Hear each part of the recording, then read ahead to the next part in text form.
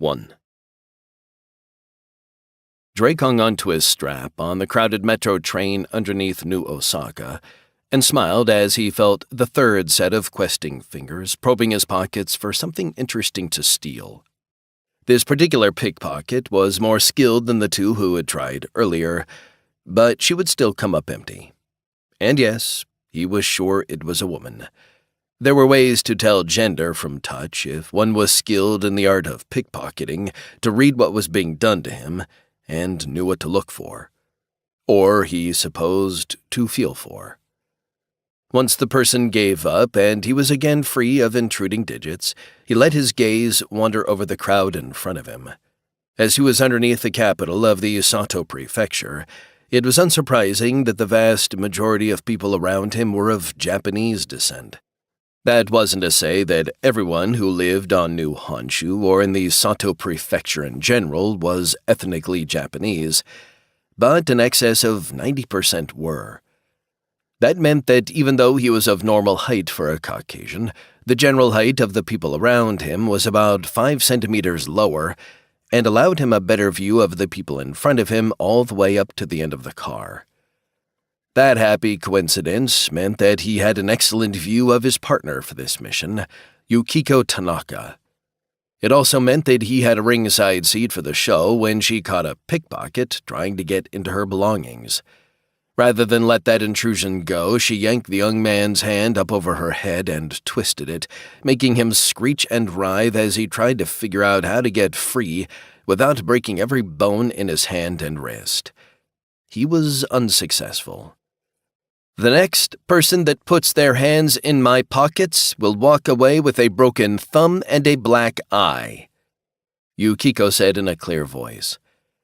Drake's Japanese was perfunctory, but she was speaking slowly and clearly to make sure that no one around her missed what she was saying, and he was able to follow along. The fact that she had an eye patch over her left eye lent her an almost piratical air, and he doubted very many people would put her threats to the test.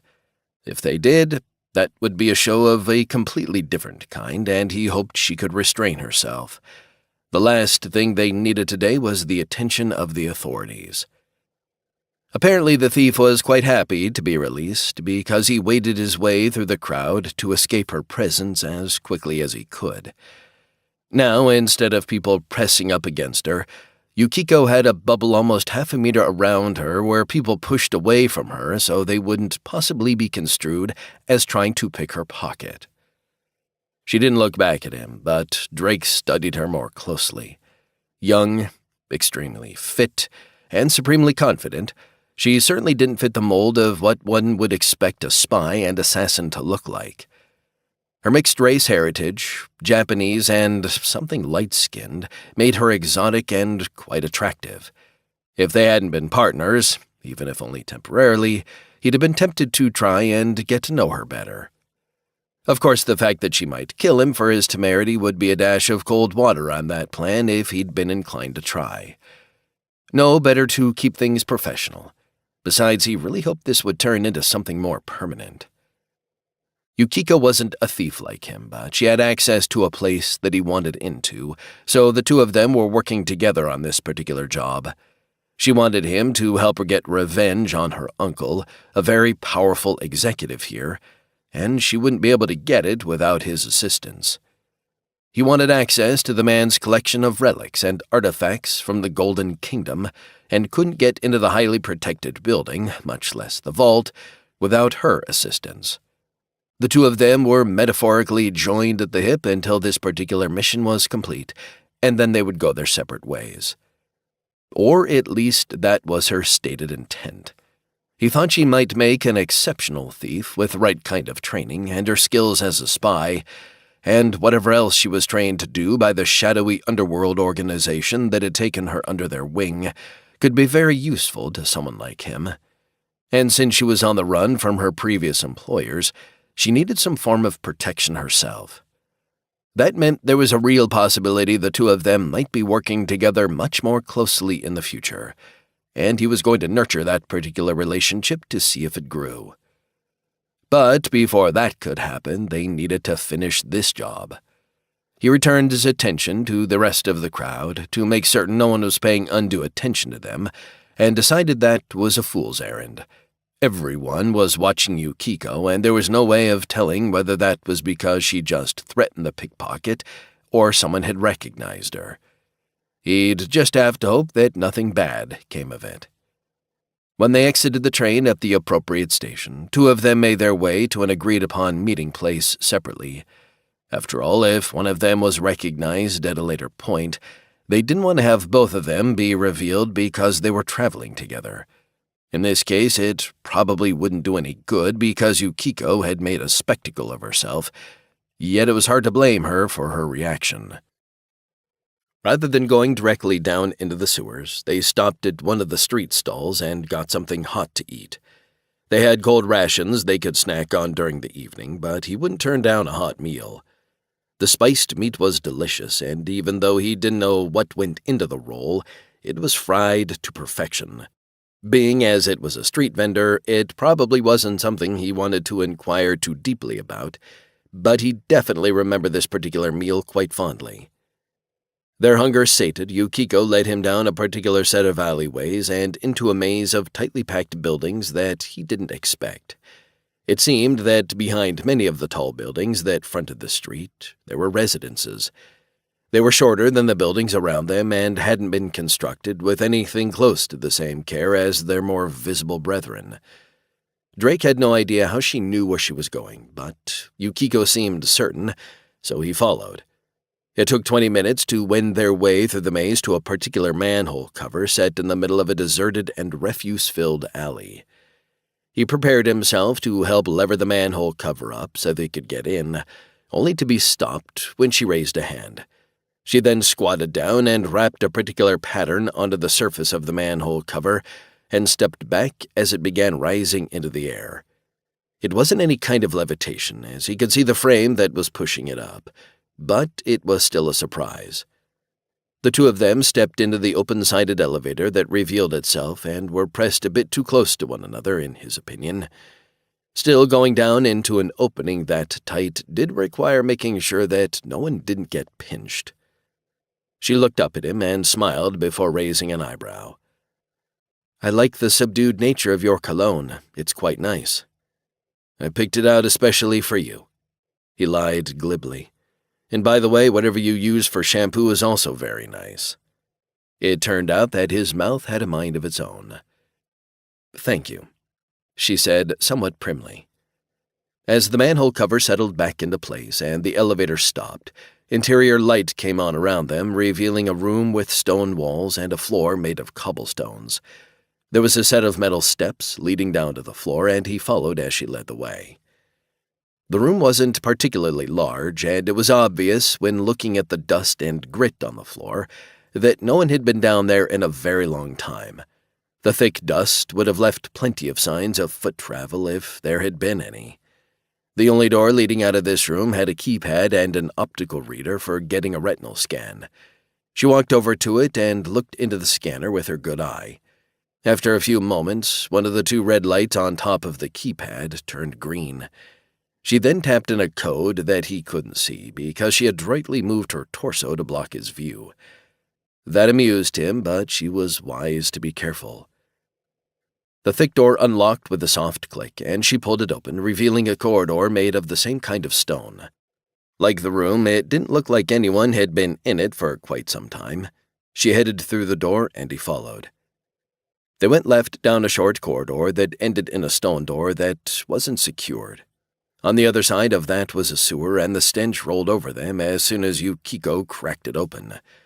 Gagging, he took a step back and futilely waved his hand in front of his nose. This was going to be disgusting.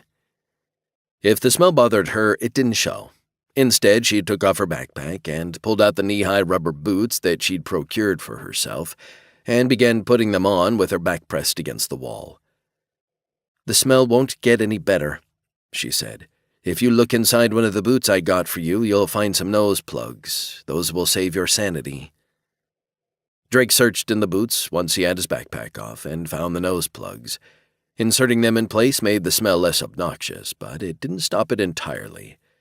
Pity. He slid the case for the nose plugs into his pocket and then jammed his feet down into the boots. They fit well enough, but other than protecting him from something disgusting, they wouldn't be very comfortable to walk in.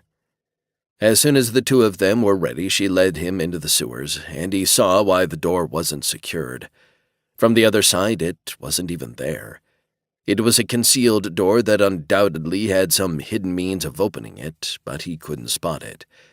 To every appearance, once the door was closed, it was a solid stretch of wall in an otherwise unremarkable length of sewer that no one would be dawdling in. She had a light out now and was leading the way toward the main portion of the sewer. Thankfully, there was a raised stone walkway to one side, and they were able to keep out of the deepest muck, though it still squished under their feet as they walked. He took extra care so as not to slip. That would truly suck. The journey through the sewers took about 20 minutes, and he was completely and utterly turned around by the time they got to their destination. As she'd come this way as a child, or so she'd said, he had no idea how she could remember all the twists and turns that needed to be made, yet she arrived at another stretch of wall that looked just as disgusting as all the rest, and pressed one stone in and then did another. With a click, the door released, and the two of them walked into an area much like the one they'd left earlier. The stench was undoubtedly following them in, so he hoped it wasn't anywhere near the entrance to the building itself. Otherwise, the guards might smell them coming. Once the door was closed, soft overhead lights came on, illuminating their path forward, and she led him into a cleaning room. There was a place to set the boots aside and to wash one's hands and feet if needed. It was needed. To the left was a small rack with backpacks. Each bag was labeled with a name. The names of Yukiko's family. They obviously hadn't had an opportunity to grab them when whatever calamity befell her family happened. After she'd washed her hands, Yukiko stepped up beside the bag bearing the name of her late father, Riku Tanaka, and ran her finger over the stitching. "My people venerate the spirits of their ancestors," she said softly. "It's not that we believe they are gods, but we think that they watch over us, and we try to please them with our actions. I hope that my father is with me now." "My hope is that he's moved on to some better place," Drake said as he stepped up beside her. He almost reached out and put a hand on her shoulder, but thought better of it. "In any case, I rather expect he'll be pleased with the revenge you're going to serve up for him." "Revenge isn't anything that the spirits need," she said as she turned to look up at him. "Revenge is for the living. I'll be pleased enough for both of us." She turned and gestured toward a door further into the chamber. "That leads to a private elevator. It goes directly up to the residence and opens into a common area. The exit is hidden behind a bookcase. We should take a break now. After all, it would be best if everyone has gone to sleep before we make our entrance." "And how will we know that they are asleep?" "We'll look. There's a monitor that we can use to switch between video feeds of the residents. Nothing into the private rooms, of course, but it will be enough to know if they've settled down for the evening. If they still function, that is. It's possible that my uncle might have found them and ripped them out. Truthfully, if it were me in his place, I would have had everything ripped down to the studs and made certain there were no surprises." "Do you think he did that?" She shook her head and smiled coldly. "He's far too arrogant for that. He wanted everything that my father had, and there was no way that he would destroy the residence that he saw as his by right of conquest. Everything will have been left the way it was before, with certain changes to suit his needs. My research tells me that he and his wife live there with their 3 oldest adult children and their families." "That's a lot of opportunity for someone to hear us." "Perhaps, though we shall be as quiet as possible. Now, let's see what we're dealing with." Drake followed her to the lift and saw that it wasn't just an elevator, but an alcove with a small table that they could sit at and a monitor built into the wall. He was inclined to believe that nothing had been found because all of this would have been gone if that were the case. There was no way that her uncle would have left her family's go-bags undisturbed. Yukiko turned the monitor on, and Drake was surprised to see that it still showed something on the other end. It was a public area in what was obviously a private residence because there was an entertainment center against the wall, and several people were seated near it. They were drinking something and conversing back and forth as they watched whatever the entertainment program was. One of the figures was older than the others, and Drake recognized Haruto Tanaka. The man had the center seat and was explaining something to what were likely his 3 adult children and their spouses. They were all listening closely, but there was no audio to hear what was being said. Before he had a good chance to look at everything, she cycled through a number of views, and they examined half a dozen areas inside the residence. It seemed all the cameras were still in place and functioning. That was incredibly sloppy on the man's part. "Let's eat and make our final plans," she said as she sat at the table once she had brushed the dust off of the seat. "I believe you are correct that instigating our incursion at about 3 in the morning would be most effective." From his point of view, that usually worked out best. It was late enough that even night owls had gone to sleep, yet early enough that the early risers hadn't gotten about their business. Those quiet hours were the best for a thief to do his work. Drake settled into his seat and dug out some of their cold rations. They had a number of hours to go, and he didn't intend for them to waste a moment of it. They would go over everything she could tell him one more time, and then he'd see where the conversation went. If they were going to be partners at some point, and he certainly hoped that they would be, then he needed to know a lot more about her. 2. At 10 minutes after 3, Yukiko led him to the elevator, and they began their journey up. Her uncle and his family had retired hours ago and should be thoroughly asleep by now, but that was still no guarantee that everything would go smoothly. He had to admit that he was more nervous about this part of the operation. Yukiko was an unknown quantity, and if she decided to take a bloodier form of revenge than she'd promised, that would really screw things up because he wouldn't be able to stop her. That worry made this job feel completely different from his usual ones.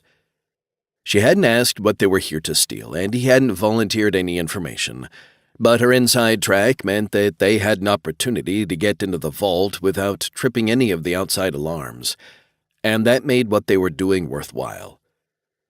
To be fair, he didn't know if what he was looking for would be there. A contact had told him that there might very well be a treasure map of unbelievable value buried in the vault.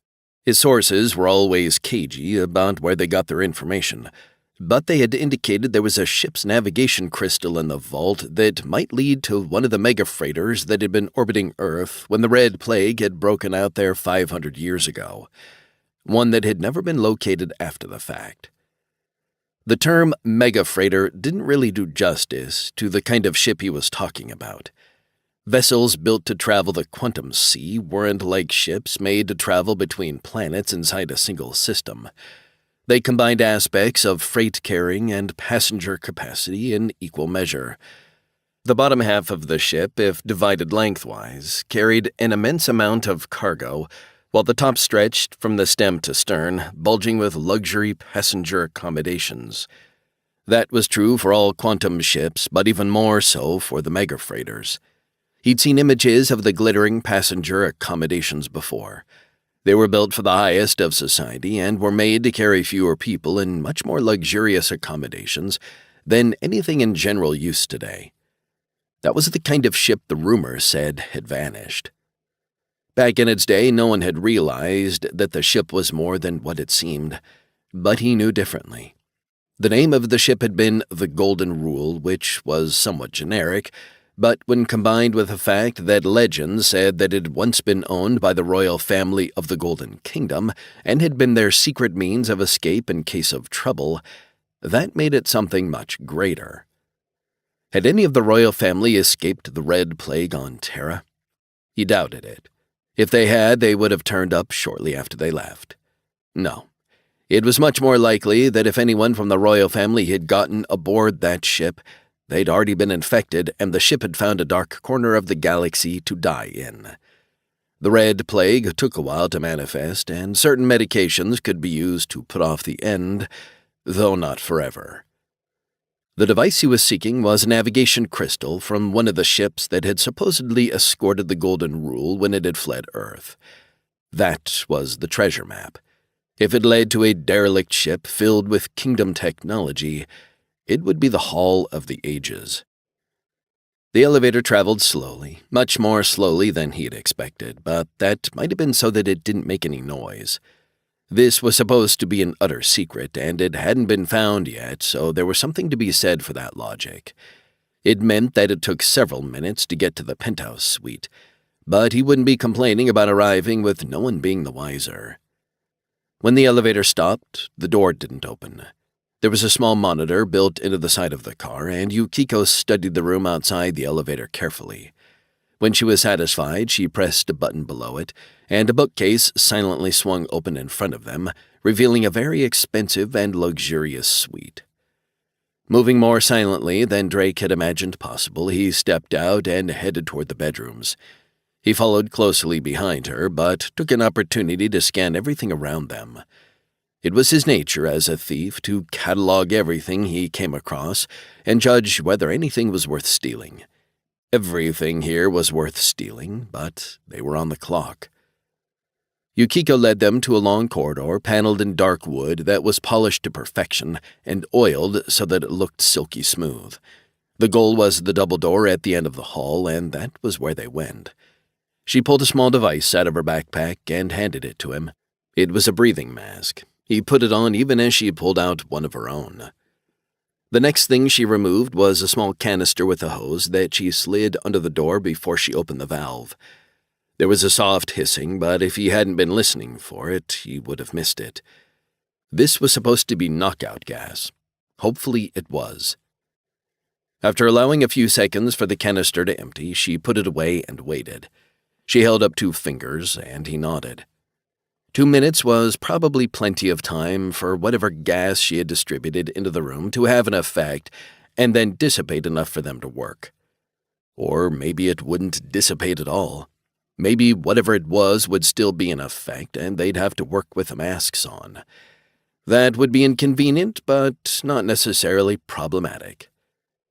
After the allotted 2 minutes had elapsed, she tried the doorknob.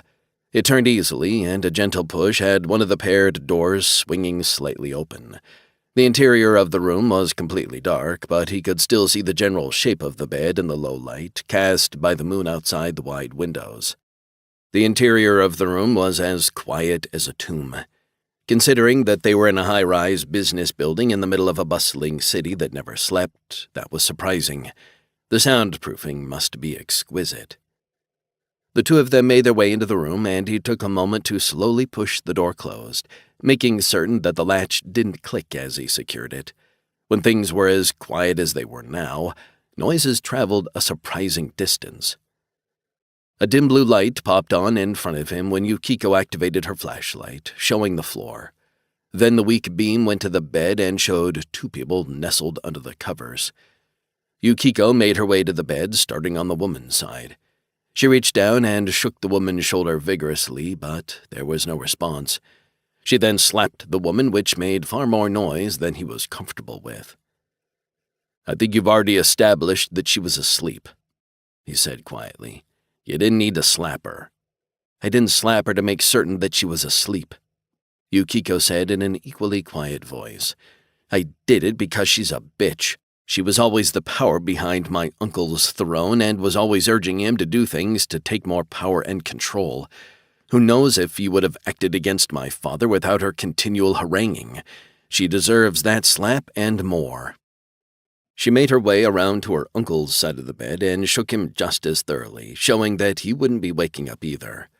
Then she brightened the beam from her penlight so that they could both see much more clearly. The bedroom was vast. Drake had lived in smaller houses. It was multi-level and spread out over a good portion of this floor of the building and likely the one above it. Bedrooms were for sleeping. Why would anyone need this much space? It didn't make any sense, but rich people often did quirky things. It wasn't his to question why.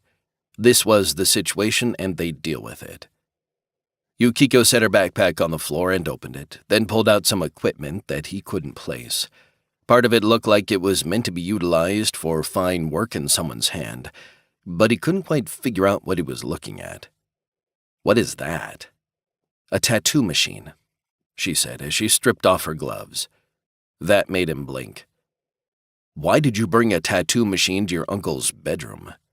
"Because he needs to be marked so that everyone knows his crimes. While I'm not killing him, I'll certainly make him wish he were dead." That almost made Drake laugh. It wasn't what he'd expected, but this was her revenge, and he didn't have a say in it. Even so, curiosity demanded that he at least find out exactly what she had in mind. "And what do you intend to tattoo on him, and where?"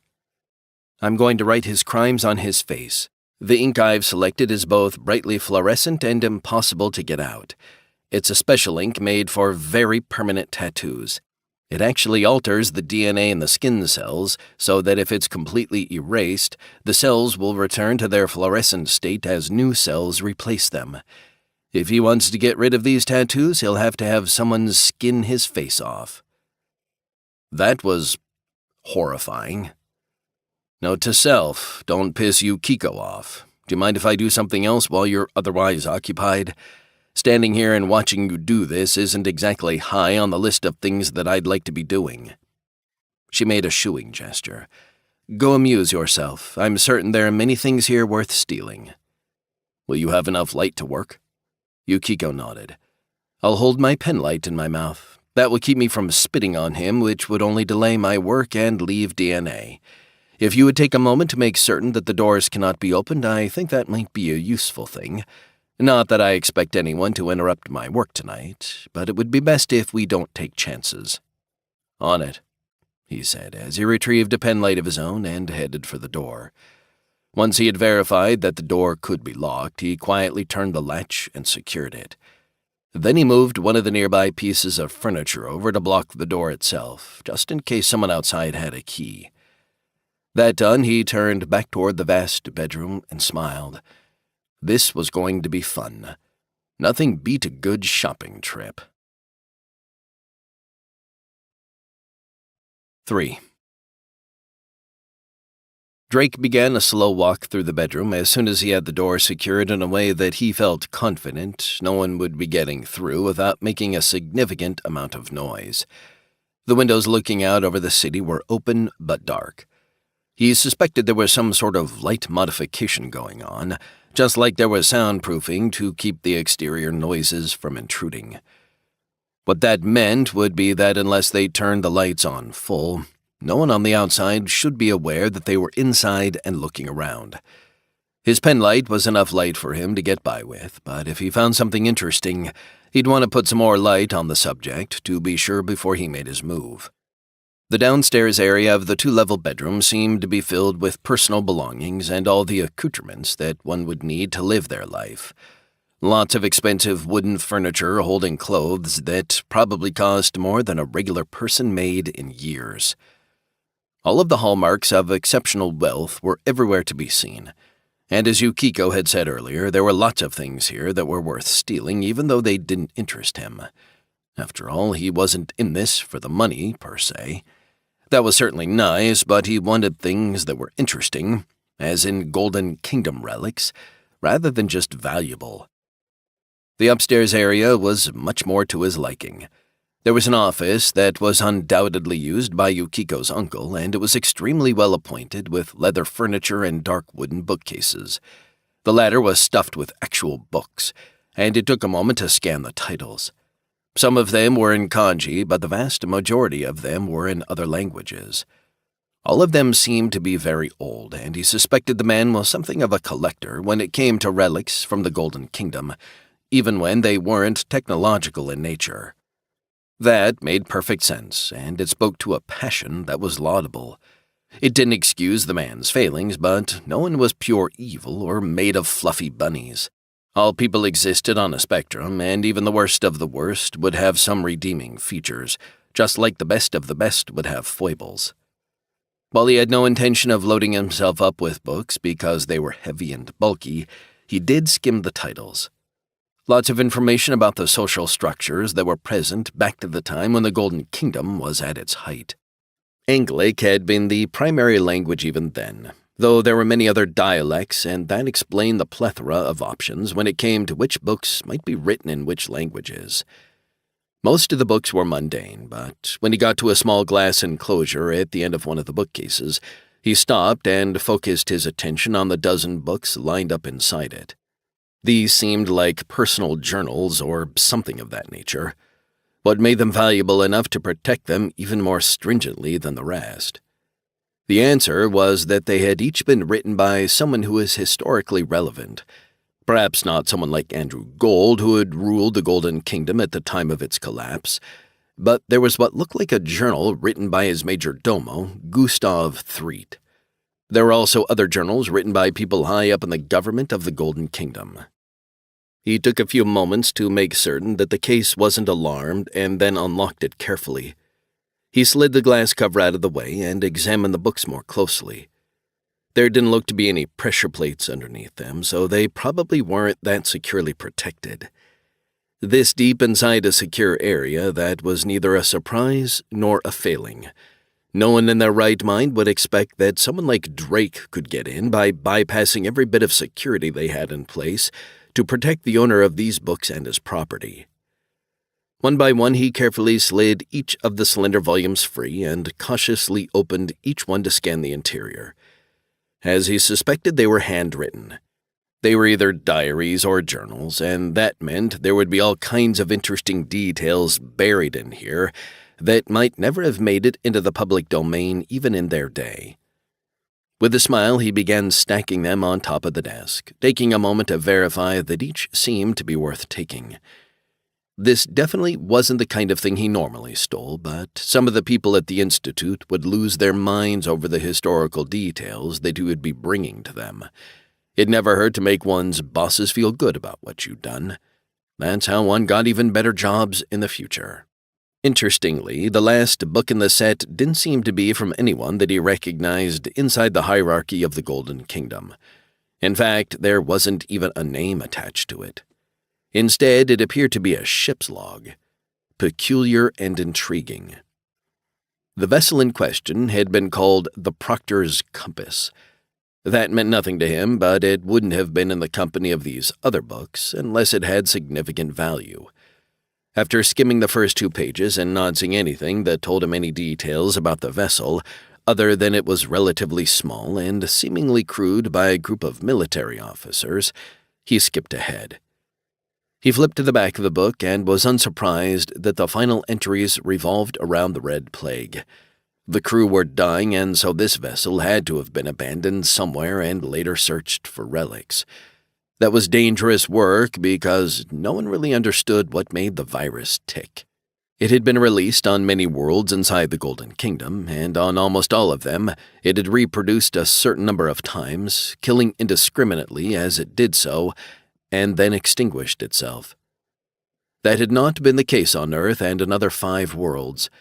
Something there had changed, and a variant had developed that didn't have that protective mechanism, and those worlds were still locked away behind walls of military vessels to make absolutely certain that no one attempted to land there. Entering the system would get you a warning. Approaching anywhere close to the quarantined world would get your vessel destroyed without question or reservation. If one of the unrestricted strains of the Red Plague had been aboard this vessel, even vacuum-desiccated corpses would have still likely been a deadly threat. How long did a corpse have to stay dead before everything inside it was gone? He didn't know, and he personally wouldn't have been willing to take any chances. Even so, someone had, and the book was obviously safe, or everyone who had handled it in the interim would have been infected. The virus that made up the Red Plague was keyed to human beings, and it wouldn't survive long on exposed surfaces. It required a host, or the remains of one, in order to function. He skipped a few more pages forward and finally understood why this book was here. It seemed that the Proctor's Compass had been the guard ship escorting the Golden Rule. That was excellent news because it was a verification that he wasn't on a wild goose chase. No matter what else might be buried somewhere down in the basement underneath this building, the chances of there being a navigation crystal that led to the prize had suddenly gotten much better. He skimmed the final few pages of the logbook more closely. It seemed that the crew of the escort ship had come down with their illness sooner than those aboard the mega-freighter, Though the people on the other ship were also ill at the time the final entries had been written. The captain of the Golden Rule had decided that he needed to hide his vessel more effectively, so they had left the escort vessel behind and gone to a nearby red supergiant. Sadly, it wasn't named, or they could have aborted the rest of the mission. The dying captain of the escort ship had noted that the red supergiant in question was a dozen parsecs to the galactic north of where he was stopping his ship, so his crew could devise ways to end themselves and avoid the horrors of the Red Plague playing out when the medications that were keeping the worst of the effects at bay ran out. That meant the book in his hands was part of the treasure map, an important one. That was because the navigation crystal that had been recovered undoubtedly belonged to the Proctor's compass. Otherwise, the mega-freighter would have already been found. When he located the navigation crystal that would tell him where the escort vessel had ended up, then he would know what further steps were needed to get to the final resting place of the Golden Rule. The irony was that Tanaka had had the complete map in his hands the entire time. If he'd bothered reading this logbook rather than storing it away as a keepsake to be admired, he would have been able to put the pieces together and find the Golden Rule himself. Drake secured the books in his backpack and slid it back onto his shoulders before moving through the rest of the office, examining everything carefully. As he'd noted before, there were a lot of valuable things here that could be stolen, but he didn't have the space to carry everything he might want, and he needed to be careful to only take the most valuable items he could actually fit into his backpack. There was a safe in the back of the room that would take a bit of time to crack, but it would undoubtedly have quite a bit of material inside it that was worthwhile. The security keys to the vault under the building might very well be inside it, so he spent some time examining it carefully. He hadn't worked on this particular model before, but he was familiar with others from the line and believed he would be able to get into it without too much difficulty. In fact, since Yuko would be working for quite some time, that might be the best way to distract himself. After removing his safe-cracking tools from the backpack, he got to work.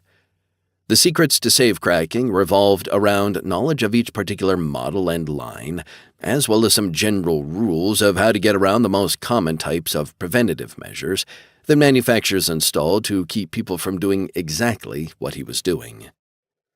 Sadly, for those who owned safes, all they really did was keep honest people honest. Anyone who had the skills to crack a safe could get into one with time and care. This one was a top-of-the-line model, but it was old. That meant that many of its foibles were well known, and even though he hadn't personally cracked one before, he'd spoken with others who had and heard their stories. That kind of experience was priceless, almost as good as having done it himself. Drake set a mental timer for himself, estimating it would take about half an hour to crack the safe. That meant Yuko would still be busy unless she was a very fast tattooist. Of course, if she didn't care about how the tattoos looked on her uncle's face, she could go quick and dirty. In fact, that might very well be her plan, adding insult to injury by making the offending tattoos ugly as well as informative. Still, they had to be readable, so there was a certain amount of time that she'd have to spend on each character. That limited her ability to speed things up, and he was still willing to wager he could finish his task before she finished hers. If luck was with them, he'd have the safe open and would have already cataloged the contents by the time she was done. Then they could get on about his business and get out of this place. There was one surprise to the safe that his associates had never mentioned, and that was likely because it was an aftermarket edition. It was alarmed so that if it opened without the appropriate code being entered, an alarm would sound somewhere. Thankfully, it wasn't well hidden, and he was able to bypass that particular security measure without any difficulty. It did make him more cautious, and he took his time to make sure there were no more surprises waiting to leap out from the shadows. Because he took his time, he overran his estimate by about 5 minutes, but Yuko still hadn't arrived. He unlatched the safe and carefully swung the door open. There wasn't anyone around to hear the noise, but that kind of caution was ingrained. A thief never made unnecessary noises. That was how you woke someone and had a very awkward confrontation. The interior of the safe was split into a number of different compartments, some of them small and others large. Even though the rules for the possession of weapons here in the Soto Prefecture were relatively stern, that didn't keep people from having their own little private collections. The left side of the safe had 2 different cubbies that reached from the floor of the safe all the way to the ceiling. One of them had 3 rifles that didn't look like civilian models. In fact, he was willing to bet that they were military versions, and they looked quite deadly. Drake ignored those and looked into the second cubicle, where a set of swords was held on cushioned brackets. They hung so that no part of the weapons actually touched the safe other than at the places where they were secured. There were 3 weapons: a sword, a shorter sword, and a knife. He reached in, pulled the sword off the mount, and admired the sheath. It was dark red with black inlay that seemed to show some kind of mythological scene with dragons and people fighting. It wasn't mass-produced either. It looked like it had been done by hand and was exquisite. The hilt of the sword was wrapped in knotted cords that formed a pattern that was beautiful in and of itself, and probably also made gripping the weapon easier. The guard was circular and formed of metal with more dragons in it. He used his thumb to push the guard until the blade popped out. It gleamed in the light, the blade wavy with a mixture of metals, and its edge looked razor-sharp. Rather than be an idiot and test that sharpness, he slid the sword back into its sheath and set it aside. Then he retrieved the other 2 weapons. Odds were good that they belonged to Yukiko's father. If that was the case, she'd want to take them with her. The smaller compartments inside the safe were packed with valuables: stacks of paper money, boxes filled with gold coins that looked old, and other valuables. A lot of other valuables. He wouldn't be able to take even a fraction of this with him, so he prepared himself to start sorting through it when he noticed that the bottom partition in the safe had a rather large bag with a shoulder strap. It looked empty, and when he opened it, he found that to be the case. Eyeing the valuables, he thought most of them would fit inside the bag, and that might have been its purpose. If someone needed to leave in a hurry, they'd want to take their material possessions with them. He packed everything into the carry case and found that almost all of it fit. The swords were obviously not going to go that way, but all of the loose valuables were able to be taken. The rifles would need to stay, but those kinds of things weren't his particular bag anyway. If one had to resort to shooting at someone, the mission had already gone sideways. It was better not to have a weapon at all and rely on your wits rather than the crutch that a gun would provide. Just as he finished packing up, he heard someone coming up the stairs and turned to look that way after turning the pen light off. Yukiko stepped into the office. "It's done. Also, my uncle had a key around his neck. I suspect it's to the vault or something in the vault." Drake nodded and turned the pen light back on.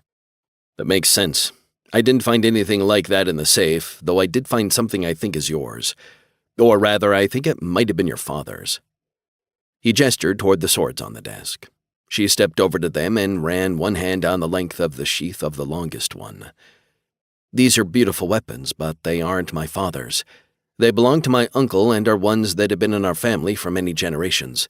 Family history indicates they went back to Japan on Earth and that they once belonged to a samurai. My grandfather gave him these swords when he passed controlling interest in the business to my father. He felt that it would take some of the sting out of being passed over. He was a lovable man, but he was a fool. I still think you should take them." She looked over at him and raised the eyebrow over her good eye. "As if I would leave something like this to a man with no honor." Yukiko searched around and found something to wrap the 2 swords together, then stuck them behind her backpack so that they protruded. The knife went into the backpack. "Are we ready to go?" she asked once she finished. He nodded. "How are we going to get down to the vault?" She smiled. "Using the private elevator, of course. It will bypass many of the security measures, but not all of them. When we're finished, we'll exit the way we came into the building. Did you find other things in the safe that piqued your interest?" "I did. We can talk about them when we get out of here because most of what I found in the safe should be split between us. That's the way this sort of thing is done. I did find some books, however, that I want to keep." She waved her hand. "Keep them with my blessing. I prefer my valuables to be something that I can spend. Now let's be about this before someone comes along and ruins my uncle's life prematurely by showing him exactly what I've done." They retreated out of the bedroom, though he stopped to look at the tattoos on the man's face. They glowed brightly in the dark. Even more interestingly, they were exquisite. Flowing lines and curlicues where possible. While he knew what she had promised to tattoo onto his face, this looked like something one would pay a large amount of money to get done in such a fine manner, though probably not to the face. "Why did you make them so pretty?" he asked. "It almost seems like it would be better if they were hideous." She sniffed. "As if I would do anything by half measures. By making the tattoos as good as I could, it merely drives home the thoroughness of my revenge. You may not understand, but he will, as will his wife." Drake looked over at the woman and was surprised to see that she had similar tattoos on her face. "I thought you were only doing this to your uncle. What does hers read?" "Let's just say that they will spell out what kind of person she truly is to anyone who sees her. The specifics are irrelevant. They are just as destructive to her reputation as what my uncle bears." He shrugged and turned toward the door. "Like I said at the beginning of this, your revenge is your business. As long as you're satisfied with what you've done, my opinion is irrelevant." "I'm extremely satisfied. Now let's get down to the vault. My end of the bargain remains to be fulfilled." 4. The elevator leading down to the vault was more public than the one they'd used to sneak into the building, though also set up in the same common area as the hidden one they'd used to sneak in. It could hold 4 people, but was still too cozy for his taste. It required the key Yukiko had found around her uncle's neck to unlock the controls, but he had her hold while he checked the system to make sure it wouldn't send any signal that it had been activated before they used it. After a short search, he was convinced that the elevator wasn't actually connected to any security system. As there were only 2 buttons, he assumed that it led straight down to the vault and then right back up to the penthouse with no stops in between. That meant that there would be no opportunity for anyone else to get into it.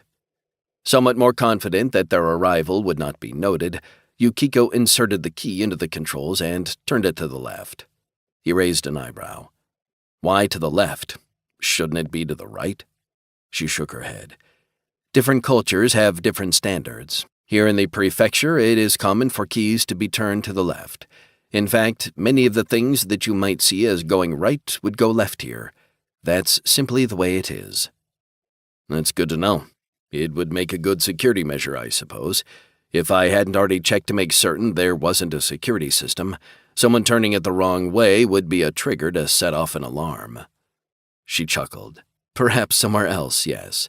However, most of the thieves that one would run into here in the Soto Prefecture would automatically turn something to the left. In this case, turning it to the right would be the appropriate thing to do if it were a security system." Now it was his turn to laugh. "That could get confusing in a hurry. Shall we go?" Yukiko reached out and pressed the button leading down to the vault. It wasn't marked, but it was the one at the lower part of the controls, so he assumed that meant down. Unless things were different here in the prefecture in that way, too. Unlike the previous elevator, this one sped downward at a rapid pace and slowed gently to a halt at the bottom.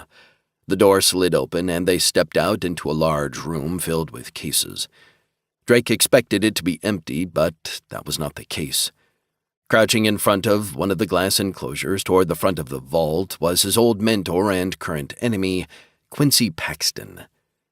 The other man turned toward the elevator, his eyes wide. Drake was certain this kind of thing rarely happened to the other man, and it was his pleasure to give him the start of a lifetime.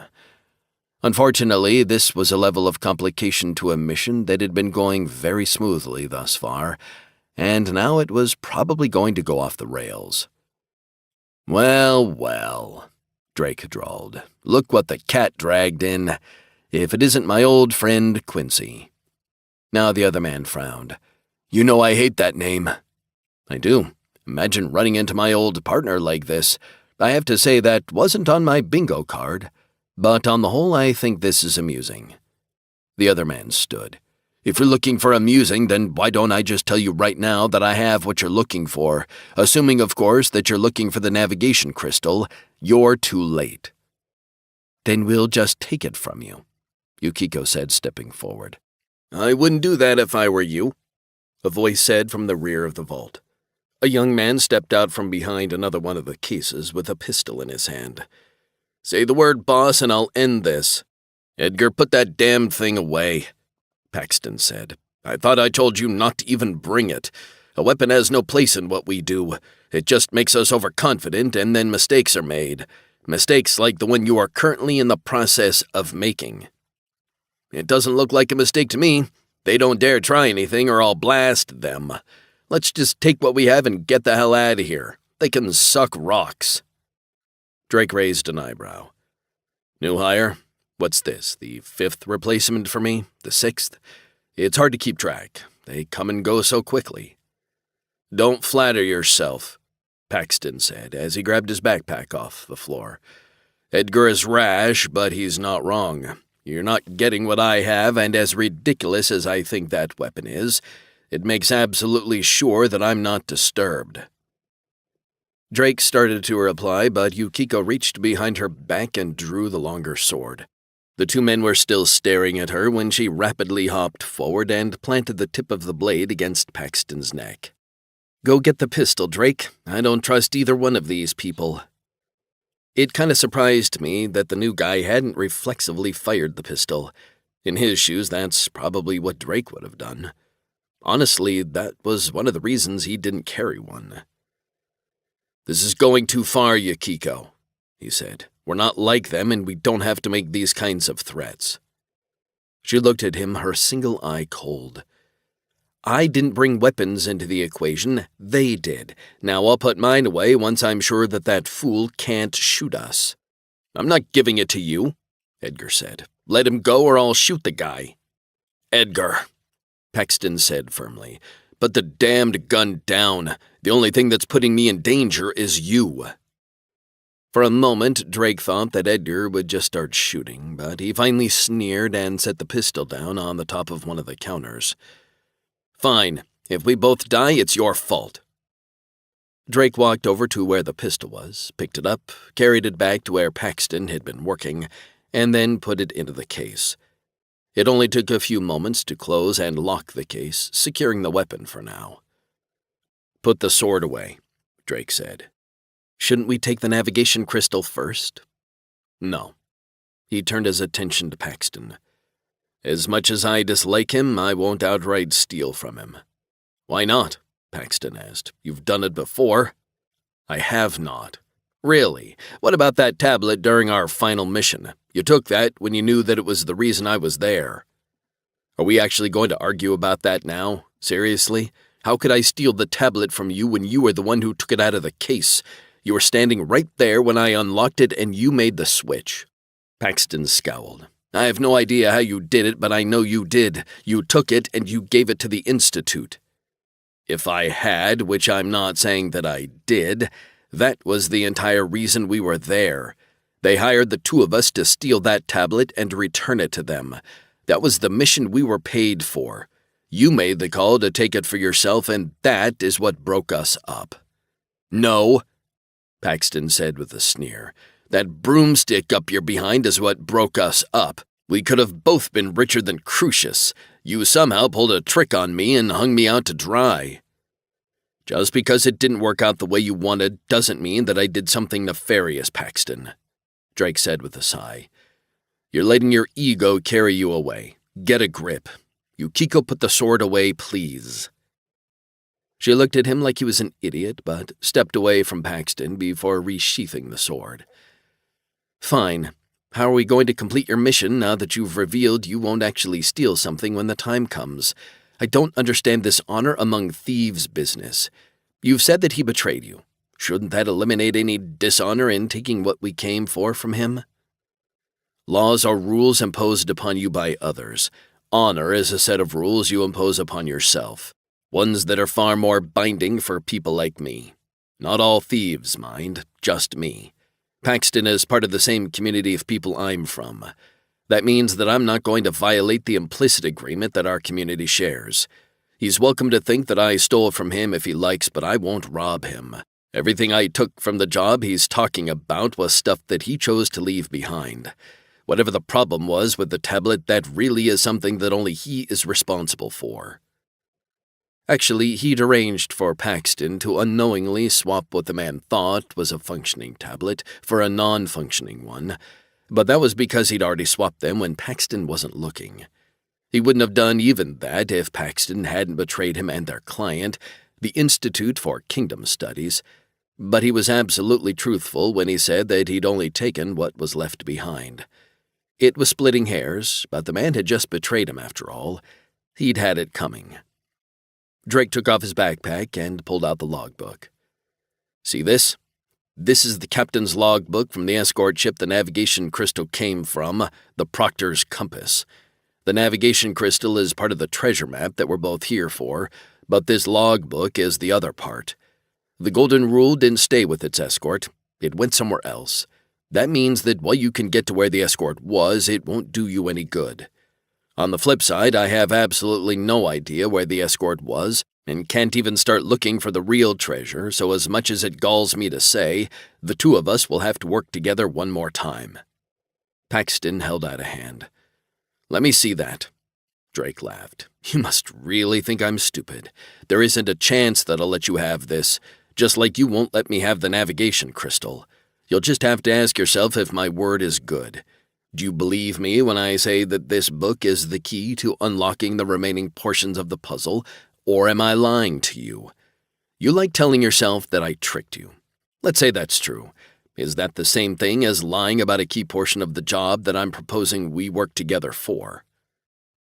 The other man considered him for a few long beats before his expression fell. As much as it bothers me if you say that that's what this is, then I believe you. That still leaves us with something of a quandary. We both want the same thing. How do we resolve that particular problem? Drake smiled.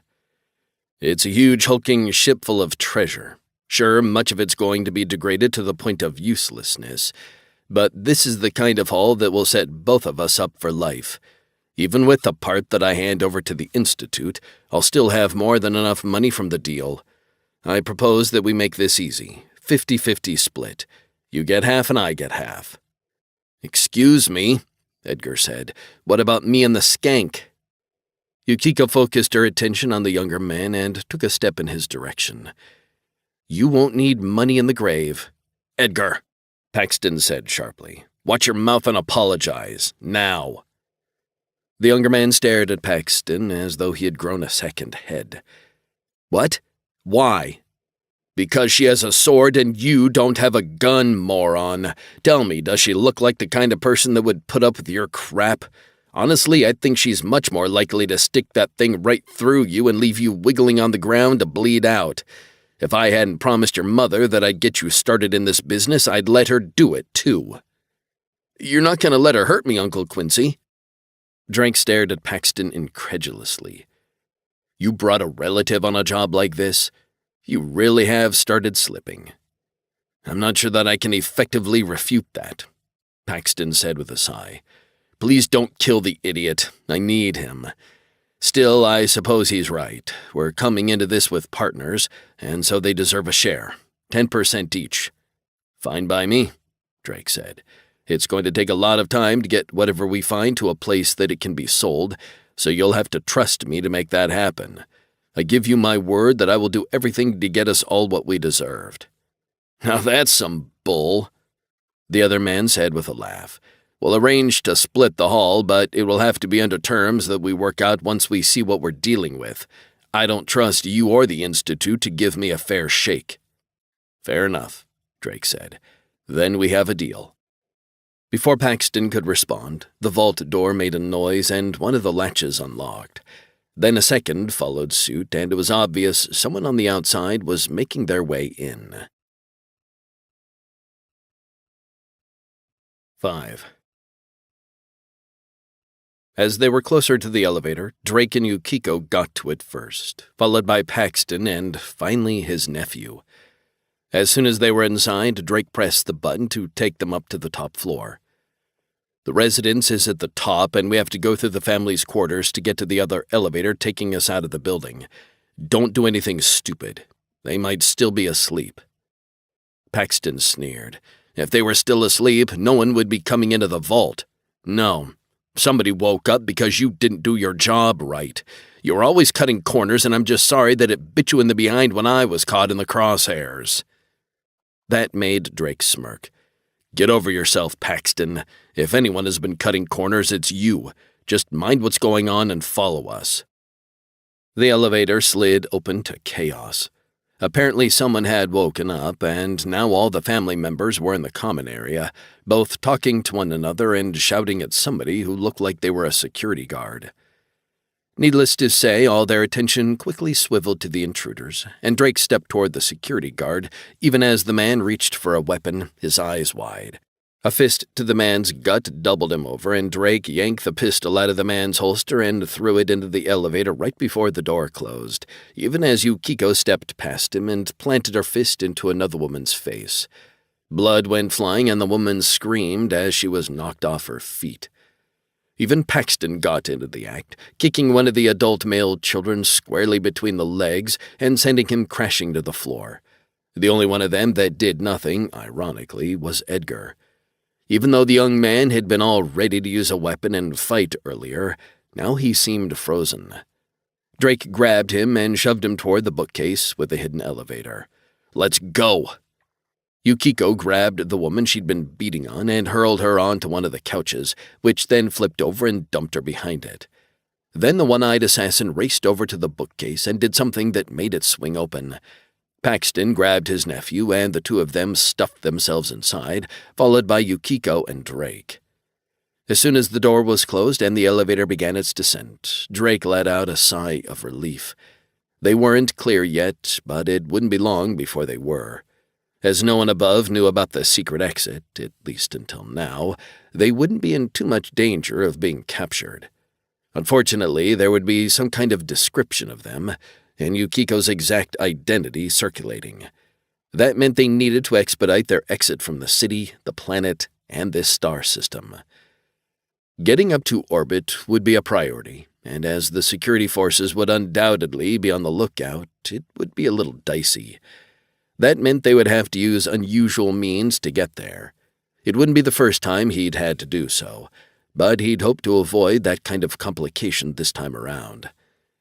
Sadly, he hadn't even been able to snag anything from the vault. That was disappointing, but they were after a bigger prize, so he could live with it. When the elevator finally reached the bottom level and let them out, Yuko headed straight for the rack containing the go bags. She grabbed the two of them, hers and her father's. "Get the other three, Drake. We're leaving." Drake did as he was instructed, put his nose plugs in, and then slid his feet into the protective boots. While Yuko was doing the same, Paxton and his nephew were looking at the old boots, sitting there waiting and discovering that they were too small to fit them. Drake had pretty large feet, but he'd come in with his own boots, so he didn't have to wear those belonging to someone else. "How bad is it out there?" Paxton demanded. "I know I'm going to regret this, but what am I going to be putting my feet into?" "A sewer," Drake said cheerfully. "A nasty, smelly, disgusting sewer." "Perfect." Extracting themselves from the hidden area took significantly less time than getting into it, because they weren't dawdling. They raced as quickly as they could back to the entrance to the sewers, and Drake was thrilled when Edgar slipped and fell face first into the muck. When Paxton tried to help him up, the young man inadvertently knocked his uncle's legs out from under him, and they both went tumbling back down again. "There is a God," Drake murmured to himself. "A generous one at that." "Give me a hand up," Paxton demanded. Drake took a moment to look at the sewage-covered men and shook his head. "Not a chance. You're on your own." Just to make sure that he didn't somehow get pulled into that mess, he made haste to get clear and followed Yuko, who was laughing without bothering to hide her amusement. The two of them got to the secret entrance leading into the room that would give them access above, and he quickly kicked off the overboots that he'd been wearing while she unhitched the hose from the wall and washed her regular boots off. He did the same even though he didn't see anything on them.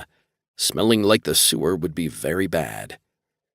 When Paxton and Edgar stumbled in, absolutely reeking of sewage, Drake snagged the hose and began spraying them down. It wasn't that he wanted to get them clean, but he found the whole concept of spraying them with cold water to be cathartic. This entire thing had turned into something much different than he'd expected, but he wasn't really against this. He dropped the hose down in front of Paxton. "You can finish cleaning yourself off. See the ramp leading up with the manhole cover at the top? That's the way out. How you get to orbit and out of here is your business. If you want to get to where we're going, it's your business too. We arrived commercial, and we don't have a ship. We'll have to rent something or steal it." Both of those options would be problematic, particularly since someone would undoubtedly be looking for them. Rough descriptions of them and family photos of Yukiko would be everywhere, and Paxton was right. Drake couldn't afford for him to be captured and lose the navigation crystal. He sighed. "Fine, you can take our ship with us, but it's my ship and my rules. Clear? If you cross me, you'll be put out and have to walk home. That will void our deal, and I'll take the crystal, and Yukiko will make sure you don't raise too much of a fuss. You're relying on my honor to keep this deal, so don't push me. I'll behave. I won't like it, but this job will make me a lot of money. I can't put up with your nonsense long enough to collect." Paxton turned to Edgar. "You, on the other hand, are a loose cannon. If you cross either one of these two, I'll let her cut you in half, and I'll tell your mother that you ran off and I have no idea where you went." "You wouldn't do that."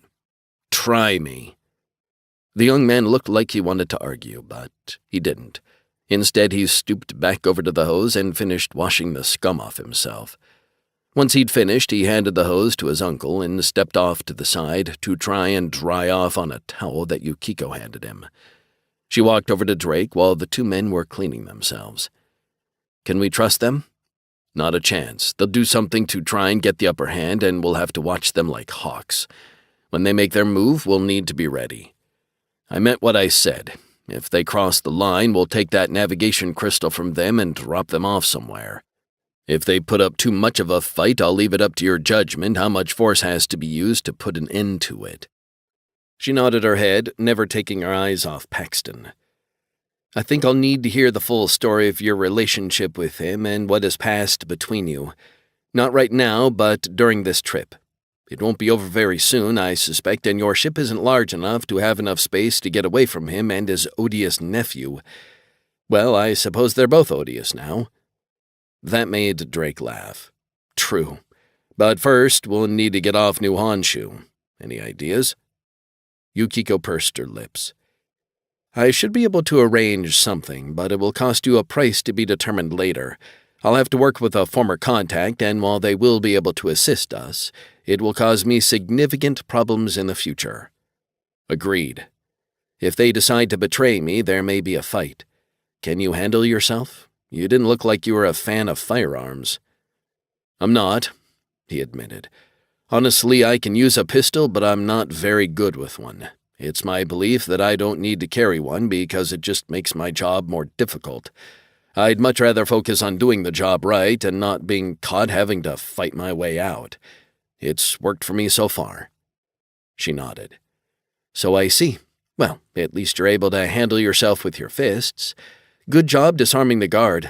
I'm afraid they will know that I was there because my cousin knows my face far too well. And the fact that I beat her senseless and broke her nose will undoubtedly make certain that she tries to get her revenge. It would be in our best interests to expedite our departure." "I'll bet it would." It took Paxton and Edgar another few minutes to get themselves clean, and they were now thoroughly soaked. There wasn't a thing they could do about that because even the clothing inside the backpacks wouldn't fit them. They would have to arrange something, but it wouldn't be here. When they lowered the manhole cover and sent Edgar and Yukiko up, Paxton turned to face him. "No matter what you say, I know that you double-crossed me and I burnt a lot of bridges because I thought I had something worth a lot of money and our issues won't be resolved anytime soon. I've been keeping my eye on you from a distance, and if I ever get the opportunity to screw you over, I'll take it and enjoy myself." "I can't say that I blame you," Drake said. "Even so, you best suppress those particular urges right now. If you screw me over before this job is finished, then you'll be hung out to dry. I'm a forgiving sort, but Yukiko takes things personally. You really don't want her to use one of those swords on you, do you? I'm not afraid of her. You should be. I'm a little afraid of her, and she likes me." The manhole cover lowered itself back down, and the two men stepped onto it as it rose. He had to stand far too close to Paxton, and it made his skin crawl. He also got the sleeves of his shirt damp and was going to have to take a hot shower just because he'd come that close to him. The air was split with the sound of sirens closing in from every side as they rose into the open air. They'd be racing to the building and not looking for people on the street yet, or so he hoped. Yukiko led them out of the area and into the maze of lower-class residential apartments.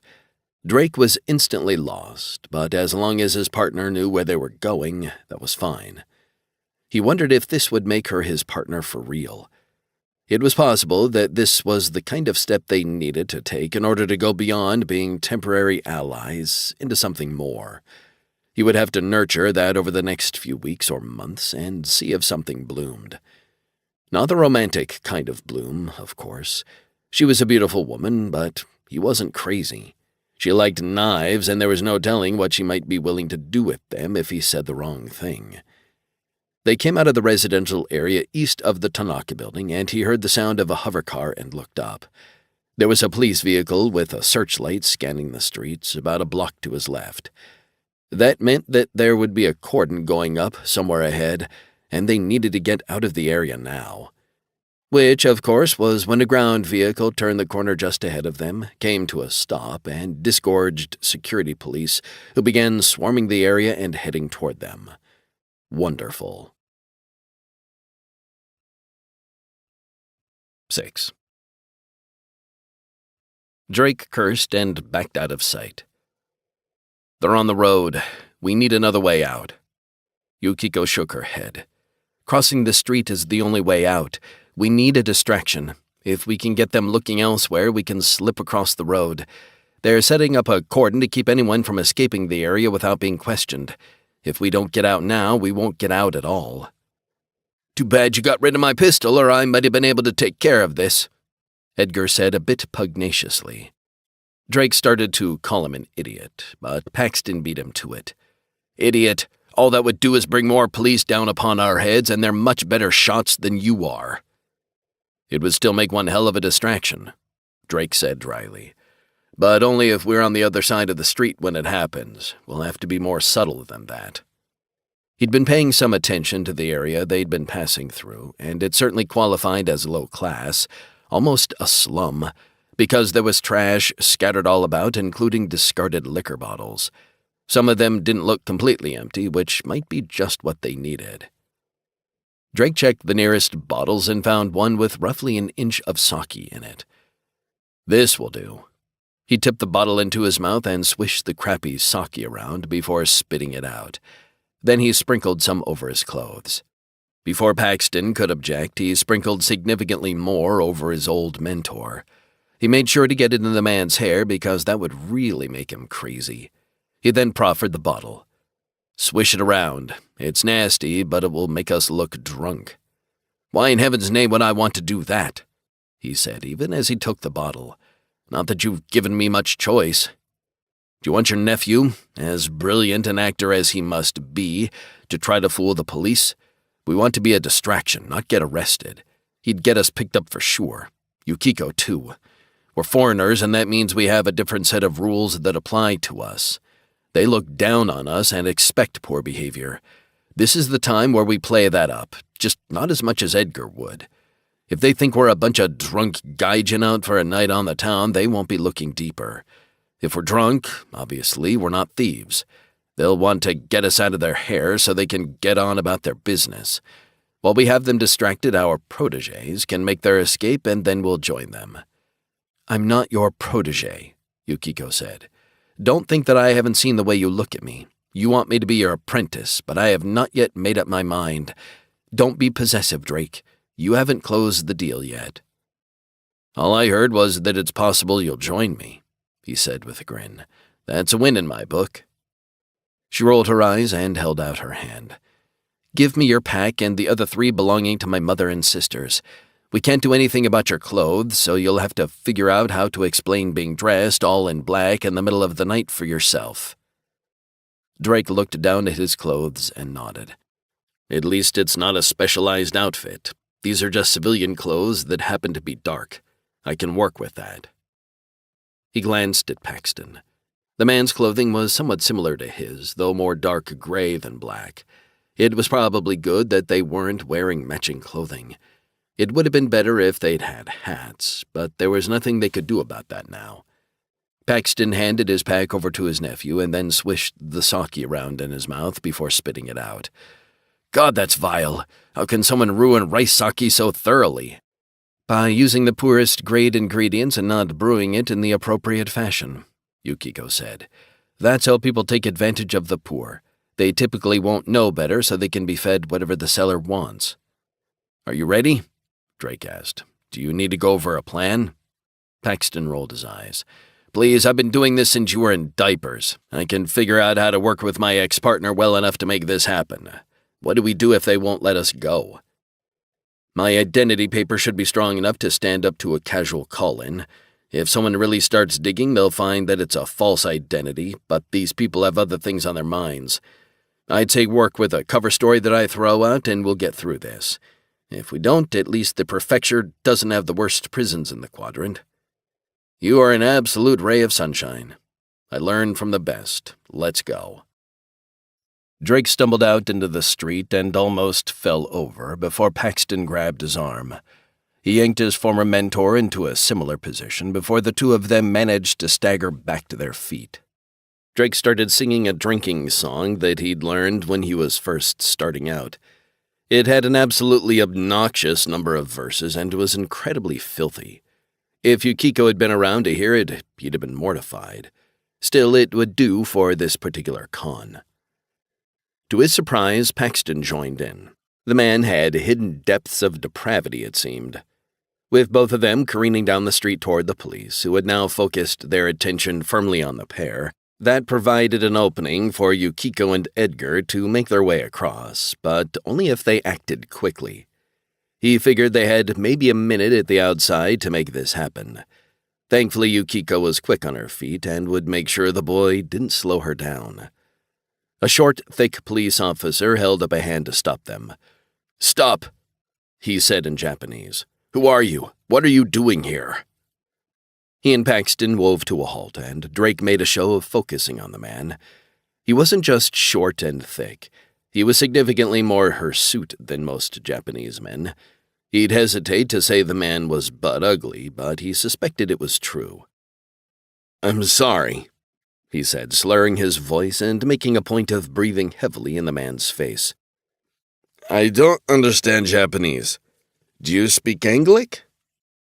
"Wait a minute," Paxton said, his voice just as drunk-sounding. "I've got a phrase book." When Paxton reached into his jacket, all the police drew their weapons and covered the two of them. It took all of Drake's willpower not to flinch, but he acted as if he was completely focused on his former partner and mentor as the man pulled out one of those cheap little phrase books that one could buy at any spaceport. The police officer rolled his eyes. "God save us from drunk foreigners," he said in Japanese before switching to an accented but completely comprehensible Anglic. "I speak Anglic. Who are you and why are you drunk on my street?" Paxton blinked at the man. "This is your street? I didn't know people could own streets. Things are really weird here." "We're businessmen," Drake slurred. "Got in a couple of days ago for a meet and greet with some of your business people about a manufacturing center. Rising Star Exports? No, Rising Sun Exports, that's it." There actually was a business symposium in town hosted by that company, and they were, in fact, about to break ground on a new manufacturing center. The only reason Drake even knew that was because he'd seen a sign at the spaceport welcoming visitors to the groundbreaking ceremony. The police officer shook his head. "Gaijin, this is not a good part of the city. You should never have come here. People like you get mugged in places like this, or worse, Show me your identification." Drake dug out his ID from around his neck, which had been secured in a pouch to keep pickpockets from getting their hands on it. He pulled out the warrant identification card that he had made for himself just a few weeks ago and handed it over. It was artfully scuffed and looked like it was 3 or 4 years old and should pass muster. After all, he'd arrived on New Honshu using this very ID, so there would be a record of him in the system. He'd been a bit evasive about why he'd arrived and only said he was there for business. The customs officer hadn't been curious and had made a note in the file on his computer before sending him on his way. The police officer passed the identification to one of his compatriots, who pulled out a radio and began speaking rapidly with someone on the other end. While he was doing that, Paxton retrieved his identification from a front pocket and dropped it. He made a show of almost falling over while retrieving it from the ground. Even though Drake could understand Japanese, he wasn't up to deciphering something at the speed the other police officer was speaking, and only picked up every third or fourth word. The response he got from the other end was definitely positive, though. There was a record of him in the system, and the ID was valid. Even as he was listening to that, he saw Yukiko and Edgar dart across the street behind the police car, bent over far enough that the officer sitting in the driver's seat didn't see them. In 10 seconds, they were across the street and out of sight. The first police officer took Drake's identification from the other man and handed it back. Then he took Paxton's, and the process was repeated. Drake once again heard the response on the other end that the ID was good. He expected the police officer to repeat the process of returning Paxton's identification, but he took the ID card, stared at it, and then looked at Paxton more closely. "It seems that there is a problem with your identification, Mr. Jacobs. Customs says they have no record of your arrival on planet. How exactly would you explain?" Drake immediately recognized a shakedown when he saw it, and it took most of his willpower not to smile.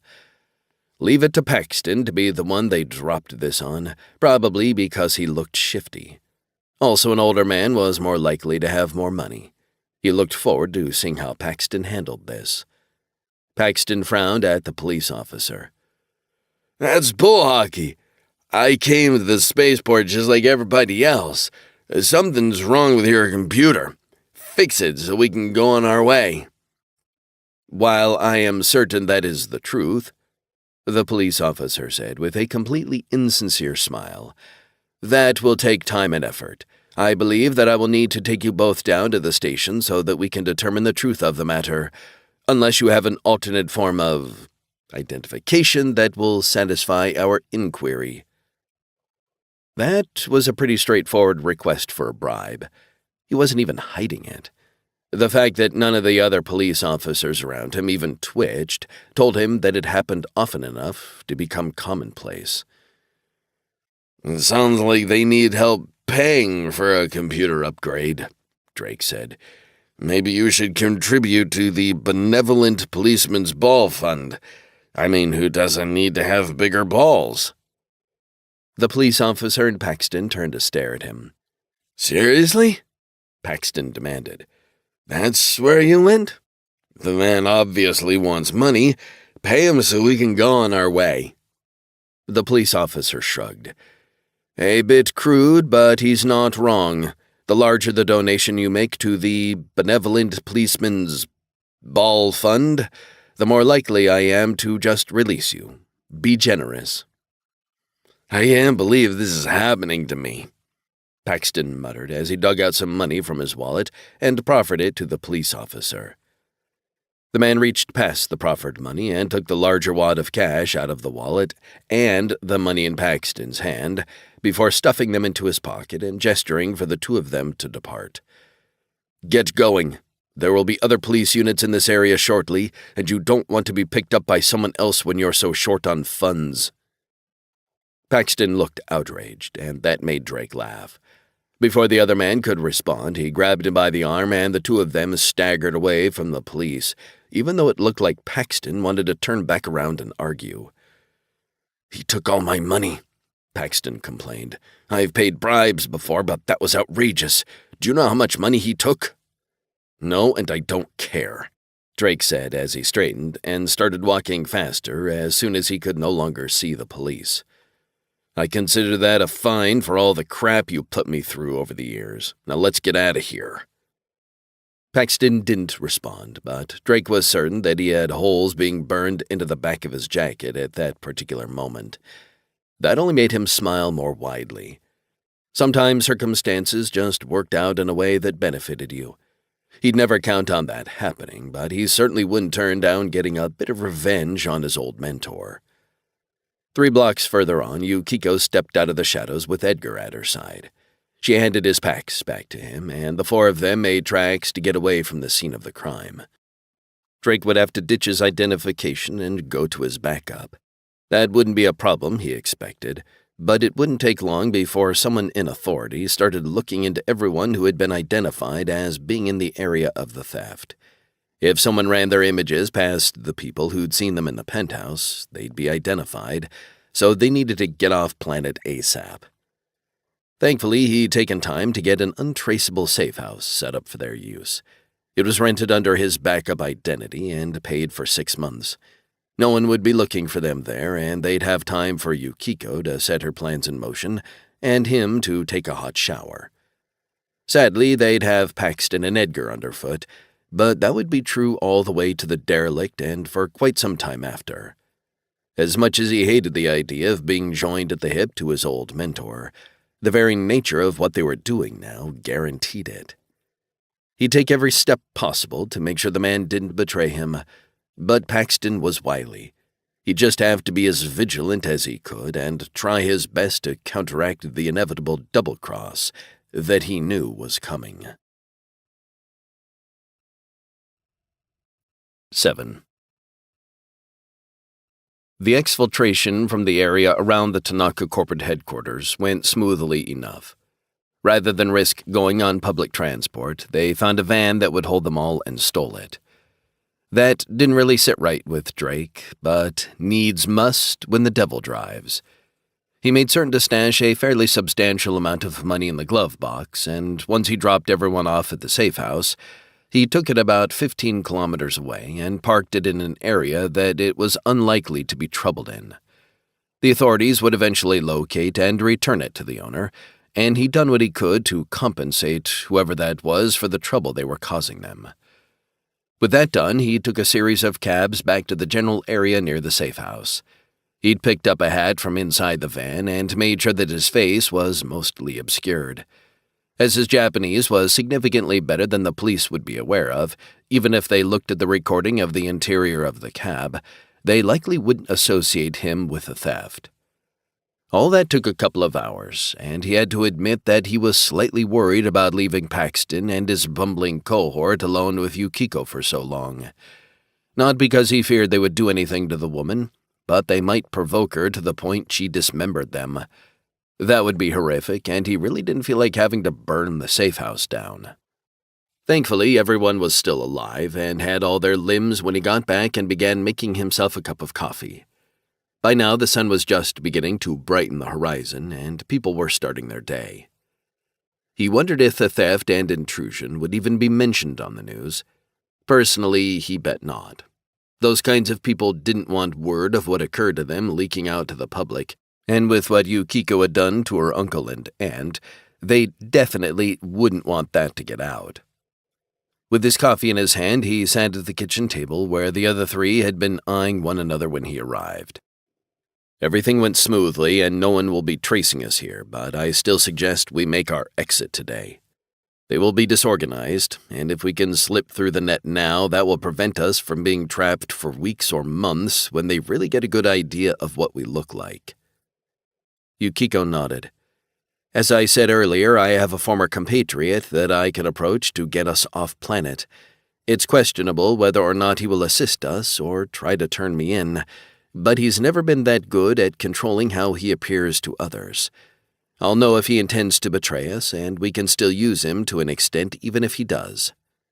Hold up a second, Paxton said, leveling a finger at Yukiko. Just who the hell are you? I know everybody in the business, and you aren't in it. Why should we trust anything you have to say? just because you're working with this moron doesn't mean that your opinion has any validity. I want to stay out of jail, and my hide is much more important to me than being polite." Drake raised an eyebrow and looked back at Yukiko. "Why don't you answer the man? Just who the hell are you, and why should he give you the time of day?" She gave Drake a sardonic glance and then shook her head. "You just want to see a fight. I can't say that I really disagree with your opinion of this man, but it's unseemly to make a woman do your fighting for you. Even so, I suppose he deserves an answer." Yukiko focused her attention on Paxton. "I'm obviously not a thief. What I am is a renegade member of the Shadow Sparrows. The business you robbed once belonged to my father before my uncle executed a coup and sent him on a downward spiral that resulted in his death. I am present because I had a way in that no one else had access to, and Drake agreed to assist me in my revenge in exchange for my assistance." She leaned forward. "Do not mistake me for someone to be trifled with. You would not be the first person I've killed, and you will certainly be the next if you offend me." The reaction of the two men couldn't have been more different. Paxton paled and drew back. He obviously knew who the Shadow Sparrows were and wanted nothing to do with her now that he knew she was an alumnus of that order. Edgar, on the other hand, simply sneered. "Whatever. You talk a good game, but you're just a—" Paxton grabbed him by the hair and yanked his head back, making him screech. "Shut your idiotic mouth," he growled. "I swear to God that if you keep behaving like this, I'm going to send you back to my sister tied up into a pretzel, because I can't seem to keep you from trying to kill yourself. Do you even know who the Shadow Sparrows are? Obviously not, because if you did, you would show more respect." Edgar tried to get Paxton's hand out of his hair, but the older man had clenched it tight. "Let me go, Uncle Quincy, that hurts." "Maybe you'll remember the pain, genius. The Shadow Sparrows are spies and assassins of the very highest order. Just because she said she's a renegade doesn't mean that she isn't someone to be respected and feared. You will keep a civil tongue in your head when you speak to her or about her. Is that clear?" "Whatever, let go." "Not until you act like you understand what I'm saying. Do you understand?" I do. Paxton stared at the boy and then shoved his head away. "You don't understand, crap. If you manage to get yourself killed because you can't control your mouth, that's not my responsibility, and I'll tell my sister that you jumped in front of an oncoming train and got yourself killed. That's just about how dead you'd end up if she decides to make you a corpse." Edgar rubbed his head. "What makes you think she's telling the truth? She could be lying. Just look at her." "Just look at me?" Yukiko asked in a deceptively mild tone. "And exactly what about my appearance makes you think that I'm a liar?" "Why do I believe her?"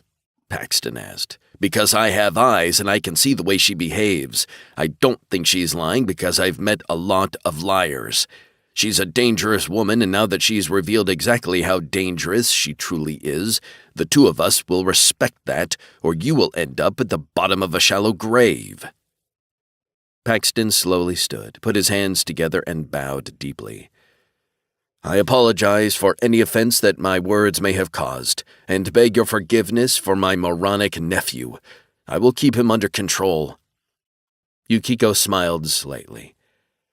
"I appreciate the apology and will allow the young one some leeway because he is obviously not as wise as you. I want to be clear about something, though. I am not Drake's partner, and your business with him is yours. I do not intend to involve myself in it unless my interests are threatened. The two of you can squabble like old lovers for all I care. Maintain your boundaries with me, and do not endanger this working relationship we find ourselves in. If you double-cross Drake in such a way that harms me, I will respond accordingly. If you don't, then I won't insert myself into your relationship. Do we have an agreement?" "I can live with those rules," Paxton said as he sat back down. "That doesn't necessarily make getting off New Honshu any easier, though. With this contact of yours belonging to the Shadow Sparrows, that means he will be dangerous. Forgive me, but I thought all your operatives were female." They are, though I am no longer a member of that organization. We had a disagreement over whether I should act against my uncle or not. It turned out to be a disagreement that we couldn't resolve, so I took my leave. They are undoubtedly looking for me, though I don't expect them to be looking for me here.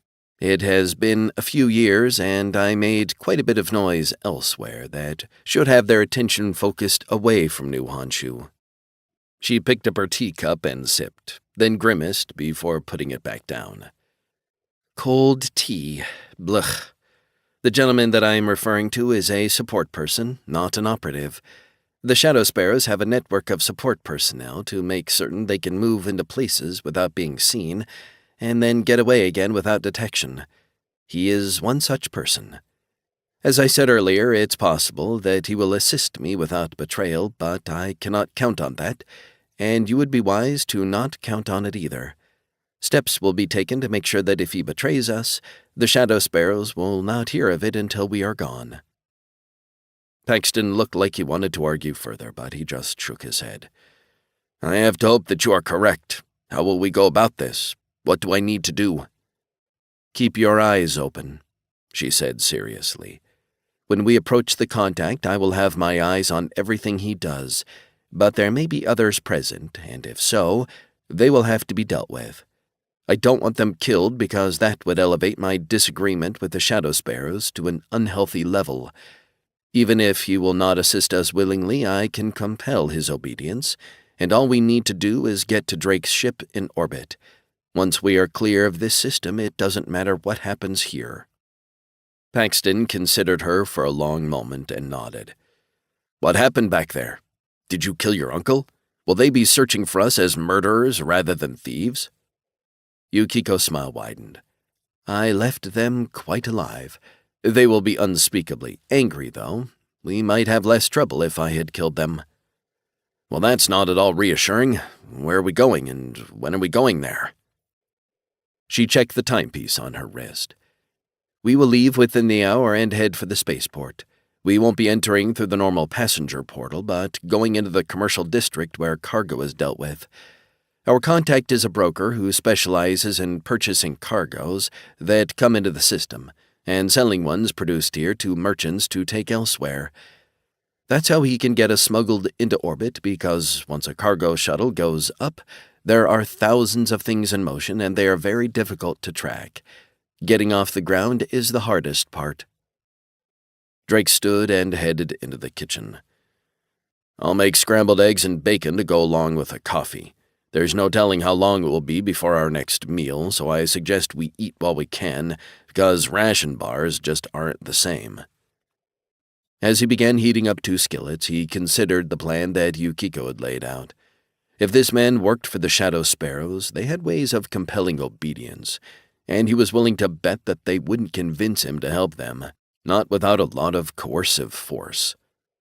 There would be plenty of time once a cargo shuttle had taken off, for either another shuttle to rendezvous with it, or for it to land elsewhere and turn them over to people who would have no compunctions about shoving them out a handy airlock.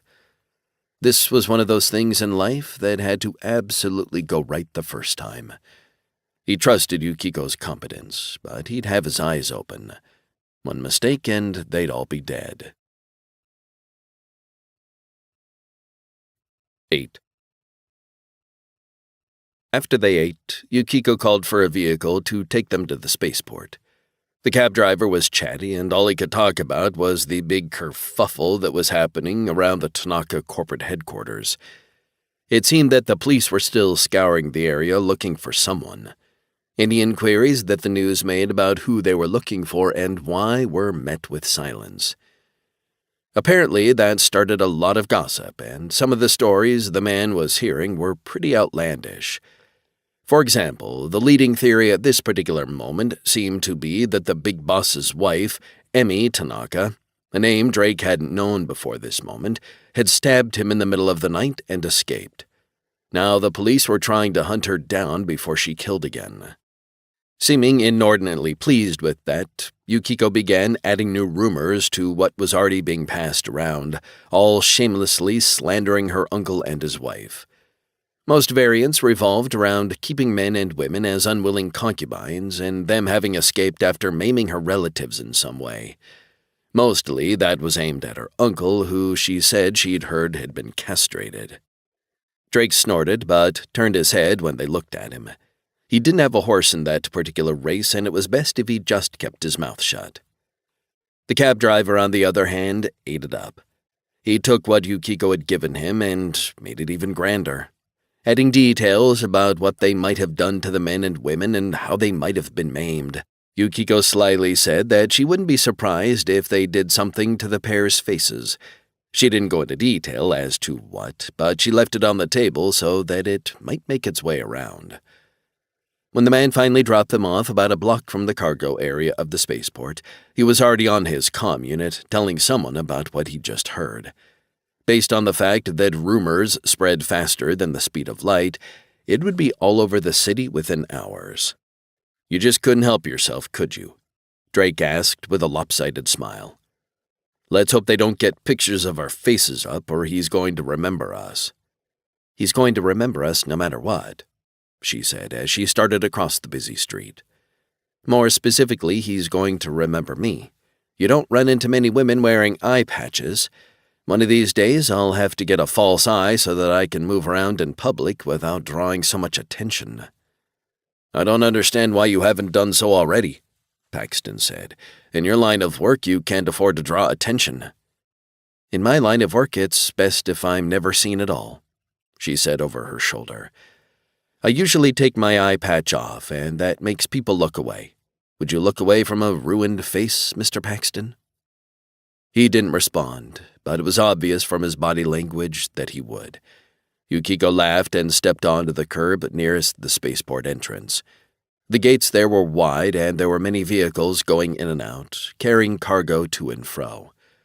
There were also people making their way through.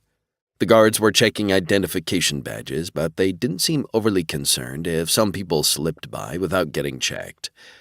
That was sloppy, but Drake wasn't sure it was enough to help them. When Yukiko didn't even slow down, he raised an eyebrow and forged ahead after. This would either work perfectly, or they were all in a lot of trouble. Paxton and his nephew fell in behind, but they seemed much more hesitant than he was. That made perfect sense because Paxton liked to be in control of every aspect of what was occurring, and improvisation wasn't his strong suit. When she reached the guard, she pulled out a card and some folded cash before handing them both to the man. He took a look at the card and his face paled. Without saying a single word, he pocketed the money, handed the card back, stepped to the side, and gestured for her to proceed. He didn't object when Drake and the other two passed by. Apparently her reputation, or the reputation of her former organization, preceded her. That had to be what it was. Some kind of recognition signal that he or anyone like him had best not inconvenience whoever it was that presented that card. Once they were inside the spaceport, things became significantly busier, and the four of them edged their way over as far from the roadway as possible. Some of those vehicles, carrying the heavy cargo containers, wouldn't be able to stop if they dodged in front of them, and it was best not to take chances. Even though she'd said nothing about being familiar with the spaceport, Yukiko led them through a maze of offices and small buildings until she arrived just outside the landing field itself. The wide area had plenty of room for cargo shuttles to land, and beyond that was the civilian concourse where the passenger shuttles arrived and departed. The two types of vehicles looked remarkably the same, but that wasn't really a surprise. After all, they were just variants of the same kind of support vessel. The noise when they came in for a landing or took off was incredible and made him want to plug his ears with his fingertips, but that would only mark him as an outsider. It wasn't loud enough to deafen him, so he would just have to deal with being uncomfortable until this part of the mission was over. Yukiko led them to a building with a sign indicating that it belonged to a business named Aeronautic Solutions. His guess was that this was a front company that the Shadow Sparrows used. Perhaps that's what the card she'd presented to the guards had said. Maybe if he worked his courage up, he'd ask her later. Without waiting for the rest of them, she opened the door and went inside. Drake followed along on her heels and stepped off to the right to open up space for Paxton and his nephew. The interior of the building was well lit, but after the bright sun outside, it still seemed a little dim. There was a long counter along one side, but it had no one behind it. In fact, it looked like it might have belonged to a previous business and wasn't used by the current occupants. In the center of what was likely a lobby before, there was a small desk with an older man sitting behind it. His hair was streaked with gray and somewhat mussed. He looked up at them and smiled a professional smile. "Welcome to Aeronautic Solutions. I am Aoki. How may I assist you today?" Yukiko, who had stopped to examine the rest of the room, turned back toward the man. "Why, Aoki, have you forgotten me so soon?" The man bolted to his feet, shock written across his face and then fear. "Yukiko-sama, what can this unworthy one do to assist you?" "I require transport to orbit with my 3 associates. You will assist me." The man licked his lips. "I have been told that you decided to, choose New Horizons. All the support staff was so informed. I'm afraid that I cannot assist you. In fact, I will have to report that I have seen you, and that could be very problematic for you.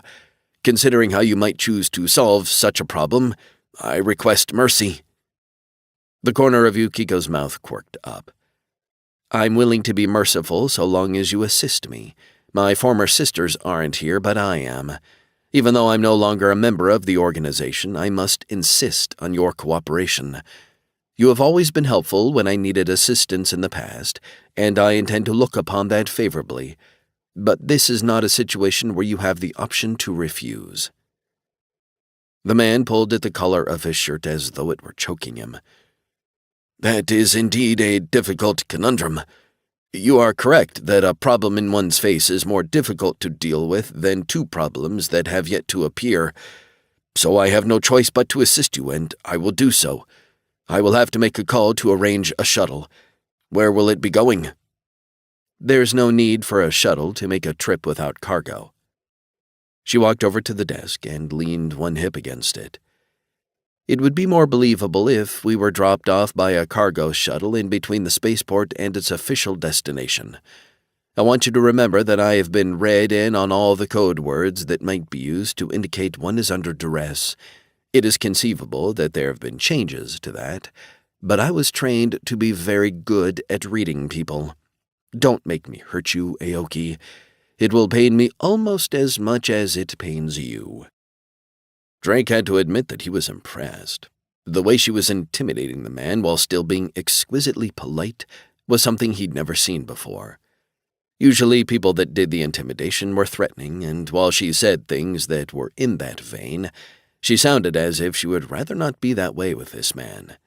Drake didn't know the history between the two, and he hoped that it actually bore fruit. If she was going to have to hurt this person, that would be treading close to a line that he didn't want to cross. He could read the indecision on the man's face, so he knew that Yukiko could do the same, but she didn't press him. Instead, she waited patiently. After a few more seconds, he nodded jerkily. "I will do as you command. Please remember that I have a family and I do not wish to be harmed either by you or your former sisters. I'm not quite certain how I can avoid that particular fate, but now that I've been put in this position, I want to escape it without harm." "A wise decision," she said. "Make your call and remember that I am listening closely. Do not test me." The man picked up the handset on the office comm and entered a number. After a few seconds, he spoke. "I need a special delivery taken care of off the books. Pick up within the hour and delivery as soon as practical.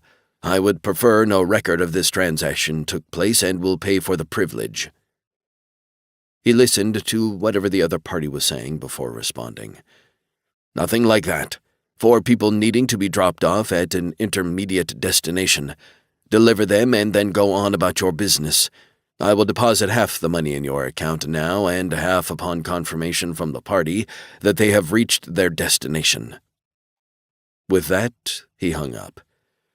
"It is done. I will provide you with the slip number where they can pick you up. You will need to have vacuum suits. If you do not have access to any, I can provide basic units that will work." She nodded to him. "You have done well, and even though my sisters will be displeased, they will understand that you had no choice. The most you should face will be harsh words. I regret bringing even that down upon you, but my need is great. Where will you get the vacuum suits?"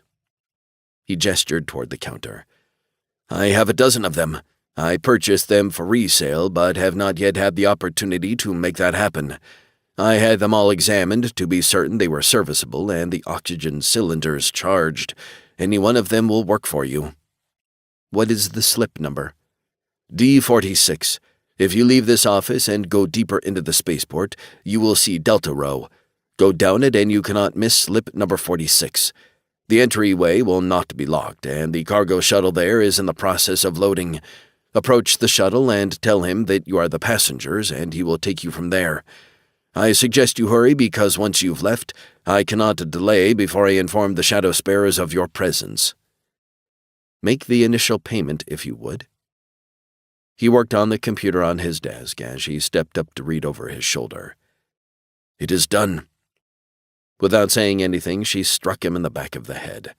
His head went flying to the side and he dropped like a stone, though she caught him before he could hit the floor. Yukiko lowered him gently and found something to put under his head. "You're a good man, Aoki.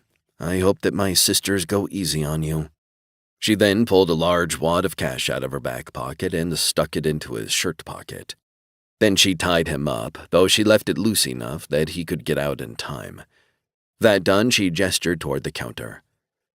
"Let's find vacuum suits that fit us and be on our way once we've used the facilities.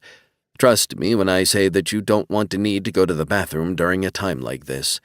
We'll lock the door behind us and count on any visitors thinking that Aoki has stepped out for a minute." Drake had to admit that he was impressed. She'd handled that situation a lot more smoothly than he might have in her place. She could be more than a blunt instrument, and that was something to remember. Now they needed to get their suits ready to go and head for the slip. It was time to get the hell off this planet. Hopefully there wouldn't be any more complications before they left orbit and set sail on the Quantum Sea. 9. The trip to slip D46 took about 10 minutes, and Drake was surprised to see that the crowd on the street was even bigger than it was when they went into the office. He'd have figured that the spaceport would be busy around the clock, but it seemed that the night shift was lighter. If it had been him running things, the reverse would have been true. One could accomplish a lot more work in the dark of night. He should know. He expected a slip to be some convoluted affair that was difficult to get into, but surprisingly there wasn't even a door. There was a blast shield to keep anything from coming out to where the people were, but getting around it was simple enough. Yukiko led them through the right side of the blast shield, and he found himself looking down into a shallow depression holding a cargo shuttle. He'd seen them up close before, and this one looked like every other one he'd examined, but he gave it a look over anyway.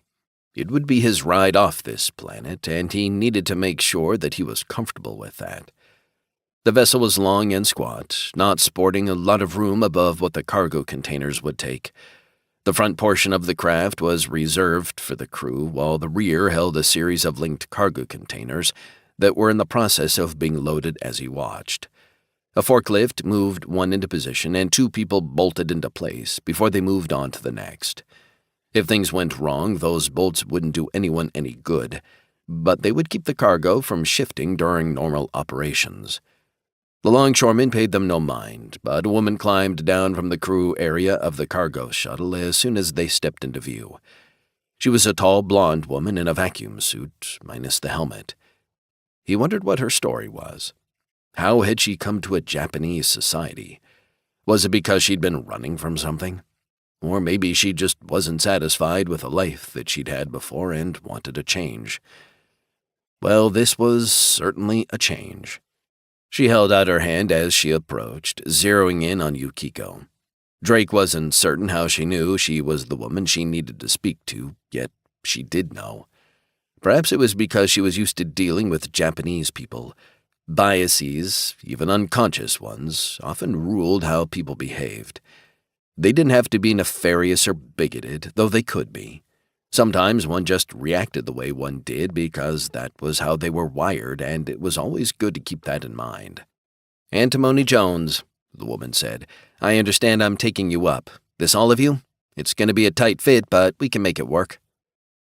Yukiko gestured toward Drake after shaking the woman's hand. "Actually, he's in charge as we're going to his ship. Thank you for your assistance, though. We deeply appreciate it, and I'm certain that our mutual acquaintance will see that you are handsomely rewarded for your efforts and discretion." "Discretion is my middle name," the woman confirmed as she shook Drake's hand firmly. "What kind of ship are we docking with? Will it have a standard airlock? I realize that most do, but if not, you'll have to do an EVA, and you'll have to forgive me if I say that not all of you look like you're knowledgeable about how that works. My job is only to get you there. Getting inside your ship is your business." Drake shook her hand with a smile, impressed at the balance between firmness in her grip and the lack of attempted dominance. Some people wanted to crush someone else's hand to assert themselves, but this woman seemed comfortable in her own skin. He liked her. "Antimony Discretion Jones. That is quite the mouthful. Your parents must have been somewhat peculiar." The woman released his hand with a toothy grin. "You have no idea. I grew up in a commune where every other person was named after a flower, bird, or tree. I avoided that fate and instead got named after a metal. Go figure. You ready to go? Let's get you tucked away so these boys can finish loading my cargo and I can earn my extra fee. There's this pair of shoes that I've had my eye on for a while." He was impressed that she hadn't even asked their names. She truly was discreet. They wouldn't have given her anything, but this obviously wasn't the first time that she'd done something like this. That was good for them because it meant there was less of a chance that something would go wrong during their trip up that would give them away to a third party. Paxton seemed familiar enough with how to strap himself in, and Drake left him to instruct his nephew as they began putting on their vacuum suits. He knew from experience that Yukiko could manage for herself, so he focused on getting himself suited up. While he was doing that, Antimony was securing their belongings. Getting into a vacuum suit inside a crowded compartment with other people doing the same meant quite a few elbows and other appendages getting in the way. He stripped down to his underclothes and then began suiting up. If he'd been doing something over a longer period of time, he'd have to worry about the plumbing, but this shouldn't be more than a couple of hours and he'd be fine. Yukiko was trim and quite muscular. She had the body of a gymnast that had been lifting weights. Her undergarments were neither demure nor revealing. Much like her, they were all business. When she caught him looking, she smiled just a little bit and shook her head. "Men, you can't help yourselves, can you?" "Not really," he admitted. "Apologies." "Don't get all twisted up about it. I'm not offended. After all, you're a fit and handsome man. What kind of woman would I be if I didn't at least look? So long as it doesn't go beyond that, we won't have a problem." He focused his attention where it needed to be and got himself dressed. By the time they'd finished and had strapped themselves in, Antimony had returned to the hatch and was examining a readout next to the airlock. "Looks like they've got everything latched in. Let's give them another couple of minutes to verify they've got everything clear and we'll seal up. Once we do, I'll put us in the queue to launch. If it's like any other day, they'll have us out of here in 5 or 10 minutes. Everybody tight over there?" "We're good," Drake said after looking over the rest. Once Antimony had strapped herself into the pilot's couch, she slid a slender headset on and then put her helmet on over it. That muffled her voice a little when she spoke, but he could understand her clearly enough. "I'm sealing up the cargo area. Keep quiet while I speak to Control." She paused a few beats and began speaking again. "Control, this is Cargo Shuttle Delta 46 requesting departure." The response wasn't audible, but she spoke again momentarily. "That's perfect. Thank you. Delta 46 out."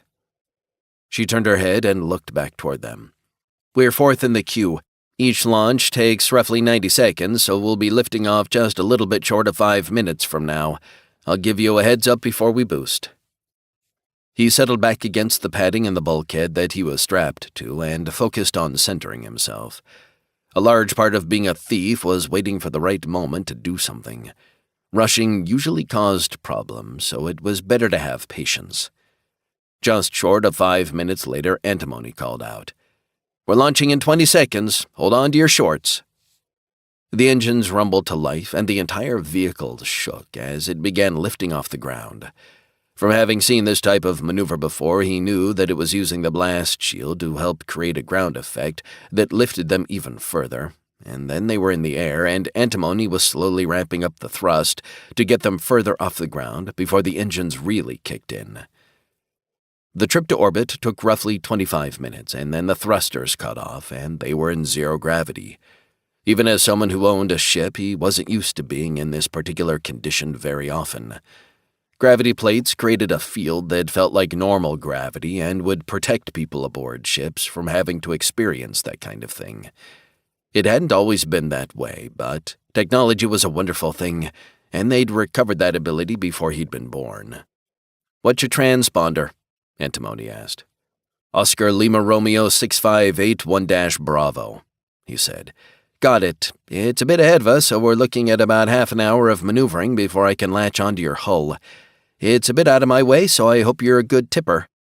"We left an excellent tip with our contact," Yukiko interjected. "I suspect you'll be quite pleased." "I like the sound of that. Relax if you can, and we'll be there." When she trailed off, Drake frowned. "Is there something wrong?" "Maybe. A general alert just went out to all ships in orbit.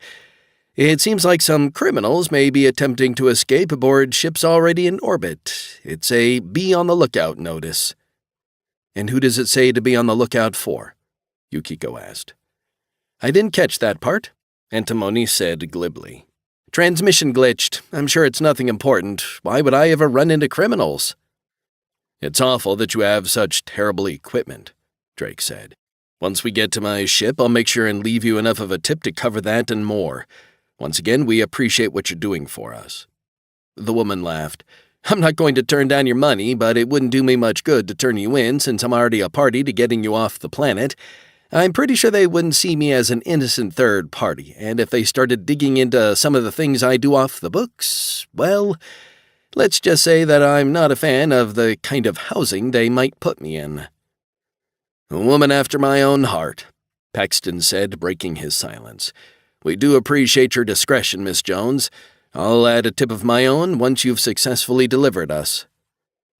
Drake had to admit that surprised him. Paxton was parsimonious and literally hated giving anyone money for anything. Still, the woman was getting them off the planet, and they needed her, so he wouldn't object.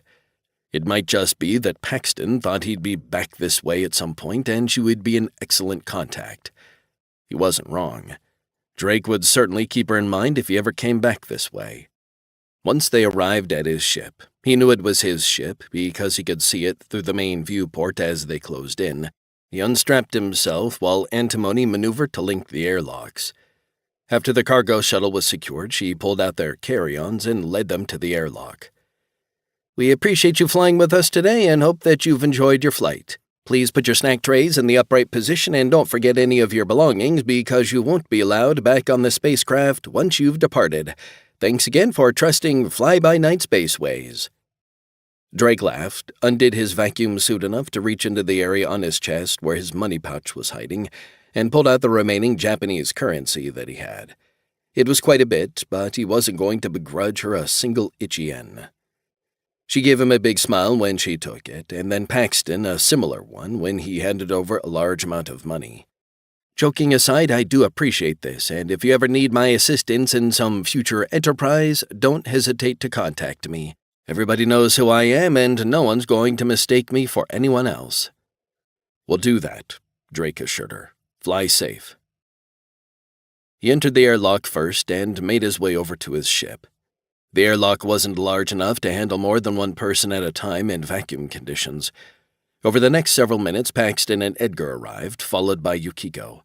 When they were all securely aboard, he felt the cargo shuttle disengage, even as he was headed toward the bridge. "Let's see about getting the hell out of here. It won't be long before they try to inspect every ship if they're serious." Paxton followed him. "And then we need to discuss where we're going. We can start with the general direction, at least because getting away from the system is important, and that means making our entry into the quantum sea. I'll have something more specific for you by that time." Drake gave Yukiko a look, and she nodded. She'd make sure that they didn't get into anything they weren't supposed to while he took care of flying the ship. His attention needed to be on this task, and he couldn't afford to be distracted. When he arrived at the bridge, he smiled at Paxton and closed the door in his face. Let the man figure out what he was going to do without hovering. Drake hated people who hovered. He brought the console to life as he strapped in and saw that the cargo shuttle had moved a good bit away and was already heading toward its final destination. Departure for ships in orbit wasn't nearly as convoluted as getting off the surface of the planet, but he still needed to contact Control and get an outbound vector before they locked everything down. "Control, this is Cherry Blossom requesting an outbound vector. Cherry Blossom, you are cleared for departure on the following heading." The controller then rattled off the directions and the acceptable thrust parameters. "We hope you've enjoyed your visit. Come back again. Count on it, Control. Cherry Blossom out." With that accomplished, he set the course and began taking them away from the planet. They needed to be roughly 100 diameters from the world before they could slip into the quantum sea, and even though their acceleration would be allowed to go higher once they were further away from the planet, it would still be a roughly 6-hour trip. That was if they weren't ordered to return. He crossed his fingers on that, but depending on the amount of pull that Tanaka had, it wasn't out of the question. If that occurred, they would have to make a run for it, and the closer they could get to the limit before they made a spectacle of themselves, the better. 10. The next several hours were tense, but didn't actually produce any additional problems. He had expected that all outgoing shipping would be halted immediately if that was going to happen, and the fact that it hadn't meant that Tanaka didn't have that much pull. The kind of disruption that would create would be significant, and it was good to know that there were limits to what the man could do. That didn't mean there weren't things happening. It looked like some ships were being delayed so they could be searched because he could hear complaints on the flight control frequency. It looked like passenger liners were the targets, and security forces were, in fact, going through the passengers. Cargo vessels were simply being allowed to depart, and smaller vessels seemed to be lumped in with them, at least for now. Drake's ship, though, significantly more advanced than it appeared from the outside, was basically a yacht. A plaything for the wealthy, and that was probably the reason why he wasn't ordered to heave to. No one really wanted to get on the bad side of someone who could afford their own quantum-capable ship. A knock on the hatch made him turn briefly before remembering that it was closed and locked. Not that something like that would keep Paxton out if he was truly determined, but some of the anti-intrusion features he had installed would have given the other man trouble. He transferred the view of the camera just outside the hatch to his console and saw Yukiko standing there with a tray in her hands. He hit the buzzer and the hatch unlocked. She pushed her way inside and kicked the hatch shut with her foot. "Your friend is an ass." That made him smile. Completely and utterly true, but what exactly did he do to prove it? He insisted that he got his own quarters. As there were only 2 staterooms on this vessel, that meant that I had to move. I hope you don't snore. And that was something he hadn't even considered. While the former yacht was quite advanced, it wasn't made to carry a lot of people. He'd scrapped 2 of the existing staterooms to make a workshop and to add equipment that would be useful in his line of work. That meant he normally had the master cabin and a spare for when he needed to transport someone like Yukiko. Unfortunately, with 4 of them aboard, things were going to get a little crowded. "He and Edgar will just have to room together," Drake said as he took the tray from her. "Lunch? Thank you. I felt it was the least I could do since you're getting us out of a very tight situation," she said as she sat in the spare seat. "I regret having to make the decision that houses us together because I could not consult you in advance, but it seemed the only choice. Nevertheless, I apologize for taking the choice out of your hands." He waved his hand dismissively. "You did what you needed to do, and I'm fine with it. As for snoring, I'm asleep, so I don't really know. Hopefully you don't snore either. I am told that I do not, but one can never really truly be certain. When I was growing up, my siblings teased me about anything they could, so I'd imagine if I snored, someone would have said something. When I was an adult and being trained as a shadow sparrow, I slept in a small dormitory with others and no one complained, so if I do snore, perhaps it's not as bad as it could be.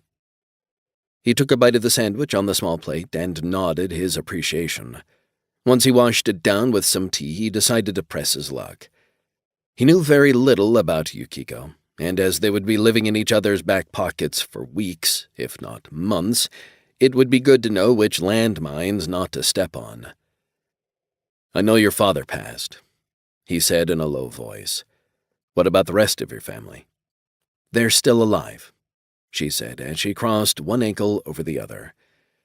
"My mother found a new man to help support her, and he's not terrible. He's not my father, though. I won't condemn her for what she's done because she had a family to see to and did what was necessary. Is she happy? I hope so. As for my siblings, they are attending a much less prestigious school than they used to, but will find lives that suit them. I send them what money I can to help." He took another drink of his tea. "If they landed on their feet, then how did you end up being a shadow sparrow? Why aren't you doing the same kinds of thing they are?" "That was the initial infusion of funds that allowed them to land on their feet," she said, her face expressionless. "I won't go so far as to say that my mother sold me to them, but it could be argued that I was coerced. I don't hold that against her, but neither do I hold her with the same amount of love that I did when I was younger.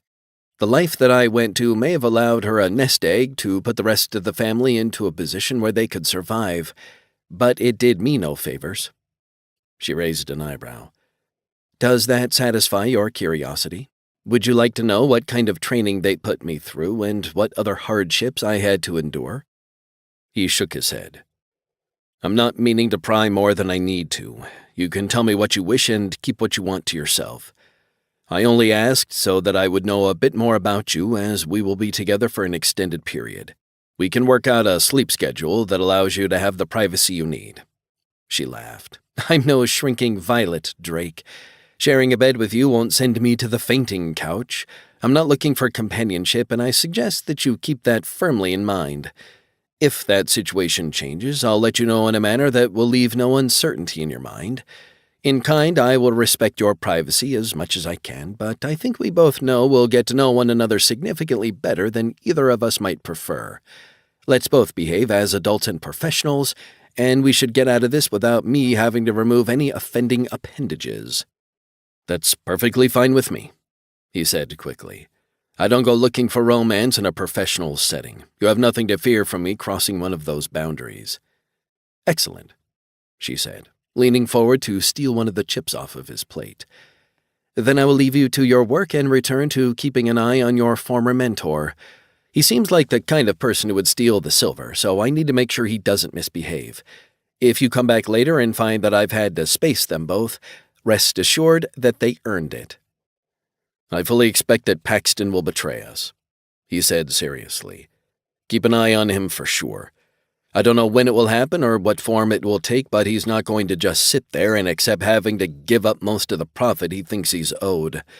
He might be frightened of you, but don't underestimate him.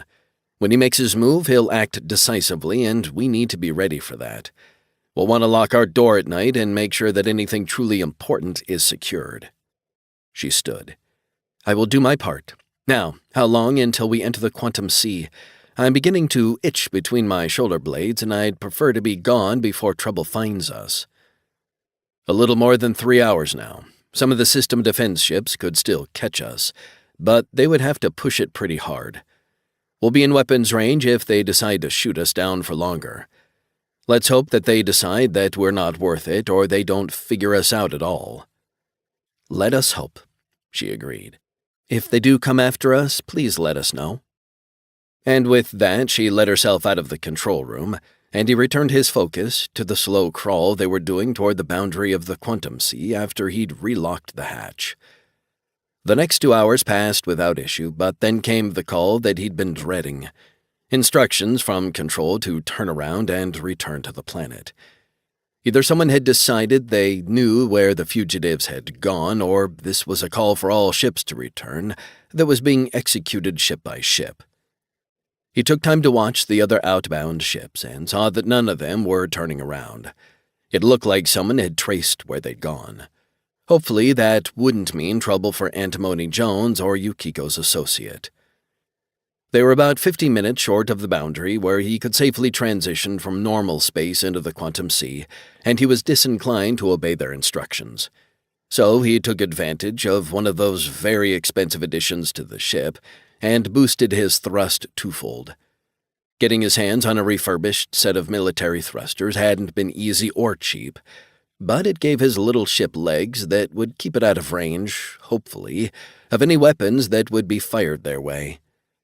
At the higher speed, they now had roughly 25 minutes of danger, and it didn't take more than a couple to see several of the system defense boats racing after them.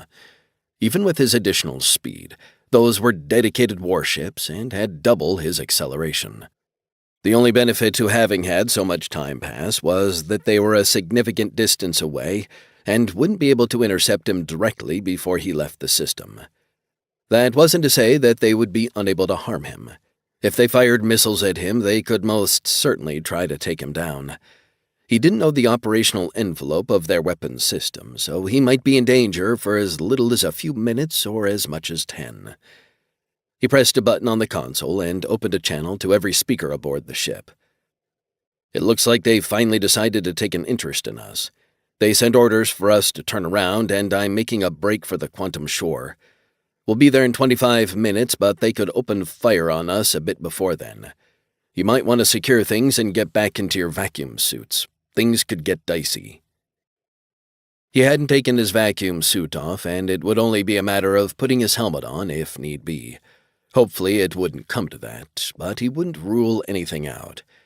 It would only take a single piece of debris to puncture the hull and vent the atmosphere. There were several other calls, no doubt ordering him to heave to, but he ignored them. It really didn't matter what they said. He wasn't going to stop. As the clock slowly wound down towards zero, he found out exactly what the pursuing vessels had in mind and what their weapons envelope was when they opened fire with a brace of missiles at the 7-minute mark. The two weapons leaped away from the system defense boats and raced toward him at easily 10 times the acceleration he could manage. Some quick math in his head indicated that they would arrive while he was still short of being able to escape, so he'd have to deal with them. Thankfully, another one of the very expensive additions to his ship was a small point defense battery made to take care of exactly this sort of thing using a high-powered laser.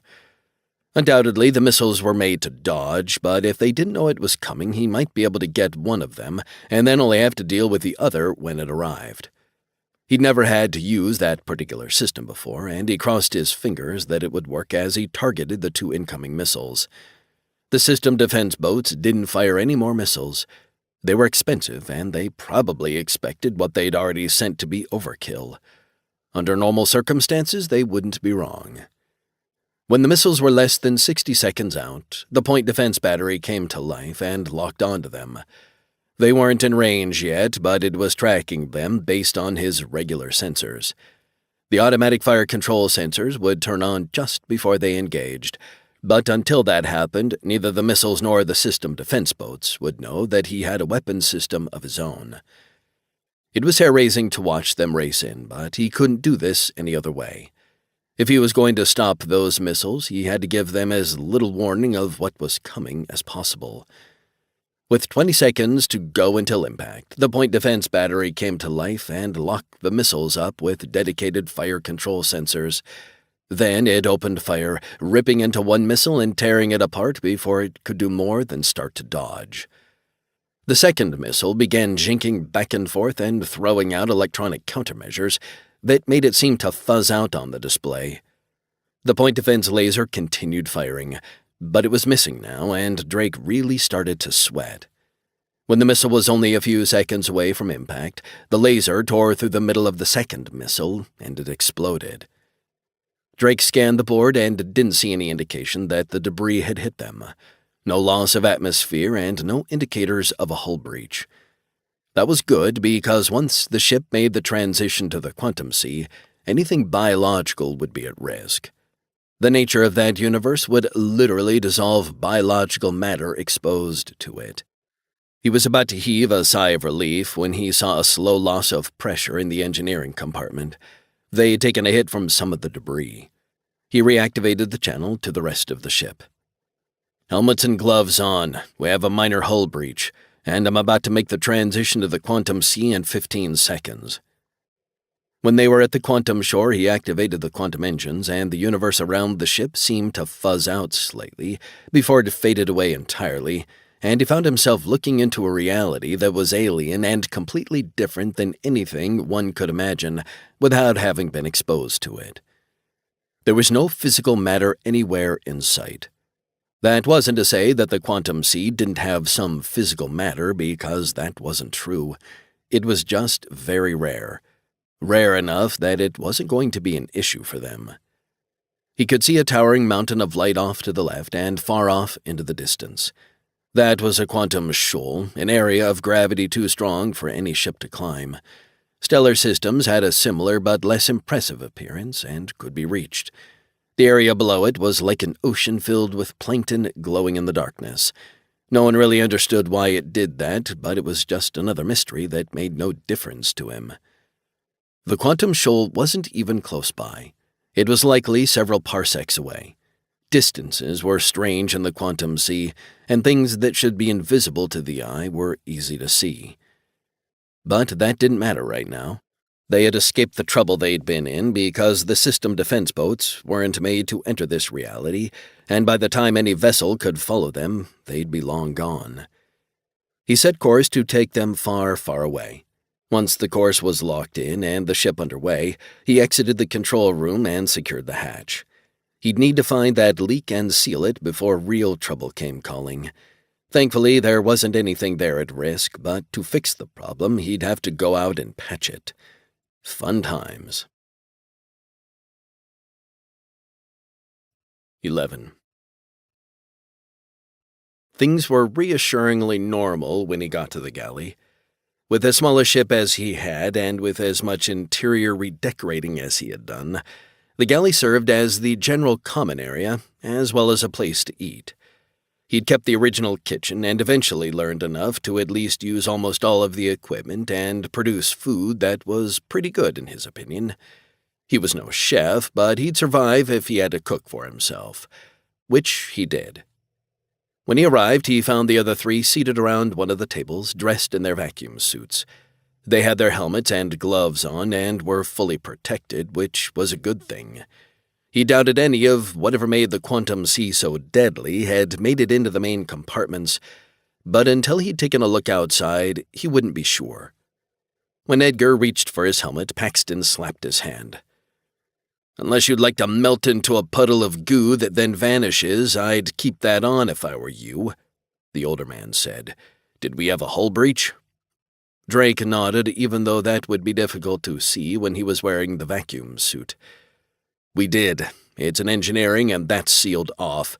So it should be safe in here, but it's probably best to keep that vacuum suit on until we're sure we don't have any further issues or complications." He walked past them and into the kitchen, stopping by one of the refrigerators and pulling out a sealed cup of peaches. He returned to the table, peeled off the top, and set it in front of them. All of them stared at it for several seconds, and it continued looking completely normal. "How long does it take for the quantum sea to affect biological matter?" Yukiko asked. "It should start working on it almost immediately, but if the intrusion is small, it might take longer. I suggest just keeping an eye on this while I step out and fix the hull breach. I don't believe it's very large because the atmospheric loss is slow. Once I've got it patched, we'll have to keep the engineering compartment locked down for 48 hours. It should be clear in half that time, but I don't want to take any chances." "What can I do to assist?" Yukiko said as she stepped up beside him. "Just keep an eye on these two and make sure they don't get into trouble. The logbook is on the bridge and the hatch is sealed and alarmed. If someone tries to get into it, you'll know about it. Just make sure that they don't do anything to try and take control of the ship while I'm out." She smiled coldly. "I hope they try." "You're a very scary woman," he assured her as he opened the inner airlock door. "Do me a favor and try to keep the bloodshed to a minimum. It's terribly difficult to get it out of everything once it starts getting sprayed around on the ceilings and walls." "True," she said thoughtfully. "Though I've never had to worry about cleaning up after myself. That's someone else's problem." He stopped and looked at her. "I was joking." "I wasn't." He stared at her as she walked back into the galley and then shook his head before grabbing a toolkit and exiting the ship. She was a very scary woman. He secured a line to his suit, and then once the outer airlock door was open, he latched it to the hull. Though he didn't need to, he closed the outer airlock door before making his way back to the rear of the ship. Nothing on this part of the vessel looked out of order, so he was going to bet that a single piece of debris had struck the ship toward the stern, near where the thrusters were. That was the most likely location. As he was moving cautiously, it took him another half-hour to reach the area he suspected would have the problem, and he was not surprised to see that he was correct. What did surprise him was the fact that there was a significant chunk of the missile embedded in the hull. It looked like it probably weighed 6 or 7 kilograms. Stopping short of it, he squatted to give himself a better look. That didn't help him very much, because he had no idea what part of the missile it was. It might be part of the motor, or it might be the warhead. He wasn't a military man and had no clue. To be safe, he'd best treat it as if it was a bomb that might go off. That said, he didn't really have a lot of options. If he wanted to seal his ship back up and not risk it blowing up at some later point, he would have to pry it out of the hull and send it off to float somewhere else in the quantum sea. He took the time to look it over again. Honestly, he didn't think it was part of the warhead. That didn't mean it wasn't dangerous, though. He'd pry it out and hope for the best. The toolkit had a hefty pry bar, but it would unfortunately mean that he was right next to what could very well explode as he tried to get it loose. He hoped that it would just pop loose, because if it didn't, he might have to use the hammer, and beating on a bomb sounded like a supremely bad idea. He put the edge of the pry bar under the debris and pushed down toward the hull. It moved a little, which was reassuring, but it didn't come free. He picked a different place and repeated the action to much the same result. In fact, over the next 15 minutes, all he managed to do was make the thing wiggle. He was going to have to use the hammer. With a sigh, he put the pry bar back where it came from and pulled out a hammer with a strap that he could attach to the arm of his suit. That way, if it came loose, he'd be able to retrieve it. He picked apart of the debris that looked like it was structural rather than equipment and gave it a good solid whack. He couldn't hear anything, of course, but he felt the vibration of the impact travel up his arm. It didn't explode, so that was positive. On the 5th strike, the thing almost came loose. He took a moment to put the hammer back away and then replaced it with a pry bar to give it another go. Just a little effort and the whole thing popped loose and began floating away. He resisted the urge to push it. It was moving at about a meter every couple of seconds, so it would be gone in short order, and he didn't need to do anything that might set it off just because he'd like it to be gone sooner. Once it was far enough away that he judged things safe, he put away the pry bar and examined the breach. It was maybe 10 centimeters. Luckily, the repair kit had a patch that would go over the entire thing, and all he had to do was apply a bonding agent to hold it tight against the hull. He'd also need to repeat the work inside engineering, and the area would be safe. He'd have to pay to have a professional cut out that piece of the hull and replace it so he didn't have to worry about trouble later. No matter how much it cost, it would be worth it for the peace of mind. Slathering the bonding agent on one side of the patch was painstaking work because he didn't want to get any of it on his suit. It probably wouldn't come back off, and even though this was a generic suit rather than his own personal one, having a spare would come in useful later, he was sure. A flicker of light caught his attention, and he glanced over just in time to see something explode and then vanish. Well, it looked like the debris had explosives in it after all.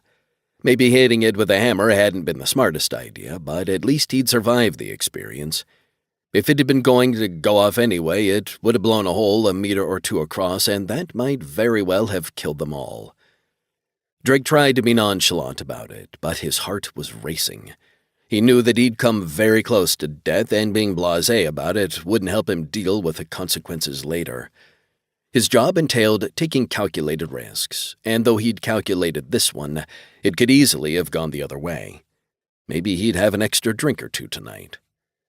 He returned his attention to the patch and found that his hands were shaking, so he stopped.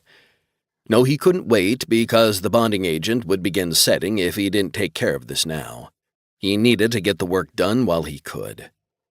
Focusing on the work, he applied the remaining bonding agent and then seated the patch against the hull over the breach. He pressed in as well as he could, but as he was in zero gravity, he would have to trust that the bonding agent did its job effectively. It was supposed to fill in completely and do the necessary work of being certain that there was no ingress for whatever made up the quantum sea. That done, he put his equipment away and made a thorough walk over the rest of the rear of the ship. It wouldn't be good to fix one hole and leave another one in place. He found a scuff mark where something had bounced off the hull, but it hadn't breached it. Otherwise, his ship seemed to be in one piece. With that settled, he headed back to the airlock and let himself into the ship. He wouldn't be able to go into engineering until it was safe because he couldn't risk allowing any of the material from the quantum sea to get out. It would dissipate within 24 hours, and then he would wait another full day to be absolutely sure before he made his way in to finish repairing the hull. There was no need to rush, and he was going to do this the right way. Once he had the toolkit put away, after replacing the supplies he had used from the spares inside the airlock itself, he let himself back into the ship and headed for the galley. The other three had stripped off their vacuum suits, so the peaches must not have dissolved. Drake followed suit and set his gear on one of the chairs. "Did you find it?" Yukiko asked. "Yep," he said as he took a seat. "It had a piece of the torpedo in it. I popped it loose and sent it off into the void, and then it exploded. If you do me a favor and get me a drink, I think I could use it." He was taking a risk that she would be offended by the request, but his hands were starting to shake again. She looked at them and nodded before heading into the galley and returning with a double shot of whiskey. It would be the good stuff because he didn't keep anything that was less than that. She held the glass out to him and then resumed her seat once he'd taken it. Drake took a sip of alcohol and sighed as it burned its way down his throat. Then he set the glass on the table. "We're past that particular hurdle, but it just brings us to the next issue we need to settle. I need to know where we're going." "And I need to know what we're doing when we get there," Paxton said. "If I tell you where we're going, then you can do whatever you like to us because you've got the other part of the puzzle." Drake raised an eyebrow.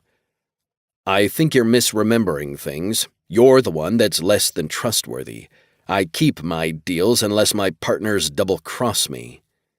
"So you did swap those tablets somehow," the man hissed. "You son of a bitch!" "I didn't say that," Drake said as he picked his glass back up and took another sip.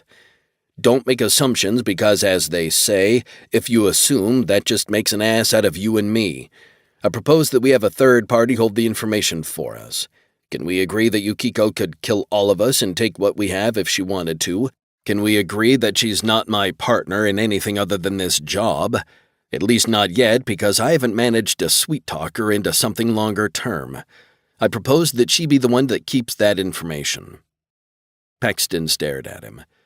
"I'm not going to say that she's untrustworthy, because then she might dismember me. Also, it's kind of ridiculous in any case. You do have to know where you're going, and she can't fly the ship. I suppose you're right that I have to trust that you'll keep your end of the deal. I haven't looked at the crystal yet, so I don't know where we're going. I have a reader in my kit. Should I go figure that out? And once I do, I expect you to tell me where we're going from there. Full disclosure on both sides." Drake shrugged. "We have to trust each other enough to get the work done, so go get your things. I already know the part that I need to add to it." Paxton retrieved his backpack and pulled out the navigation crystal. It was a small thing that almost looked like a diamond, except that it was in the shape of a prism. He then pulled out a reader that he plugged the navigation crystal into and attached it to a tablet that he used to begin scanning the data inside. Okay, it looks like the ship went to a system and then never moved again. We'll have to assume that that's the final resting place. He rattled off some coordinates, and Drake closed his eyes and thought about it. While he didn't know specifically where those coordinates were, they gave him enough detail to get a rough direction and distance. He'd have to refine that before he changed course, but he could at least give them some answers now. "It's not close to us," he said. "In fact, it's on the other side of the League of Devon. Without refining it, I'd say we're looking at about 18 weeks or so to get there." 18 weeks? Edgar said. "This is going to take forever." Drake shook his head. "You have no idea of the scale of what we're talking about, boy. Cherry Blossom is a fast ship, and the fact that we're having to go 18 weeks is an indication that it's a very long way away from where we currently are. No travel through the quantum sea is quick. The slowest vessels only move about a parsec every week. With this ship, we're doing 4 every week. Do the math. If you were on a slow ship, that would be 72 weeks, more than a year. Don't bitch at me because it takes 3 months to get there." "And how far beyond it do we need to go to get to the Golden Rule?" Paxton asked. "I'll have to look at the map to be absolutely sure, but the Golden Rule was headed for a red supergiant about a dozen parsecs to the galactic north of that location. As we're coming from the south, that will add another 3 weeks to our trip. Hope you two get settled in nicely, because we're not dropping out into normal space until we get there. Less chance for any issues to develop that way." He smiled at them. "My best guess is the target star is Betelgeuse. That's roughly 600 light-years from Earth. Imagine if we were starting from there." His ship would have taken about 46 weeks to make the trip. The Golden Rule was probably faster than that, but likely not by much. They were damned lucky they were close, or the trip could have taken more than a year. The Red Plague had an incubation period of several months. That's how it had spread so widely. Even after it had manifested symptoms, the crew would have known they were dying, but still had another 6 months or so to deal with their impending doom with the medications that could slow the virus. It was a horrific weapon, and he was damned glad the people that had designed it had died in the ensuing centuries. No one looked happy at his pronouncement, and he couldn't blame them. 15 weeks trapped in the confines of his ship with one of his enemies and his obnoxious nephew would be problematic. If they caused too much trouble, Yuko might space them. Hell, she might space him too, so he needed to mind his manners. He threw back the rest of the drink and felt it settle warmly into his stomach. "Since we've got that solved, I suppose I might as well start making dinner. I hope you like steak, because this is a steak and potatoes kind of day." 12. The rest of the day was somewhat tense, and both he and Paxton spent some time working on the doors to their quarters after Drake had verified that Betelgeuse was indeed their destination.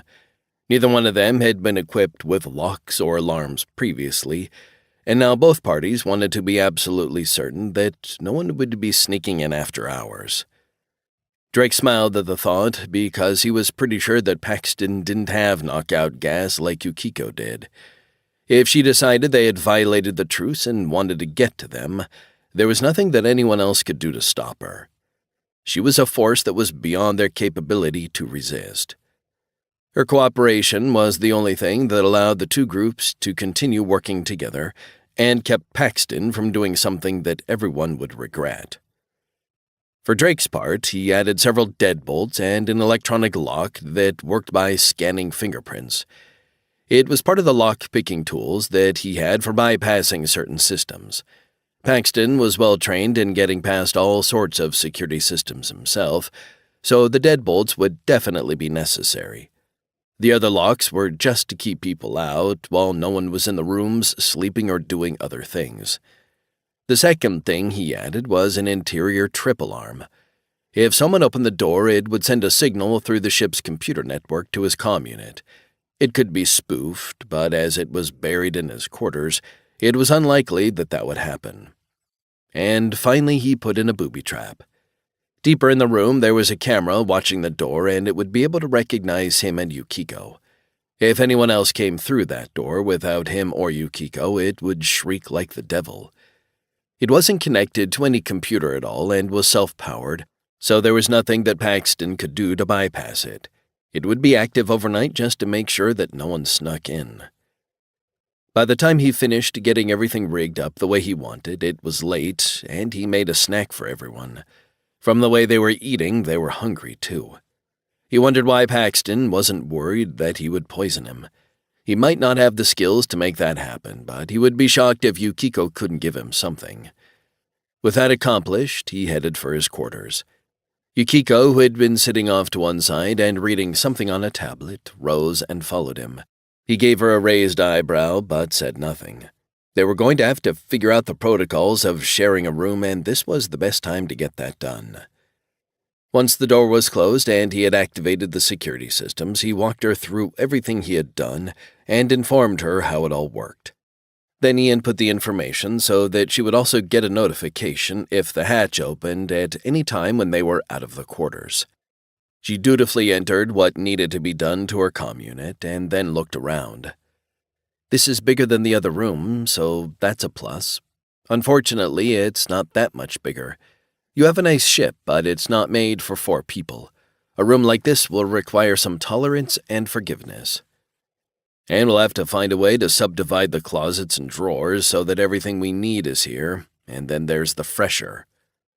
Saying that, he gestured toward it. Aboard a ship, there wasn't space to have a full bathroom and shower, so each of the cabins had a very expansive, for a ship, fresher. It was part shower and part attached sink and toilet. Everything was compact and hinged to move out of the way when not in use. That was perfect. What wasn't perfect was the fact that it wasn't in a separate room. The frosted door to the shower tube was in full view. Privacy would be challenging. "I'd be happy to return to the galley to allow you to shower," he said. "While I appreciate the thought, we will be living together for months. If not tonight, there will be some other night where we will need to perform our nighttime ablutions, and we'll just have to accept that we are not alone. Now we should prepare for bed. Do you shower in the morning or the evening?" she asked. "Usually in the morning, but after all the work I've done in a vacuum suit, I need to do so tonight." "Very well. I will begin bringing my clothes in and putting them away while you shower. I will shower in the morning if you have no objection." "Perfectly fine by me." As he headed toward the fresher, he had to admit that the odd circumstances were uncomfortable. Once they got rid of Paxton and his idiot nephew, they could move back into separate quarters, and this wouldn't be a problem. He resisted the urge to turn around and look at her as he began stripping off his clothes. Once he had his clothing in the hamper for later washing, he opened the sliding door to the shower tube and turned on the hot water. With a closed system like they were using, it wasn't infinite, but the ship was made for more people than it currently had aboard, and it would be enough. When it had reached the temperature he wanted, he climbed inside and closed the door. The hot water had steamed the clear surface, so he couldn't see what was going on out in the bedroom, and that was actually a blessing. He never considered himself shy, but even though he'd been nude in front of women before, they'd always been lovers, so there was an unspoken compact under which that was acceptable. Not wasting any time, he began soaping himself and rinsing off. There was enough space in the shower tube that he didn't bang his elbows into the clear surface every time he moved, but it was a fairly tight fit. After 5 minutes, the water shut off on its own. Having known that it would do so, he was already rinsed and ready to go. He slid the shower door open, grabbed the towel, and brought it back inside so that he could dry himself. That was actually significantly more challenging than bathing in the tight confines of the shower tube. "You might as well come out so you can dry yourself properly," she said. "Your virtue is safe with me." He took a deep breath and let it out as he opened the shower door and wrapped the towel around his waist. She was seated on the bed, facing away from him, brushing her hair out. She had changed into what looked like an overly large shirt. Once he was dressed for bed, he tossed the towel into the hamper, stepped over to the built-in nightstand, grabbed his own brush, and began getting his hair in order. If he didn't, it would be going everywhere by the time he got up in the morning. He put his brush down and looked at the bed. "Which side of the bed do you want?" "I think that I would prefer to be closer to the fresher," she said. "That way I can get up and use the bathroom without waking you. You needn't be concerned because I am very quiet when I choose to be." The two of them arrayed themselves on the appropriate sides of the bed and slid beneath the covers. The overhead lights went out when the computer recognized that they had gone to bed. 13. Drake woke and stretched before he remembered that he was sharing a bed with Yukiko. He must have woken Yukiko because she rolled out of bed when the lights came up to have strength at her movement. "I will need a few minutes of privacy, if you please," she said as she headed for the fresher and its attached toilet. "Since you showered last night, I will take care of myself this morning and then we can go get breakfast," she said. "I must say that your dinner last night was very good. You have a talent for cooking. That's unusual in a man." "When you live a solitary life, you learn to cook for yourself, or you eat a lot of takeout," he said. "I got tired of eating crap meals, so I learned to make what I liked, and I found that I enjoyed the process. I'm not a chef by any stretch of the imagination, but I can manage a few things well enough." She didn't answer, and he heard the shower door close and the water come on. As she was now busy, he waited until he was certain that the hot water would have fogged things up and rose to get dressed. Even as he was pulling on his pants, he couldn't stop himself from glancing over that way. Everything was fogged so deeply that all he could see was an indistinct shape on the other side of the curved glass. He finished dressing and was reaching for his shoes when the shower door slid open again and she stepped out. He was facing the wrong direction and caught the motion out of the corner of his eye and jerked his attention away as she reached out for a towel. Drake pulled on his shoes, and when he was done, he continued facing that way so that she could dress in peace. The process took a couple of minutes, but she stepped around the bed and into view, dressed in a black outfit made of cloth and leather. "There," she said. "We made it through the morning without any truly unpleasant occurrences. Now, let's get to breakfast." He rose and walked over to the door, disabled all the security systems, and unlocked it. When he stepped out, he waited until she had exited, and then rearmed the security system and locked it again. The trip to the galley only took another few seconds, and then they found Paxton and his nephew already there drinking coffee. "Took you long enough," Paxton grumbled. "We've been waiting for over half an hour." "Waiting for what?" Drake said as he headed for the kitchen. "Food? You could have fixed something for yourself. I know you know how to cook." "Food is secondary. I wanted to settle what we're going to do with this find. You'll want to turn it over to the Institute, and that's not going to work for me. I want something closer to the actual value of what we recover." "You shouldn't be upset with them, Uncle," Edgar said in a smarmy tone. "After all, it's not surprising that it took them longer to get ready this morning than us. They had other things on their minds." Yukiko, who'd been heading toward the table, stopped in her tracks. "Are you implying that the two of us couldn't keep our hands off one another and had sex this morning?" "Didn't you? You seem like the type." "Edgar!" Paxton snapped. "Damn it, boy, shut your mouth." "Why should I, Uncle? You seemed to think the same thing when we were talking 20 minutes ago." "Let's not go down that road," Drake said firmly.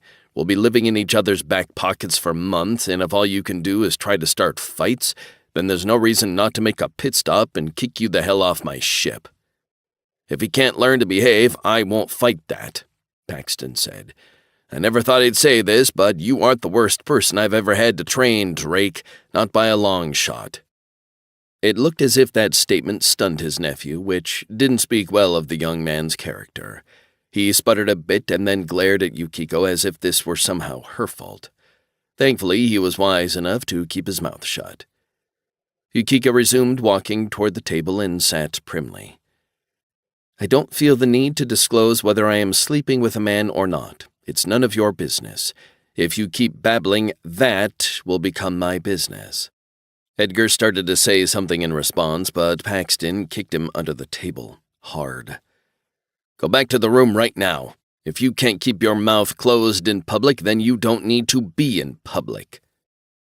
Edgar glared at Yukiko again and then stomped out of the galley. Once he was gone, she turned her attention to Paxton. "And what about you? Would you care to inquire what we were doing this morning?"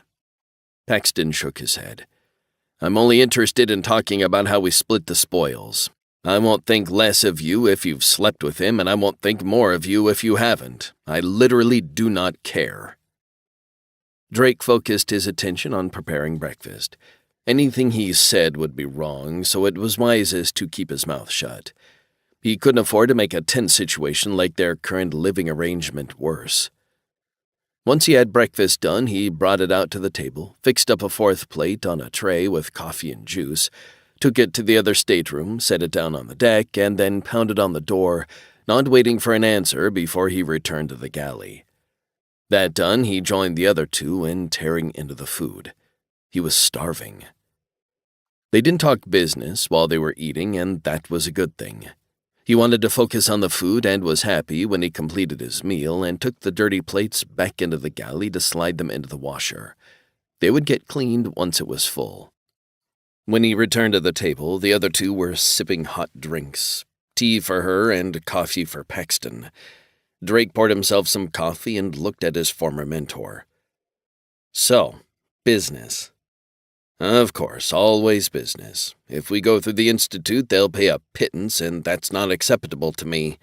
I contributed half of the information that led to this find, and I demand full possession of my half to do with as I choose. What you do with yours is your business." Drake shook his head. "Have you read anything about ships like this? They're huge. There's absolutely no way that we can cart off everything if we find that ship. Leaving aside the fact that I only have a small vessel myself, if we bring a third party in to help us load other objects off the ship, that's going to mean paying out even more to a third party. Is that truly the direction you'd like to go? And if we call in the Institute, they'll send out people to slowly go over everything," Paxton said, pointing a finger at Drake. "Don't think they won't. It will be years before they even have a catalog of what's there. Then they'll list out what they are willing to pay for each item, and you won't get nearly any money out of the deal. That's not acceptable to me. We need to sell it on the black market." While Drake had never been involved in the black market, he'd heard stories. Getting involved with those people was a good way of getting their throats slit and their goods stolen. There was no honor among thieves of that caliber. Hell, there really wasn't honor among thieves of any caliber. He should know. His own peculiarities stood out like a sore thumb when he wanted to treat people fairly. "Perhaps I can suggest a compromise," Yukiko said.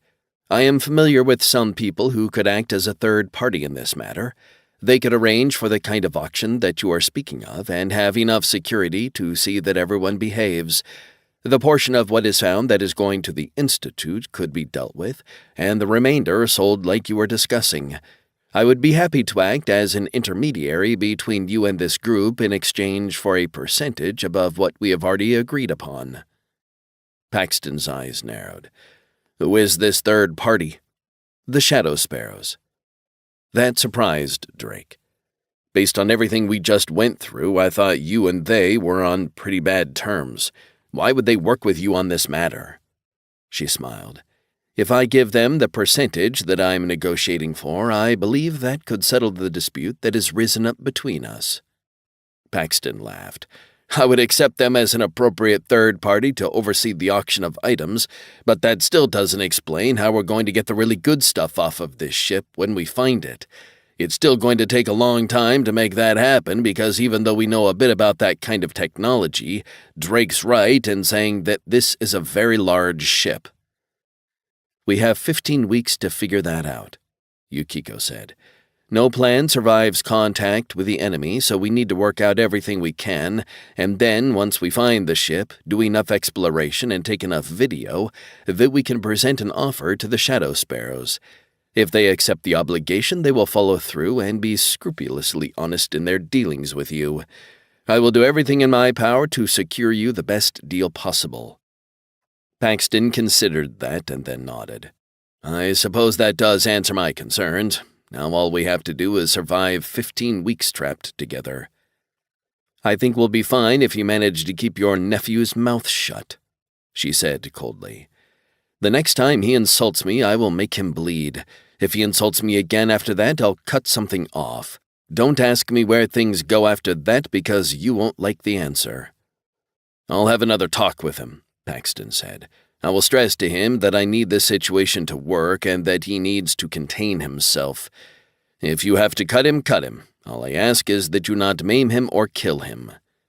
"I will not promise that. He needs to learn discretion. Put a leash on him." Paxton rose without saying anything else and headed toward the other cabin. Drake focused attention on Yukiko. "That boy's not going to be able to keep his mouth shut." "No, he won't." "Yeah, the next 15 weeks were going to be tough." 14. As he predicted, the next 15 weeks were just as fraught with danger and awkwardness as he'd feared. While the two of them settled into a routine that allowed them the very minimum of privacy that they had to have, that was it. There was no way two people could live together as they were without seeing things that they shouldn't. One aspect of that was her willingness, after a month, to show him her face without her eye patch on. The ruined eye socket was hard to take, but he didn't look away. If he wanted her to be his partner, he had to accept her as she was. Weirdly, it didn't diminish her beauty, though it made her seem even more dangerous. The more he got to know Yukiko, the more impressed he became with her sharp mind and even sharper wit. She didn't take crap from anyone and was virtually the opposite of the kind of woman that many men sought. It was appealing. When the day came that they were ready to exit the quantum sea in the system where the Golden Rule supposedly sat, he was amped. It was possible that the ship had never made it to this destination, and that would suck. They might have to go hunting about in other systems between where the escort had ended up and this system. Even so, that didn't mean anything. If the entirety of the crew had died while the ship was sailing the quantum sea, then it was gone for good. There would be no telling where it ended up if that were the case. It would have become a ghost ship that never reached port. The crossing of the quantum shore went exactly as he'd planned, and he found himself and his ship floating a fair distance away from the red supergiant star called Betelgeuse. It wasn't anything more than a small disk at this range, but he knew it was incredibly massive. His ship wasn't set up for doing any kind of survey work, so locating the Golden Rule would be challenging. Even locating planets circling the star would be problematic. The best he could do was to determine that there were no threats in their general area. That meant they had time to discuss their options and figure out what to do next. Drake locked the control console down and exited the bridge, then secured it behind him. He made his way back to the galley and found everyone seated just about where he expected them to be. Paxton and Edgar were on the far side of the room, and Yukiko sat on the near side. The two groups would not have spoken to one another without him there, because things had devolved to the point where Yukiko had had to make good on her threat to draw blood. Edgar now had a very ugly-looking scar on his right cheek. It was something that could probably be made more palatable by surgery, but it would never go away completely. That was the second time she'd had to draw blood. The first time, she'd stabbed him in the leg. If it had been him, he'd have gotten the point the first time. He smiled at his own humor and made his way to the coffee maker. "We're out of the quantum sea and in the system. Everything is safe around us, but this ship isn't made to do survey work, so how are we going to find the Golden Rule? It could be anywhere in the system. Or it might not be here at all," Yukiko said. "Just because the logbook said that's where the ship was going doesn't mean that's where it ended up." "It either is or it isn't," Paxton said. "I've read that log entry a dozen times, and the captain undoubtedly entered the information he was given.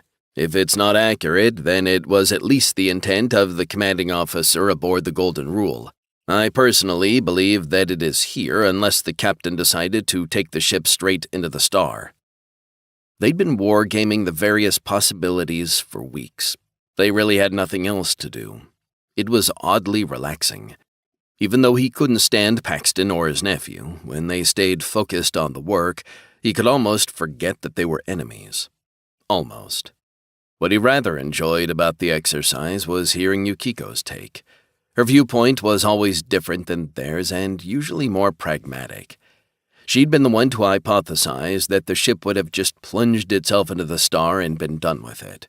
That would certainly make sure that no one else was infected, but it was an ugly way to go. Not that death by the Red Plague was pretty. "I don't know that discussing it further will do us any good," he said as he took his coffee to the table and sat beside Yukiko.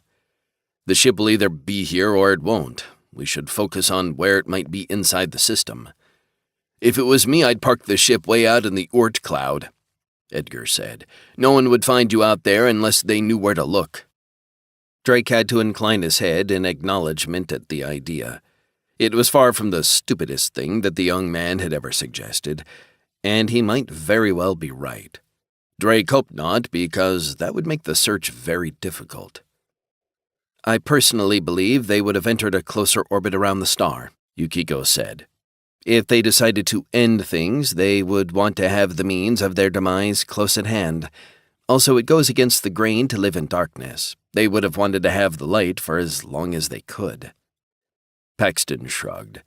"It'll certainly be easier searching closer to the star, so I suggest we start there. If we don't find anything, we can move further out. The system will probably have gas giants, and they might be a good secondary location to search. If we don't find anything at a reasonable distance from the star, then we might as well give up.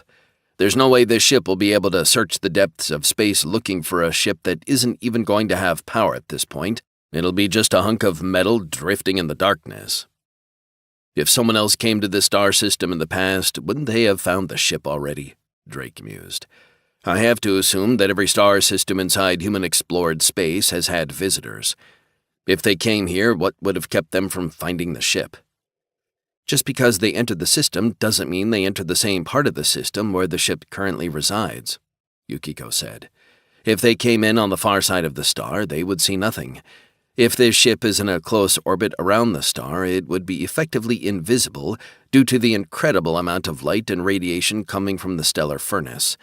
If it is in deep space, they certainly wouldn't have found it." She took a sip of her tea. "All we can say with certainty is that if the ship had been found, we would have heard about it.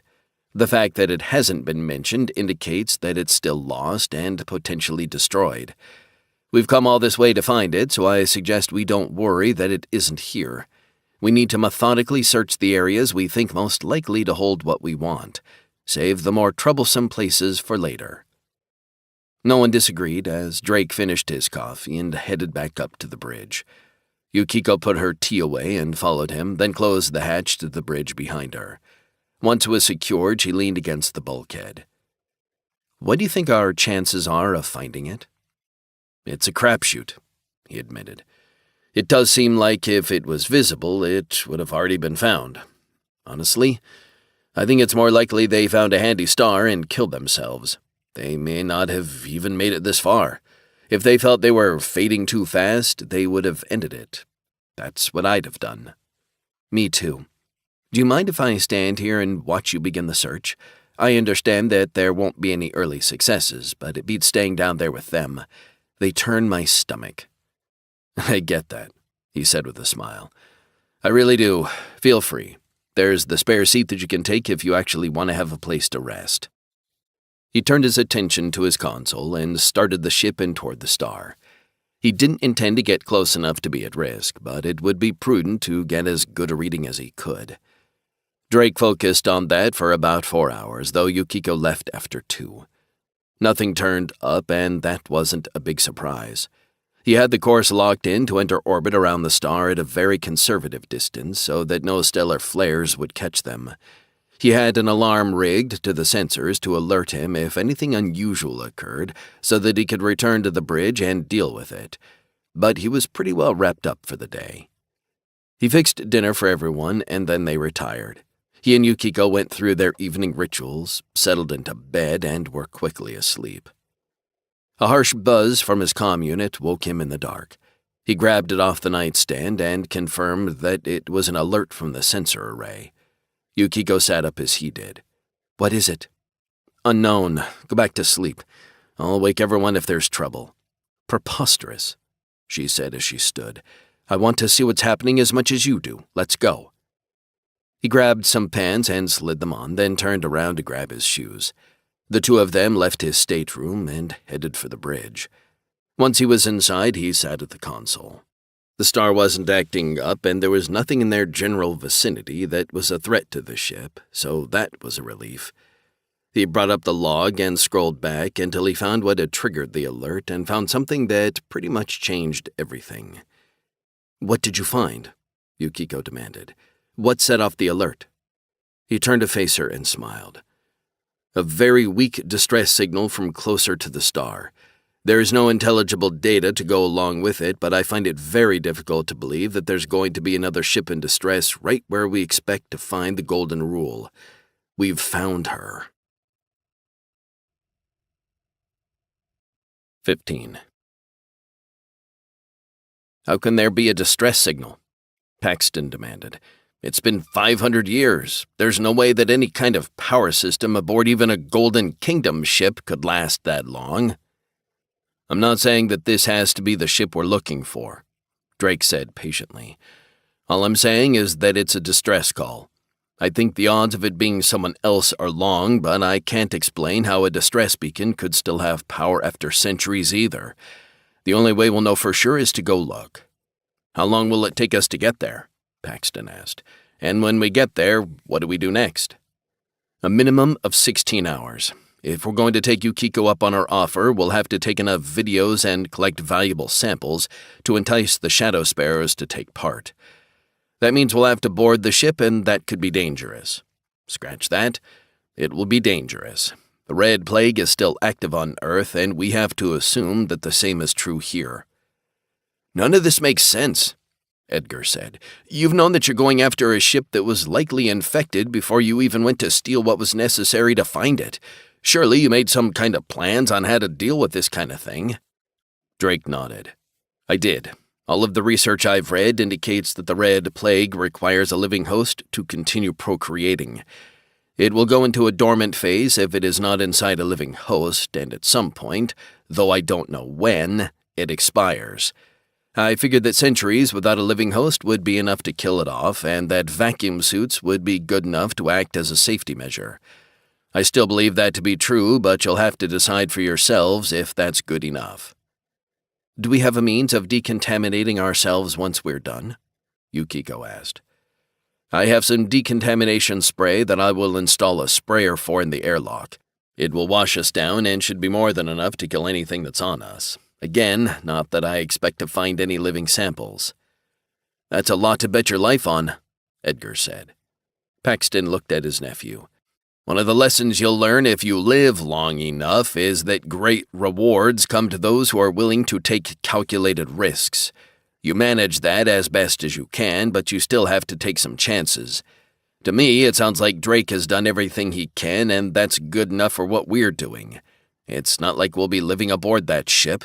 This will be a series of excursions to take images, catalog what we find, and collect samples of the good stuff. If you don't feel comfortable with that, stay here, and I'll reduce the cut you get." The young man didn't say anything, but Drake could see that he was annoyed with his uncle. He could commiserate because Paxton had often annoyed him when he was working for the man. 16 hours, you say," Paxton continued. "Considering that it's just now when we would normally be waking up, that's going to have us arriving around the time we would normally sleep. I recommend that you slow our approach so that we can be at our best when that time comes." That was a reasonable suggestion, so Drake nodded. "I can do that. It'll give me time to set everything up in the airlock and to test the systems. Unfortunately for you, we only have generic vacuum suits for your use. Yukiko and I have ones designed for us, and they're somewhat better armored and fit better as well. I still think you'll be safe, but this is your fair warning that you're coming into this at a bit of a disadvantage." "I agree with your assessment that the virus is probably dead," Paxton said, pouring himself some more coffee.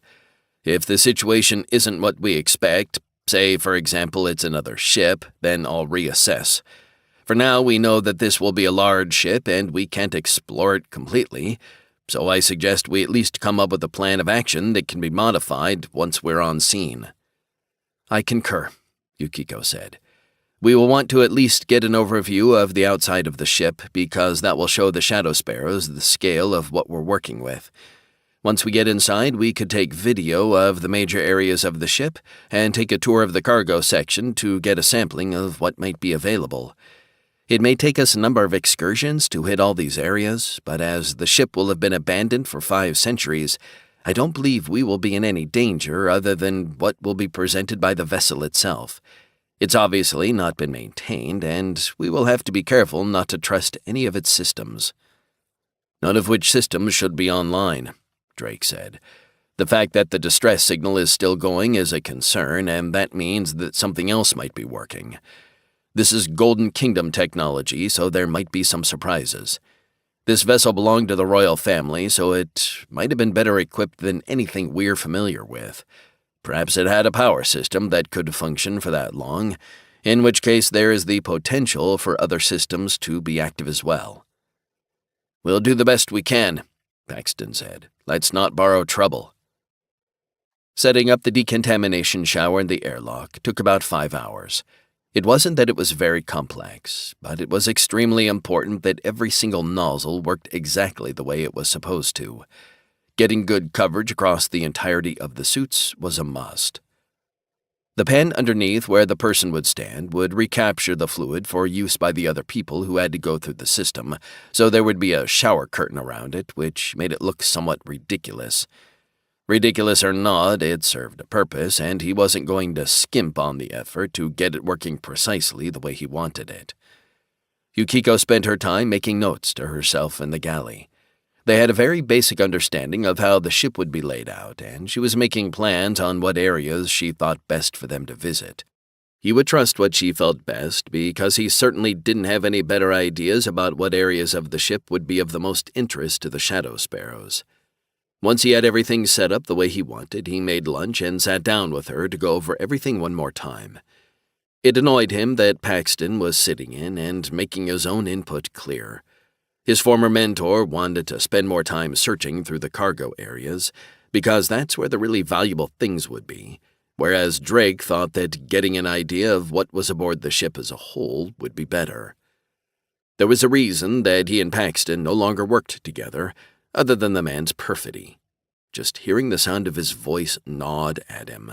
To his shock, Yukiko took all of Paxton's comments in stride and answered them with logic of her own. Either she accepted what he suggested, or she argued with facts why it was the wrong idea. She was much better at working with Paxton than he would have been.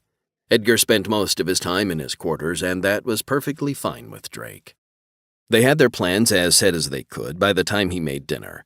The ship was moving slowly enough that it didn't yet have a sensor reading of what was at the source of the distress signal, and probably wouldn't until late in the night.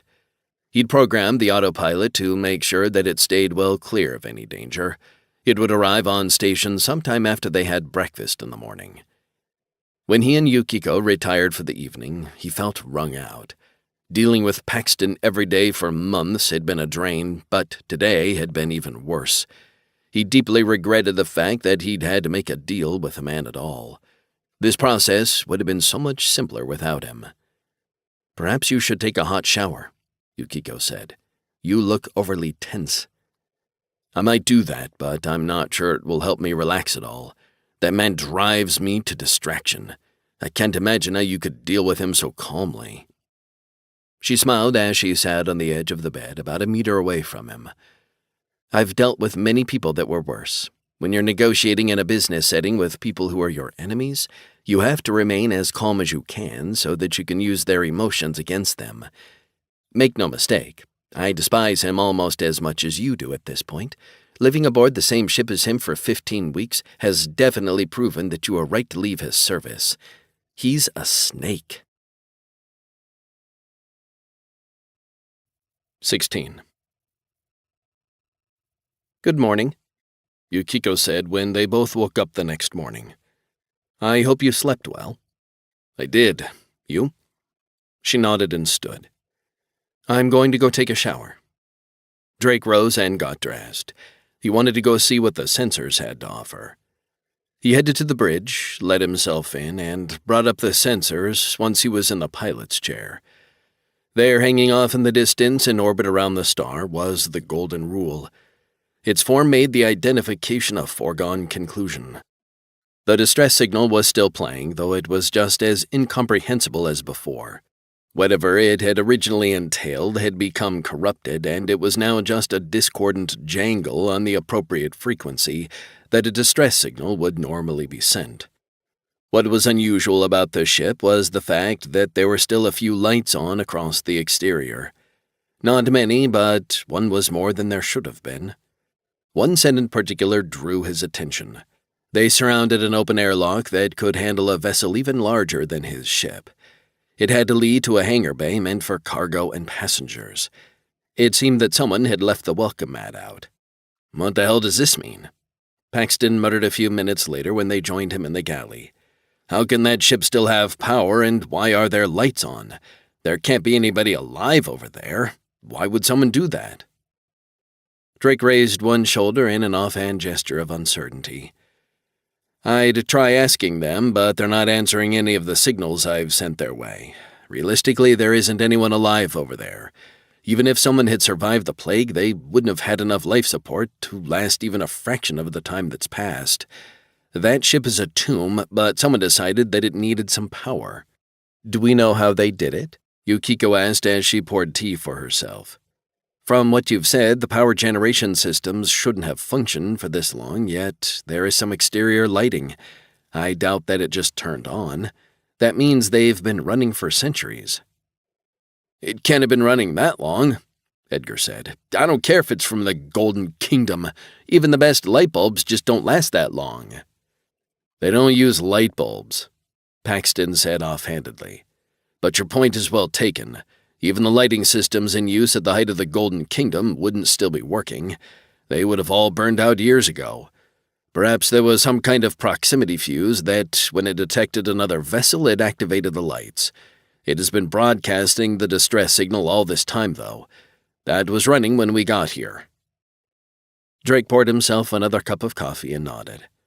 "You're right. No matter what is going on, it's obvious the situation isn't what we assumed it was. That ship has to be the Golden Rule simply based on its size. We'll have to get closer and read the name on the bow, but I have no doubt that's the ship we're looking for. The largest find from the Golden Kingdom in the last 3 centuries. "And our payday," Paxton reminded him. "I don't care who decided to leave the lights on or what their purpose was. That ship is our golden ticket, if you'll forgive the pun." Actually, Drake would forgive him for that pun. It was a good one, and he was slightly jealous that he hadn't thought of it himself. "We already had a plan to explore the ship," Yukiko said. "I believe we should continue with that. Nothing we've seen so far changes anything." "Not true," Drake said. "With the power on, it might make exploring the ship somewhat easier. On the flip side, if anyone put any booby traps in place, they might still be functional as well." "Booby traps?" Edgar asked incredulously. "Why would anyone do that? It's an abandoned wreck full of dead people. This isn't something out of an entertainment video where we have to slip into the abandoned temple and dodge all the traps set by the dead people." "I certainly hope not," Drake agreed. "Even so, we have to be cautious. Desperate people do desperate things, and someone who is dying is desperate indeed. Who knows what was going through their heads at the end?" "Do we know how they are getting power?" Yukiko asked. "I know the question was already asked, but I didn't hear an answer. Do they have fusion plants that can somehow last that long?" "No," Drake said. "It looks like they've deployed a lot of solar arrays. Maybe it was something from the cargo, but it's easily 20 times the size of the ship itself. If they've got enough batteries on board, it could be storing power. Even if it doesn't have batteries, it could be drawing continuously on them to keep the lights going. I don't know why someone would do that, but it certainly implies there were survivors after they made it here. We have to treat every single thing aboard that ship as if it's an infection vector," Paxton said.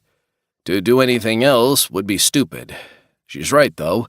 We've got a plan and we need to execute it. I suppose I'm going to have to put off looking at the cargo area until we figure out what's going on. Where should we start?" "The bridge," Drake said. "If someone was going to leave a message, it will be there." "Then I suppose we'd best be about it," Paxton said as he stood. "Everyone should take a trip to the bathroom, and to make sure you get all of these drinks out of your system, your suits will only be able to hold so much." Ah, that's right. He would have to use the plumbing this time. Not his favorite thing. The four of them made their way down to the airlock and retrieved their vacuum suits. His and Yukiko's were custom-made and somewhat armored. They would absolutely be the right suits for this job. The general suits they'd gotten during the escape from the Sato Prefecture would have to be good enough for Paxton and his nephew. They wouldn't be nearly as comfortable, and he could only imagine that he'd never hear the end of the complaints about that.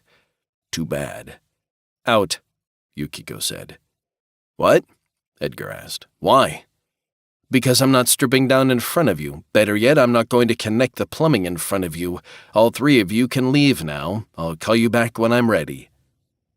Drake headed right back out of the airlock and began climbing into his suit. There was no need to wait. He could handle what he needed to out here. "Why doesn't she want you in there?" Edgar asked. "Did you have a little spat?" "Sometimes a woman wants privacy when doing something intimate," Drake said. "There are things that they don't even want a lover to see. If you ever attract a woman for yourself, you'll figure that out." Paxton laughed but didn't say anything else as his nephew fumed. Drake could have said that he and Yukiko weren't sleeping together in the truest sense of the words, again, but he wasn't going to give the boy satisfaction. Let him assume whatever he wanted. By the time Yukiko came out, Drake was already in his suit, and the other two were most of the way finished getting suited up. She had her helmet in the crook of one arm. "Good. I assume that we'll take the ship in and then go from there?" Drake nodded, tucking his own helmet under his arm. "That makes the most sense, yes. The original plan was to land on the hull and use the magnetic clamps to hold us in place. But that airlock is big enough for a ship twice the size of mine. The cargo vessels that served such a ship must have been truly tremendous." "What if we get stuck inside?" Edgar asked. "That ship has power. The hatch might close." "Then we'll open it again," Paxton said.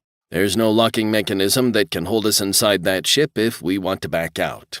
Go back to the galley and I'll join you in a moment." The boy looked like he wanted to argue, but Paxton simply stared him down.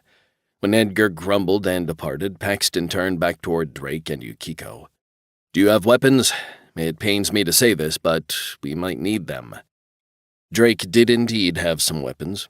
Yukiko had insisted, and he hadn't wanted to argue.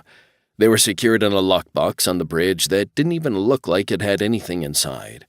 Even so, he wasn't going to tell Paxton that. "No, we didn't think we'd need weapons for something like this. We'll just have to be careful." "I have my swords," Yukiko said. "That will be good enough for me." Paxton sighed and nodded. "I figured. Let's do this." Drake headed for the bridge and Yukiko followed. Once they had secured themselves inside, he moved the pilot's couch to its furthest position away from the console and accessed the hidden storage area in the deck. It held 2 automatic pistols and were designed to fire in vacuum. Each came with a couple of spare magazines. He took out one of the holstered pistols and handed it to Yukiko. "I'm not sure how we're supposed to keep these hidden from the other two and still have them available for use." "That is a challenge," she agreed. "There are cargo pockets on the legs of these suits, so I suggest we keep them there. They are designed to be utilized by someone wearing a vacuum suit so long as we can holster them. That will not be a problem.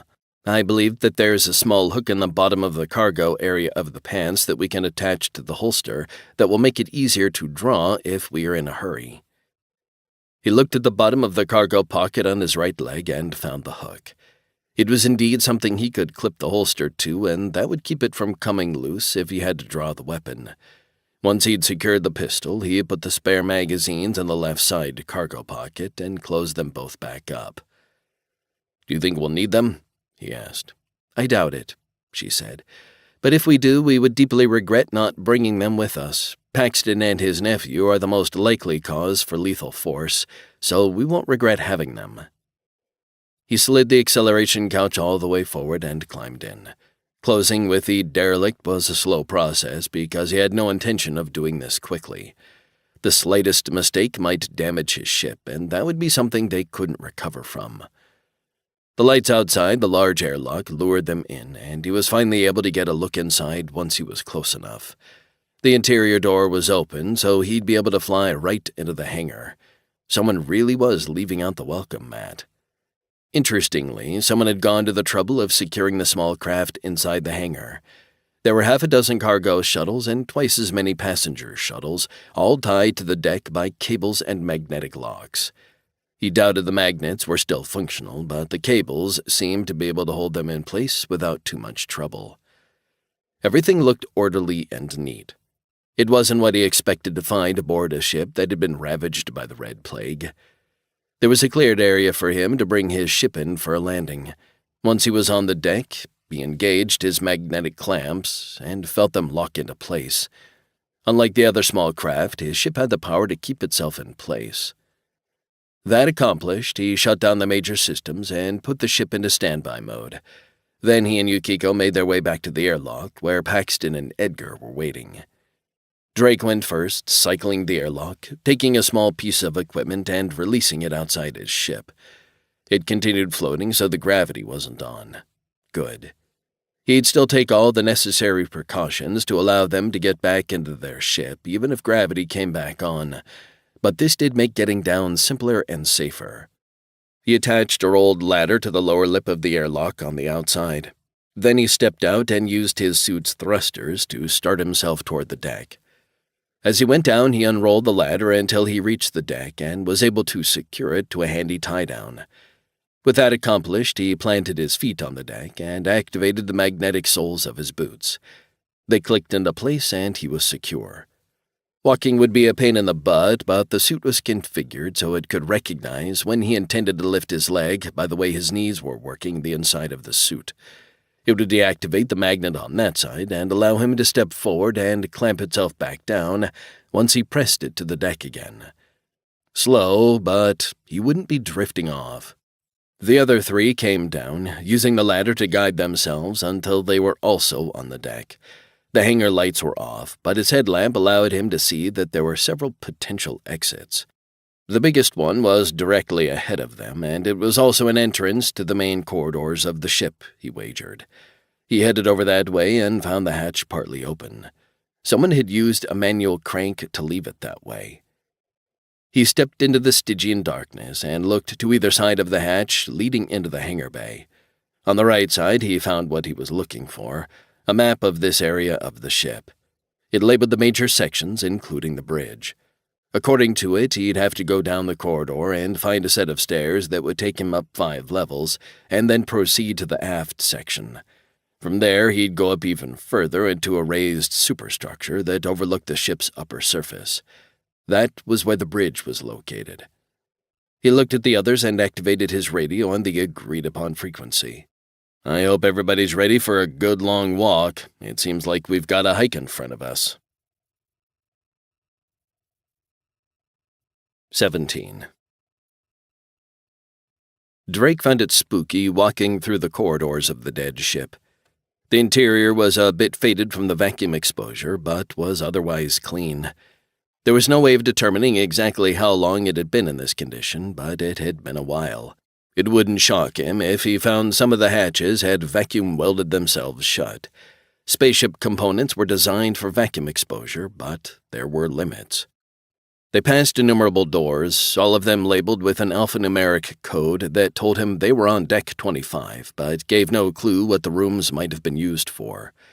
He had traveled on enough liners over the years that he was used to this. Oh, it wasn't done that way in the passenger areas, but things were different where the crew worked. Normally, people like him wouldn't have been allowed into the crew areas, but there had been a few occasions where he'd needed to show himself around. As long as someone was dressed in the appropriate fashion, and there was enough of a crew complement to hide the fact that there was a new person among them, he could get away with it. None of those had been truly impressive jobs, but every bit of experience was worthwhile. One never knew when learning how to do one specific thing or carry off a particular kind of con would pay dividends years down the line. Such as right now when he wasn't confused by the nomenclature used to identify the rooms they were passing. The same was not true for everyone else. Paxton grumbled about not being able to understand anything he was seeing, and even Yukiko seemed annoyed. For his part, they had a destination in mind, and getting there wouldn't be difficult so long as they could continue moving through the ship without hindrance. Every 30 meters or so, there was an airtight door built into the corridor. None of them were closed, and that told him that certain systems had to have been overridden to vent the atmosphere for the entire vessel. That certainly led to the conclusion that there would not have been survivors for very long. Even if they'd pulled what atmosphere they could into storage tanks, they couldn't have kept most of it. He wondered if the others were worried about the spooky environment they were in. After all, this was a ship full of the dead, and if one believed in ghosts, they were undoubtedly all around them. When they arrived at the aft section of the ship and started up the stairs, he decided that it made no sense to clomp all that distance. Instead, he turned off the magnetic soles of his boots, brought himself out into the shaft in the middle of the stairs, and began drifting upward with a slight push. "That's cheating," Yukiko said. "I approve." He didn't look down because that would have screwed up what he was trying to do, but he expected that she would be following him. If so, she was undoubtedly better coordinated than him, even if she wasn't quite used to how zero-gravity worked. "Don't push off too hard," he cautioned. "A little bit goes a long way." "Understood." The time that he'd spent learning how to operate in zero-G a number of years ago was definitely paying off now because he hardly even needed to course-correct. Occasionally, he'd reach out and just touch the railing as he coasted past to adjust his trajectory. When he saw the top of the stairs growing closer in the light from his headlamp, he extended his hands in front of himself and used them to absorb his momentum when he arrived.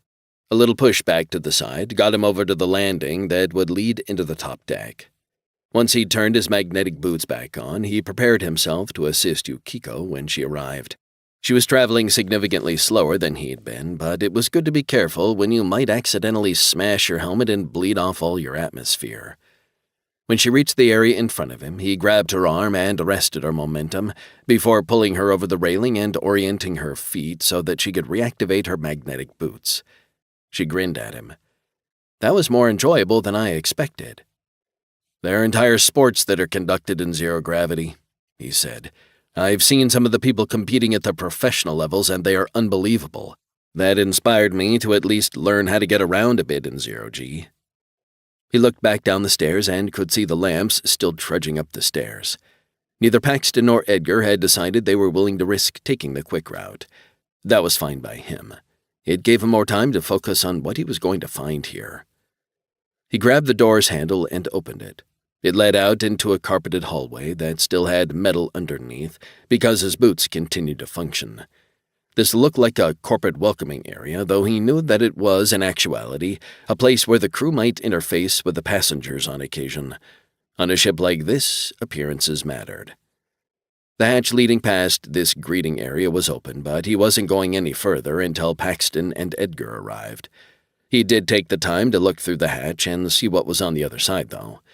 It was a hallway carpeted in much the same fashion as the area they were standing in, and it led to an open hatch with a big sign over it that read, "Bridge." "Where are the bodies?" Yukiko asked. "We haven't found a single dead person aboard a ship that's supposed to be a tomb. Surely we should have run into some by now." He frowned. "That's a good point. One doesn't go traipsing through a tomb without finding the dead. Where have they all gone, and who put them there?" The door leading into the stairwell opened, and Paxton stepped through with Edgar at his heels. "You could have damned well waited for us. Why did you make us walk all the way up?" Drake grinned. "That was your choice. You could have followed me if you liked. If you don't know how, that's not my problem. We waited for you here, and that's really the most you can expect." Without waiting for a response, Drake headed into the hallway and started toward the hatch. The bridge was bathed in red light from Betelgeuse that came through the wraparound windows at the front of the compartment. Once again, there were no bodies. He stepped up to look out over the ship. It was as dark as before, but he could see it all through the windows. The view must have been breathtaking when the ship had power. "Idiot," Paxton growled. Drake turned and saw him shove his nephew away from what he thought might be the engineering console. Surely the boy hadn't been stupid enough to mess with the controls even if they were dead. "It said to press it," Edgar said defensively. "I was just doing what it said." "If I told you to jump off a building, would you do it?" His uncle snarled. "You are literally too stupid to live." Drake walked over to the console and found that there was an adhesive-backed piece of paper that pointed at a big red button. It read, "Press me." The boy really was as stupid as a bag of rocks. "I don't know what you just did, but it's probably not going to be something we'll be happy about," Drake said. "If you see any other notes telling you to do things, speak to an adult before you touch anything." That's when the overhead lights came on dimly and the console in front of him rebooted. Over the next few seconds, the lights came up to full power. A glance around the bridge showed the other consoles also coming to life. Edgar had done something to bring more power to the ship. Drake peeled the note off the engineering console and tried to figure out what he was seeing now that it was displaying data. He had enough experience with the engineering section of his ship to make broad guesses about what each section of the data was. It looked like a fusion plant was coming online. That shouldn't be possible. The damn thing had to have no power. Otherwise, why would they be using solar panels? This made absolutely no sense. "It looks like he's activated a fusion plant," Drake said. One thing he knew for sure was most engineering consoles didn't have any big red buttons on them. A look at it showed that it was an add-on that someone had rigged up specifically for this moment, then taped a message on top of it to make sure that someone followed through. "Drake, I think you'd better see this," Yukiko said. He looked over at where she was standing near the front of the bridge. It took a few moments for him to get over to her and see what had grabbed her attention. Where before there had only been darkness, now large swaths of the ship were illuminated. From up here, the area over the passenger section was clear, and he could see the lights turning on section by section leading toward the bow of the ship. "The ship is coming to life," he said quietly. "Someone programmed it to do this. There's something going on that we don't understand, and we need to figure it out before it bites us." "I think I know where we might be able to find an answer," Paxton said. Drake turned around and saw the man standing at the hatch leading off the bridge. On the back of it was another sticky note. "What does it say?" "Welcome aboard. Please come to engineering where all your questions will be answered." This was just getting weirder. What had they stumbled into? 18. There had been a lanyard taped next to the note, so Drake detached it and took a look at the image on it. It showed an older man with an engaging smile dressed in a merchant uniform with 4 stripes on the shoulder boards. The text below the image identified the man as Jacob Cromwell, the commanding officer of the Golden Rule. Drake stuffed it into his cargo pocket that held the spare magazines to his pistol. It wouldn't have been left here if it hadn't been important, and he had no intention of letting Paxton have it. Once they'd stepped off the bridge, the hatch slid shut behind them and locked. It was a good thing he'd taken the card. A quick check showed that the security reader next to the hatch accepted the badge, and the hatch once again slid open and stayed that way for about 30 seconds before it slid closed again. Somebody really did plan ahead for this, he said to the others as they began walking back toward the stairwell. They were about halfway there when he felt the gravity plates start to come on. They didn't leap straight to full power, but he could tell that they were ramping up. It was a good thing they hadn't done so while he'd been in the middle of the stairwell floating down. Once the gravity felt right, he switched off the magnetic soles on his boots. While he was doing that, Edgar had walked over to the elevators and pressed the call button. One of them slid open, showing a car waiting for them. The young man went inside. "I don't think I'm ready to trust an elevator that hasn't been used for 5 centuries, Drake said as he headed for the stairwell. "You're welcome to do so, but it could be a very long time before we get you out." The young man came back out of the elevator car, looking disgruntled. He didn't say anything, but even Paxton was shaking his head. It felt weird, but he pitied the man for being stuck with such a moron. The walk down the stairs was a bit more trying than it would have been otherwise, since they were wearing vacuum suits, but it couldn't be helped. Even though the gravity was back on, the readout showed that there was no atmosphere. He'd be very surprised if the atmosphere had been restored. Surely, wherever any of the spare air had been stored had leaked away long ago. When they reached the primary corridor leading fore and aft, he continued toward the rear of the ship, and they found themselves outside a large hatch with a sign over it that said, Engineering. The hatch was closed. Drake retrieved the badge and waved it over the reader. The red light turned green, and the hatch slid aside, revealing a huge compartment filled with machinery and drives. The overhead lights were on, and it seemed as if a good portion of what was there had come to life. That still didn't feel right. Everything had been abandoned for so long that it should have shorted out or just failed. How could the systems spring back to life and still work? The Golden Kingdom was an amazing fairy tale of high-tech existence, but this was inexplicable. Sitting about a dozen meters into engineering was a stand with another note on it. The note consisted of an arrow pointing to the right, so he turned and headed in the direction it indicated. That brought him to a closed compartment that was labeled Primary Computer Core. Once again, the badge allowed him access, and they all tromped into the chamber. Unlike primary engineering, it seemed that the computer was off.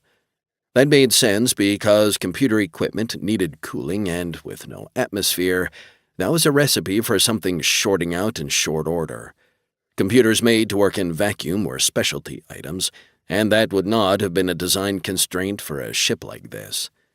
On one of the consoles was another note. It was lengthier and even had a signature at the bottom.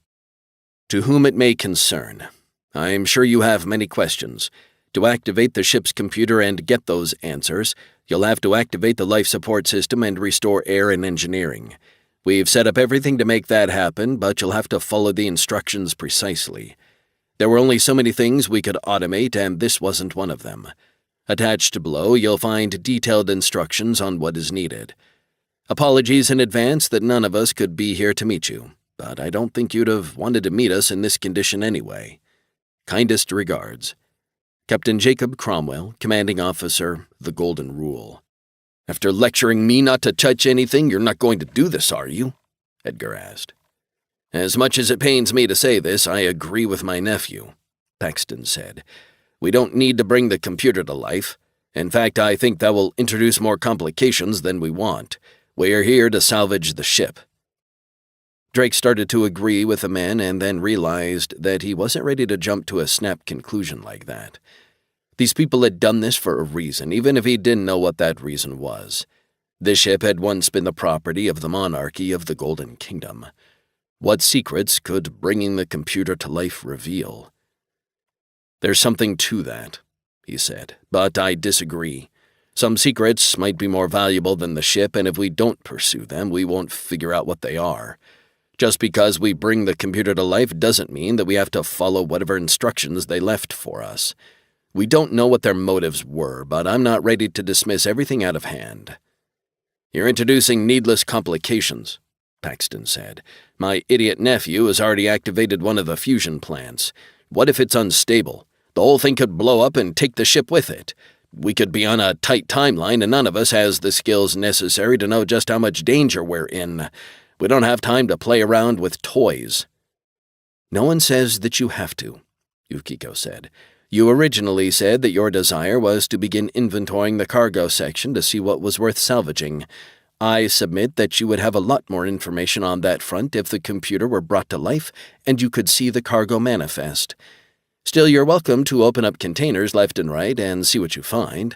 Don't let us hold you back. None of us are going anywhere until such time as we are all ready to leave. How do we know that's true? Edgar asked. What's to stop you from shutting everything down and flying away? Now both Drake and Paxton stared at the boy as if he were even stupider than he had been a mere moment before. Drake was tempted to respond, but decided to see what Paxton had to say. Drake is many things, but he won't leave us here like that, the older man said. He flies on the side of angels, and he's made a deal. He'll honor that deal to the letter. He smiled a bit coldly. Where we might not be so disposed, we can count on him to not betray us. And you can count on me to remove your arms and legs if you betray us, Yukiko said coldly. She reached over her shoulder and tapped the sword hilt that was resting there. One little nick and all of your air bleeds away. Do not test me. Paxton held his hands out. Fine. If you want to bring the computers to life, I'm willing to play along. I don't expect it to do anything more than add complications to what we're trying to accomplish, but you aren't wrong in saying the cargo manifest would make the job significantly easier. Drake took the instructions for turning on the life support system off the console. They were detailed and voluminous, covering several pages. He handed them to Yukiko. If you'd read these out, we won't proceed until we are sure that no idiot has written something in there like, do this thing with part A, and then 2 lines later says, but make sure you do this other thing before you execute that first thing. I can handle that, she said, taking the papers. I am very detail-oriented. Give me a moment to read these and we can begin. He gave her time to do that while he walked around the room. He wasn't familiar with what a ship's computer aboard a liner normally looked like, but it seemed well put together. It wasn't overly large, but it probably didn't need to be. There would be distributed nodes throughout the ship that could carry out instructions. By the time he finished looking everything over, Yukiko waved the papers to get his attention. I'm ready. The instructions seem straightforward. I suppose we'll find out. Activating life support inside engineering took almost an hour because they had to walk to various sections of the large compartment and perform tasks. It wasn't as simple as turning a valve and letting the air out. Not even close. Even so, he eventually reached the end of the list and activated the last piece of equipment that was responsible for life support in this section of the ship. While he couldn't hear anything, the gauges on his suit indicated that there was now a low air pressure and that it was slowly rising. He hoped there wouldn't be a leak somewhere in engineering, because that would be disappointing. If nothing else, they might be able to get the manifest before the computer shorted out if there was a leak. The small console where he'd worked at last flashed for his attention and indicated there was indeed a leak, but it was a small one. It indicated the section of engineering where that leak was likely located, and he took a handy patch kit and went searching for it. 15 minutes later, he found what looked like a micrometeorite impact that had punched a hole through the hull about the diameter of the end of his pinky. He really needed to patch on the outside of the ship, but he slapped the interior patch in place. It would be good enough for now. Filling the room with atmosphere took about 20 minutes, and it was freezing cold. The heaters that controlled the temperature began working once there was enough air pressure and raised things to a higher level in short order. Roughly an hour after he began the process, it was complete, and engineering read as having a habitable atmosphere. He wasn't stupid enough to take off his helmet, because that was just begging for some random vector of the red plague to infect them. Even as that thought occurred to him, he turned toward Edgar to make sure the boy didn't do something else stupid. The moron had his helmet off. Of course he did. We'd like to thank you for volunteering to test this atmosphere for any indications that the red plague is still present, Drake said dryly. Gods above, Paxton said, grabbing the side of his helmet as if he wanted to pull his hair out. Is there no depths of stupidity that you're willing to plumb? Dear heavens, I think I'm going to shove you out an airlock and tell my sister that you killed yourself because you are, in fact, too stupid to live. What? Edgar said with a frown.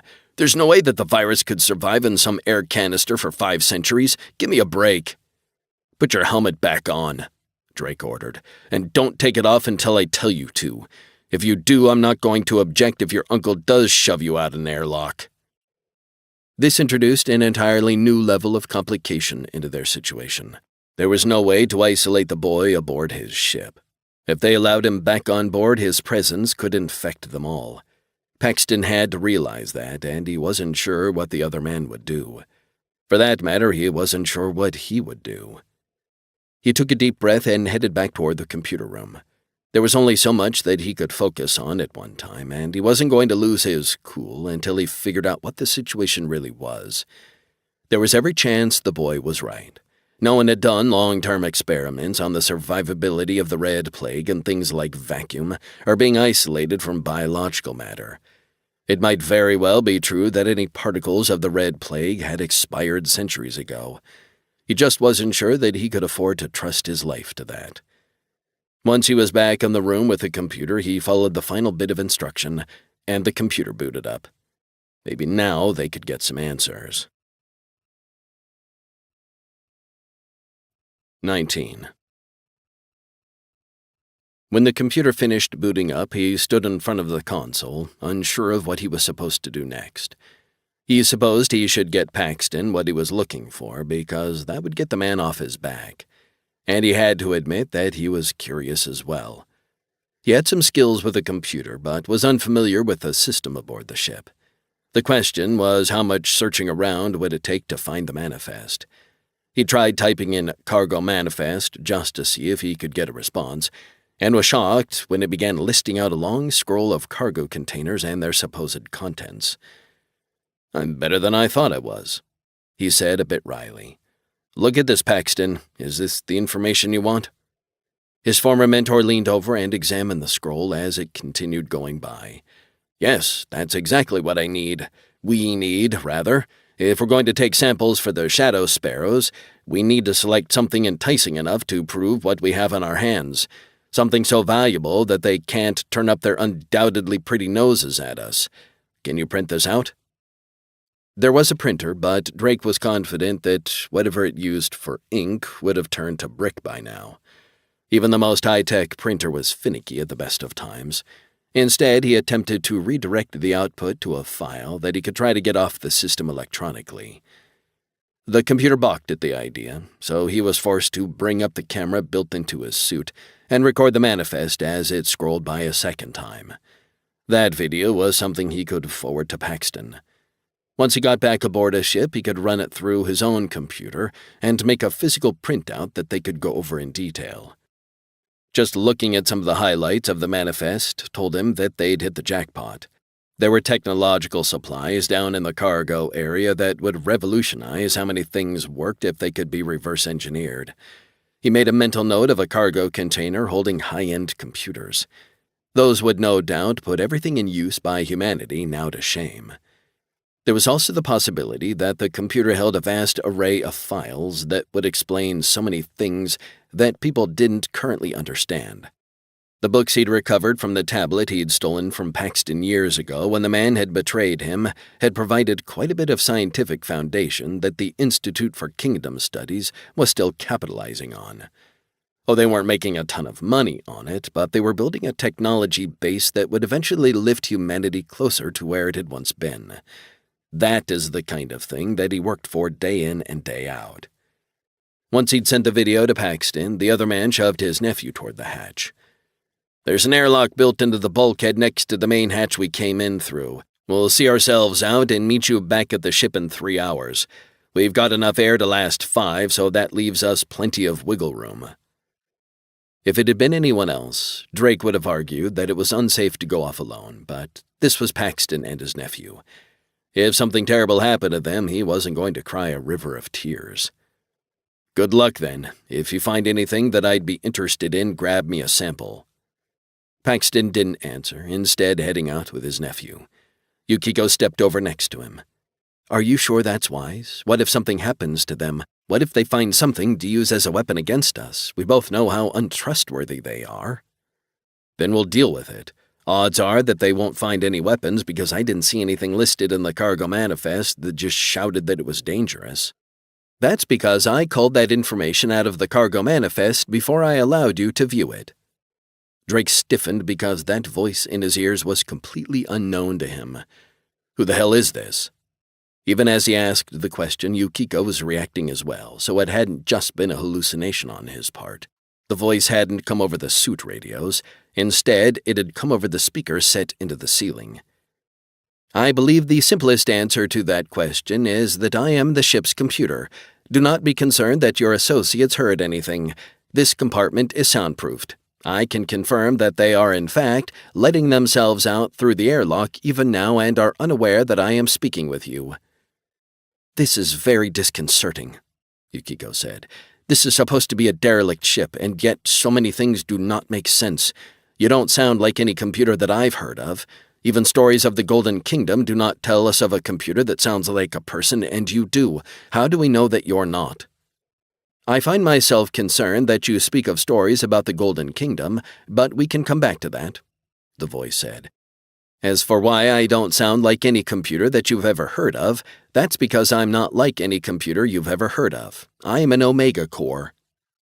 The term sounded vaguely familiar to Drake, and he dredged his memory trying to figure out where he'd heard it before. Then it came to him. An Omega core was a fairy tale, the story of an artificial intelligence so advanced that it was a person. Nothing he'd read ever indicated that such a thing was real. And yet someone was talking to them on a ship that couldn't have supported life for centuries. "Do you have a name?" Drake asked. "I'd like to know who I'm talking with. You can call me Drake. This is my associate, Yukiko Tanaka." "Those who used to know me called me Archie. I never had a last name because it was unneeded. After all, my progenitor was simply source code and an extremely advanced computer core. You spoke of the Galactic Kingdom in the past tense. Checking the backup systems, it appears that roughly 5 centuries have passed since I arrived in this system. Is the Golden Kingdom still in existence?" "No," Yukiko said. "It came apart after the deaths of everyone on Earth. In fact, the Red Plague killed tens of billions of people on half a dozen worlds. Without the governing structure of the monarchy, the Golden Kingdom broke apart, and there was a dark age of sorts. It is as dead as the people of Earth." "I find that very disheartening," Archie said. "I had hoped that someone would locate this vessel much sooner. Now I suppose I can understand why no one came. You are scavengers, yes?" "I don't think I'd call myself a scavenger," Drake said. "We sought this ship because it holds a host of technologies that might make people's lives better. Rather than looking to scavenge something, we are salvaging it. Or that's the intent. Why did you wait to reveal yourself? Admittedly, I don't trust Paxton or his nephew at all, but why would you care?" "Once I was reactivated, and that was when the fusion plant came online, I began monitoring your communications. Your radio signals weren't encrypted, so it was simple enough to begin learning about you. The tension between you and the other two became clear in very short order, and though I don't know much about any of you, I believe myself to be a relatively good judge of character, even in situations where there is little time to form an opinion. You two sound at least marginally more trustworthy than the other two." "Thanks," Drake said dryly. "With such a ringing endorsement, I can see why you made that decision. Are you going to fight us on the matter of salvaging this ship?" "It doesn't matter to me what happens to this vessel, or even myself, so long as its most critical cargo is preserved. I won't contest your possession of this vessel or even your ownership of it. It is salvage, as you say, so you have earned what you have found, and all I ask in return for my concurrence in this matter is that you take steps to secure and nurture that which I have been tasked with protecting." "And what is that?" Yukiko asked. "What is so important that it must be protected at all costs?" "I believe that it would be better to show you. Now that Fusion Plant Number 4 is online, I once again have complete control of the Golden Rule. I will guide you to a secret area that you would not have found unless you took the ship apart. There I will reveal all." "Suitably mysterious," Drake said. He looked over at Yukiko and raised an eyebrow. "We've got roughly 3 hours to look at it before we need to head back to my ship. Should we go?"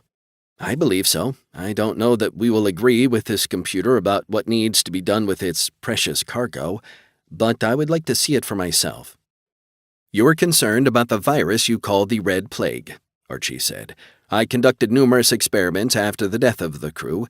It cannot survive without a biological host for more than 6 months. It has been significantly longer than that, and the fact that the majority of the ship is in vacuum makes its survival even less likely. Your associate isn't infected. The air that was released back into the ship had been thoroughly sterilized even before it sat in the holding tanks. If you were to stay aboard the ship, you would be safe. It does not hold any infection vectors now." "I'm not sure that I'm willing to take that on your assurance," Drake said. "Like I said, people still can't go to Earth. Everyone there died a horrible death, and now the planet is a wilderness. Every couple of decades, they send a condemned criminal down to make certain that the situation still holds true. It does. And you have not found the method of immunizing yourself against it. Admittedly, it took me a number of years to come up with a vaccine, but I believe it to be effective. Of course, there was no way for me to test that theory, but perhaps it is something that one of your condemned could verify." Drake laughed. "Yeah, I suspect that people would be willing to give that a try. And no one's come up with the vaccine. We've lost a lot of technology in the intervening years, so maybe that's not a surprise. You're not a doctor, are you? You don't have a medical laboratory aboard the ship, do you? How would you come up with this information and create a vaccine?" "There are many facilities aboard this ship that a normal mega-freighter would not have available. Even so, that is a conversation to be had later. I have taken steps to make certain that my presence is not made known to your associates, because I have no desire to see someone who is less trustworthy anywhere near the precious cargo that I guard. I will require your word that you will treat it with the utmost care and nurture and protect it. That is not negotiable." A bit nonplussed, Drake shrugged. "I don't even know what it is yet. How can I make a promise like that?" "It's very simple. You say something to the effect of, 'I hear what you're saying, Archie. I will do my very best to keep your precious cargo safe and secure, and to see that it is not harmed.'" Yukiko laughed. "I think I like this computer. It's very direct." "You would," Drake grumbled. "Fine, I hear what you're saying, Archie. I promise that I will keep your precious cargo safe and secure, and see that it is not harmed. I'm going to throw in the proviso that it cannot be harmful or dangerous to us. I hope you find that acceptable." "Under the circumstances, I believe that that's the best I'm going to get. Drake is not a complete name. It is understandable why I only go by one name, but I would know your full name." "Get used to disappointment," Drake said with a smile. "I don't share that information with anyone. So far as the universe at large is concerned, I'm just Drake." "Peculiar, but I suppose I'll have to live with that. Now, once you leave main engineering, if you look up at the ceiling, you will see that I am dimming the lights to lead you in a specific direction. It is safe to go there. I require your willing assistance and cooperation for this matter, so I'm taking every precaution to make certain that things are safe for you." "Then I suppose we'd best get going. We're on the clock, and I'm curious what you have to show us." 20. As they came out of main engineering and he saw the lights ahead of them dimming in sequence, he shut off his radio and reached over to the outside of Yukiko's suit to do the same. Then he touched his helmet to hers. This would probably make for crappy communication, but he didn't want their new friend listening in on what he had to say. "Can you hear me?" he asked. "Yes." The sound of her voice was muffled and sounded like he was listening from the other side of a thin wall. Even so, he could still understand her, and that was what he needed. "I'm not sure what to think about the situation, and it makes me nervous. Everything I've ever heard about an Omega Core, which was very little, sounded like a fairy tale. Silicon-based digital intelligence? That's crazy talk." "And yet here we are with someone talking to us," she said. "If it's not an Omega Core, then it's something else that is just as scary. I don't like things I don't understand, and I don't understand this at all. How can we trust anything it says?" "I don't know. We're aboard this ship, and that puts us at its mercy. It could lock down the hatch to the hangar bay and trap us. Could I unlock it? Probably, but what if it did something to burn out the motors? On another note, this thing has been here for a very long time, and based on the way it was talking, it survived the death of everyone aboard the ship and then started conducting experiments into the virus that killed them. It might be crazy in a literal sense." Yukiko didn't answer immediately, and he didn't push. When she did respond, her tone sounded a little off, even through the two helmets. "I'm not willing to assume insanity, but there's more to this story than we're aware of. I don't believe it's being forthright about what those special goods are. The story just doesn't add up. It's been trapped here for 5 centuries, and yet something is so important that it needs to do what it can to protect it. What can be that important?" It was his turn to shrug, even though she couldn't see him. "Damned if I know. I suppose we'll find out in short order. What about the Red Plague? Should we trust in what it says?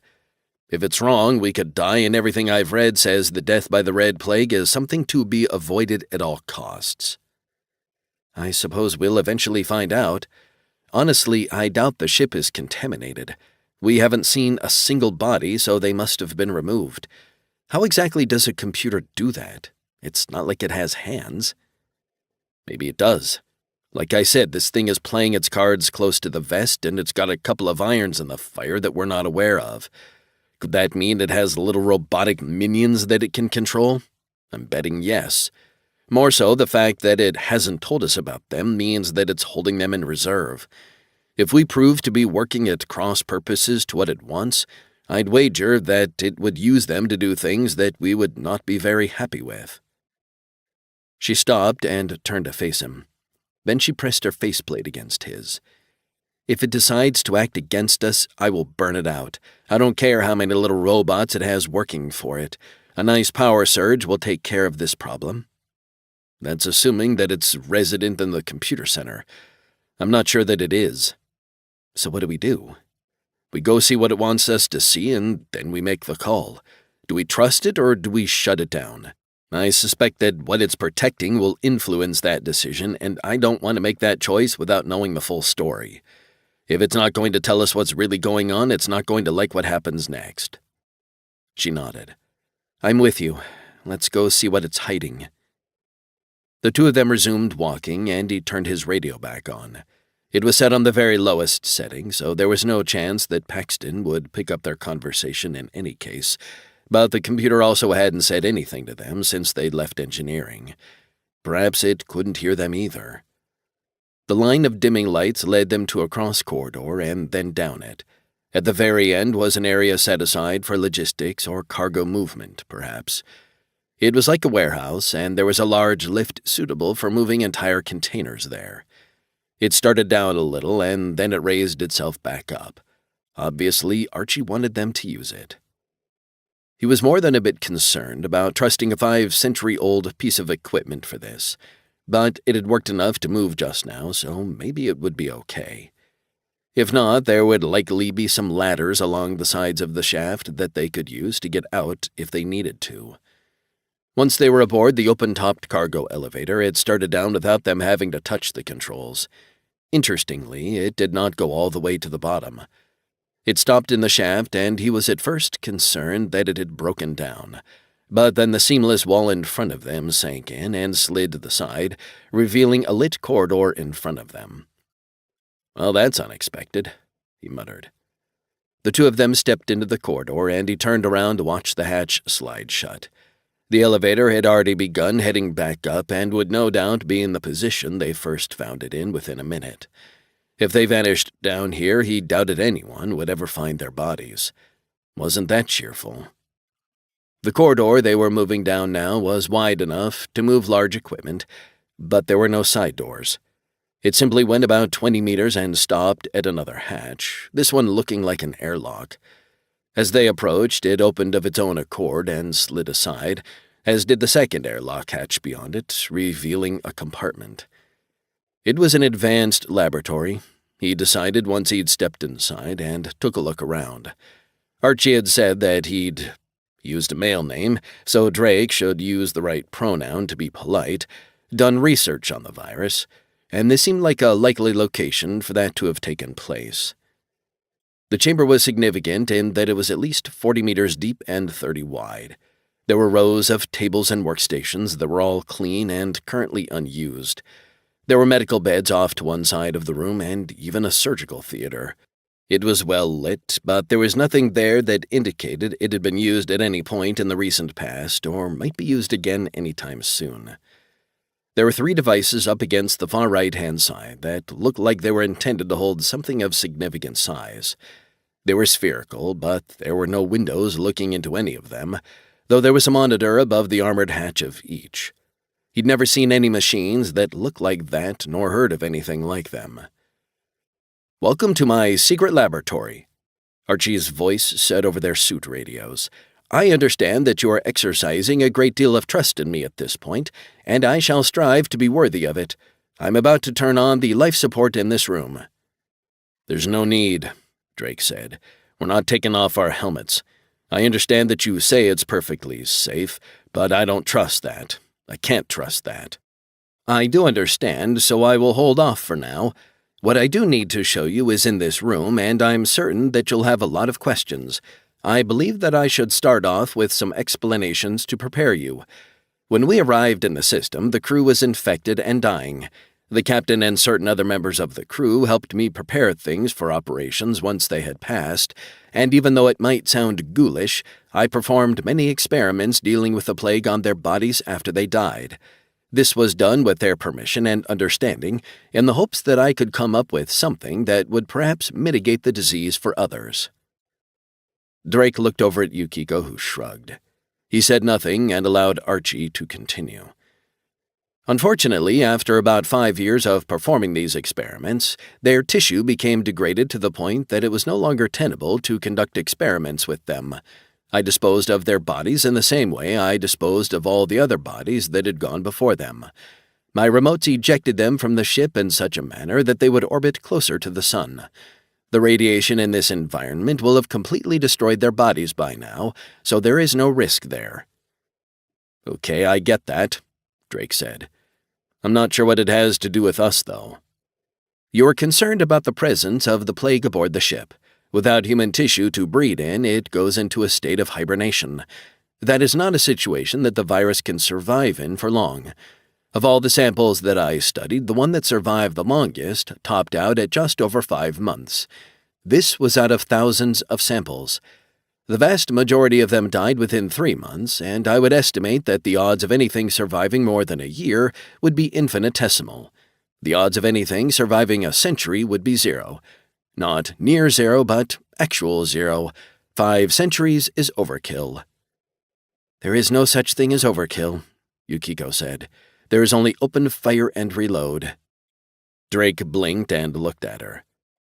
"I have no idea what that means, but thanks for your input. I hear what you're saying, Archie, but we can't afford to trust it. I only have one life, and if you're wrong, then I lose it. I hope you can understand where I'm coming from." "I do understand. Nevertheless, it's important that I explain that to you. When we left Earth, we had to leave in a hurry, and only part of the most critical cargo imaginable was able to be brought aboard. It is stored in one of the machines to your right." "What are they?" Yukiko asked. "I've never seen anything like them." "They are called stasis chambers. I do not believe that you have the background to understand the science behind them, but I will endeavor to explain them in a way that makes sense without getting into the details of how they work. Honestly, I'm uncertain that even I truly understand how they work. These devices were bleeding-edge technology at the time we left Earth. In fact, they'd only been installed aboard the ship for about 3 months. They were the brainchild of Dr. Emil Tenenbaum. He was a brilliant physicist and biologist. He was the person that helped create me and a few others like me." Drake shook his head. "That doesn't really explain anything. First of all, I'll grant you that whoever this scientist was, he was the best thing since sliced bread. I don't see how that helps us understand what a stasis chamber is. I guess, just based on the name, that these things keep whatever's inside of them the same as it was. Surely it can't have done so for 5 centuries.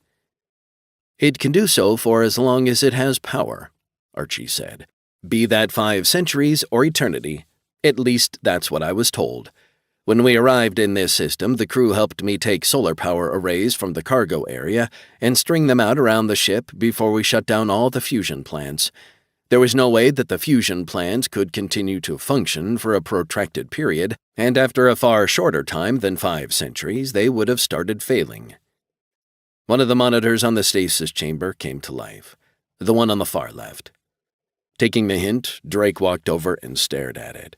The image on the monitor showed a reclining seat like one might see at a dentist's office. Lying on that couch was a boy of perhaps 16 years. He had short black hair cut in a conservative style. He was dressed in clothes suitable for hiking, though they were of obvious quality. Lying in his lap were 2 cats, one black and one white. None of them moved. "Are you saying there's a person in there?"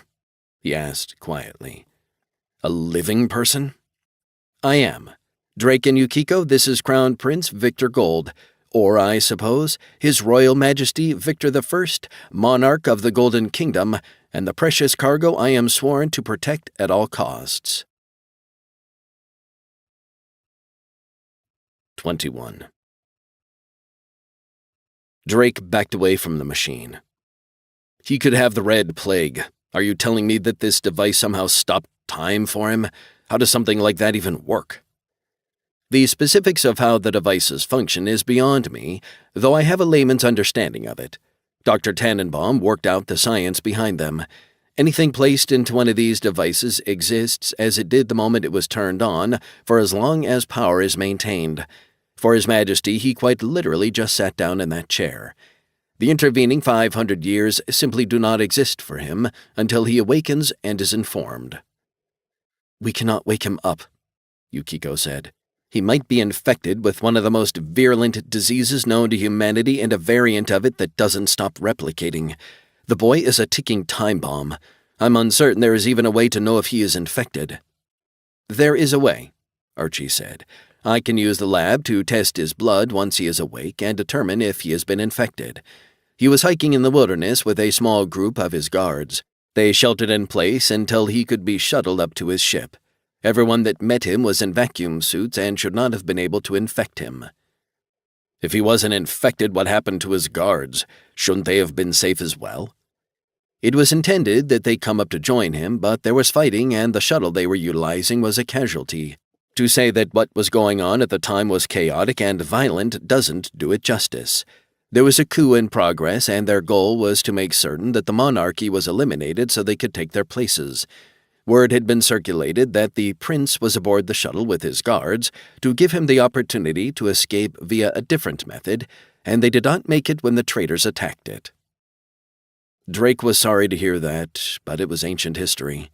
Those men and women had perished 5 centuries ago, and his problems were rooted in the present.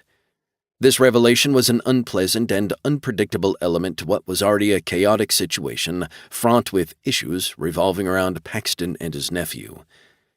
It didn't take a genius to realize that Paxton wouldn't be on board with any plan that involved the survival of this boy. Drake didn't want to kill him, but he couldn't be sure the boy was safe either. Could he talk Paxton into allowing the boy the space he needed to prove he wasn't infected? On the other hand, since Paxton's nephew was potentially infected, he would have to go through the same segregation, and if the two could do so side by side, that might be a way to both have his cake and eat it too. If we take this boy out of stasis so that he can begin going through a quarantine stage, where would that take place? Drake asked. While he's doing so, what would he eat? There won't be any food aboard this ship that's still fit to eat. Water, maybe. Food, not a chance. I don't care how long it's rated for, it won't be good enough for 5 centuries. That has already been taken care of, Archie said. The other 2 stasis chambers are packed full of rations and supplies. When it became clear that the king and queen had been exposed, they refused to leave Earth. Instead, supplies were brought up and sterilized. Once that was done, they were packed away in the other 2 stasis chambers. That takes care of his requirements, Yukiko said. But what about his housing? The lack of usable atmosphere will prove problematic. We took what steps we could to preserve as much atmosphere as possible, Archie said. A number of makeshift tanks were created to hold atmosphere that was pumped into it. Each of those canisters was thoroughly irradiated to make certain there was no infection. That is why I am completely certain that your young associate is not infected by his exposure to the atmosphere. The fact that the Red Plague requires a biological host for long-term survival, and the amount of time that has passed, taken in conjunction with the sterilization of the stored atmosphere, means that he will not have been infected. Drake turned his back on the stasis chambers and began walking around the laboratory while he thought. Archie was talking a good game, but was what he said accurate? If it had been a regular computer, he would have trusted that it would stick to facts. But once you started introducing levels of sapience into a digital intelligence, that meant it could be manipulative or even lie. The machine had every reason to want the boy to survive, and Drake wouldn't be at all surprised if there was some level of shading of the truth taking place. He was so lost in thought that he was startled when Yukiko put a hand on his arm. He turned to face her and smiled a little. "This is a lot heavier than I expected. What do you think?" "We have competing objectives," she said quietly. "On one side, we are here to recover as much of value as we can, and the complication of having a living survivor means that it could be argued that this ship is not actually the property of whoever finds it." That made Drake blink. He hadn't even thought of that, though he didn't really see it as an impediment to his purposes. After all, he intended to give everything that he found over to the Institute for them to dispense with as they pleased. The problem came in when one considered Quincy Paxton. He was in this for everything he could get, and there being a survivor meant that he wouldn't be able to haul off the most valuable items and sell them. The man hadn't ever killed someone in order to steal from them, at least that Drake knew of, but for something like this, he might consider it. "That's something I hadn't thought about," he admitted. "I don't see that as a problem. Paxton won't feel the same way." "Then he doesn't need to know. We need to decide right now on a course of action that we find acceptable. I don't believe it's appropriate to consider harming someone because they stand between you and something valuable. I've had to hurt people that had not done me any direct harm, but that was part of the work that I did, and I'm glad to have left it behind. I would prefer not to have to do it again." "Then how do we handle this? Archie says that there's food and air, at least for a while, but there will be limits. I suppose the first thing we need to do is find an area where we can quarantine young Victor and his cats, since they might also be a vector for the plague. Honestly, since we don't know their provenance, they might be more at risk of being infected. While the plague targeted humans, I can't rule out the possibility that other animals might have acted as carriers," Archie said. "The cats belong to Dr. Tannenbaum. I did not know much about the doctor from a personal standpoint, even though he was my creator, but the cats would need to be quarantined too. Thankfully, food, water, and cat litter have been provided for them. Dr. Tannenbaum came fully prepared and was here until the bitter end, working tirelessly to come up with a cure. He failed, but his research gave me the foundation to succeed long after he had passed." "It's good you have all that," Drake said.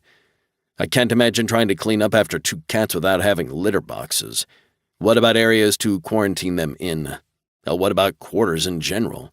We might be here for a while, and living aboard my ship is comfortable enough, but it's crowded."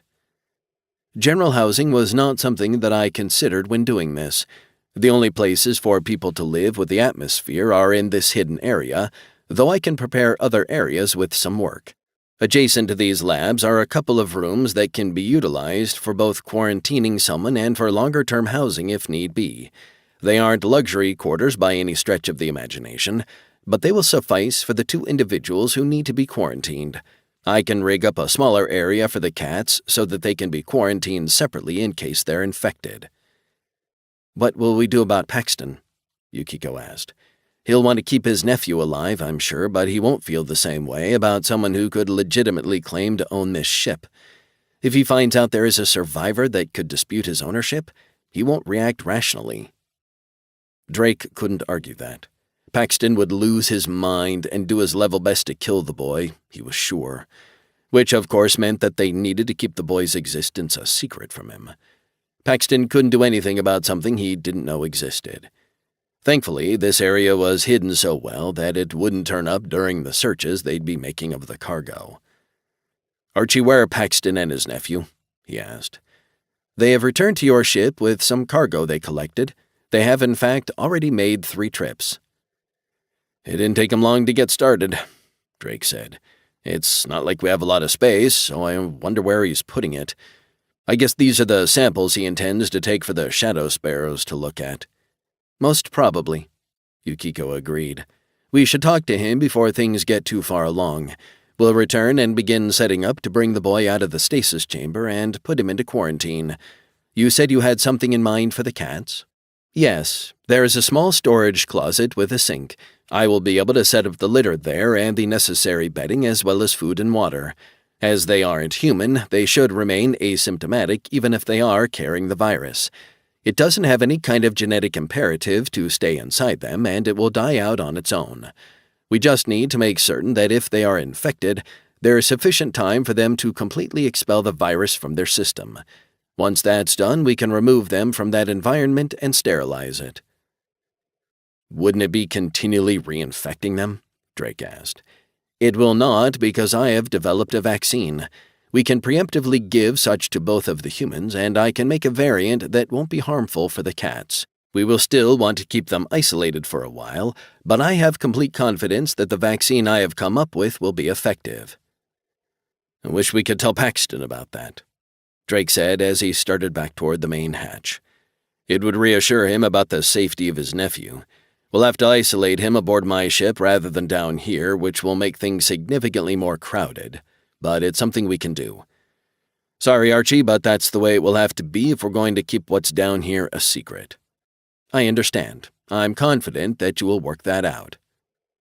Drake and Yukiko made their way back up to the regular corridors and started heading in the direction of the hangar bay. Now that they were back in vacuum, the ship felt significantly spookier again. What would they tell Paxton? How could they reassure him about his nephew without revealing secrets he couldn't be allowed to learn? "There is something unusual taking place in the hangar bay," Archie said in their suit helmets. "Apologies for the transmission, but one of the individuals has been ejected from your ship and is now lying on the deck. The suit is venting atmosphere at a prodigious rate." "Crap," Drake said as he sped up. With the gravity plates re-enabled, he could actually put on some good speed, but he had to be careful. They were in a vacuum environment, and if he tore his suit, he would die. Getting back to the hangar bay in just a couple of minutes was impossible, and he knew it. Whoever was in trouble was almost certainly going to die. 5 minutes later, they burst into the hangar bay, and he was shocked to see his ship lifting off the deck and moving toward the large airlock. That meant the body on the deck was Edgar because he didn't have the skills for something like that. Paxton had murdered his nephew and stolen Drake's ship. 22. "I thought you had your ship locked up so that he couldn't get into the bridge," Yukiko said as she stopped and knelt beside Edgar. "He's dead. Even if we could get him back to oxygen in short order, I don't believe it would help. Your friend is more ruthless than I anticipated." Drake watched his ship exit through the open hatch, and it was gone. He couldn't believe it either, but facts were facts. Paxton had pulled one over on him and demonstrated he was far more ruthless than Drake would have ever dreamed possible. As inconceivable as it was, his opinion of the man went even further into the toilet. He turned back and knelt beside her. He could see Edgar's face through the faceplate, and he had aspirated blood over the interior of it, which indicated severe damage to the lungs. "I can't believe he'd do something like this to his own family," Drake muttered. "That's damned cold." "As I no longer see a reason to mitigate my transmissions, which would not be detectable outside the hull anyway, I might as well join the conversation," Archie said. "I did not see anything that indicated he had something like this in mind, or I would have spoken up sooner. Even if I had, though, you are far too distant to do anything about it. I regret the death of your associate." Drake stood. "Surprisingly, so do I. I can see where Paxton was going with this. First of all, he wasn't going to risk his own life by having someone he thought might be infected aboard the ship with him. I'm certain they originally anticipated leaving together. Edgar would never have seen it coming." Yukiko stepped over beside him, staring at the open airlock. "I assume that he intends to return to areas he is more familiar with and then bring a salvage crew of his own. As he is unaware that we have access to some food, he no doubt believed this would kill us, relieving him of all his problems and getting whatever revenge he wanted against you sewn up as well. Unfortunately for him, we have options. One of the problems that I foresee is that he'll come back with a number of armed individuals, and we won't be able to fight them.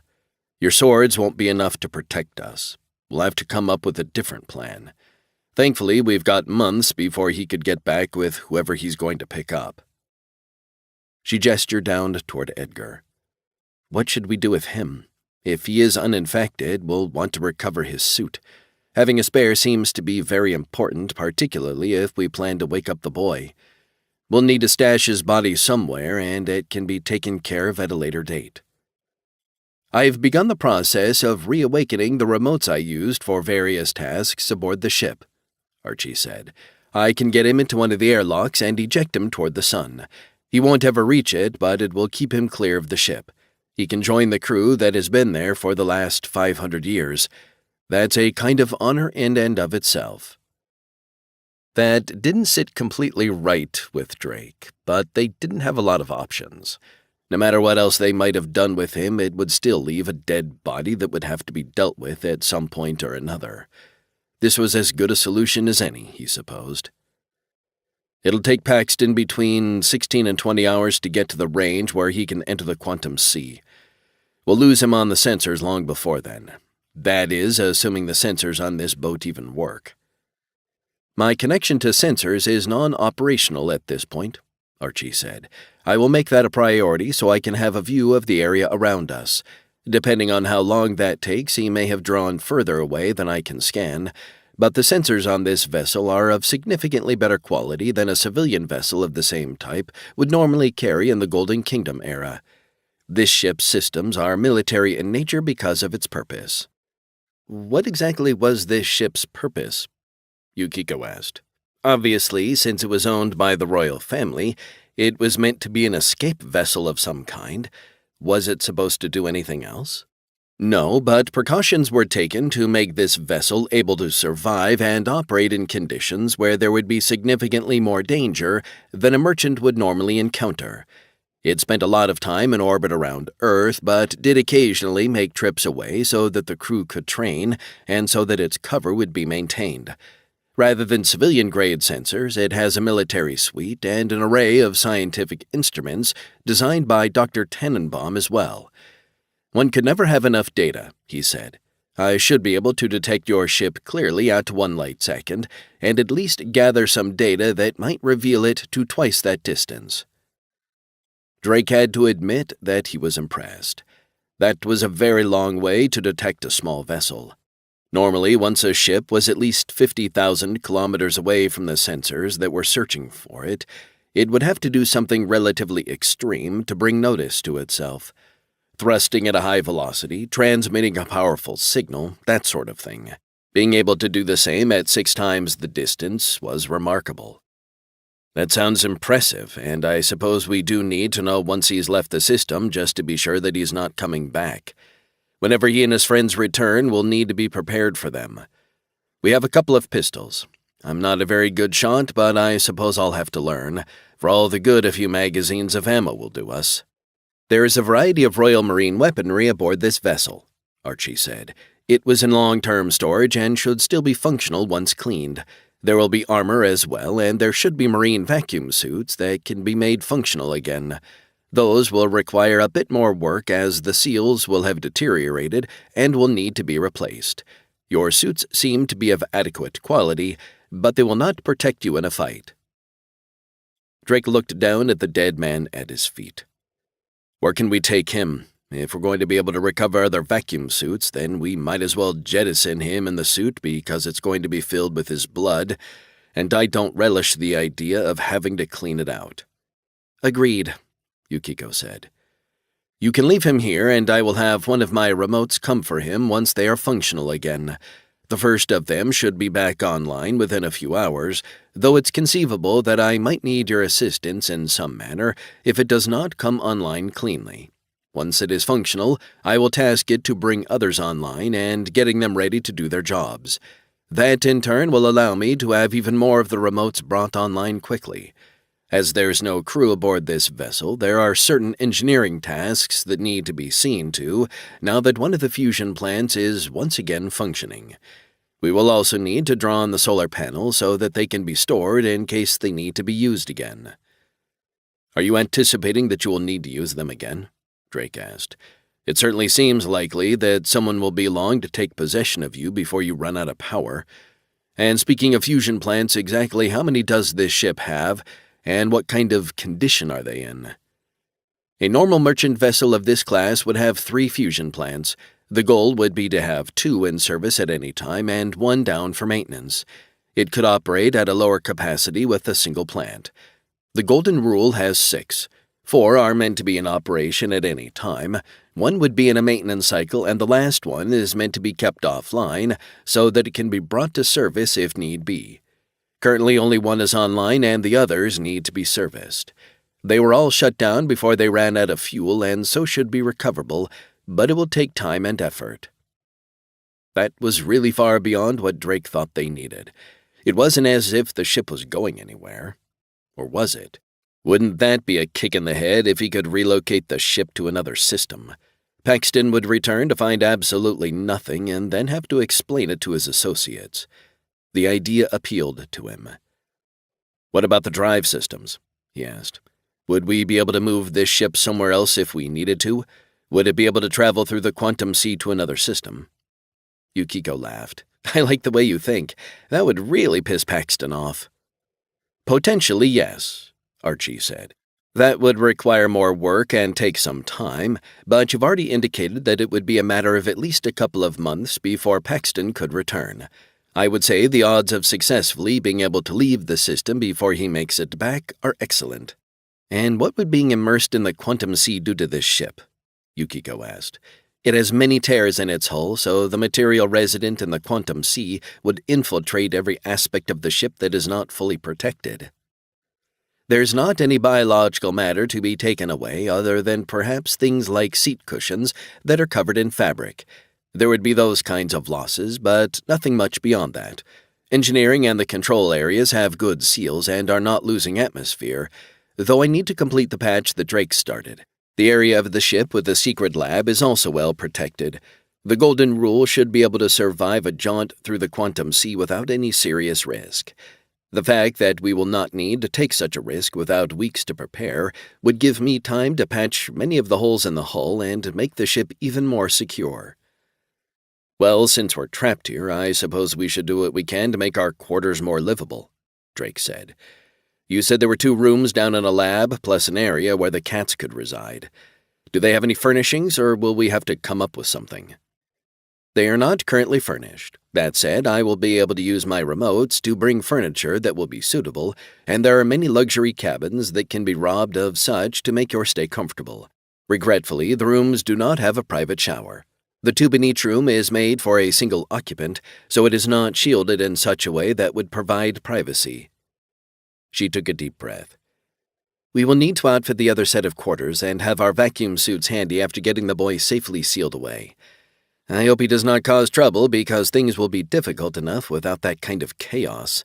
We will have to have a way of speaking to him through the closed door and of him seeing us as well.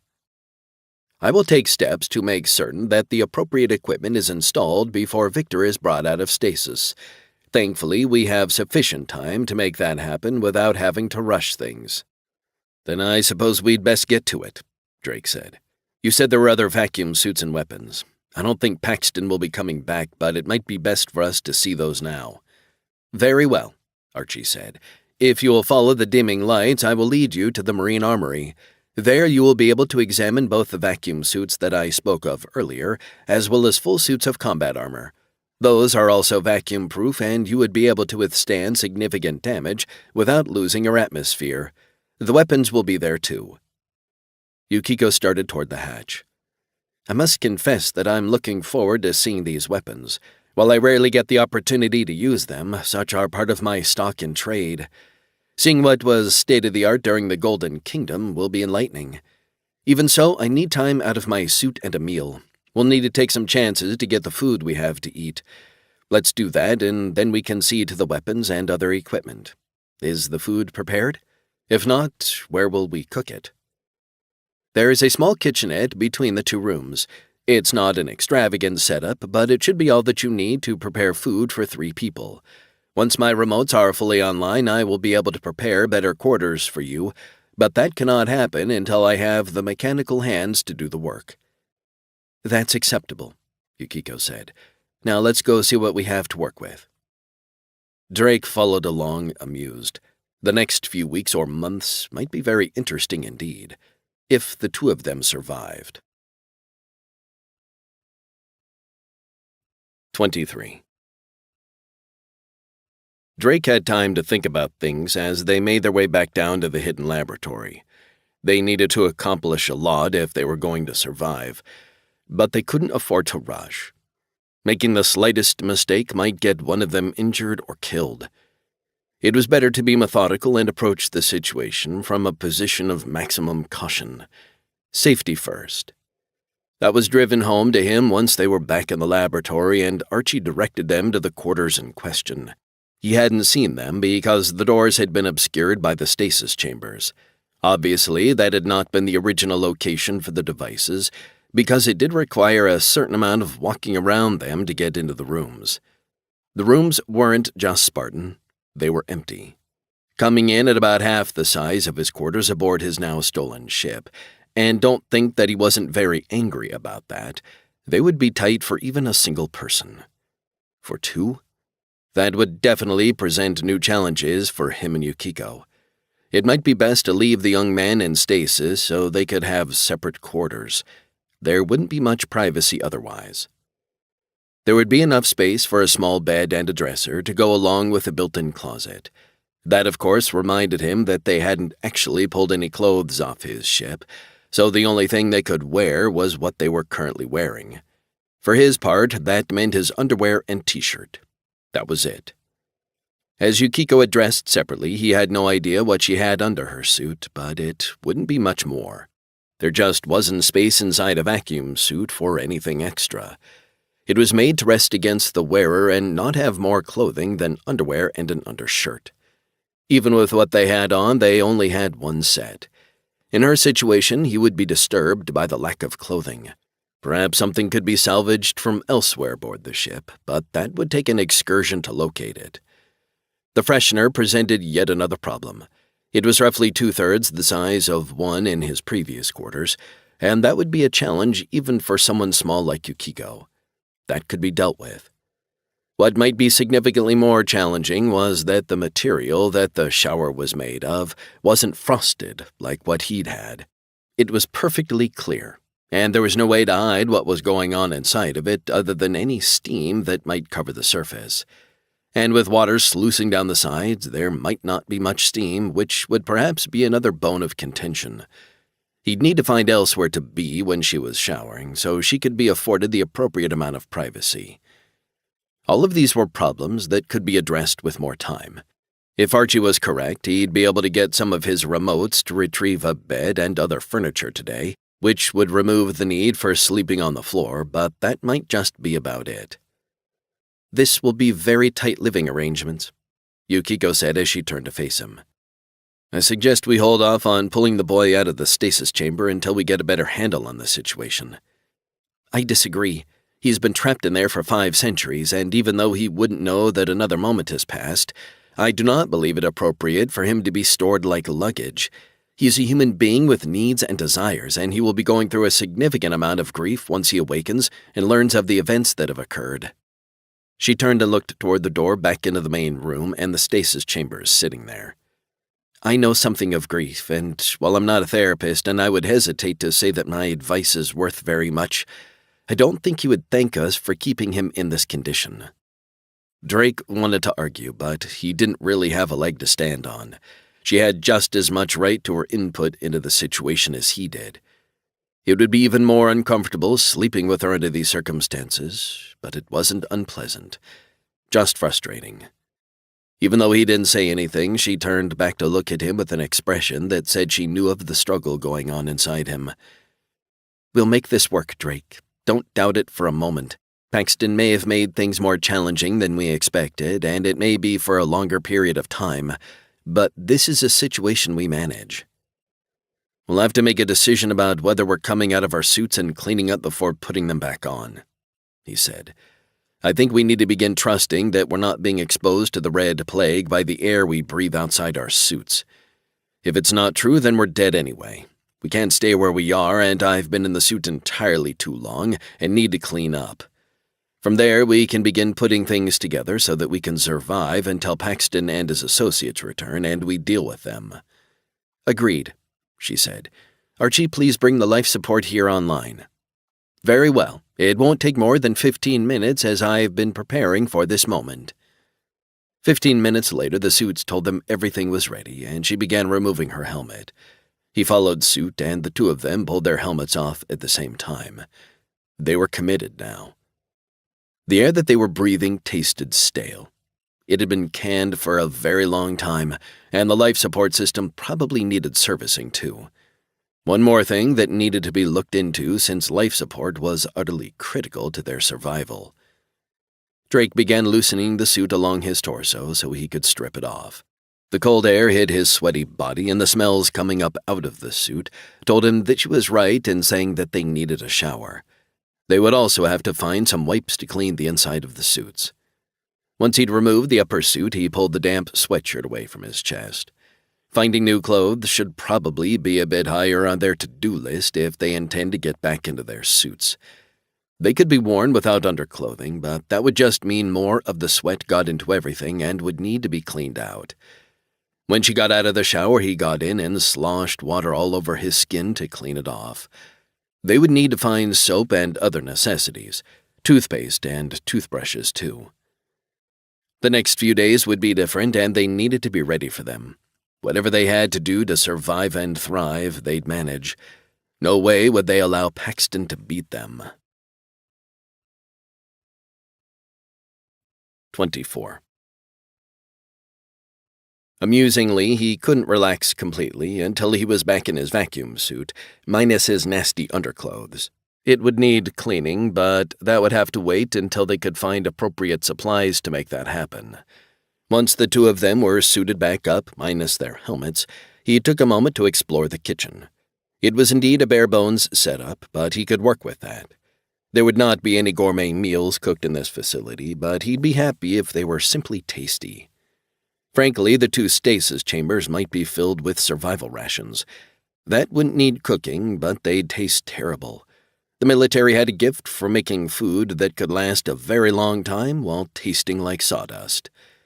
He'd take the time to inventory what was in the stasis chambers after they looked at the weapons and marine vacuum suits. Or were they marine combat armor? Archie's description made it sound like something of a mixture of both, or he'd misunderstood something, so they'd have to take care that they knew what they were doing with whatever they ended up with. The suits they were wearing only had a few more hours of air, and then they'd be useless. The bottle of an air on Edgar's suit, which he had told Archie to retain, would only give them a few more hours in one suit. Considering that the secret laboratory wasn't connected to the other habitable portion of the ship, that made getting some other vacuum suits working a high priority. When they reached the primary corridor running through the core of the ship, Archie moved them forward about halfway up the ship, and then down yet another secret elevator. This one brought them into what was obviously a crew section because it was meant to house Marines in quantity. Based on a couple of glances into the dormitories, or would it be barracks, it was likely this ship once had a complement of Marines that ran between 50 and 60. The dead Marines were long gone, but their belongings were still there. Lockers sat at the foot of bunks, and when he peeked inside one, it was filled with basic military gear and personal belongings, though mostly coming apart after the centuries had taken their toll. That included a set of stamped metal tags that hung on a chain meant to go around someone's neck. The pair he found read Evelyn Fulbright, Corporal, Royal Marines. There was an identification number and a stated religion, too. When he checked another footlocker, he found it set up the same, and another set of dog tags. The Marines had obviously wanted their names to be remembered and had left them here. He would be certain that their wishes were honored. Somehow. While he'd been looking there, Yukiko had gone to the armory. It was a large room set up with equipment, weapons, and armor. There was a compartment directly next to it that housed vacuum suits on large racks. Everything looked like it had been put into long-term storage. Anything that could be protected was. The Marines had seemingly believed it their duty to leave their things shipshape once they passed. The compartment to the left houses the vacuum suits, Archie said. They are armored and can provide a fair bit of protection, so I understand. The suits in the armory are more heavily armored. They are technically combat armor that is vacuum-rated. The dozen suits to the very rear of the armory are powered armor. Those would likely be beyond your skill level, and it is uncertain that they would even work without maintenance. In any case, they would need to be fitted so that you could utilize them appropriately. Which set of vacuum gear would you care to use? Which ones would be easier to maintain and quicker to get into service? Yukiko asked. The standard vacuum suits should be simpler to use, but I doubt very seriously that the combat versions are that much more complex. Perhaps you should take a mixture of the two and prepare them. There are racks of air bottles in the back of both compartments, and they will work on both types as well as the powered armor. What can we use to move them? Drake asked. I believe that there is a pallet mover in one of the cargo areas adjacent to the barracks. You should be able to load as much as you care to and move it back to the laboratory. Once you are in atmosphere, you should be able to get them functional. I suggest that you take 4 of whatever you choose, so that if you need to scavenge parts, you will be able to. I don't know if the oxygen canisters would be usable on your current vacuum suits. Drake pursed his lips. I suppose the easiest way to find out is to try. He made his way over to the racks of air canisters and saw that even though some of them had lost pressure, the vast majority still held a full charge. Hats off to the people who engineered and manufactured this gear. The suit he was wearing came with 2 air canisters, and one of them was already empty, so it was a simple matter to remove it from the sling that held it on his back. That did require dismounting the harness that held everything in place, and it was a little unwieldy, but he managed. One glance was all it took to realize that the new canisters wouldn't function in his suit. They were significantly larger than would fit into the harness, and the fittings were of a different size. No joy, he said. We'll have to get some suits working or we're in big trouble. Let's load up 6 of the vacuum suits, Yukiko said. While I like the look of the combat armor, let that be a future goal. Right now, we need to get what we need working as quickly as possible, and that seems to be the most straightforward way to make that happen. Drake went to where Archie told him the pallet lifter, complete with an empty pallet, was, and wheeled it back into the barracks. He walked down the line of suits and was quickly able to determine that there were indeed different sizes. Unfortunately, figuring out what size fits what person would require a bit of guesswork. As he had the space, he selected 3 suits of each size. He chose 4 sizes, though he and Yukiko would be different. That gave them a total of 12 each to work with. He'd have to have help moving the blasted thing when it came time to leave, but he could work with that. He put several dozen air canisters on the pallet and strapped everything down as well as he could. With his amount of gear, he should be able to get something working. There were tools to work on the suits, and he picked up 2 of the boxes and a selection of different parts and supplies that were in bins nearby. Those would be things that needed to be replaced often and would likely need to be replaced now. He didn't want to have to come back, so he made sure to get several of everything. By the time he finished, he'd already worked up a sweat and was down to less than an hour of air left. It was time to get moving. When he walked into the armory again to tell Yukiko that it was time to leave, he found her lugging a toolbox toward the door. Here, take this. I'll get the rest. The rest of what? He asked as he took the heavy toolbox. What's in here? Gunsmith's tools. If we have to make some of the weapons functional, we'll have to tear them down, clean them up, and potentially repair them. It might not be necessary to have them at this moment, but we cannot rule out the fact that Paxton might circle around and come back. I think that unlikely, but I don't want to have a low-order probability kill me when I think I'm safe. He couldn't argue with that logic, so he carted the toolbox to the pallet lifter and set it down with the rest of the stuff. When he came back, he found Yukiko already stepping out of the armory, carrying a dozen holstered pistols with belts in her arms. What are these? Drake asked. Pistols, obviously. What kind? I'm uncertain, as I've never seen anything quite like them. Some are flechette pistols, Archie said. They use magnetics to fire metallic flechettes at hypersonic velocities. They are exceedingly deadly, and I'd be quite wary of using them aboard ship.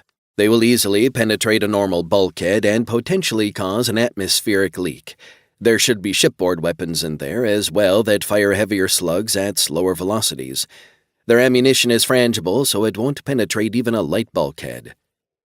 That doesn't make any sense, Drake said as he helped put the pistols on the pallet. If you're fighting off a boarding party, aren't they going to be armored? How do you deal with something like that? I'm uncertain. You would have to ask a Marine about that.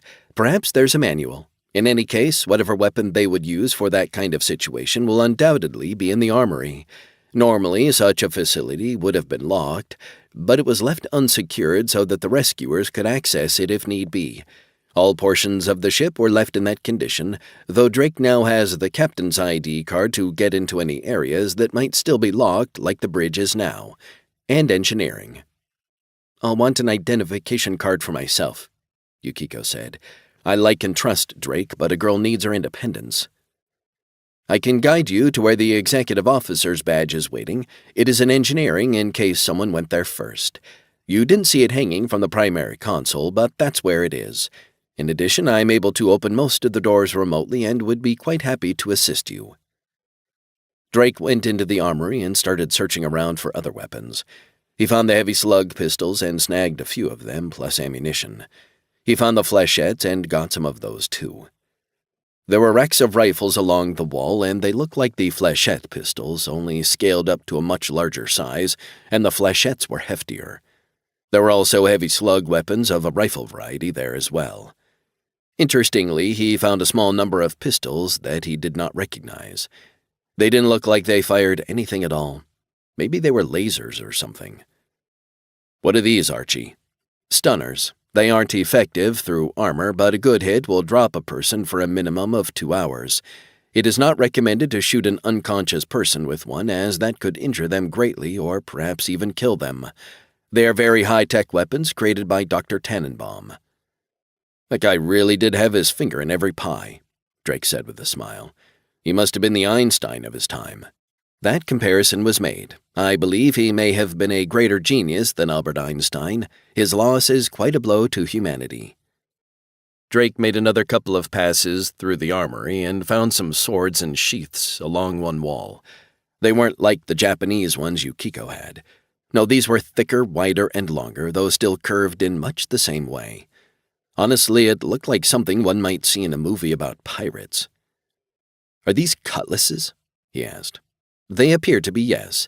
My guess is that they are different than a regular sword in some way, but I do not have that information."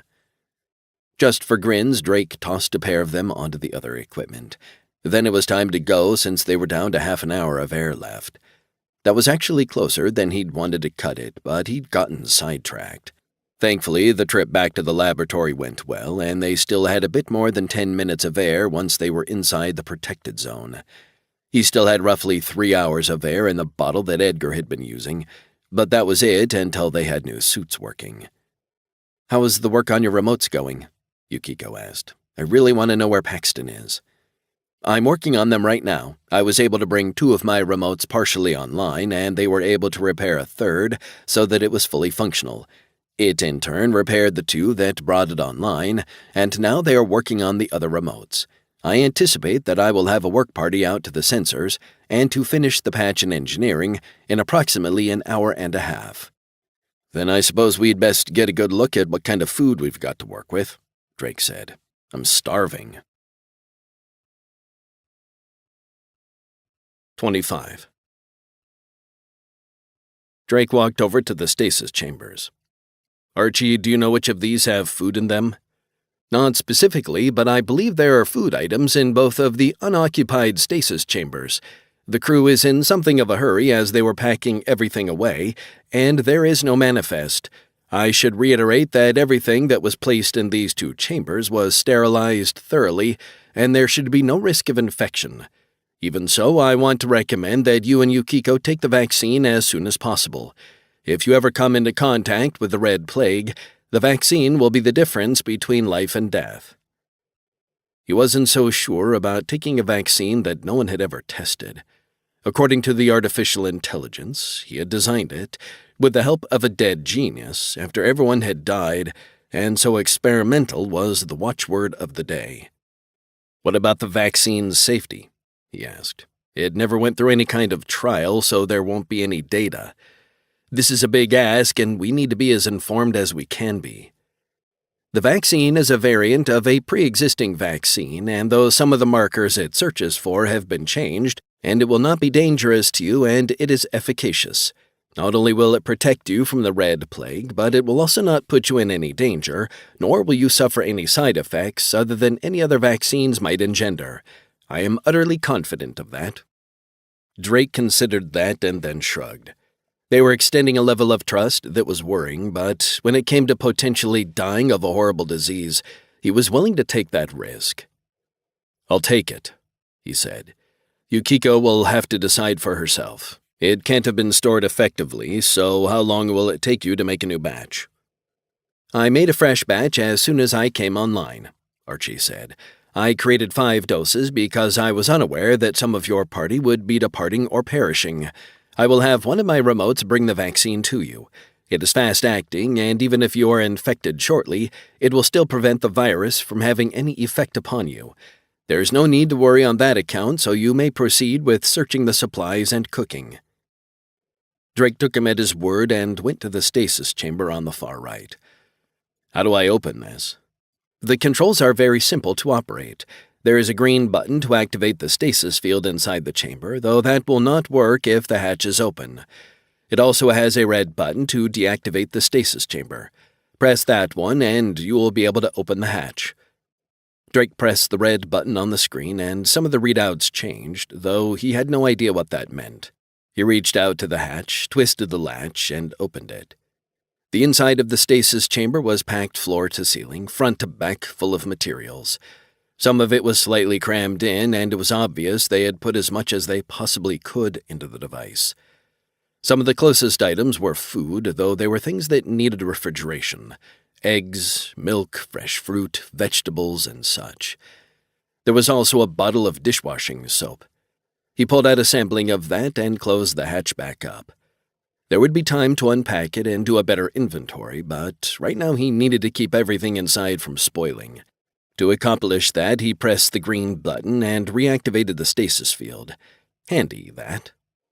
It took a couple of trips to take his hull into the kitchen and stash some of the things into the refrigerator while he washed the cooking utensils. They'd been out for centuries, and everything was covered in a light layer of dust. Rather than begin cooking, he started cleaning the kitchen and washing all the dishes and utensils. It needed to be done, and this was the appropriate time to make that happen. He was just getting started when Yukiko stuck her head in and saw what he was doing. "An excellent idea. I will begin doing the same to both staterooms and the area where the cats will be kept. I figure by the time we are done, we will all be quite hungry." The cleanup took a couple of hours, but he thought it was well worth it. The kitchen now gleamed where appropriate, and when he'd stuck his head into the staterooms, they were clean as well. That was when a couple of large mechanical spiders carried a bed in. He'd never seen anything like them, and they seemed quite dexterous as they began assembling the bed in the stateroom that he and Yukiko would share. Another one came in carrying bedclothes. Drake was shocked that the sheets were still in one piece. He'd figured something like that would have come apart over the centuries, but it seemed that the Golden Kingdom was built to last in more ways than one. He took a moment to examine the sheets and found them not to be cloth at all. They were some kind of synthetic fiber that was soft, though not nearly as soft as some of the best bedding he'd ever had. "These are emergency blankets and sheets," Archie said through the overhead speaker. "They are definitely not of the highest quality, but they should suffice for your needs at present. Their durability and functionality were key when they were manufactured." "Since they've survived 5 centuries, I'd say they exceeded their design parameters," Drake said. "I don't suppose they're emergency clothes, are there?" "I'm afraid not. There may be something buried in the stasis chambers, but I'm certain they will fit you. After all, the prince is a young man who was smaller than both you and Yukiko. I am uncertain how we will solve that particular problem." "It is possible that I can take some of the clothing inside the stasis chambers and modify them to suit our needs," Yukiko said as she stepped inside. "As a matter of fact, I know that I have the skills to do so, though they are long out of practice. My mother taught me how to sew, and I still remember enough to make it work if we can find something to use as thread and needle. Once again, I am unsure what we have that would suit, but I will begin pondering the matter. It would be useful in making pillows of the survival blankets, too." Drake turned to Yukiko. "Is the other room done? I'm sorry that I wasn't able to help." She made a dismissive gesture. "There is no problem. You are doing important work. Are we ready to eat? I'm starving." "You bet. Let's go take care of that right now." As he'd already figured out, the kitchenette was subpar when it came to space and amenities, but for doing a simple meal for 2 or 3 people, it was sufficient. He decided to go for breakfast even though it was late in the day. That was an easy meal, and he had everything that he needed to make scrambled eggs, bacon, pancakes, and coffee. He hadn't found any tea, so he wasn't sure how Yukiko would respond to that, but unless she wanted to drink water, her options were limited. At least there was sugar and creamer, even if it was the powdered variety. She sat across the small table from him and dug right into her meal. If she had any problems with the selections or the quality, she didn't say anything. Based on living with her and preparing meals that she devoured for months, he took that as meaning everything was adequate. The syrup had an odd flavor, but it wasn't bad. Of course, it had been made on Earth, and that meant no one had had syrup like this for 5 centuries.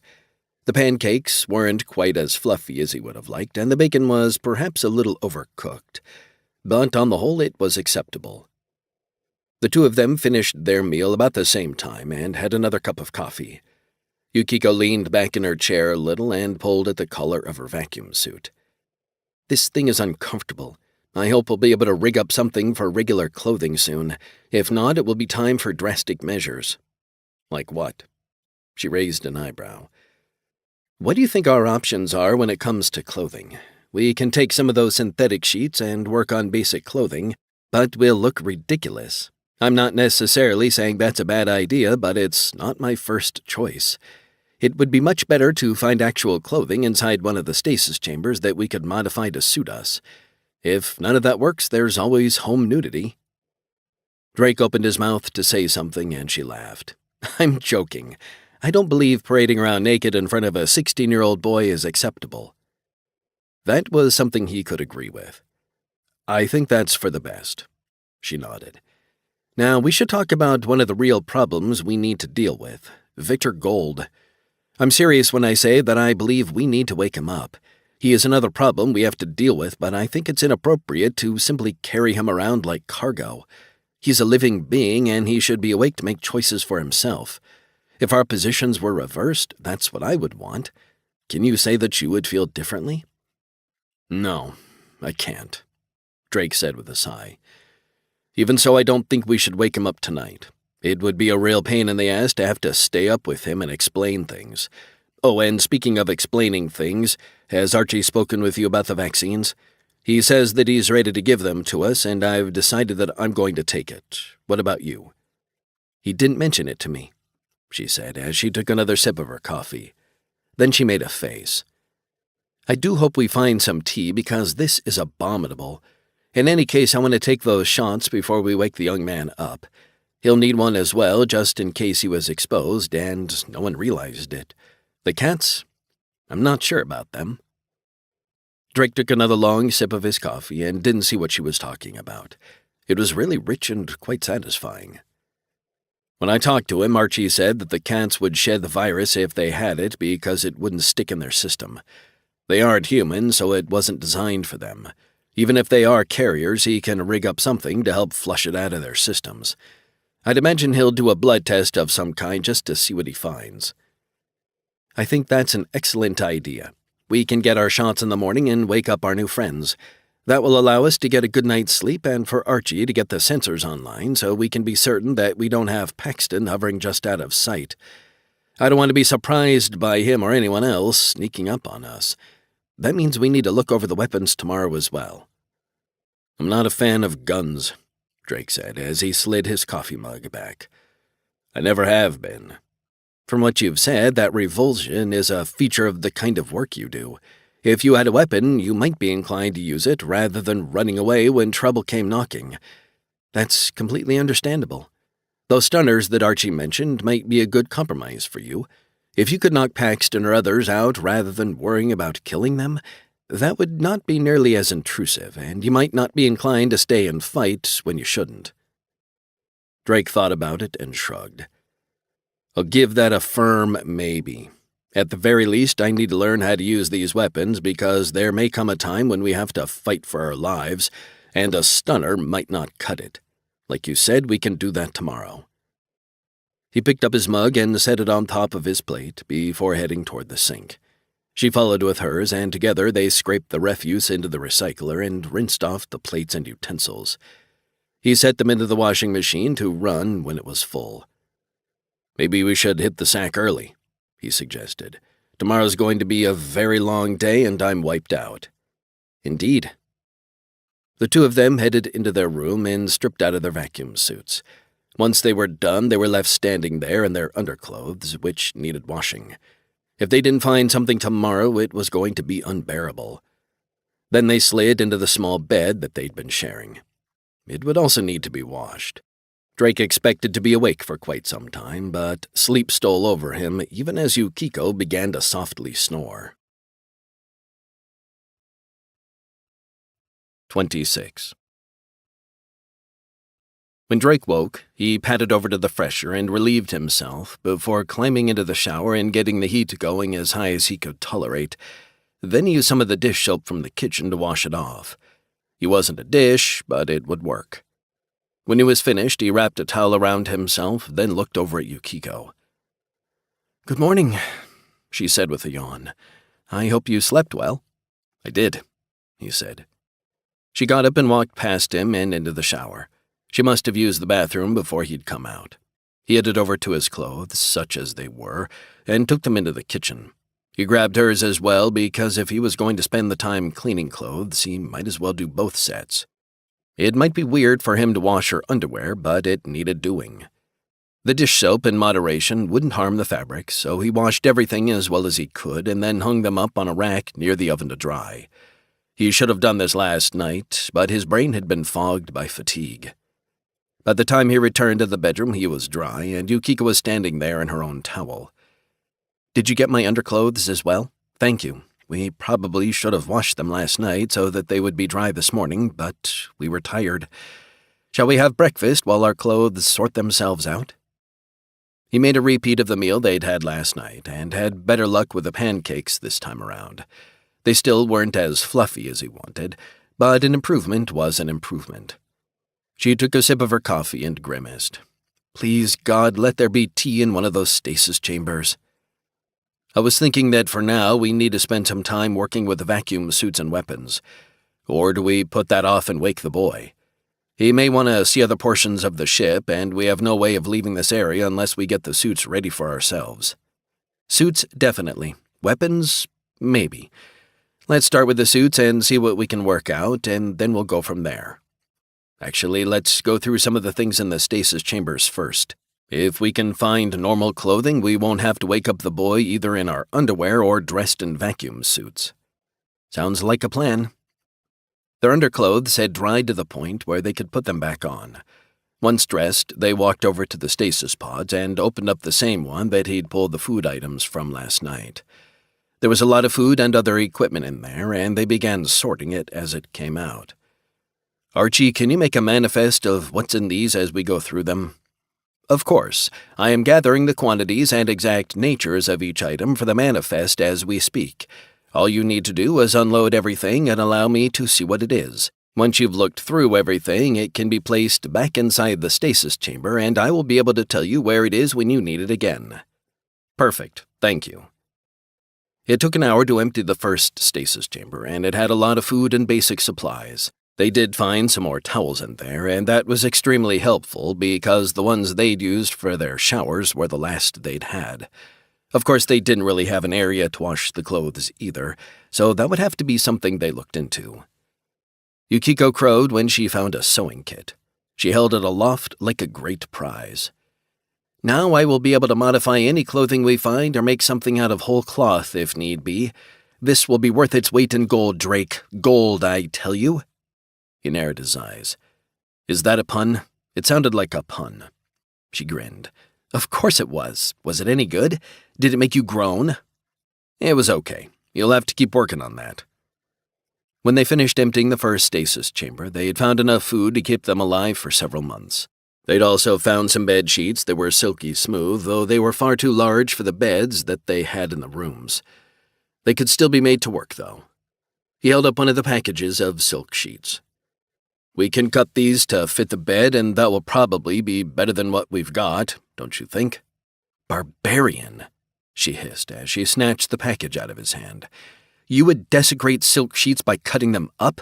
Unthinkable. No, we'll just have to find a way to move to better accommodations. Surely something can be worked out, Archie?" "There are no quarters in the areas that have an atmosphere. However, I can have my remotes work to relocate the furnishings from one of the passenger cabins.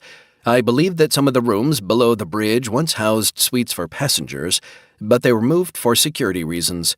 All the fittings should still be there to bring freshers in and make them habitable again. I will dispatch some of the remotes to begin working on that now.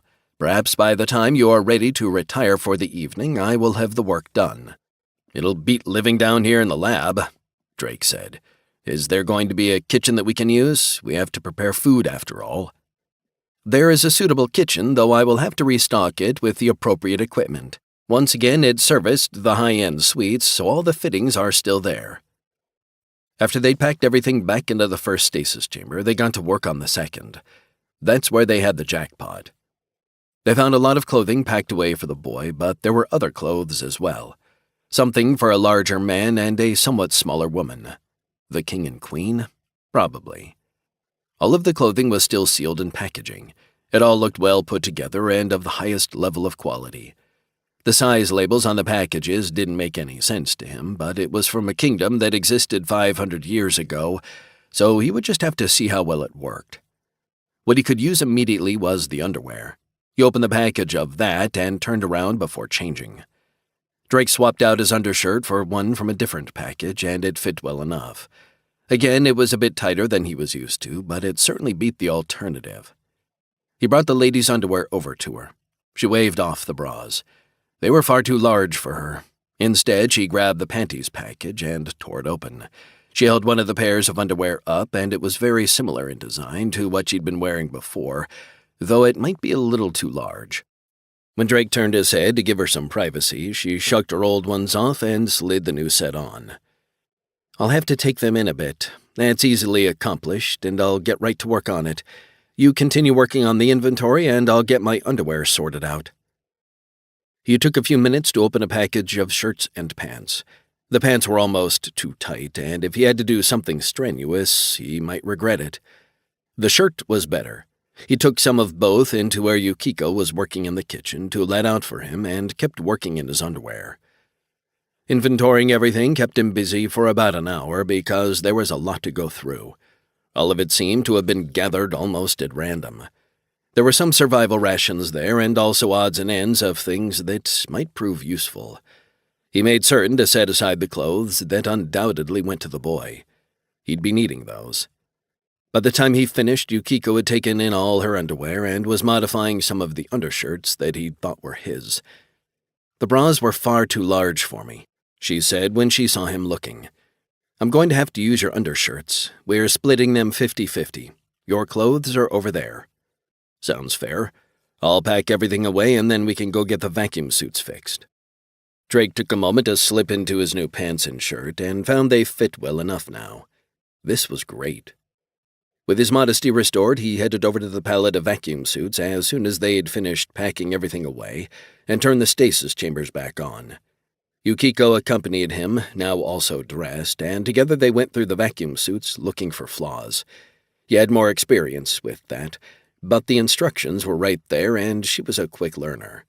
In the end, it was a good thing they'd brought extras because they had to salvage some parts from a couple of the vacuum suits, and getting ones that were the right size for her meant going to the very smallest available, and they were still slightly large. She wasn't a large woman. Even so, they had a suit for each of them rigged up and reading as completely functional by the time they were done. Drake walked back over to take a good look at the boy, and then they got to work on a suit for him. It might require a bit more adjustment, but with the experience they'd already gained, it took very little time to have that third suit ready to go. The cats, on the other hand, were going to be challenging to move. They'd have to find an airtight container they could put the cats in long enough to get them back to the larger area they were soon going to be utilizing. It wasn't impossible, but it would be challenging. Rather than wake the boy up immediately, they ate. It had been a busy morning, and they still had a bit of work to do. Once they'd finished, she headed for the laboratory. "I suppose we should wake our young friend. I don't anticipate this will go well, so let me handle it, and we'll try to be reasonable and keep him together. I have delivered the vaccines, and they are already in an auto-injector," Archie said. "If you look at the lab table to your left, you will find them ready for use. The larger one is for the 3 of you, and the smaller one is for the cats. You will need to inject it into their legs and try to get as much fur out of the way as possible." "Got it." Drake took a deep breath, and they walked out to the stasis chamber holding the boy. "Here goes nothing." He pressed the button that deactivated the stasis chamber and was relieved when the boy started moving. The cats in his lap stretched and began looking around. Drake opened the hatch and looked in. "Your Highness, how are you feeling?" The boy stared at him, frowning. "Who are you?" Then his hand went to the small of his back and came out with what Drake recognized as a flechette pistol. It was now aimed directly at him, and the boy's eyes were hard. "You'd best explain yourself and make it good, or I'm going to kill you." 27. Drake kept his hands right where the boy could see them. "This is going to be hard to believe, but a lot more time has passed than you might expect. You're still aboard the Golden Rule, but I'm afraid that I've got some very bad news." "Do you now? Archie, who are these people?" "They are salvage specialists, Your Highness," the artificial intelligence said from outside the stasis chamber. "I'm afraid that he's telling you the truth, and I would recommend that you give him some leeway to do so without aiming a weapon at him. I have come to the conclusion that he means you no harm, neither him nor his companion." The boy's eyes narrowed a bit more. "I don't like surprises. Where are my guards? Where are my parents? Why is a stranger waking me up?" "So much for doing things the easy way." "Could you at least aim the weapon somewhere other than at me?" Drake asked. "I'll tell you everything, but I'd rather you not shoot me by mistake." The boy seemed to consider that and then rested the weapon in his lap. The muzzle wasn't quite pointed toward Drake, but he supposed having it aimed somewhere else was better than nothing. "Would you care to come out of the stasis chamber?" he asked. Victor nudged the cats off his lap, and they landed adroitly on their feet and stretched. He then stood, keeping the weapon in his hand. "Step away from the hatch. Tell your companion or companions to do the same. If I spot anyone near me, I will shoot them." Drake did as he was ordered. Out of the corner of his eye, he saw Yukiko do the same. Victor stepped out of the stasis chamber, and the cats followed along at his heels, looking around curiously before heading off to explore the large room. "Well, at least I'm in the same room I was in before," the boy said. "Now, where are my guards and the crew? Where are my parents? Are they in the other chambers?" Drake shook his head. "I'm sorry to say that they are not. You're familiar with a plague that was released on Earth? I'm afraid they didn't make it off the planet. Neither did your guards. As for the crew on the ship, they were infected. They're all gone, and they have been for a very, very long time." "Archie?" "I can confirm that a significant amount of time has passed, Your Highness. The systems aboard the ship have allowed me to determine that, but I was also awake for years after we arrived here.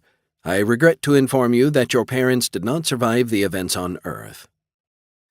Victor wavered a little on his feet, and Yukiko adroitly stepped in from the side and plucked the weapon from his hand. The boy didn't seem to notice that it was gone. Drake relaxed immediately. Now that the weapon was out of play, this didn't have the potential to end in bloodshed that had existed a few moments before. That still didn't mean this was going to be easy. Far from it. "Come into the kitchen," Yukiko said kindly. "We can sit down and have some coffee. This will be hard, but you need to hear the full story. Portions of it will be unbelievable, and Archie won't be able to confirm them, but you need to hear them anyway." She led the boy into the kitchen and sat him at the table while Drake went to make a fresh pot of coffee. She took Victor's hands in hers and simply waited. "Are you sure they're dead?" Victor asked softly. "Without a doubt," she said. "You've been inside that stasis chamber for over 500 years. Even if they'd survived the plague on Earth, which I am confident that they did not, I'm afraid that everyone from that era is long gone." "So I'm alone?" "Not exactly," Drake said as he sat down. "How do you like your coffee?" "Sweet with a lot of cream. My mother always fussed at me for drinking this stuff, but when you're camping all the time, it's really useful to have." The young man wiped his tearing eyes. "They were supposed to come up and join me. They were supposed to be in isolation so they couldn't get sick. What went wrong?" "The ship received word that they had been exposed before they could be isolated," Archie said. "Your guards were coming up in a different shuttle, and it was fired upon by one of the groups attempting to overthrow your parents. It was destroyed, and there were no survivors. Those are events that I monitored personally and can vouch for." Victor looked like someone had punched him in the gut as he reached out and took the mug that Drake held out. "What about me? I could be carrying the plague right now, and you've doomed yourselves by letting me out. You should have left me in there." "I worked for a number of years, both with Dr. Tannenbaum and after he died, and devised a vaccine. Your Highness," Archie said, "the three of you will be fine, and you will not be a carrier for what they call the Red Plague." Drake nodded. "We'll take care of that in a few minutes. I'm the last person that should be comforting someone that's gone through what you have, but you needed to hear the truth, and you needed to hear it straight." 500 years? Victor asked softly. "What happened during the Civil War? Is the kingdom still whole?" "No," Yukiko said. "Earth was lost along with half a dozen other worlds to the Red Plague. On the other worlds that were infected, the disease replicated itself a number of times and then died out. On Earth and those other places, it still rampages even to this day. Humanity splintered, and the Golden Kingdom is no more. There was a dark age of sorts, and a lot of technology and learning was lost," Drake added. "That was one of the reasons my associate and I came in search of this ship. It's a treasure trove of lost technology and knowledge. The very last thing we expected to find was someone still alive aboard it." Victor wiped his eyes on his shirt before Yukiko found him a hand towel. "I see. So I'm an unexpected plot complication? If this were an adventure novel, I'm not sure what I should be doing. It will take a very long time for this to settle in and for me to grieve. It doesn't feel real." There wasn't much for Drake to say about that. The boy wasn't wrong. While he really was a plot complication, this wasn't the time to discuss it. Who owned this ship was of little concern when their lives were still on the line. The boy took a drink of the coffee and then set the mug back down on the table. "What happens now? I assume you'll take me aboard your ship and we go somewhere else? This ship is just a tomb now." "Not really," Drake said. Archie said that he'd already removed the bodies and cleaned up everything that was left. Most of the ship is in vacuum. I'm sure a lot of the systems are only partially functional. Golden Kingdom technology is amazing, but there are limits." "What am I supposed to do with my life now? If there's no kingdom to govern, there's no need for a prince. Or, I suppose, a king. I'm just as much of a relic as this ship, only less useful. That would be outrageously funny if I had any capacity for feeling humor at the moment. Unfortunately, if I start laughing now, I'll start crying." "I can't tell you what you should be doing with your life, and you're right that it's too soon to be thinking of that," Drake said. "They always say that when one door closes, another one opens, and I suspect that this is applicable to what you're going through. The people that I work for, the Institute for Kingdom Studies, would probably be a good place to start. They'll be able to help you find the kind of help you need and get you back on your feet. I'm sure that they'll be deeply interested in everything you know because knowledge from that period of time is pretty scant. But I'm afraid that we're not going to be able to take you there right now," Yukiko said. "In the nature of plot complications, Drake's former mentor stole his ship and left us stranded here. Thankfully, things are safe enough for the moment, but they will be back, and I assume they'll come back looking to eliminate any problems that keep them from selling everything aboard the ship to the highest bidder. I'm afraid that while Drake is an honorable man, the circles in which he travels are less so." The boy looked over at her. "I'm sorry, I don't even know your names. In case nobody said anything, I'm Victor Gold, former prince." "My name is Yukiko Tanaka," Yukiko said. "I'm not a salvage expert, and neither is Drake. He's a thief who relieves people holding kingdom artifacts of their valuables so that the Institute for Kingdom Studies can make better use of them. I suppose that makes him an honorable thief. I've certainly found him to be so during our acquaintance." Victor looked at Drake. "I've never met a thief before. Is it exciting work? Are you looking for an apprentice? I find myself at loose ends at the moment, and I'm told I'm a quick study." Drake laughed. "It's exciting work, but I'm not sure you're cut from the right cloth to fit in with the people I work with.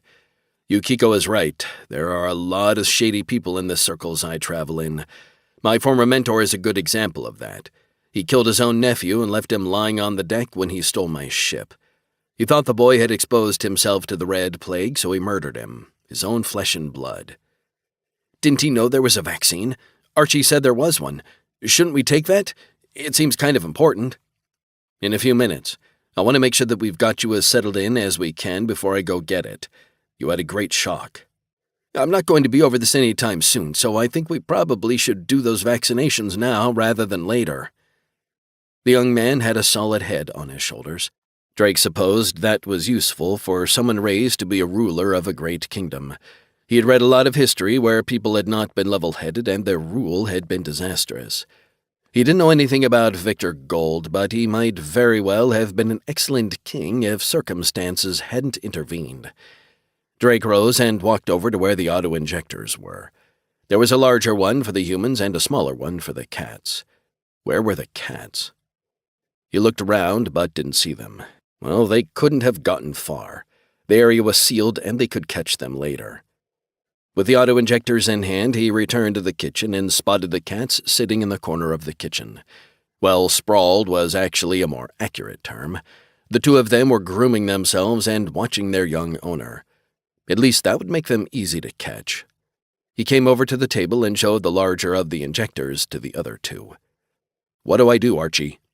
"Press the tip to the side of your neck and press the button.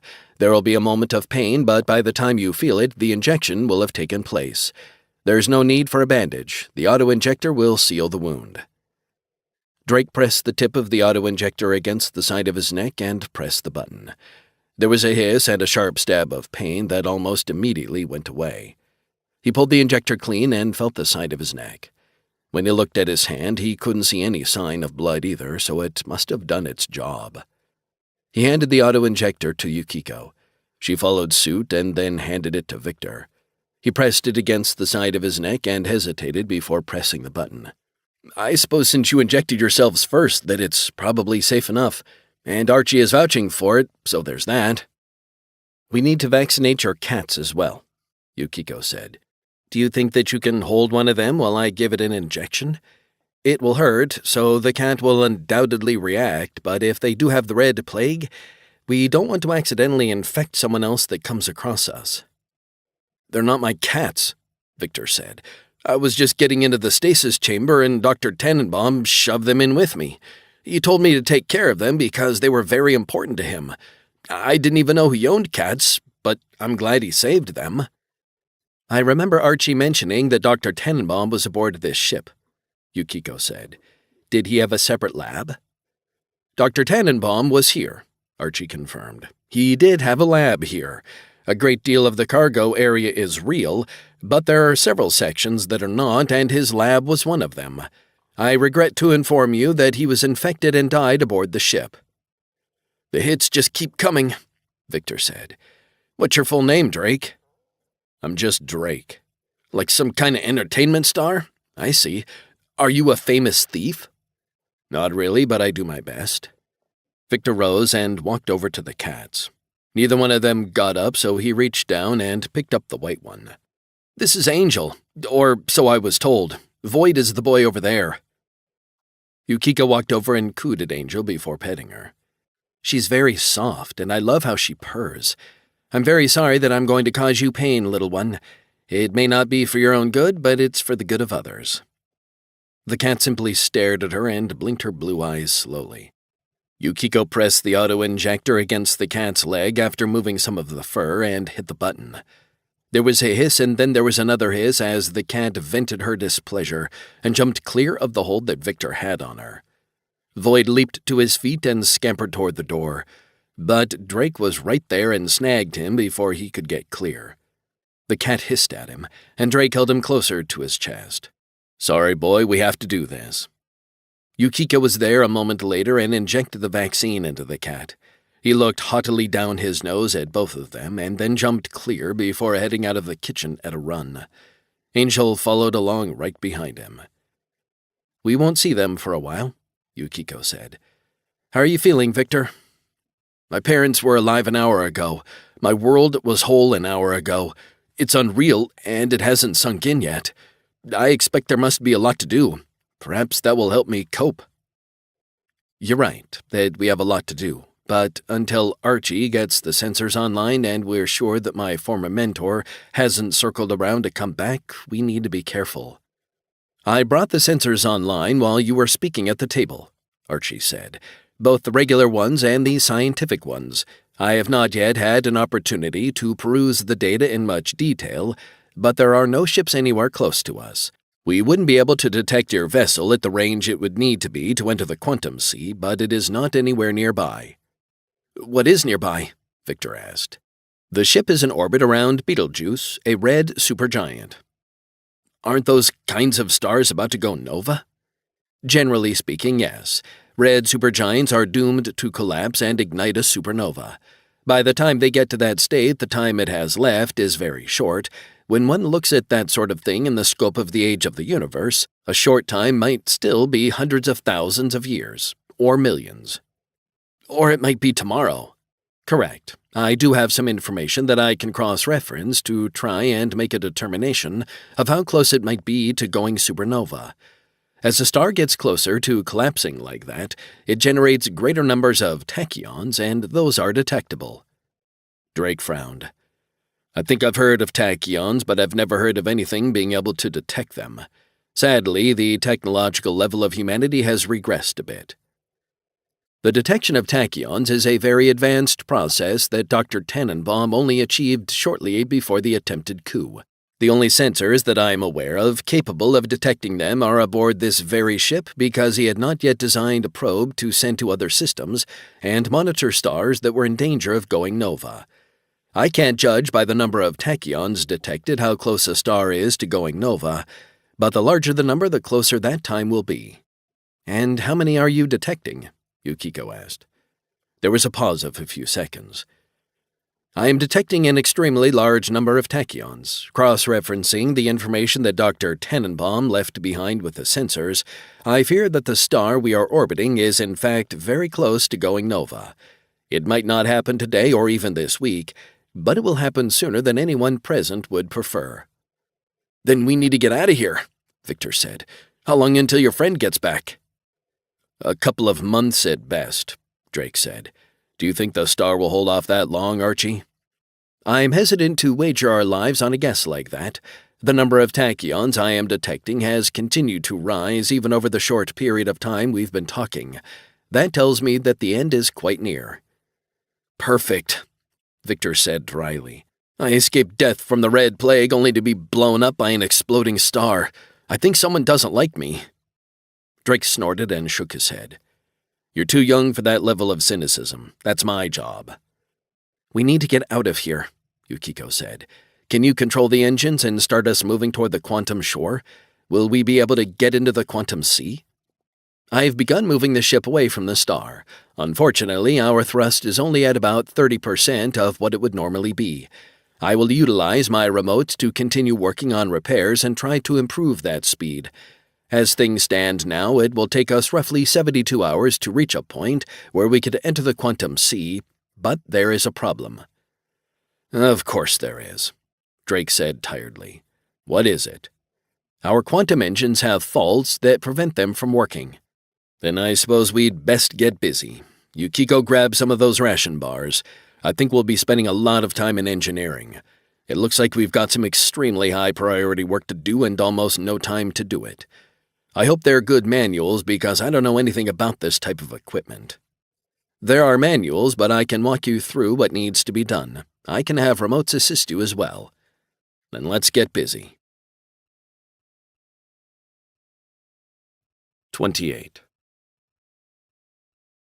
It took a little bit of time to get a vacuum suit rigged up for Victor, and then to get something for the cats so they could be relocated to the superstructure holding the bridge.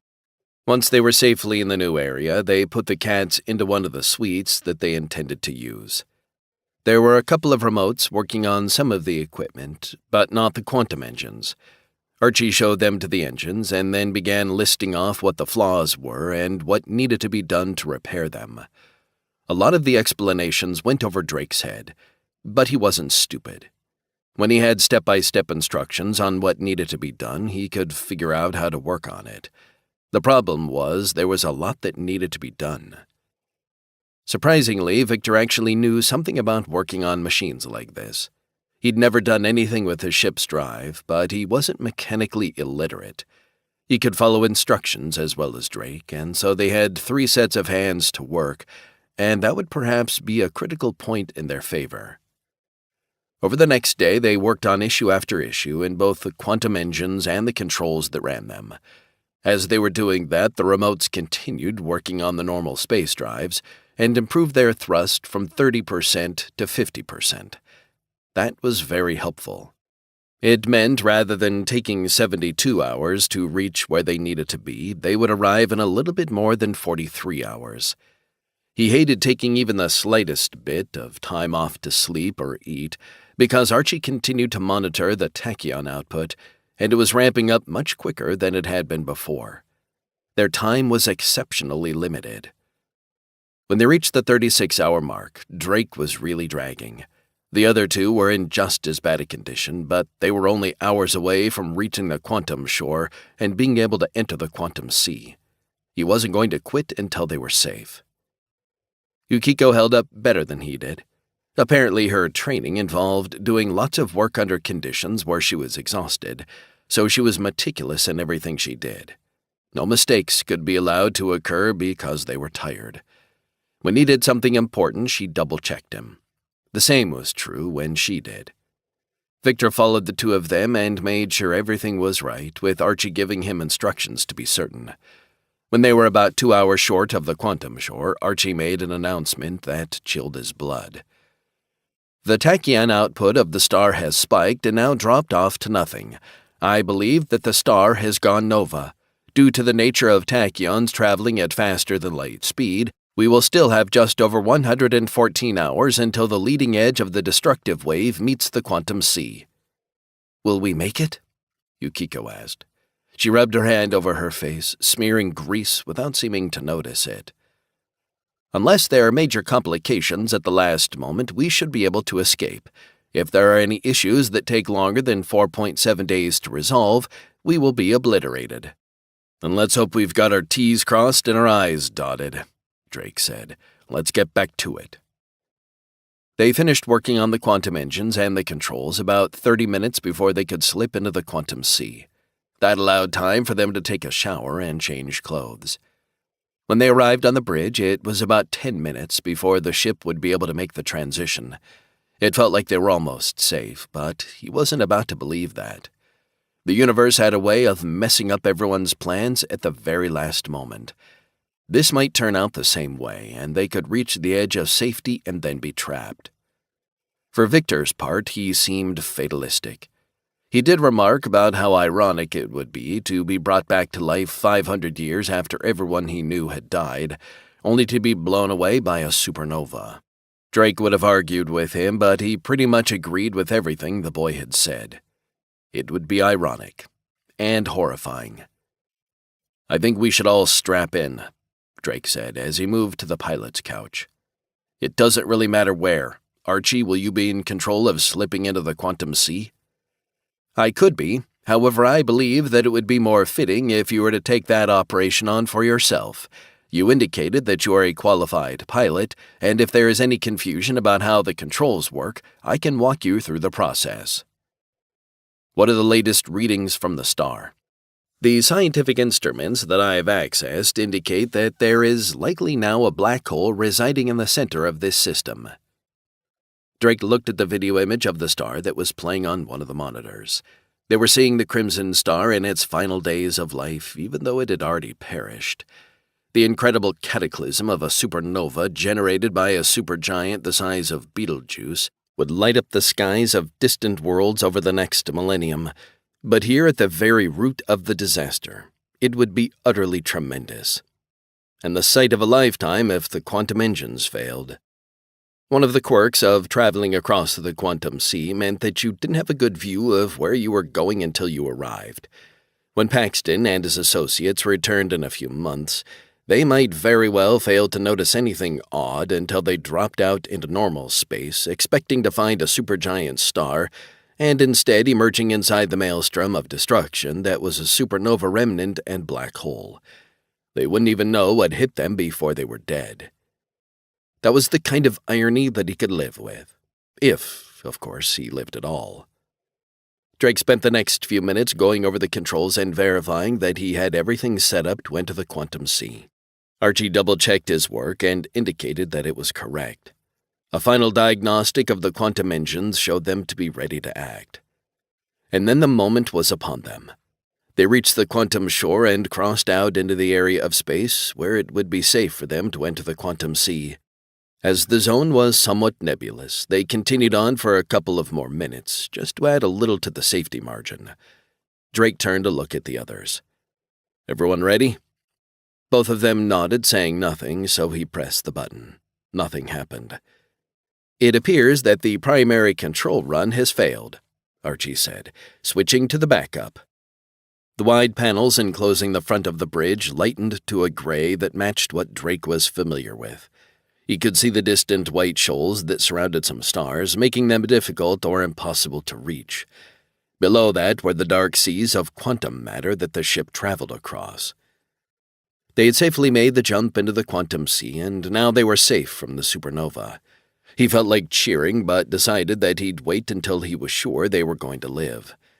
After all, no one really knew what happened to his ship sailing the quantum sea near a supernova event.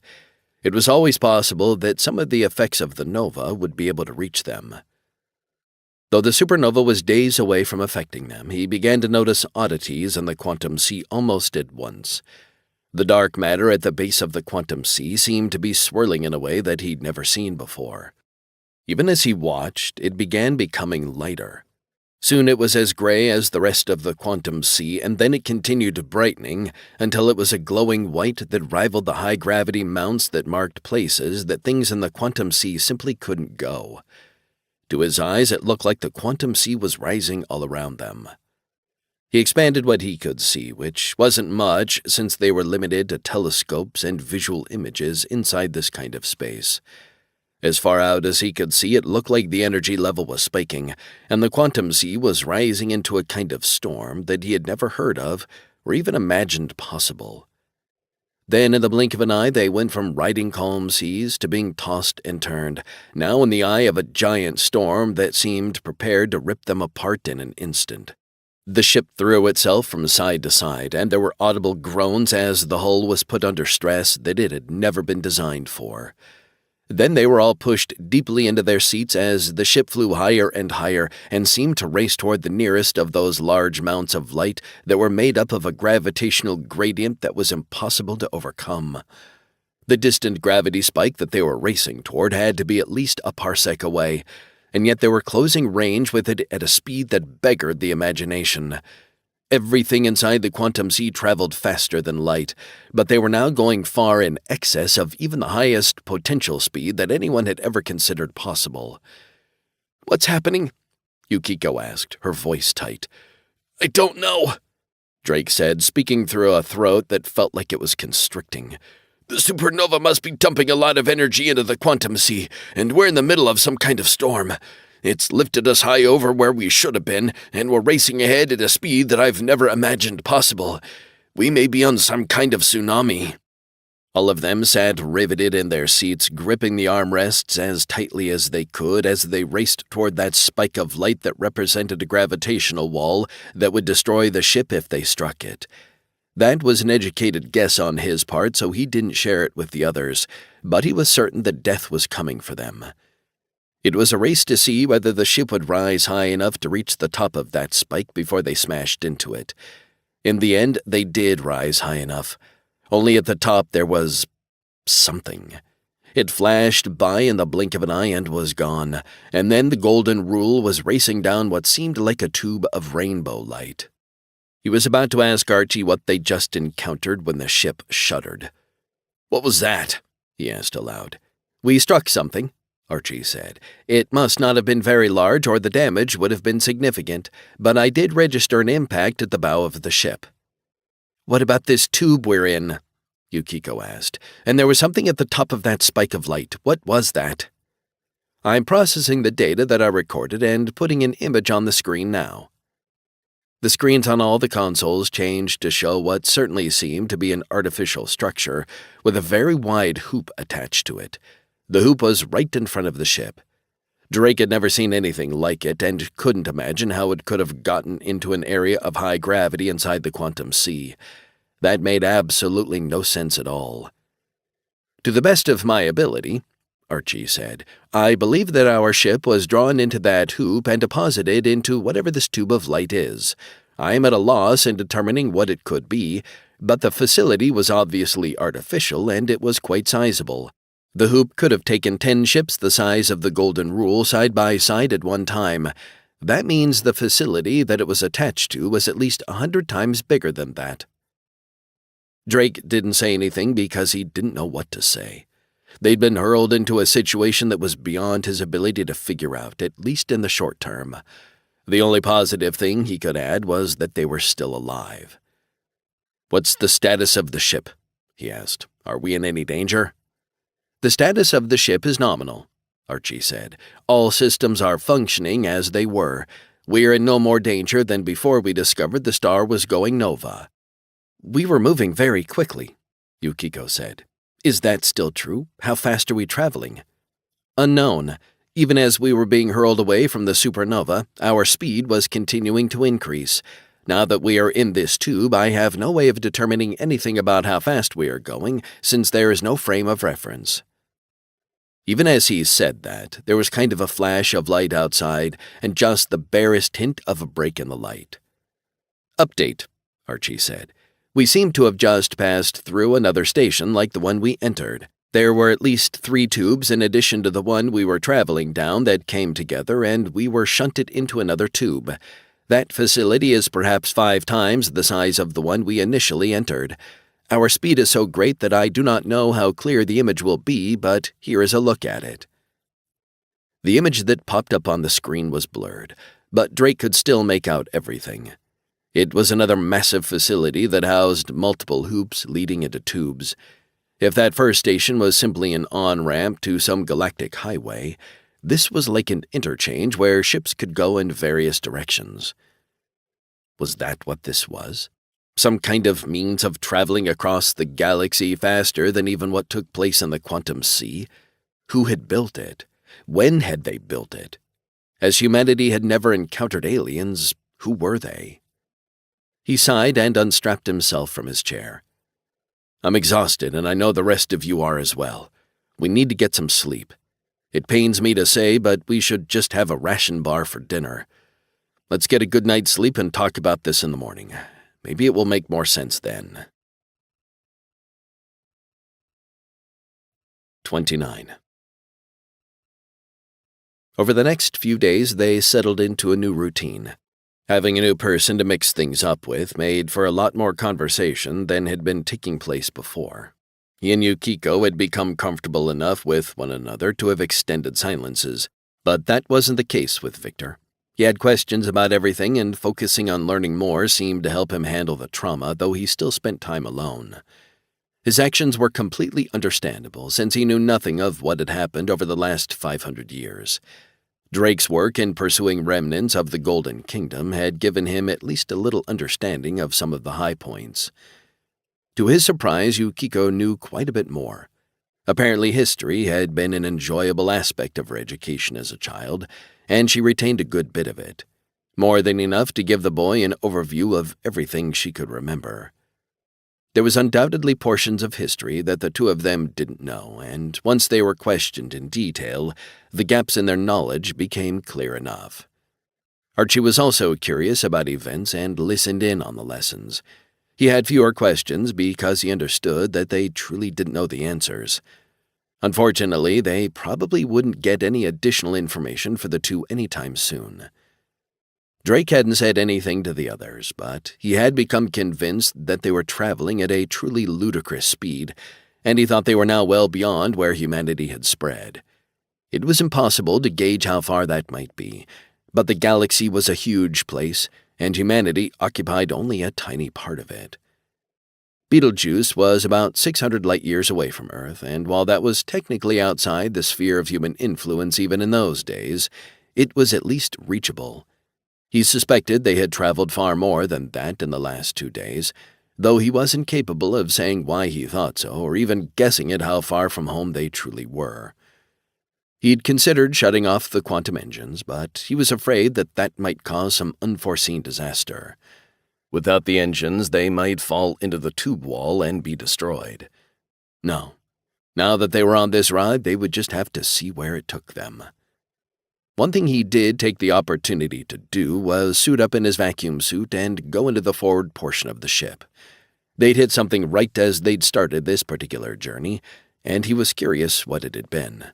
Everything they knew about the quantum sea indicated that there was no physical matter there. The only matter that he knew of that was even remotely connected to the quantum sea was thalassium. The material was named after Thalassa, a Greek goddess and embodiment of the sea. He didn't know anything more about any of that because the study of Greek mythology wasn't exactly something many people pursued after the loss of Earth. But when he'd been learning how to fly his ship, someone had dropped that little bit of information on him, and it had stuck.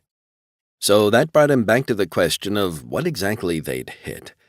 Had it been something from one of the facilities that some alien presence had built? It had to be alien. No human had constructed anything like that, and even though they'd never encountered any sign of intelligent alien life, he thought it was a fool's bet to think that humans were the only intelligent beings in the universe. Personally, he expected the Milky Way to be crawling with them. As to why they never encountered any signals from any of them or other indicators that they existed, he had no idea.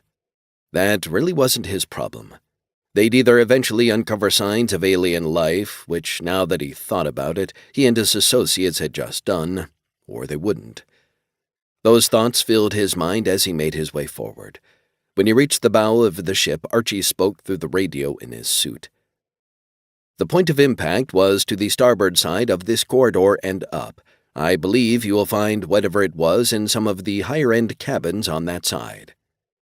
He turned to the right at one of the major cross corridors and tried to get a feel for where the damage was.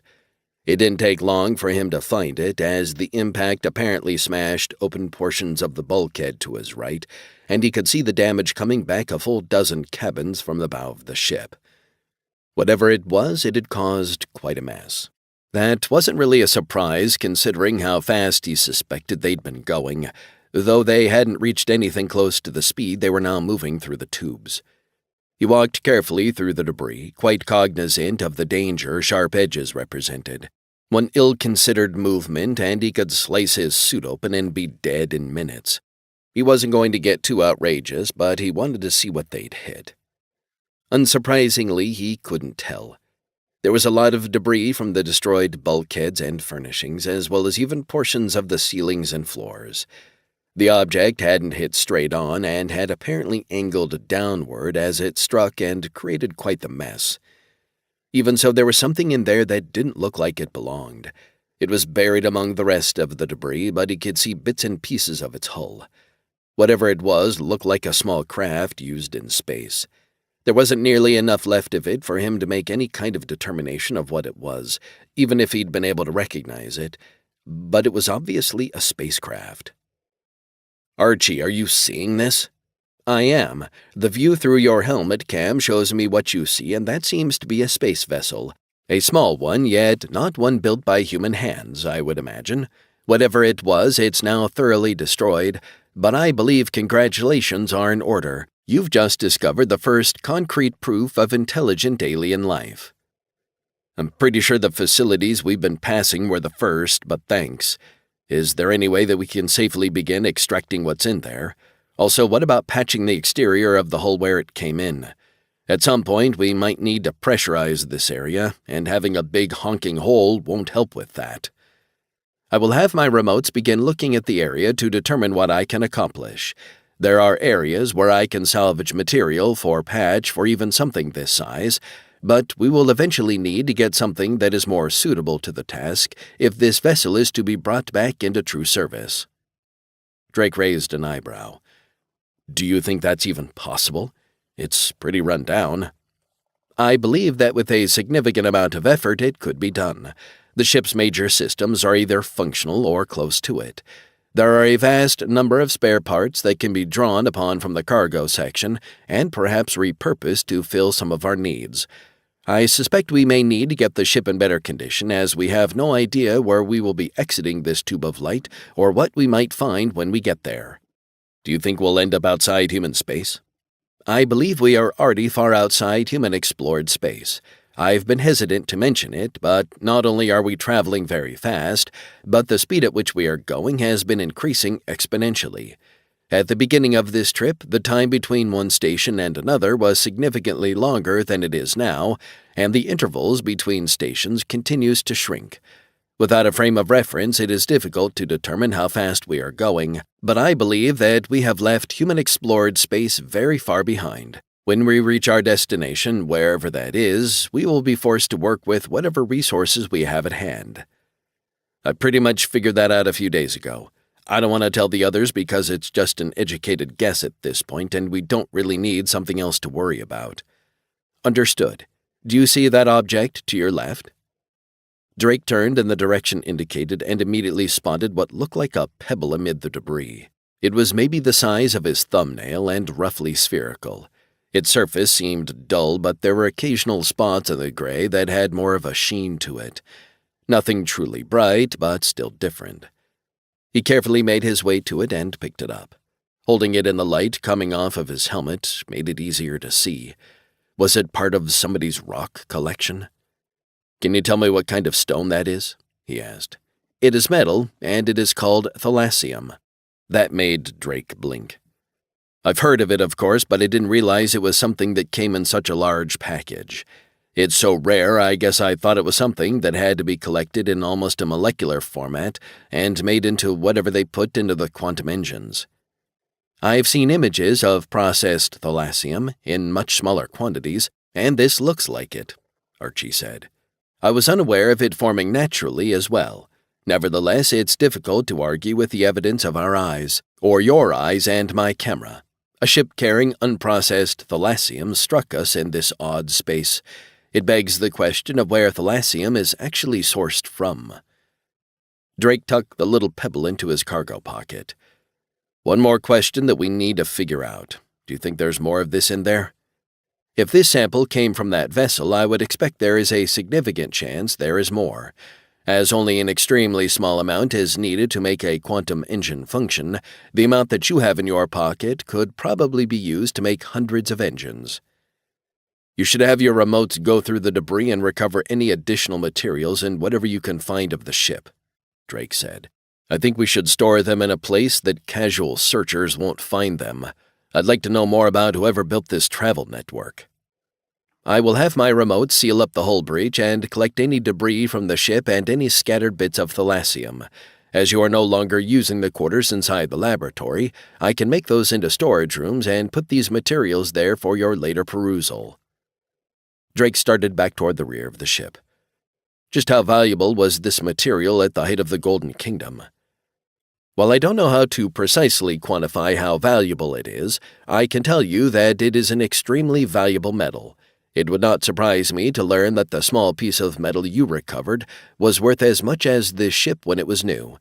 That might be an exaggeration, but not much of one.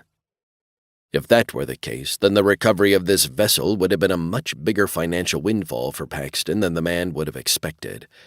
Too bad he'd stolen Drake's ship and run off to find someone else to come salvage the ship for him.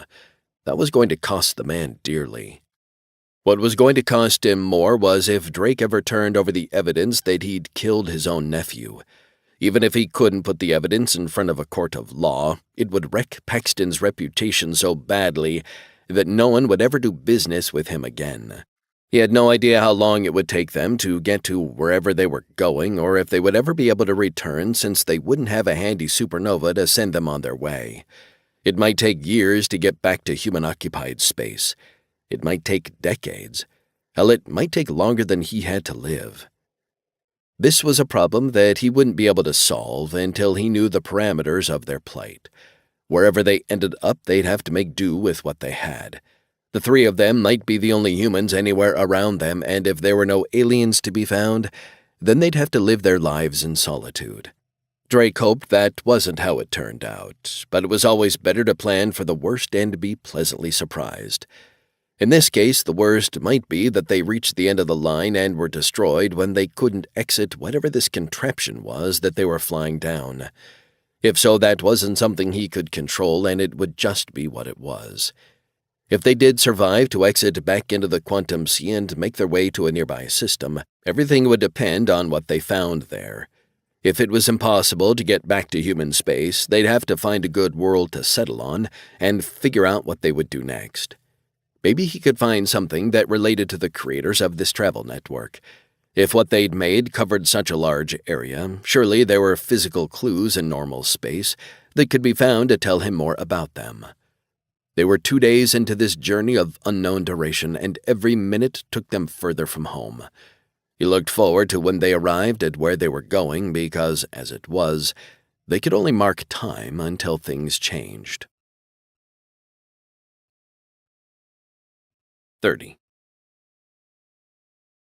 A day later, the ship began to slow, and Drake assumed that they were near the end of their run. They'd managed to get a second fusion plant online, which was a big relief since no one wanted the first one to fail and plunge them into darkness. With 2, at least they had a bit of backup. It would be better if all the ship systems were functional, but beggars couldn't be choosers. It turned out that the deceleration profile was inverse to the acceleration profile, and roughly 2 days after they began decelerating, there was a big jolt that ran through the ship and they were precipitated out into normal space. They were all on the bridge to watch it happen, so they got to see everything as it occurred. Drake had expected them to be put back into the quantum sea, but that's not what happened.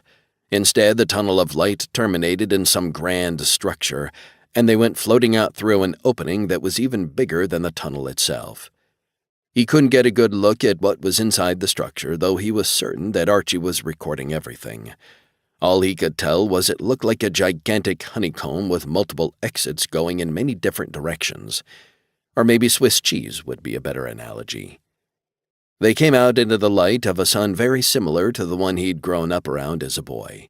Everything that he'd read told him that his sun was a bit brighter than the one Earth circled, but was in the same category. If so, then this star was roughly equivalent. "Archie, can you tell us where we are?"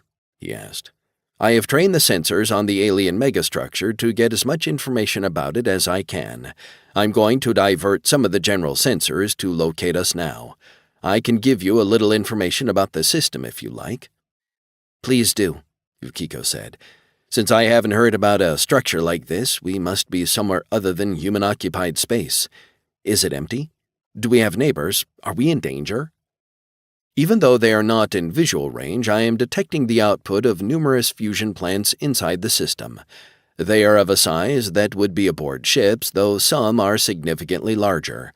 There is a cluster of them in a location inside the habitable zone circling the star that makes me suspect there is a world there, though it is distant enough that I'm not seeing it directly.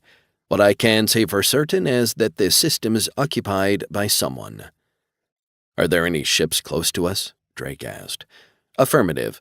There is a single vessel on the other side of the alien megastructure. I'm detecting emanations from its fusion plant. I can tell you nothing further about it at this time. My initial scan looking for known stellar objects has not located any that I can use to identify our location. That is concerning, as I would have expected to have a decent idea of where we are just by looking at the signposts that the galaxy has provided for us. I am expanding my search for more distant objects." Well, the fact that Archie couldn't immediately determine where they were meant that they were very far from home indeed. The fact that there were aliens here would be problematic because they wouldn't be able to speak a common language and would likely have serious misunderstandings of what the other wanted simply because they were so different. Based on some of the entertainment videos he'd seen, this wouldn't be a simple first contact situation. There might be weapons fired before he could let them know that they meant them no harm. Even if he'd wanted to, they had nothing to defend themselves with in any case. "I have located one known interstellar object," Archie said, "and now I have a second one. I am orienting where I believe we are and now have located a third. I am triangulating our location. Interesting. We are still inside the Milky Way, which is something of a relief, but we are on the opposite side of the galactic bulge from human-occupied space. What that means is that none of the stars and structures on this side of the Milky Way are known to humanity. "Excuse me," Yukiko said. "How far away from home are we? I'm afraid that I don't understand the distances involved." As a frame of reference, the Solar System is approximately 26,000 light-years from the center of the Milky Way. We are approximately 30,000 light-years on the other side of the center of the Milky Way, so we are roughly 56,000 light-years from Sol. That is more than 17,000 parsecs if plotted in a straight line. Derek didn't even try to do the math in his head. His ship was only capable of going 4 parsecs a week. If gotten back into full functionality, the Golden Rule could manage 6 parsecs a week. "If we wanted to get back to human space, how long would it take us?" Drake asked. "If we ignore the galactic bulge, which I do not recommend because of the intense radiation that floods the center of our galaxy, it would take in excess of 50 years of constant travel to reach home. If we were to skirt around the most dangerous areas of the central galaxy, it would be closer to 80 years. That doesn't include any time to stop to look for food or conduct repairs. It is my estimation that 100 years or more would be the minimum time frame for that kind of travel." "It sounds like we're stuck here," Victor said. "Either that or we need to figure out a different way to get home. It took us a week to get here in that alien travel network, so we could supposedly get back home in the same kind of time frame if we knew how it worked. I submit that would be a much better use of our time than meandering all over the galaxy hoping that nobody blows us up." "And speaking of potential hostile action," Archie said, "the vessel on the other side of the alien megastructure has begun moving. I anticipate it will come into view in approximately 20 minutes. "Should we make a run for it?" Yukiko asked.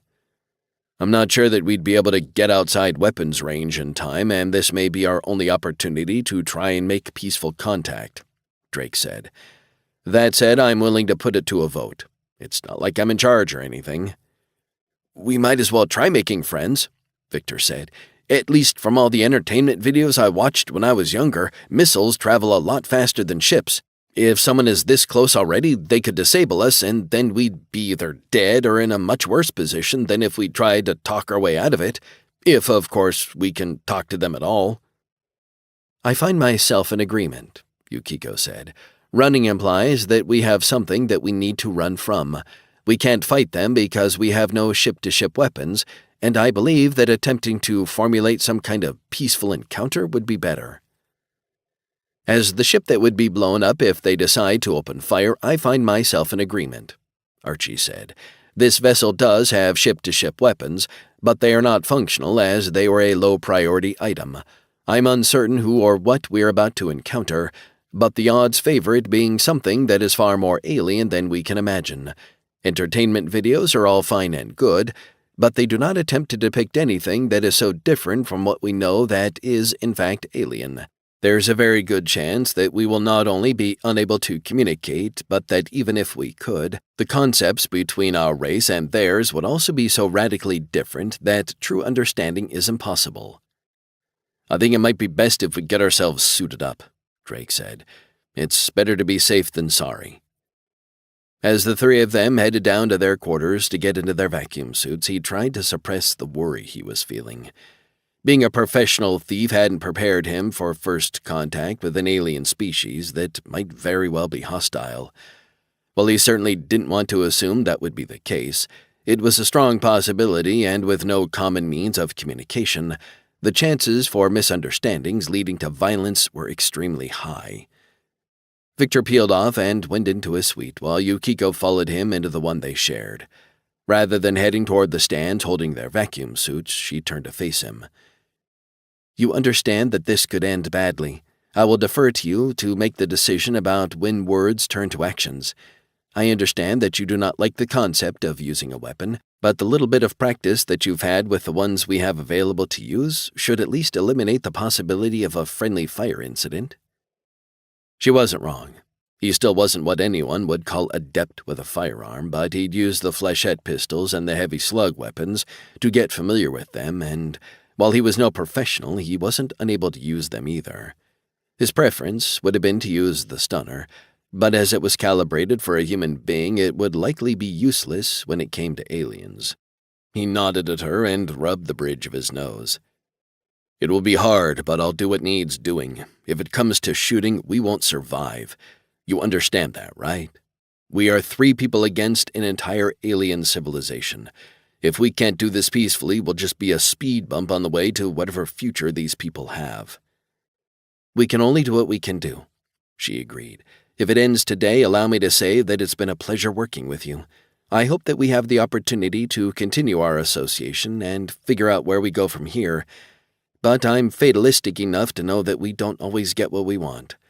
Now, let's get into our vacuum suits and make certain that we have enough weapons to deal with trouble if that's what it takes." Once he had his vacuum suit on, he stashed a stunner in a holster that he rigged for it. A flechette pistol and a knife went on the other side. The knife was of Royal Marine issue and was exceedingly sharp and tough enough to cut almost anything. As he wanted to emulate the way Yukiko put herself together, he'd appropriated one of the Royal Marine cutlasses and had it strapped to his back in a breakaway sheath. He wasn't skilled in its use, but if he didn't have any other weapon at hand, at least he wouldn't die running. He put his gloves on and checked his seals. Then he checked Yukiko's while she checked his. They had their helmets in the crooks of their arms when they went out to meet Victor and looked over his suit to make certain that it was set up and in place. The young man was armed again because Drake trusted him enough not to fret about it. Victor preferred a stunner and flechette pistol, but had added a knife at Drake's insistence. He was a better shot than Drake was, which wasn't saying much. Drake was a terrible shot. It had taken them about 15 minutes to get ready, and they all headed back to the bridge to see what happened next. He'd barely sat down in his seat when the video on the small monitor on his console showed an alien ship coming around the side of the megastructure. It wasn't shaped like anything he'd seen before, but it wasn't radically different from a human vessel either. There were only so many shapes one could utilize in space, and all he could say about this one was that it had more curves than a human vessel would. It seemed to be about the size of an in-system patrol craft, so it might very well be fulfilling the same function. It would be armed, he was certain. It would also be fast. "We are receiving an incoming video signal utilizing standard human signal parameters," Archie said. "It is an interrogatory request for communications that is completely compatible with our system." "What?" Drake asked, incredulous. "How is that even possible?" "Unknown. Do you wish me to put it on screen?" "Do it," he said as he leaned back in his seat slightly. This was the very last thing he'd expected, and he couldn't imagine how it was even possible. They were so far away from human space that it was inconceivable there was any way someone here could know the slightest thing about humanity. The screen cleared and showed a man sitting at a low-slung console. A human man. Drake was utterly flabbergasted. This couldn't be happening. The man must have been able to see the utter confusion in Drake's face because he smiled. "Greetings from the other side of the universe, fellow humans," he said in completely understandable Anglic. "Welcome to the hub. I'm Doug Pinsky, and I will be your Sherpa during these trying times." 31. "How is this possible?" Drake demanded. "We're on the other side of the damned galaxy and we find a human welcoming us." The man's smile grew a little wider. "Well, that's kind of a long story. Before we get into it, we've got some things to run through. First off, your ship looks to be in rough shape. Are you in distress? Does anyone need medical attention?" Drake shook his head. "We're not in distress. The ship is salvage under the Interstellar Accords. We've got a salvage team aboard, but it's fully functional and none of my people are injured." "Good to know," Doug said. "I must stress that the Ski are not signatories of the Interstellar Accords, so they may or may not recognize your right of salvage. Don't blame the messenger. That was the case long before my grandparents arrived, and there's nothing I can do about it. If anyone tries to take our property from us, that's going to be a problem for them," Drake said levelly.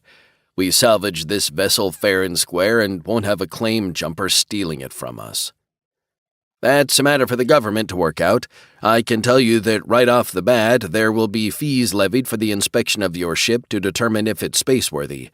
If they condemn it, there's literally nothing you can do to stop them. If they decide it's spaceworthy and that you can continue to maintain possession of it, all you'll have to do is pay the fees and that will settle the matter. They're not completely unreasonable, and it really is something meant to keep people safe.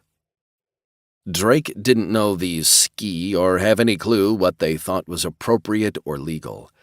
The ship had Archie aboard, and they'd recovered quite a bit of thalassium along with the wreckage of the ship that had been carrying it.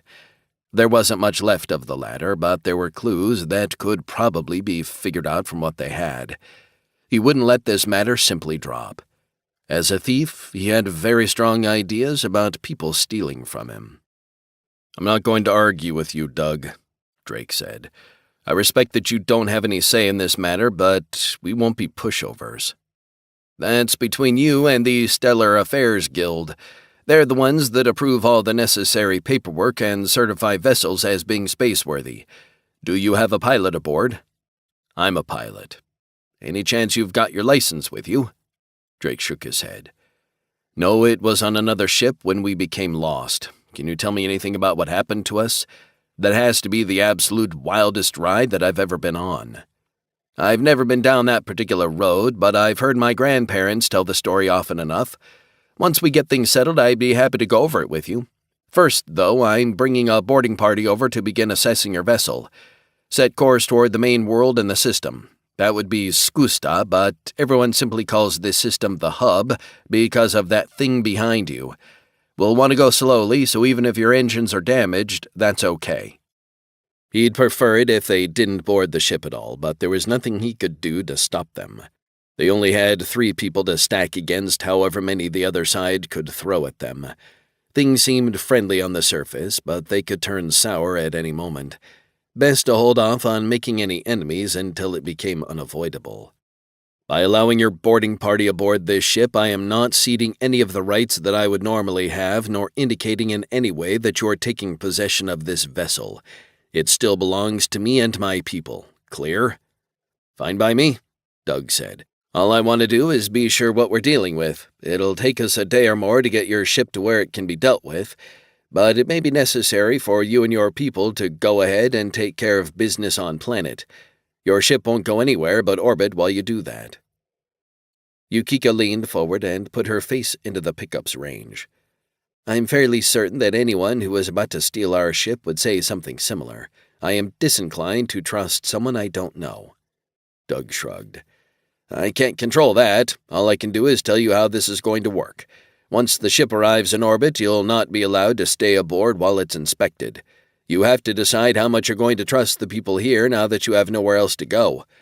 That's the truth, by the way. You can't get back home, so you've got to make a new home here. Don't start off by making enemies where you don't have to. Life can be hard enough without that. Could you give me your names for the record?" "I am Yukiko Tanaka, and my associate here is Drake. The third member of our party is Victor Gold." "Drake what? Got to put it down in the records." "Just Drake," Drake said. "Okay, I suppose that'll have to do for now. Do you have a company name?" "Just the name of our ship, the Golden Rule." "So noted. Look, I understand this is a difficult situation for you, but being prickly about things won't make your situation any easier to deal with. You don't know anything about civilization here, and you're very far behind on the power curve. You need to accept that your ship will be impounded until its status can be settled. There are law offices that can assist you in weaving your way through that particular series of inconveniences, but everything aboard this ship will be held in place until that's settled. That's the law, and there's nothing any of us can do to change that." "What can you tell us about the ski?" Victor asked from off-camera. "A lot, but that will have to wait until we can talk face-to-face. You'll see some of them in the boarding party, and I'll also have several other species along for the trip. The hub is quite the melting pot. The megastructure that brought you here brings ships from all over the Milky Way.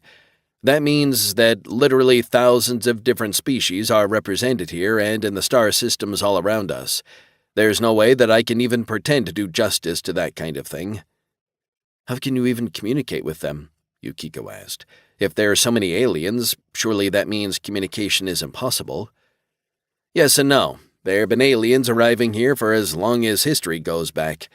No one knows who left the megastructure because it was here when the ski became sapient and began going into space. There had been other species landing on their world even before they became intelligent. There's even a rumor that they were uplifted by some of the visitors. I'd avoid bringing that rumor up with them if I were you. It's a sensitive subject. Drake turned to Yukiko. I was wrong. This will be far more complicated than I originally envisioned. We'll manage, she said, clapping a hand to his shoulder. Send over your boarding party, but remember our claim. If you attempt to steal our ship and property from us, we will react accordingly. Once again, that's outside my purview. Do you have a preference where we could come aboard? After he described where the hangar bay was, he informed Doug that it did not have an atmosphere and that they would need to be in vacuum suits. It did have gravity, and he and the rest would be there to meet them. Sounds good, Doug said. I'll get my people together and we'll be over in about 15 minutes. That doesn't mean we'll be landing immediately because we'll make a close pass around the entirety of your ship to get an idea of what kind of damage it suffered. Call it 30 minutes before we're in the hangar bay. If we're being evacuated from the ship, then I need to know what to do with our cats, Victor said. We have 2, and I'm unsure whether or not food and other necessities are available for them. Doug waved his hand dismissively. Cats are common here, and I'm certain we can get you set up just fine. When we get to the planet, what was its name again? What's going to happen to us? Skusta. You'll be transported down to the surface where you'll meet up with an adjudicator. He'll go over everything about your situation with you and answer questions. He's the one who makes the decision on what happens and what accommodations are made. You'll be given housing and supplies while a determination is being processed. You can absolutely take your pets with you, and I recommend that you do so. If you have any personal belongings aboard the ship, you should take those as well, as it may be weeks or months before you are allowed back aboard. If we're allowed back aboard, Drake said under his breath. I'm sorry, what was that? Understood. We'll get everything together and be ready to meet you. I assume we'll be going back to your ship while you begin examining everything here. Doug looked a little relieved. That would be best. What about weapons? What is the law about being armed here? The law level on Skusta is pretty lenient.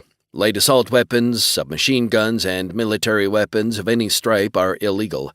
Pistols and blades are fine. They can be automatic or not. It doesn't matter. That was indeed pretty lenient.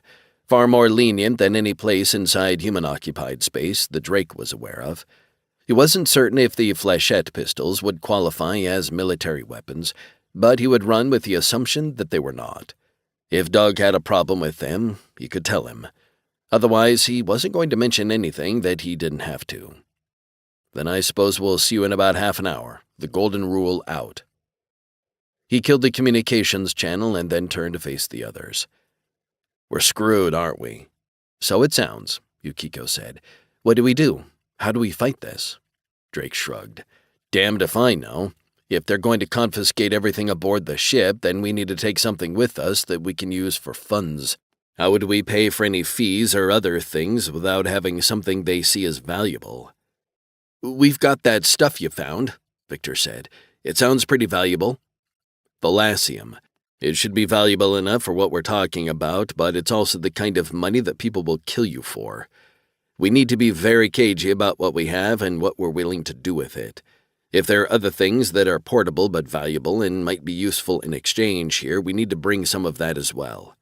We don't know what the technological level here is, but there are any number of cargo containers that have very advanced electronics or other paraphernalia that might be sellable, Archie said. If they separate you from the ship, what am I to do? Drake smiled. Stay hidden. Bide your time. When the opportunity presents itself, if we can't get back to you, you'll have to figure out how to get away even if you've got people aboard you. How would you handle that? I can configure some of my remotes to carry weapons, but I would prefer not to, the artificial intelligence said. It would be much more to my liking if the 3 of you were reunited aboard this ship and we went on our way. If nothing else, this situation provides us with an excellent opportunity to learn about the environment in which we find ourselves and the alien race that constructed the travel network that brought us here. We shouldn't squander that. Allies that can be made now might prove valuable at some point later on. Victor, go see about getting a bag with some valuable items. Work with Archie to make that happen. Yukiko, perhaps a selection of weapons that we can bring along and sell to others. I'll grab some of our secret stash of thalassium. I don't want to carry too much of it, but there are smaller bits and shavings that might be better to use than the larger pieces. The other two nodded and set out to get what they could. Drake headed back down to the laboratory and went through the thalassium. It was as simple as pie to take a small plastic baggie with some very small fragments and dust. Then he headed back to their quarters to collect what clothes he had and to begin bringing up a carrying case for the cats. He'd bring along some of the food, but it wouldn't be possible to bring cat litter, so he really hoped there was something available on the planet to help him out. The cats had proven a great stress reliever for all three of them, and he'd grown attached to them. He wouldn't see any harm befall them. When he got there, he found the other two were gathering their own clothing, and in short order, they had made their way to the hangar bay to wait for their ride. The cats didn't particularly care for the pressurized carrying case, but they hadn't given him too much trouble. When a shuttle came through the open airlock and settled on the deck in front of him, he took a deep breath and let it out slowly. Things would work out. He was a trained thief, and he wasn't going to let someone take what was his. He could smell a con job a mile away, and this one smelled bad. He'd just have to keep that in mind and make sure that when the dust settled, the three of them came out on top. Anyone who underestimated them would deeply regret it. 32. The shuttle that had brought Doug had a dozen people aboard it. The majority of them were human, but 5 were not. Drake knew that it was poor form to stare, but he couldn't help himself. 2 of the aliens were slightly shorter than the average human and a bit wider. They looked strong and had 4 arms. The upper pair of arms were more muscular, and the lower pair seemed smaller and perhaps more dexterous. They walked with something of an odd gait, and he realized that their feet were actually wider and flatter than a human's. Maybe they weren't feet at all. Inside the vacuum suits, it was difficult to judge. One of the other aliens was tall and spindly, with 2 arms and fingers that were significantly longer than a human's. The remaining 2 were also humanoid, but short and squat. Their heads were bulbous and much larger than their frames would suggest. He wondered which were the ski. After tearing his gaze away from the aliens, Drake had a realization. The vacuum suits they all wore weren't as advanced as what was in common use in human space. They looked a bit more primitive, though obviously they worked. They certainly weren't up to Golden Kingdom standards. That was interesting, and he wasn't sure what to make of it. Doug led the way over to them and gestured at the humans around him. "This is my prize crew. They have familiarity with the systems they'll be operating, and they can get the ship into orbit. They'll move things along slowly because there's no telling what condition the ship is in, and we want to be careful. The pair with 4 arms are Ski, the tall fellow is a Meritor, and the guys with the big heads are Jontahem. Come on, I'll take you back over to my ship, and we'll go ahead so you can meet with the adjudicator." "I'm not happy about having to leave our ship," Drake said. "It feels like you're forcing us off our property so that you can take it away from us. I'll play this out right now, but that won't be allowed to stand. We've invested blood, sweat, and tears into this vessel, and she is ours." The other man shrugged. "Again, that's not for me to say. I've told you what's going to happen, and as long as you can pay the costs necessary for any repairs and work, then there shouldn't be any problem with you keeping it, provided it's spaceworthy. That's between you and the adjudicator." That sounded like a line of slick bullshit. If anything, it only convinced Drake more that they were being played. Even so, there wasn't anything he could do about it because all of the prize crew were armed. If anybody started shooting, it wouldn't end well. There was no way that 3 people could hold off an entire civilization. "Fine," Drake said as he gestured toward the shuttle. "Let's get this over with." Doug said something to the others in a language that Drake was unfamiliar with, and they began heading for the large hatch. No doubt they'd send people to the bridge and engineering to make sure that the ship's systems would be functional enough for them to safely get it to orbit. No one wanted to start a ship toward a planet and then lose thrust. That was a good way to have a catastrophe. Drake followed the man back to his shuttle, and its insides also seemed a bit more primitive than what he was used to. Having flown in a very similar craft when they'd escaped New Osaka, he had an idea of what it should look like even though they weren't in the control area. This shuttle was well cared for and seemed relatively new, but it was a couple of notches down in technology. He wondered if that was true across the board. In human space, it wasn't unusual to run across less advanced technology.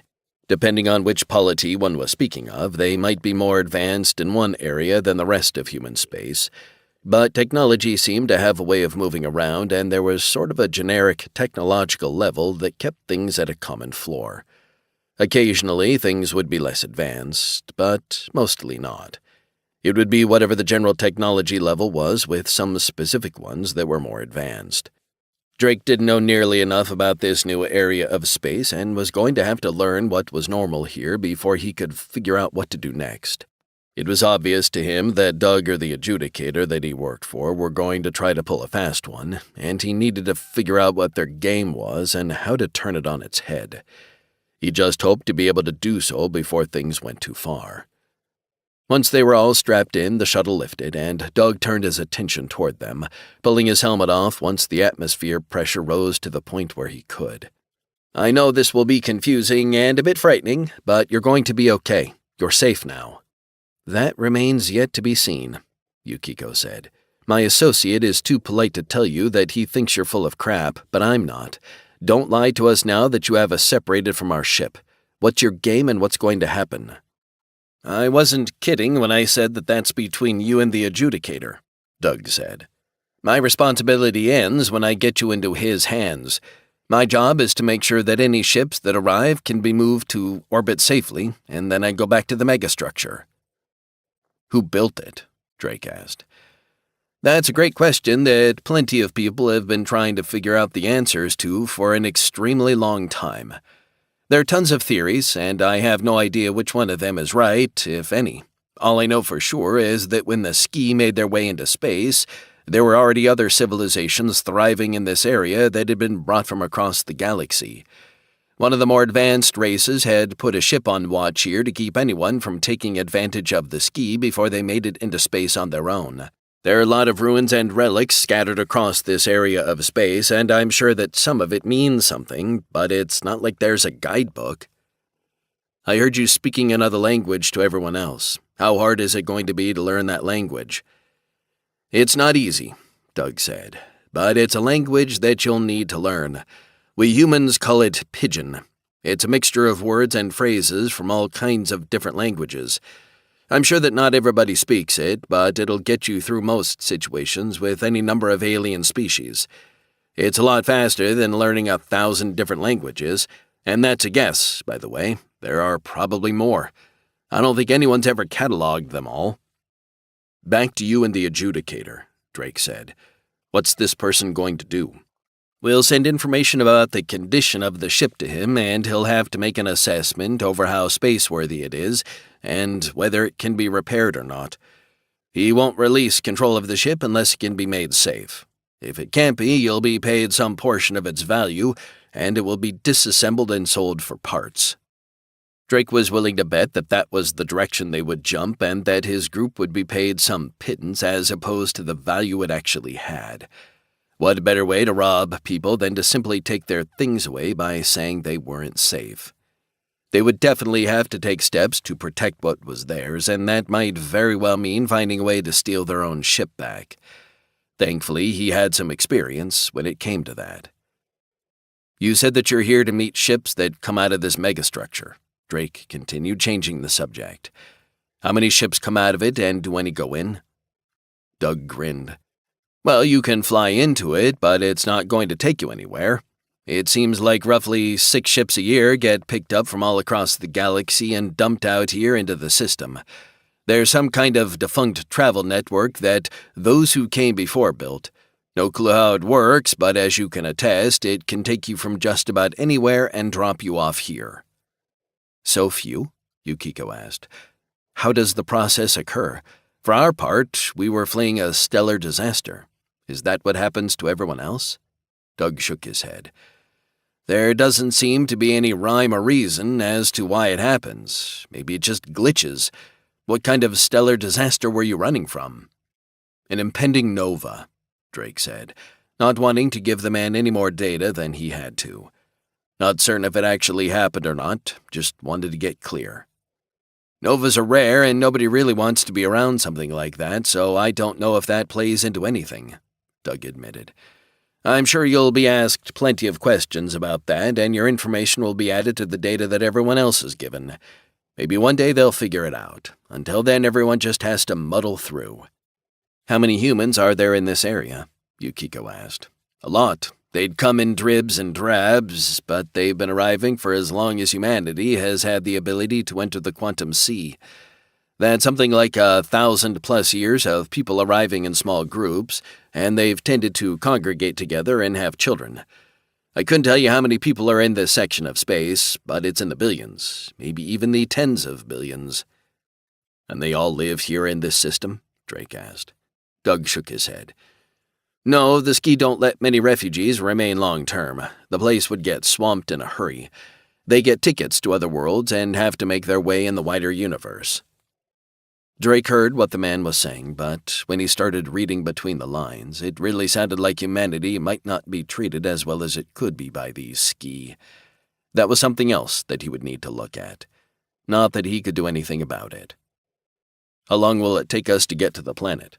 Drake asked, after a couple of seconds. "And what happens when we get there?" "We'll be there in about 8 hours. I'll get you a couple of cabins, and you should relax while you can. When we arrive in orbit, I'll escort you down, and you'll meet with the adjudicator to settle what the initial steps will be. The final decision won't happen for a while because it takes time to make an assessment of a ship, especially a big one like you brought. As you're newly arrived, temporary housing will be arranged for you." "And what would we use for money?" Yukiko asked. "I'll wager that anything from human space is worthless here." Doug nodded. "You'll be given a stipend, but it's not much. That will continue until your case is decided. It may be possible for you to sell some of the equipment you have with you, but everything on the ship will be impounded until a final decision is made. What we'll do is give you time to talk to other people and get a feel for how civilization here works. If you can find someone who can help you navigate the integration process, it would definitely work in your favor. I can give you a couple of names if you like." "We would appreciate that." Drake was certain that she meant it, too. Even so, anyone Doug suggested would be suspect.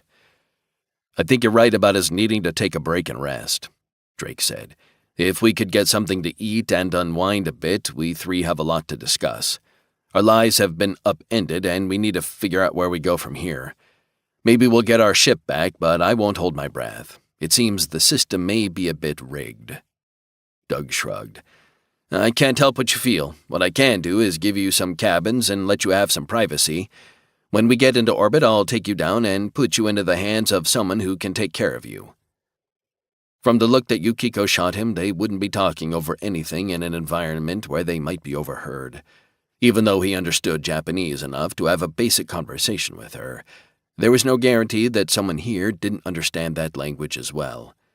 They'd be spied upon, of that he was certain. The key would be to get down to the planet and find out how screwed they really were. Then would come figuring out a grand plan to turn things around before everything was locked down. To do that, they needed a lot more information than they had, and from a source that wasn't as biased as Doug. It would be his job, and Yukiko's, to find those people and figure out their next steps before all their options were taken away from them. The clock was ticking, and they couldn't afford to waste a single hour. 33. They arrived in orbit around Skusta about 8 hours after they'd boarded Doug's ship. The three of them had let the cats out of the crate so they could explore the cabin they were assigned, but it wasn't much to hold anyone's interest. It looked like it was made for a single person, and the three of them spent time rotating between sitting at the small built-in desk and sitting on the bunk that was only suitable for a single person to sleep in. During his rotation at the desk, Drake explored the built-in computer. It wasn't like anything he'd seen before, but even though he couldn't fully explore its intricacies, it was made to be accessible, so he got a feel for it. It reinforced his opinion that the technological level here was somewhat below the average in human space. That was interesting, and he wondered why. Was it because they only got a certain limited number of ships and they didn't have a way of reverse engineering them to the point where they were interested in improving their technology? Was it some other kind of limitation that he was unaware of? There was no telling, but he hoped to get more answers once they got down to the planet's surface. When Doug knocked on the hatch and escorted them back to the shuttle, he asked, "So I noticed the computer in our cabin seems to be a bit more primitive than what's in use in human space. Is there a reason you haven't co-opted the technology coming in? Are the other races that come here also somewhat lower technologically?" The man shrugged. "The skier is somewhat set in their ways, but I'd say that there's something of a suspicion about alien technology among the races that live around here. Everyone exists in their own bubble where they go with what's comfortable for them. The technology that comes in from human space is probably at the high end of what's available, but there's little desire to upgrade what already works. All the shipyards and manufacturing facilities use what they've always used, and innovation is slow. Why fix it if it's not broken?" That sounded more than a bit stupid to Drake, but it wasn't as if he had any real control over them. They could do what they wanted. It was no skin off his nose. "What about when ships from the Golden Kingdom were arriving? Those were even more advanced. Shouldn't humanity have a notably higher technological level here?" "You'd think so," Doug said as they entered the hangar. "But no. I think the reason they don't might be because that's when humans started arriving, and there weren't very many of us back in those days. They lost technology quite rapidly as equipment and ships wore out. By the time the population level was significant, things had changed, and we weren't getting high-level technology anymore. Add in the effects of the Red Plague, and that also caused serious avoidance of human ships and technology." "How did you react to the Red Plague?" Yukiko asked. "The gestation period of the virus would have meant that some of the ships likely arrived with infected people still aboard. You wouldn't have realized that something was going on at first." "There's some truth to that, but it's not as bad as you might think," Doug said as he gestured for them to board the shuttle. "The people that arrived early on knew that they were sick and dying, and even though the initial boarding parties were also infected, they learned what was going on and a quarantine regimen was developed. We lost several hundred people before we got our act together, but during the time frame that the Red Plague was active, we kept ships isolated until any potential infection revealed itself. When ships began arriving with humans that weren't infected, that process was allowed to continue, but after a few decades with no further infections, we went back to the way things were before."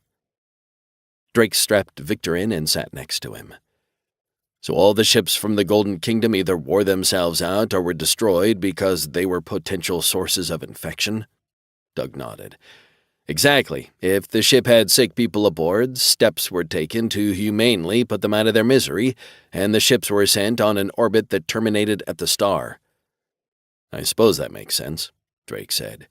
"Will you be staying in orbit or heading directly back out?" "We have to get going as soon as I drop you off. It turns out that another human ship has popped out and there's no one there to greet them. I've sent them a message saying that someone will be there shortly." Drake frowned. "That seems a little soon, doesn't it?" "I've never heard of two ships from the same species arriving so closely together," Doug agreed.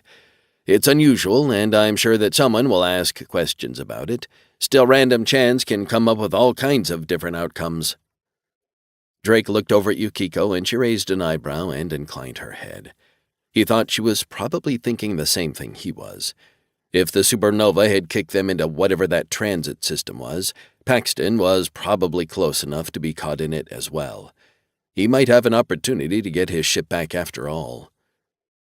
"So," Drake said, "do you have any information on who these people are or which part of human space they're from? I have to say that I feel some kinship toward those poor bastards and would like to know a bit more. When they get here, we could hook up with them and we wouldn't feel as alone." Doug smiled. "That's a pretty good idea. The ship's name is the Enigma, Quincy Paxton commanding. Have you heard of him or it?" "Nope," Drake lied with an innocent expression. "Sounds like an interesting ship name, though. Whenever Mr. Paxton and his crew arrive on planet, we'll definitely look them up." That was a chance to get back at the man that he hadn't expected to fall into his lap. He certainly wouldn't let it go to waste. If they could pick up his ship on the way out of this place and put it aboard the Golden Rule, he could really stick it to Paxton. The man would be stuck with no options and no way to support himself. There was more conversations on the way down, but Drake kept it to generalities and asked as much as he could about the people below and how to find humans that could help them become acclimatized to their new situation. Doug handed him a card with a name on it and what Drake suspected was a communications code. Not that he had any way to call someone, but it was a starting place. If, of course, he trusted what Doug was doing, which he did not. The shuttle landed and Doug escorted them out to where a human and a ski were waiting. The man shook each of their hands and wished them the best of luck before getting back aboard his shuttle.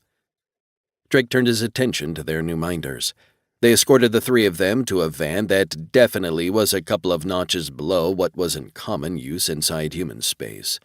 It was roomy enough for them and their belongings, though, and he supposed that was all that mattered. He focused his attention outside as they drove. The buildings around the spaceport were low and wide. No real skyscrapers, per se. Lots of brick, and, honestly, it looked even lower tech than the vehicle they were riding in. How could a society that was technologically advanced enough for space travel live in such a primitive environment? He was still thinking about that when the van pulled up in front of a squat building made of pressed bricks. It was definitely old school, and there were many aliens going in and out through the wide front doors. So many, in fact, that he was overwhelmed by the variety. There were tall aliens and short humanoids, and some that were more insect in nature. Seeing one that looked almost like a giant ant covered in chitin was a bit spooky, but at least it wasn't a spider. Which, of course, was when he saw the one that looked like a spider coming out of the building. It was like a tarantula, only really, really big. He noted that it also had 10 legs rather than 8, but was otherwise eerily similar. The thing that he noticed most about all the aliens and even the couple of humans that he saw was that they didn't seem at all perturbed by the variety of alien species around them. Obviously, they weren't concerned for their safety. That must mean that this society was pretty well integrated and knowledge of these other species was widespread. People feared what they didn't know or understand, and that did not seem to be the case here. Honestly, that was an unexpectedly refreshing revelation. Their minders took them past a wide front desk manned by a number of different aliens that were servicing the people coming and going, and to a somewhat primitive elevator that took them up to the 4th floor. Once there, they went down a carpeted hallway to a corner office with a view of the city square that had some type of fountain and a statue of a ski standing heroically on what looked like a mountaintop. Seated behind the desk was a ski. He was dressed in clothes that came across as formal, but were definitely not human in nature. Their silent minders closed the door behind them and departed. "Welcome," the ski said in Anglic. "I am Adjudicator O'Call, and it is my duty to oversee your case.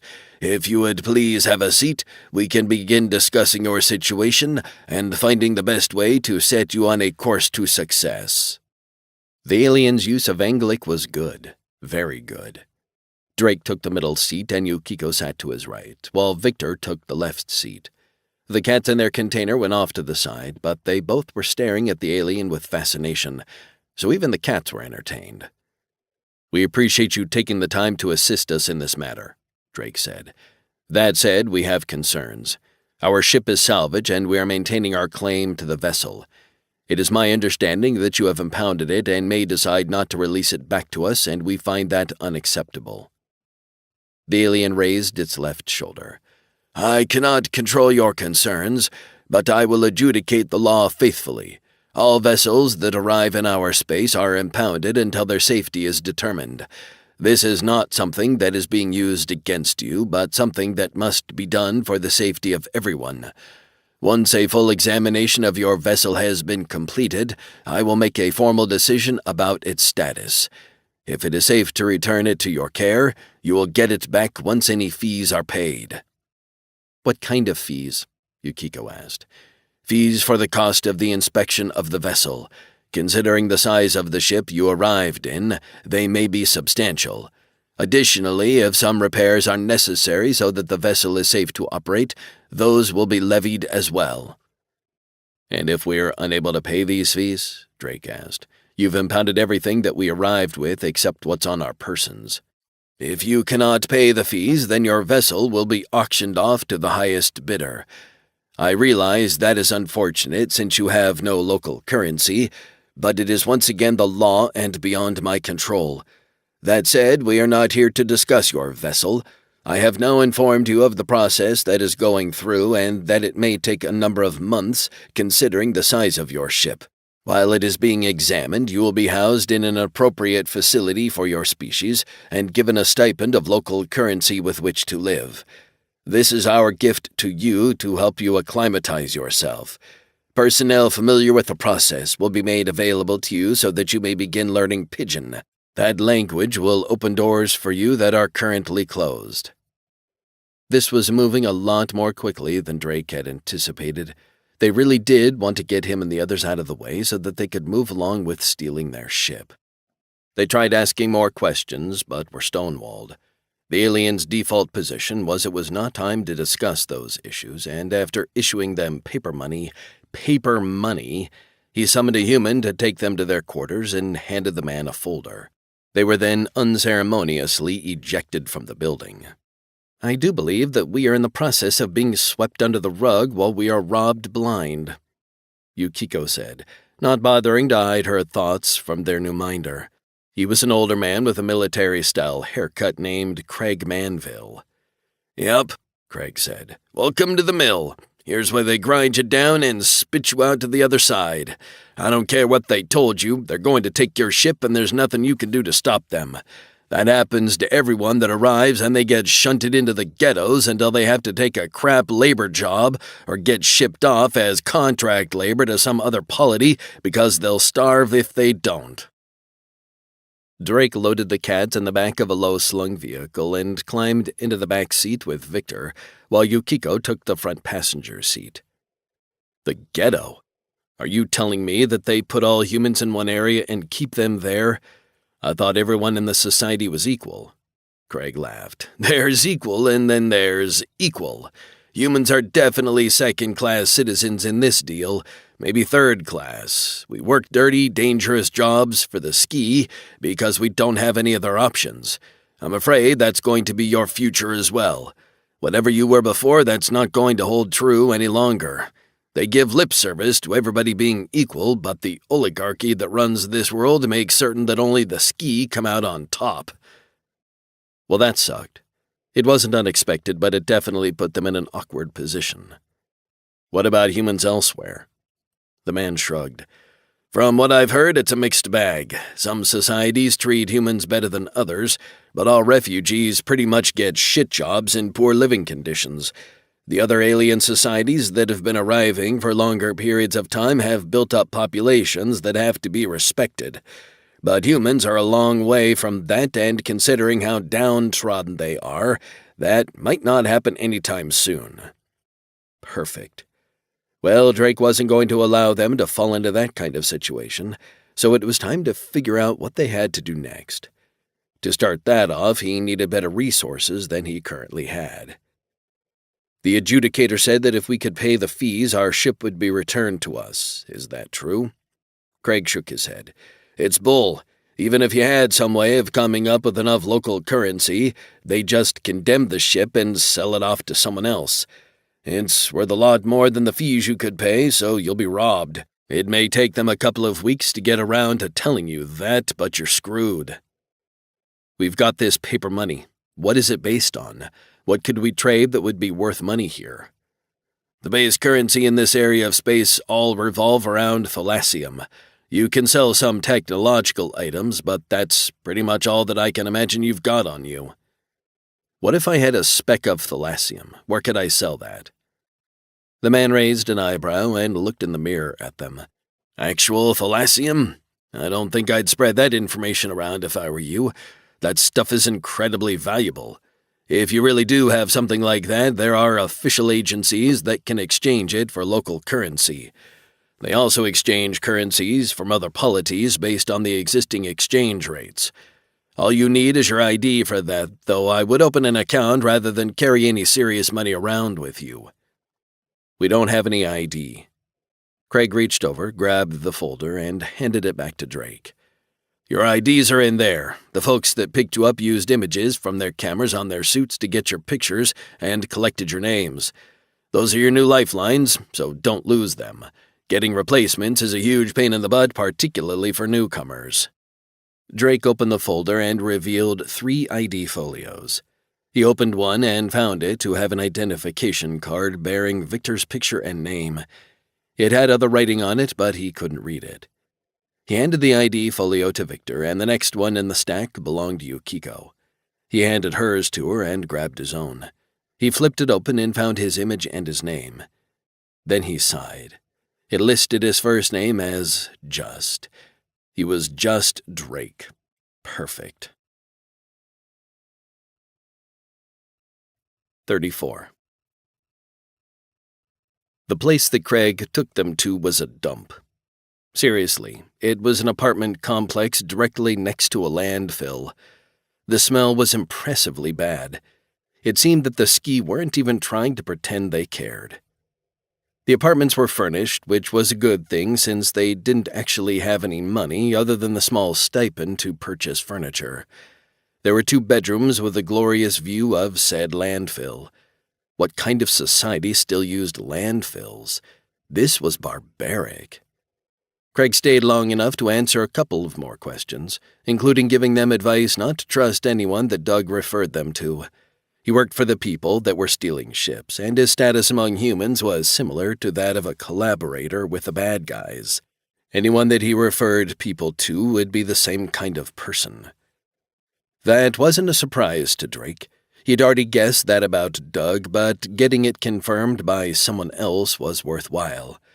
The other information they got was how they could begin learning Pidgin. There were books and some learning programs that could assist. As that was supposedly covered by their status as refugees, Craig would look around and find something suitable for them and bring it back tomorrow. If Drake had his way, they'd already be gone by then, so they'd need to see about getting that information via another channel. Locally, it was late afternoon, and they needed clothing and other supplies that would allow them to move around without standing out. They hadn't had an opportunity to change and were still wearing their vacuum suits. He wanted to take them off as they draw attention, but was sure that anything left behind would be stolen in short order. The apartment complex was filled with other humans, though he didn't hear much Anglic. There was some, but the majority of the conversation was in what he assumed was Pidgin. He could pick out a word here and there, but it was definitely a mixture of a lot of different languages. How anyone kept something like that straight in their heads, he didn't know. Victor indicated that he'd stay in the apartment with the cats, so they didn't have to carry everything along with them. Of course, their regular civilian clothes stood out a bit, but they weren't outlandishly different than what the other people were wearing. Craig had given them the address of a reputable exchange office that would allow him to sell some of the thalassium dust. Just a speck or 2. The rest of it would stay safely in a pouch around his neck to keep any pickpockets from taking it. If they wanted to get to his valuables, they were going to have to kill him first. When they stepped out of the apartment, they were armed. He still had his flechette pistol on his right hip and his stunner on the left, along with his knife. He'd strapped the Royal Marine cutlass on his back in an approximation of the same way that Yukiko wore her swords. She wore her pistols and knives in the same way, though he suspected she had more weapons than he did, and was undoubtedly more dangerous than he was. If anyone accosted them, he had no doubt that Yukiko would decisively end the matter.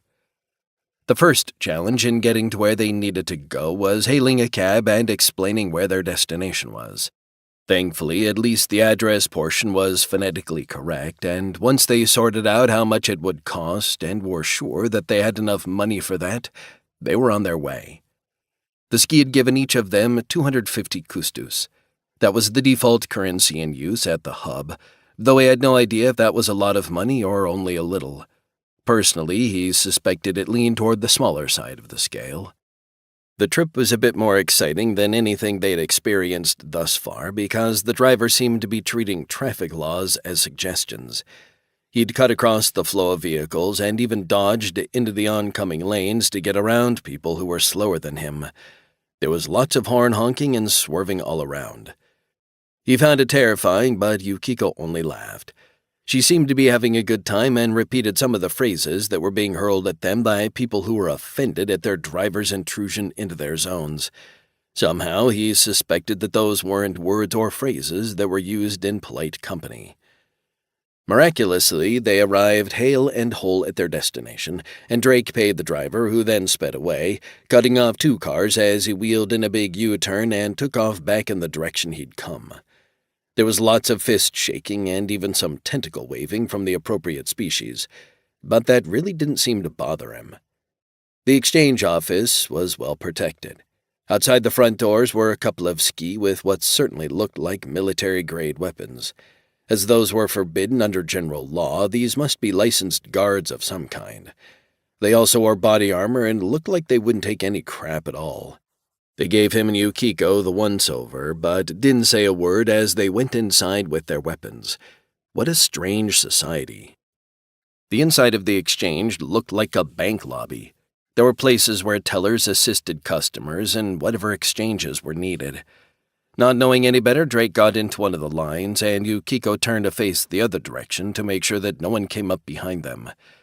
Over the next several minutes, they inched forward until it was his turn, and he approached the teller. The teller said something in what he assumed was pidgin. He shook his head. "I'm sorry, but we're refugees, and I don't speak the language yet." The alien woman held up her hand, which had webs in between the fingers, and then called out to someone behind her. A human stepped up to the counter next to her. "How can we help you today?" "I have some expensive materials that we wish to exchange for local currency." The man frowned. "What kind of materials?" Drake pulled the small plastic bag he had prepared for this moment out of his pocket and held it up. The man squinted at it, and then his eyes widened. He said something to the woman, who then held out her hand.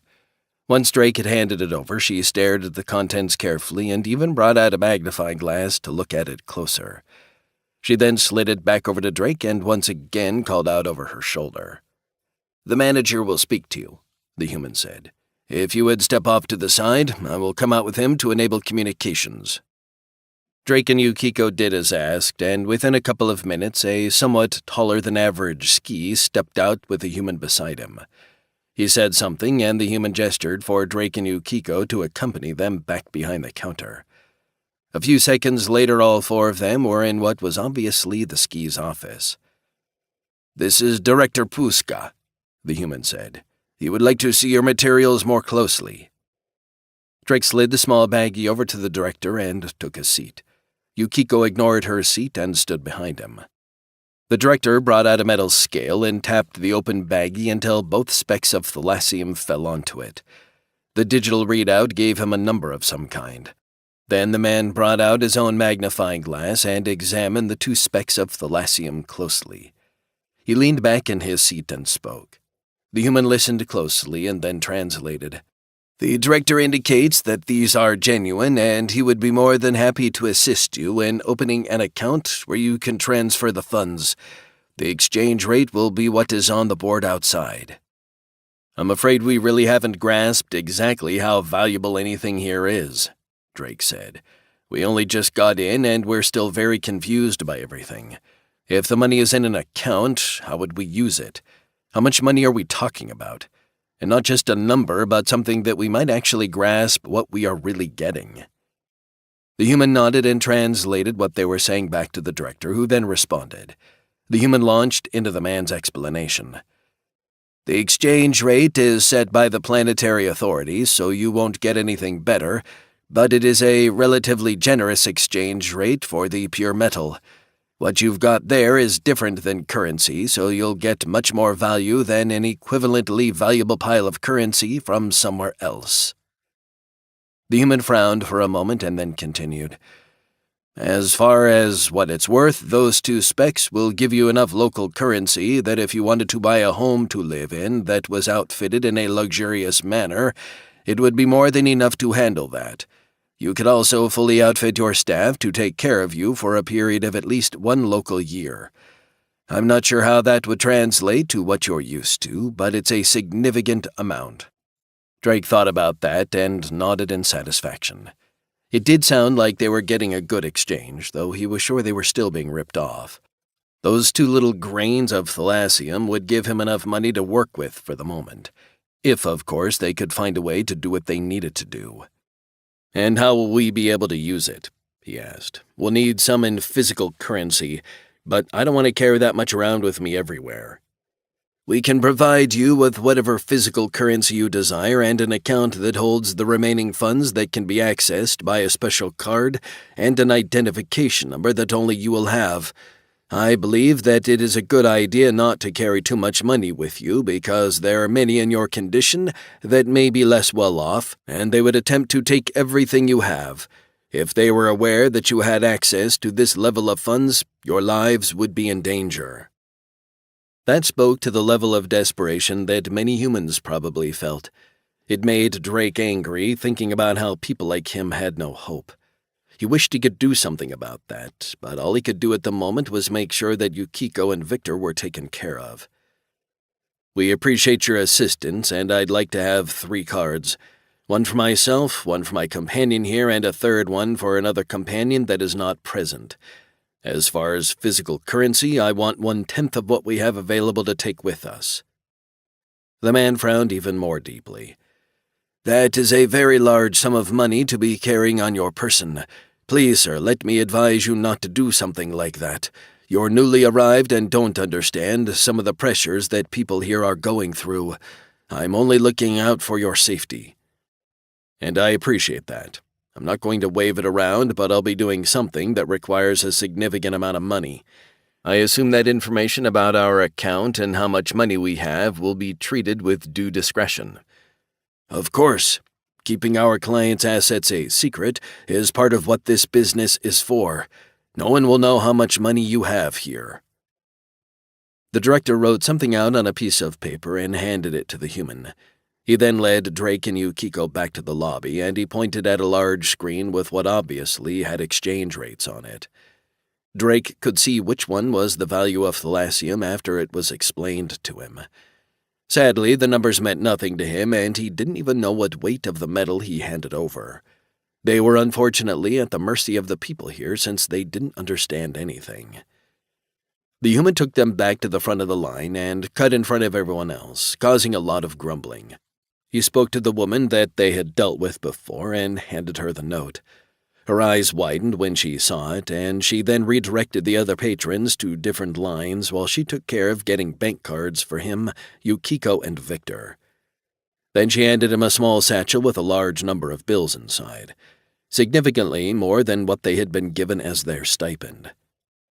The human that had been standing there waiting for them pointed toward a machine at the front of the lobby.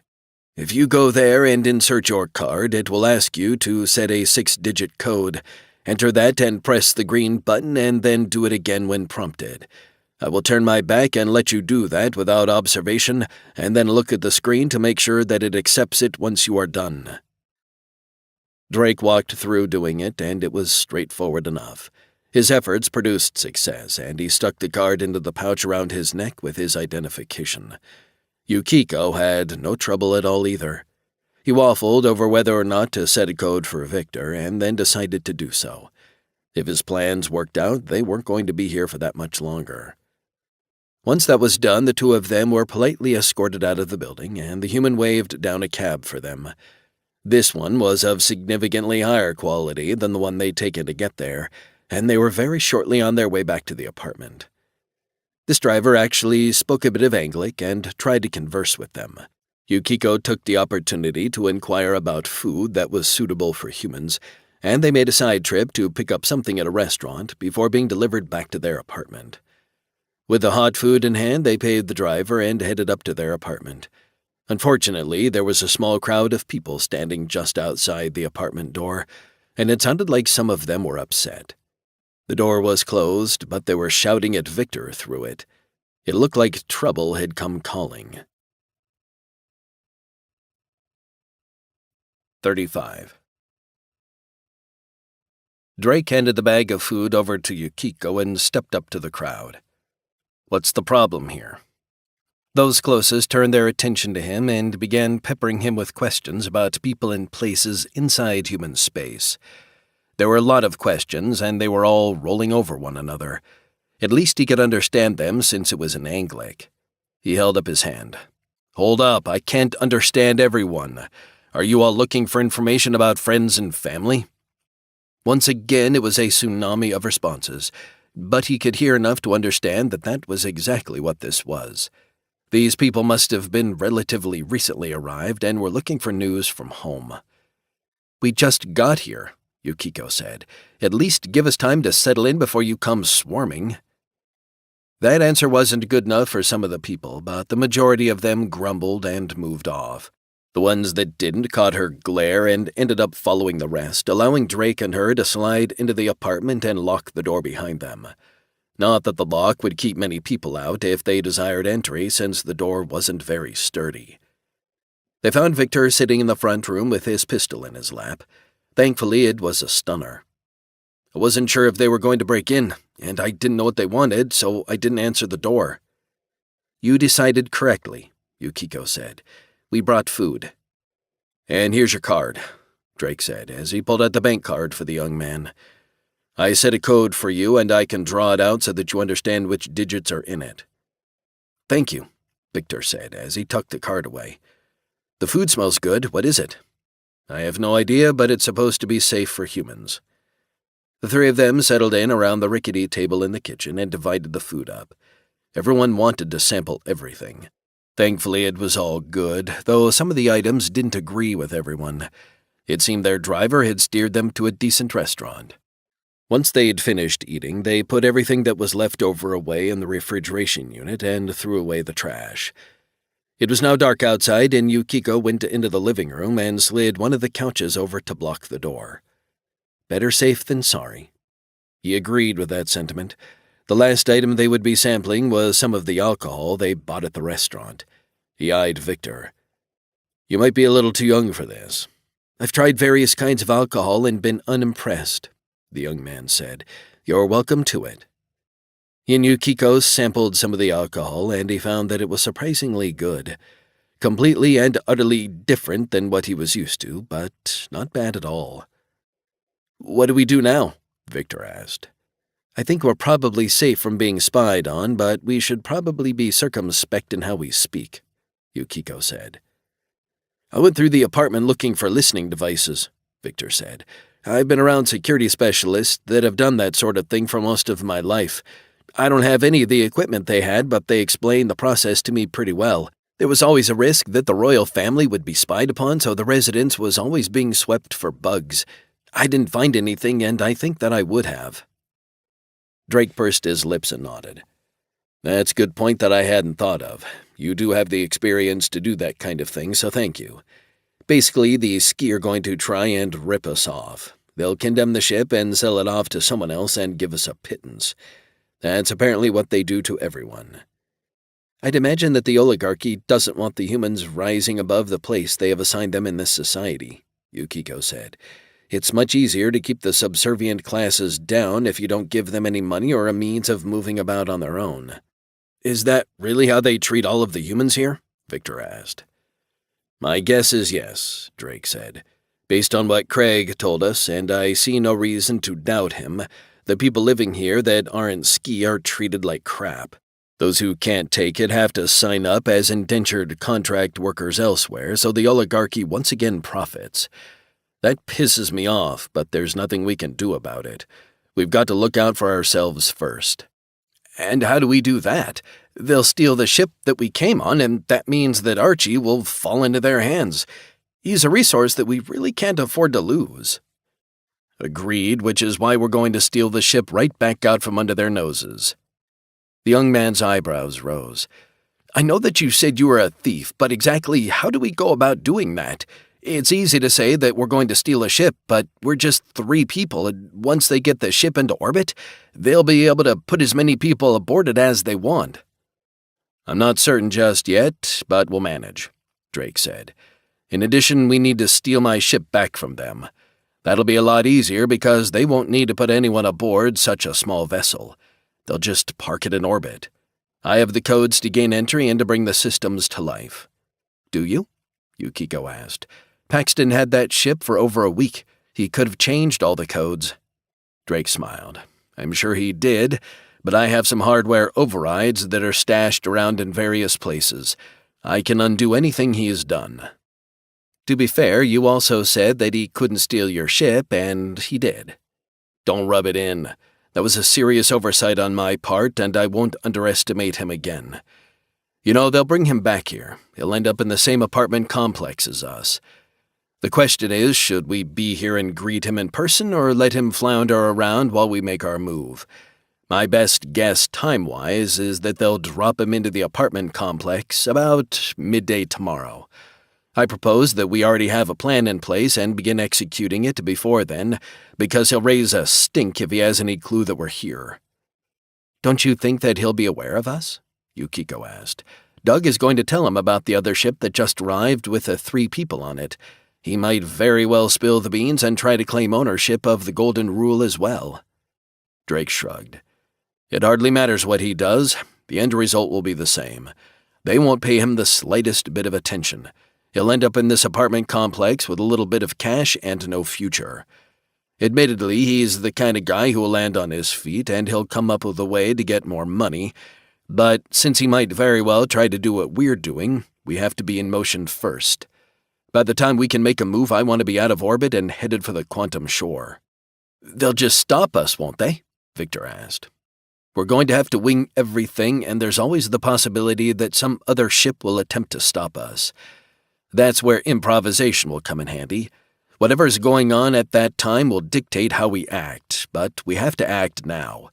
If they have people aboard our ship, then we drive them off.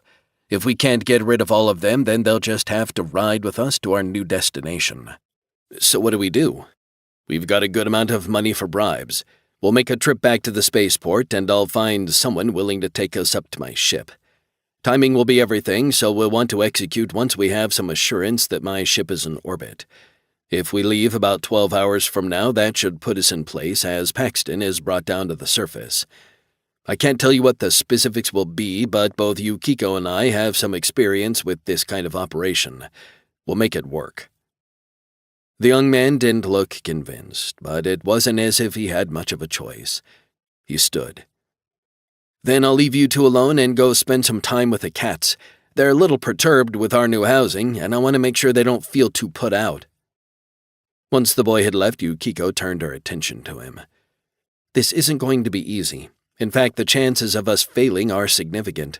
How do we mitigate the odds against us? Drake grabbed a drink and took a sip. We'll have to improvise. The chances of something going wrong are high, but when you've got enough money to pass around, you can sometimes get past that. I'm not saying that it'll be easy, but it at least gives us an opportunity. Would you rather we did nothing? We have quite a bit of money that we can live on, but I don't like having to give up everything that we've struggled for. She took a sip of her own drink and nodded. I agree with your assessment. We need to get out from under the thumbs of the people that want to keep us down. That means we need to find a resource inside the spaceport that can get us into orbit like at New Osaka. Alas, we won't have Antimony Jones to help us this time. Sadly, no. I'd imagine we'll have to work with using what distractions we can. We might not be able to pay whoever it is to deliver us straight to my ship, but if they can get us close enough that we can get there in our suits, that would be enough. If they take the money and we get off the ground, I think the odds are decent that we can make this work. It will really come down to finding the right person and not having them turn us in for attempting to bribe them. The 2 of them sat and drank quietly before they called it a night themselves. Tomorrow would be an exceptionally busy and stressful day. If things worked out, they'd get off this planet and would have to find a new place to go. That really meant they needed to have a map of the area around them and data about the other worlds that they might go to. Information was key, and that had to be what they acquired first thing in the morning. Then they'd have to head for the spaceport and make this work. Stealing the Golden Rule was by far the biggest job he'd done, but he had confidence that he could make it work. The only thing he couldn't control was bad luck. If they found someone who wouldn't take their money and instead turned them in, they were hosed. 36.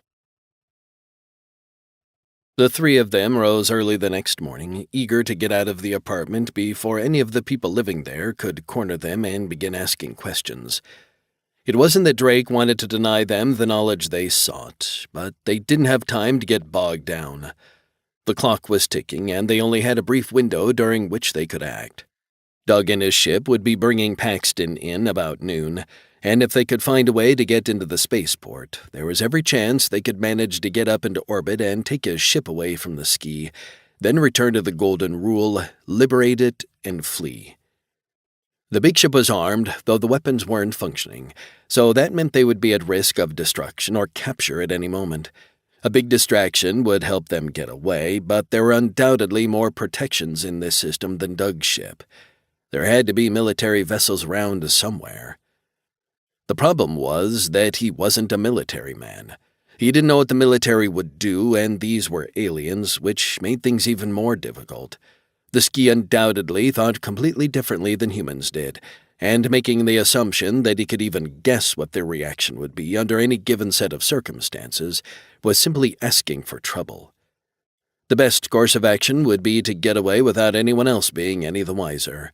He didn't see that as a real possibility, and since they didn't even speak the local language, or any other language that could be understood here except by recently arrived humans, they would have great difficulty in performing any action that might get them what they wanted without simply sounding an alarm. They took a cab to an area near the spaceport and got something to eat at a nearby cafe. It helped pass the time and gave them an opportunity to watch the spaceport, and the people going in and out might be key in finding a chink in the armor. Getting inside would be difficult enough, and he didn't want someone to be inquiring why they were wanting access. From what he could see of the humans here, a great many of them didn't have good-paying jobs and were probably being taken advantage of in ways that he couldn't even imagine. Being a refugee was hard enough, but it seemed that the aliens here used their advantages to turn newly arrived humans into wage slaves. When it was impossible to ever earn enough money to improve one's lot in life, one lost hope. There was probably someone in the human community that could give him an in at the spaceport, but there was no time to get that data. They would have to wing it and hope for the best. The cafe was only a block away from the general entrance to the spaceport. He could see that it was under guard, though he doubted it had anything to do with them. After all, no one knew what they intended. Obviously, the locals had had issues in the past, and wanted to be certain that only the appropriate people got inside. Yukiko excused herself after they had finished their first meal to go into a nearby shop and came back a few minutes later with 3 large duffel bags. Drake eyed them and nodded. They would be large enough to hold a vacuum suit as long as it was in its constituent parts. It would bulge oddly in places, but that probably wouldn't stand out. "Okay," Yukiko said. "The first step will be getting into the spaceport. Based on the number of guards, I see they won't willingly let someone in without an appropriate pass. How do we overcome this liability?" Drake pursed his lips and thought about it. The spaceport is surrounded by a wall. It's undoubtedly there to keep people from simply slipping in, but honestly, it's not much of a wall. If we put you over the top and you cause a distraction on the other side while we attempt to gain access, we could probably get through the gate, and that's honestly what I think our best odds are. Why not have all 3 of us go over? The cats, for one. Also, I could get Victor up, but I won't be able to make the jump myself. And if we make too big of a presentation about it, the hue and cry will start right away. Just sending you over the wall means we're done almost as soon as we start. It wasn't a great plan. Honestly, it was a pretty terrible plan, but they didn't have time to come up with anything better. Do you think you can distract them enough that it will take their eyes off of us at the gate? He asked, when she didn't argue. Yukiko shrugged. I can cause a fair bit of trouble, but I don't know that it will be enough to fully garner their attention. It really depends on the guards. And that's what we'll have to do once we're closer to time. Until then, let's walk around and gather more information. We'll come back here just before time, get something else to eat, and use the facilities. I have to confess that I'm curious what those look like. They spent the next few hours doing exactly that. It gave them a chance to see the guards in action and see someone try to bribe their way in. It didn't end well, so it was good they hadn't tried to do the same. The streets around the spaceport were busy, and getting Yukiko over the top would happen in front of dozens of people. There was absolutely nothing he could do that would change that, because there were people walking everywhere. When he judged the time right, he stood and left a hefty tip on the table.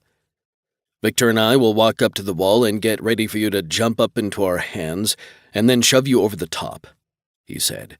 We can't stop everyone from looking at us, but we can make sure that it's over so quickly that they don't have a chance to react. We'll head back toward the entrance off to our left and be ready to act when you give us the high sign from inside. Just wave a bit so that we can see you, and we'll present ourselves in front of the guards and be ready to slip through as soon as you act. She nodded and waited on one side of the street, after Drake took her duffel bag, while they crossed over. Victor set the airtight cat carrier down. It was latched, so even though it was open to the atmosphere at the moment, the cats couldn't get out. The two of them cupped their hands, and he looked over at Yukiko with a nod. She sprinted across the street, dodging behind a vehicle, and hopped up into the air to plant both feet in their hands. The two stood and shoved her up as far as they could go, and she simply rolled across the top of the wall and disappeared. Victor grabbed the cat carrier, and he and Drake headed straight toward the entrance. Amusingly, even though they'd done that in front of a crowd of people, they only got a couple of glances, and no one seemed the slightest bit concerned. It probably smelled like someone else's problem to them, and he was quite happy they felt that way. They hovered outside the entrance to the spaceport, and as soon as Drake saw Yukiko step out from a building somewhat further in and wave, he nudged Victor and they started forward. He had no idea what Yukiko was going to do to create a distraction, but it would have to be good enough to keep the guards from reacting to him and Victor sliding through the perimeter. The two guards were ski, and they were dutifully checking each person's identification. The short line leading up to the entrance held a number of people holding out their identification badges and waiting for the opportunity to pass through. There were two people in front of him and Victor. Yukiko walked across the small street just past the guards and grabbed a trash can that she then hurled straight up in the air. It came crashing down with a clatter. The guards glanced back at where garbage had been thrown all over the people, and one of them turned to head in to see what was happening, while the other one returned his attention to the people at the gate. "Damn it," Drake muttered. "This is going to get ugly. Get ready to rush them and hope for the best." And that's when the gate on the carrier popped open and the two cats came flying out and racing toward the guard. Victor cursed and jumped forward, but was far too slow to catch them. Drake had never attempted to catch a cat at a full run before, but he knew they were fast.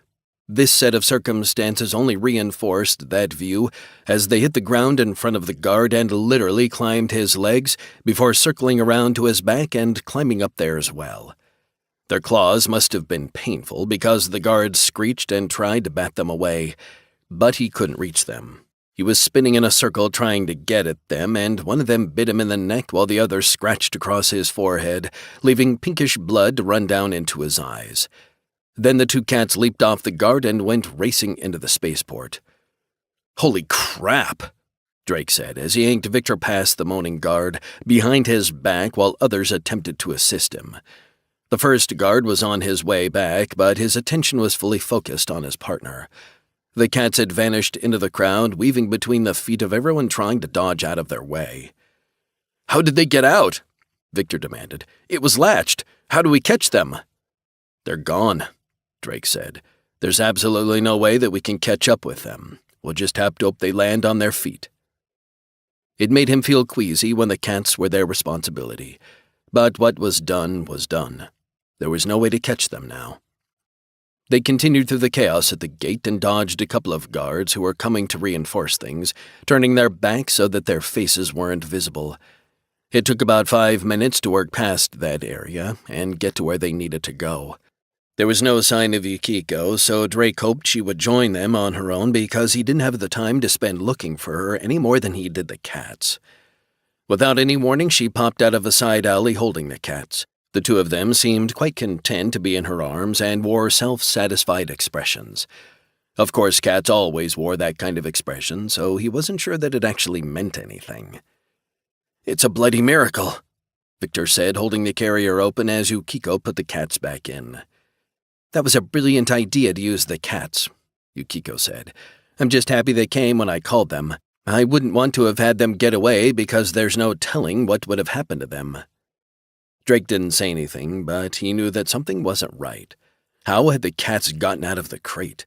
The latch should have been more than enough to keep them inside, but they'd gotten it open somehow. Then they'd done exactly what needed to be done, as if they'd been part of the plan from the beginning. Willing and able participants, no less. This was something that he would have to dig into later, but now wasn't the time to bring it up. He might even be wrong, though he didn't think he was. This Dr. Tenenbaum, a freaking genius in physics and biology, had given them to Victor to watch over. But had they been his pets or his lab subjects? Once the cats were secure and Victor had double-checked to make sure the latch was fully closed this time, the three of them continued deeper into the spaceport. They'd gotten past the first obstacle, but the really difficult part was still left to play out. 37. Drake was paranoid that there would be security looking for them, but as they made their way deeper into the spaceport, no one seemed to care. Perhaps the fact that the entrances were guarded so well meant that anyone who was inside was expected to have permission to be there. That seemed a bit sloppy, but this was a busy port and a lot of people were moving about.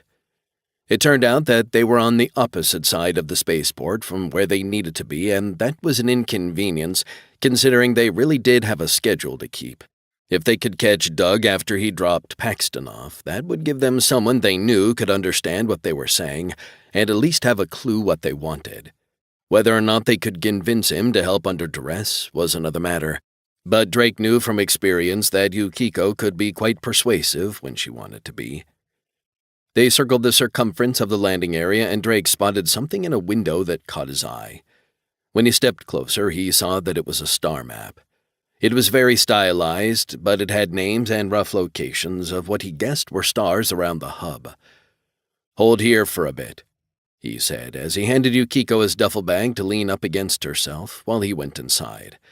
The shop seemed to be more like a bookstore than anything else.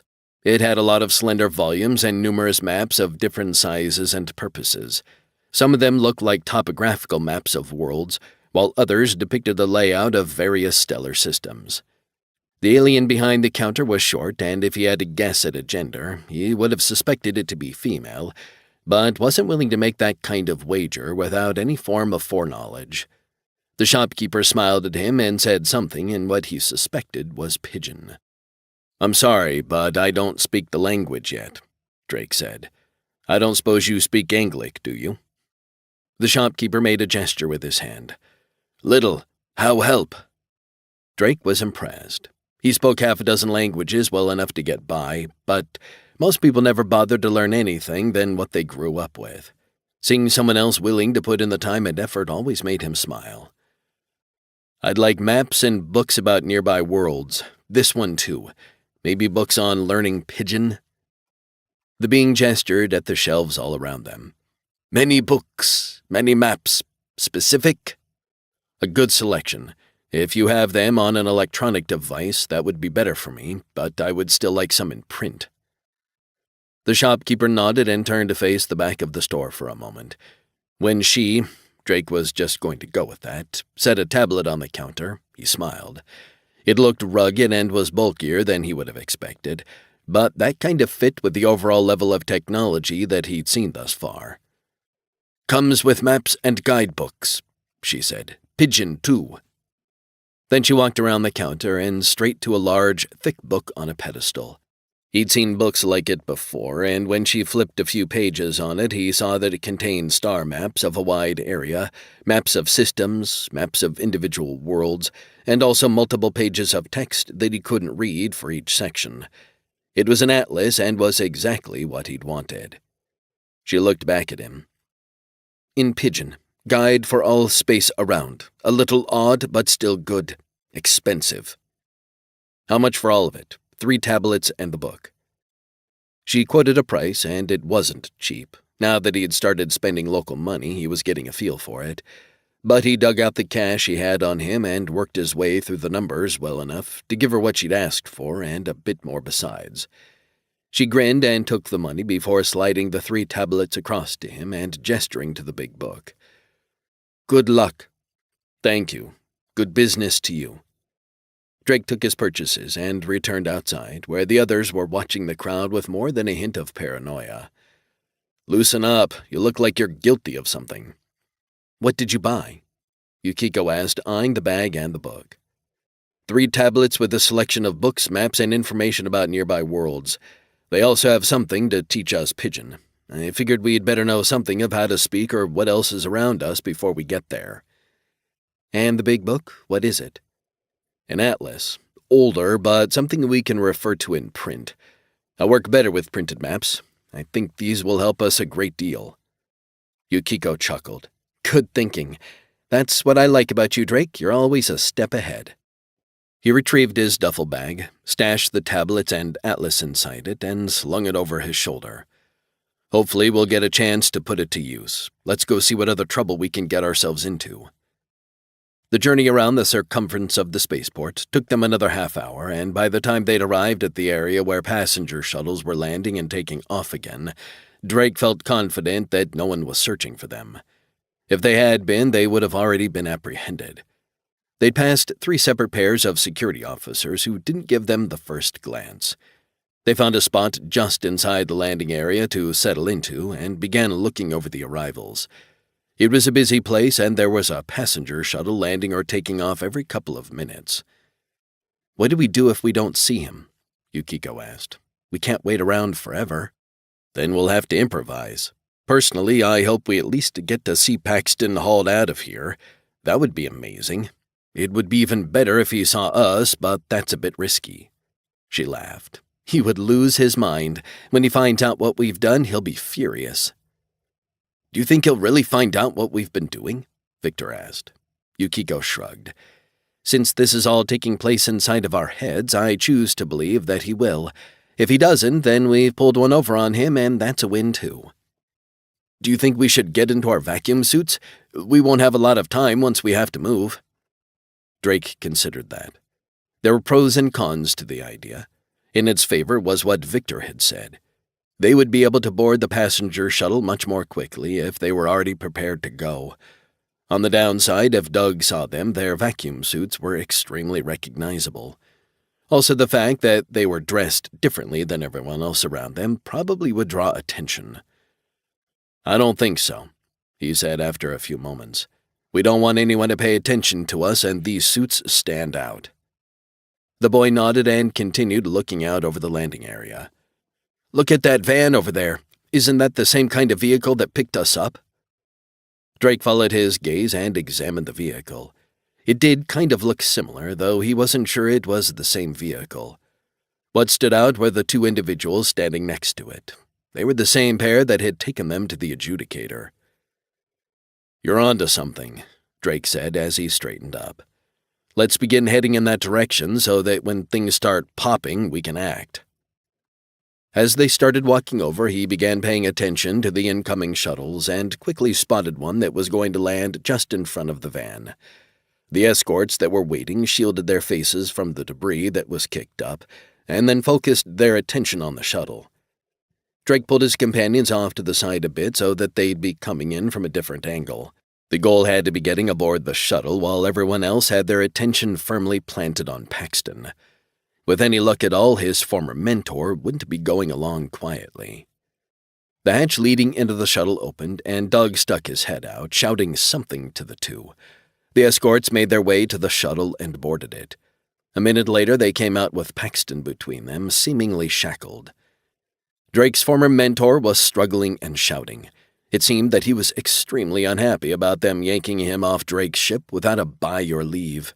They, on the other hand, seemed less than impressed at his behavior, dragging him along toward the van with Doug trailing behind. "Go," Drake said. "You first, Yuko. There's going to be a pilot in the front part of the shuttle, but so long as we don't do anything to draw attention to ourselves, he may be unaware that he has stowaways. If there's an area that we can hide in, let's find it quickly and get under cover." One after the other, they headed up the ramp and into the shuttle, all three of them looking around for places to conceal themselves. Yuko pointed to an area set aside for cargo. It wasn't very large in the passenger variant, but it did have some crates strapped down that would block anyone from seeing them if they weren't standing up. "That'll work," Drake said. "Let's get over there and get into our vacuum suits as quietly as we can. We don't want Doug to realize that he's got unexpected guests until we pull the rug out from under him. Clear?" The crates came up to about waist-high, and there was enough area behind them for all three of them and the crate holding the cats to fit, so long as they were in individual areas between the crates and the bulkhead. He decided to keep watching while Yuko began shimming into her vacuum suit. It was very amusing to watch Victor blush furiously while trying to look anywhere else, and only partly succeeding. Or would that be partly failing? One way or the other, he ended up seeing more of a woman than a boy of his age and upbringing was supposed to. Drake was worried that Doug would be back too quickly for them to get everything done, but it ended up taking the other man about 10 minutes to wrap up what he was doing. He had no idea if Doug was trying to calm Paxton down or had simply been lecturing him, but the extra time was a lifesaver. By the time Doug came up the ramp and hit the button to close it, all three of them were in their vacuum suits and the cat's crate had been sealed up and the oxygen turned on. They were ready to go. With all of them lying down on the deck with crates on one side and the bulkhead on the other, they were able to wedge themselves in well enough that they didn't shift as the shuttle lifted off. Based on the amount of time it had taken them to get down to the surface, he estimated it would take roughly half an hour for the ship to achieve orbit. They would need to strike before then, and they would need to do so in such a way that Doug couldn't raise a stink. When about 20 minutes had passed, he tapped Yuko and gestured toward Doug. She nodded, crawled out from behind the crates, and walked carefully up to where he was sitting. There was room for 24 people aboard the shuttle, but it only held Doug as a passenger. When she was just behind him, she drew the short knife, a tonto, from her waist and brought it up one side of his face while she wrapped her arm around his other side and clamped her hand over his mouth. "Do not move or I will use this knife on you," she said evenly. Doug jumped as if he'd been electrocuted, but quickly settled down and kept his hands gripping the seat rests tightly. Drake stepped past Yuko and smiled down at their prisoner. "Bet you didn't expect to see us again so soon." The man tried to say something, but Yukiko's hand muffled his words. She brought her mouth up next to his ear.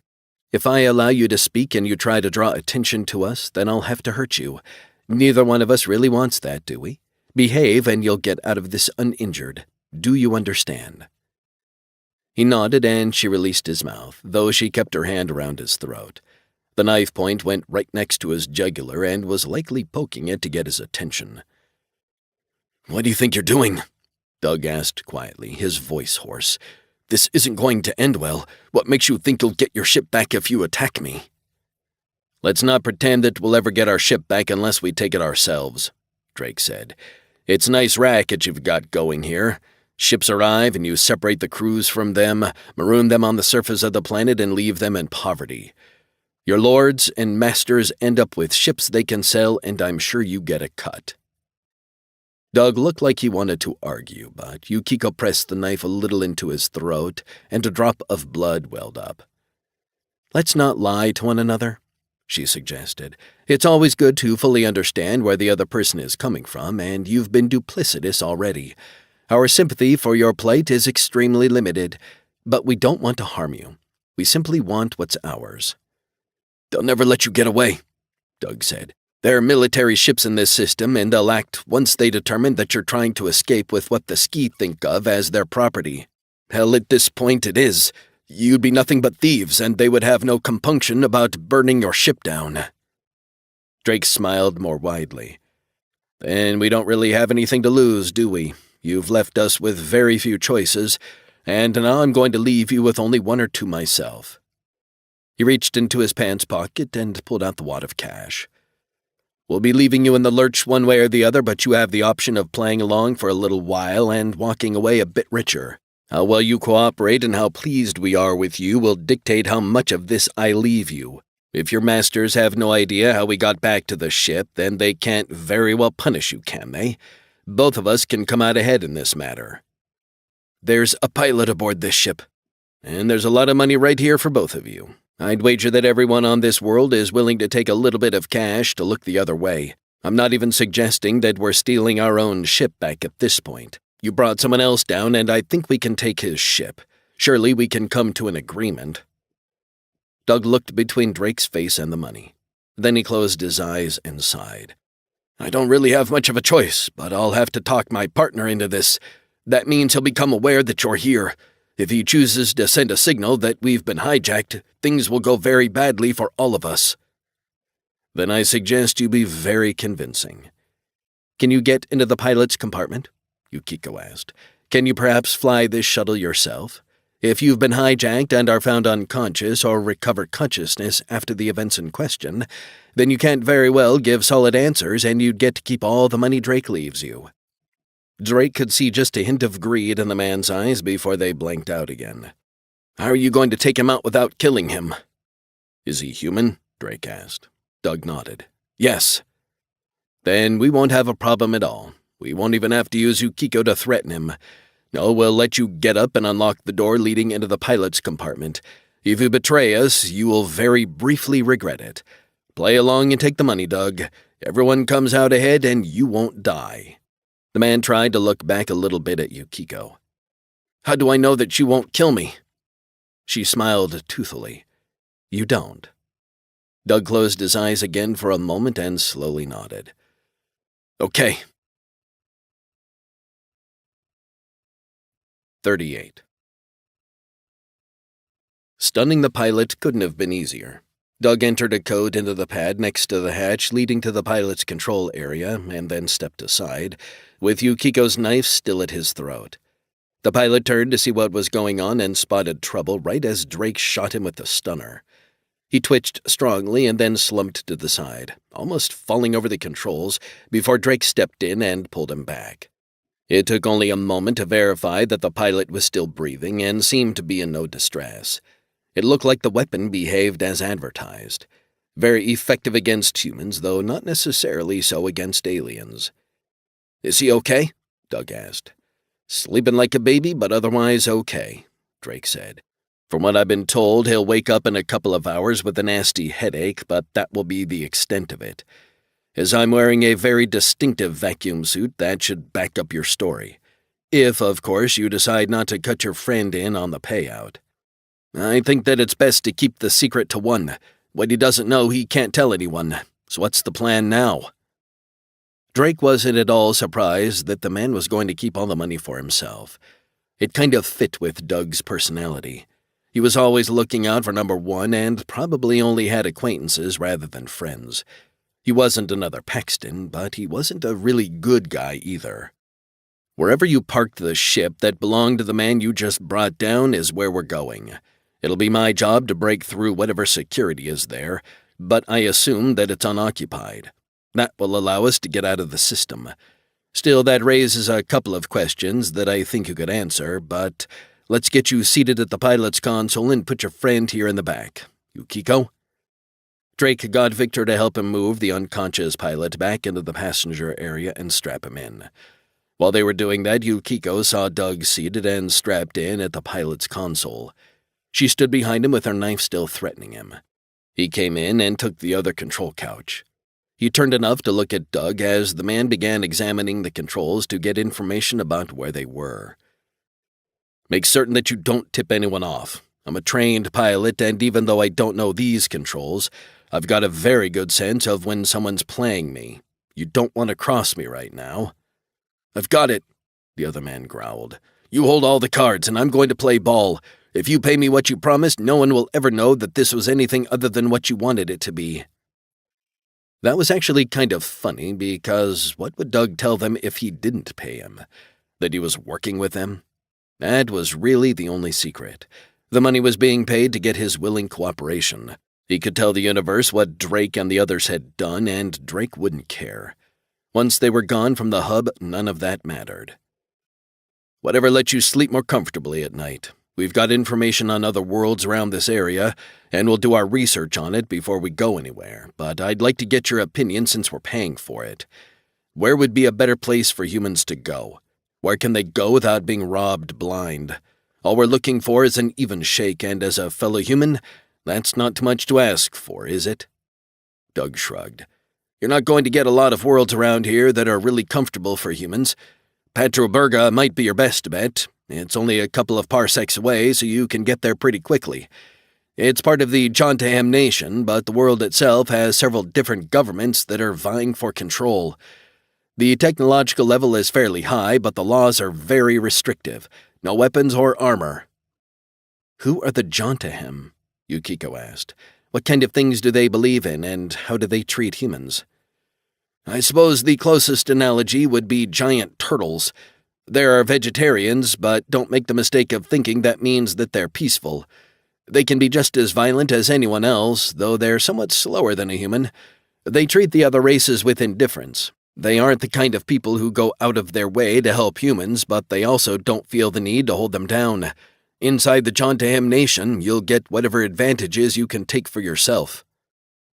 "I'll be double-checking that with what is in the books we purchased," Yukiko said. "If you're leaving out anything important, I suggest you put that forward right now, because if I discover that you're lying to me before we depart, I'll be most displeased." "I'm not lying," Doug said. "Look, I know you don't like what's happening here, and you probably don't care for me because I'm part of it, but I don't hate humans. I'm just part of the system, and I'm making a better life for myself and my family. If all the humans could go elsewhere and do something better, I'd be all for that. None of the aliens that live in this area of space are overly friendly to humans, but most of them won't be problematic either. My advice is sound, and you won't find anything squirrely about it." "We'll see. Victor, start looking up this world and nation." "On it," the young man said from the rear compartment. As they couldn't read Pigeon, that was a fib, but he was glad to see him catch on with what she was doing and play along. Maybe the kid did have what it took to be a thief. Talk about a career change. "What about the ship we're going to?" Drake asked. "Are there any people aboard it?" Doug shook his head. "There will be a crew headed that way before too much longer, but it's empty right now." "What about our ship?" Yukiko asked. "How many people do you have aboard it?" "A dozen. More than you can handle. You'd be better off sticking with this one ship and getting away while you can." "You're probably right," Drake said. He didn't mean it, but he wasn't going to give the man any more information than he needed to. They'd have to board the Golden Rule and take care of any problems there. Archie would be able to help, he was sure. "Here's the plan," Yukiko said. "You'll drop us off at our new ship, and we will stun you. Once that is accomplished, we will make our way over and get out of here. You and your associate will wake up in about 2 hours if someone doesn't come to find out what's going on before then. One way or the other, you'd best be thinking about the story you intend to tell." Drake watched as Doug piloted the shuttle and eventually saw a cherry blossom floating out in front of them as the passenger shuttle came to a relative halt nearby. Once that was done, they chivied Doug into the back and stunned him. Then they strapped him in next to his partner, and Drake put half the money into his pocket. "I'm kind of surprised that you're actually leaving him with any of the money," Yukiko said. "A deal is a deal, though he only gets half since he cut his partner out of the deal. That's not cool. It doesn't matter what I think about him. He did what he was obligated to do, and I'm paying him. If you start double-crossing people, word gets around and no one will ever trust you. Ask Paxton how that works." "Okay," she said. "Let's get ourselves sealed up, and then we can move these two into the control area and close the hatch. Then they won't be in any danger as we exit the vessel." There was an airlock at the back that they could use, but it was probably better to make sure that the unconscious men were safe. Relocating them took all of 5 minutes, and in another 5, they were outside the shuttle and on their way over to his ship. As he was the only one with extensive experience in working without gravity, he took Yukiko over first and put her in the airlock. The basic codes no longer worked because Paxton had wiped the security system, but there was a buried layer that was built into the hardware itself. Drake accessed it by entering a code that cycled the airlock and took her inside. Then he returned for the cats. They cycled through the airlock, and once Yukiko had them, he went back for Victor, and the two of them entered his ship. It was good to be back home, he decided. Paxton had changed a few things around, and that annoyed him, but it could be rectified in short order. Getting into the bridge took a bit more effort, but once again the hardware overrides did the trick. When he was in, he quickly reset the security system and passed the codes to the other two. Now they had full control of the ship. The next step was taking control of the Golden Rule. Using his sensors, he was able to locate the big ship, and it wasn't far off. Getting to it wouldn't take very long at all. The problem would be the fact that Doug's ship was orbiting close by. With it looking over his shoulder, taking control of the large vessel would be a challenge. "How do we get around this particular problem?" Yukiko asked. "I'm not quite sure, but we got a couple of hours to make that happen. It would be better to get it done as quickly as possible, but without something distracting the Watchers, that'll be tough." He was still thinking about what they could do when a passenger shuttle left the Golden Rule and headed over to Doug's ship. In just a few moments after it arrived, the big ship turned and headed to leave orbit. "That's convenient," Drake said. "I wonder what's going on." "Who cares?" Yukiko asked. "Let's get over there before they come back." He brought Cherry Blossom to life and maneuvered over to the Golden Rule. The large hangar bay hatch was still open, so he brought his ship inside and settled it to the deck. "Archie?" Drake sent over one of the radio channels that they'd been using. "How many bad guys are here?" "None. They seem to have withdrawn. Welcome back." "It's good to be back. Close up the hangar and we'll get our way to the bridge. If you can begin maneuvering us out of orbit and away from any ships that might be chasing us, I think it's prudent to get a move on." "I suggest we wait 30 minutes, Archie said. "It seems that Doug's vessel is headed toward the alien megastructure. If we allow it to build up speed in that direction, it will be unable to catch us before we reach the quantum sea if we head in a different direction." "Fine. We'll be there in just a bit." The three of them and the cats all made their way down the central corridor and up the stairs to reach the bridge. Once they were there, they sealed the hatches behind them and popped their helmets. They didn't really need to have them on once they reached the superstructure holding the bridge, but they'd been in a rush. About 20 minutes had already passed by the time he was strapping himself into the pilot's chair. "Do we have any idea why they left?" he asked. "It seems that a small number of ships have exited the alien megastructure. The distance is great, but I believe that they are human vessels. Thus far, I have detected 6 of them." "I thought they said that only that many popped out in a year. Why so many all at once?" "Unknown. It may very well be that the supernova caused more vessels inside human space to enter the transit network. If the energy released into the quantum sea was significant enough, it's possible that it could affect a larger area than what was near the supernova itself." "We've got to warn them what they're walking into," Yukiko said. Drake nodded. "Archie, once we leave orbit, I want you to start transmitting a signal to those ships on as tight a beam as you can. I'll give you frequencies that I think would be best, and we'll see if we can get them somewhere where they won't have their ship stolen from them. Are we sure there aren't any intruders aboard?" "I am certain. It looks like the local military vessels have also begun heading toward the incoming ships. It is conceivable that they could capture some of them, but if the number of vessels continues to grow, then if they scatter, the vast majority of them will escape." "Let's get out of orbit and head straight for the quantum shore on the half-hour mark. Yukiko, if you'd look up where a destination is and try to work out with Archie where we're going, we can pass that information along to the other humans as well.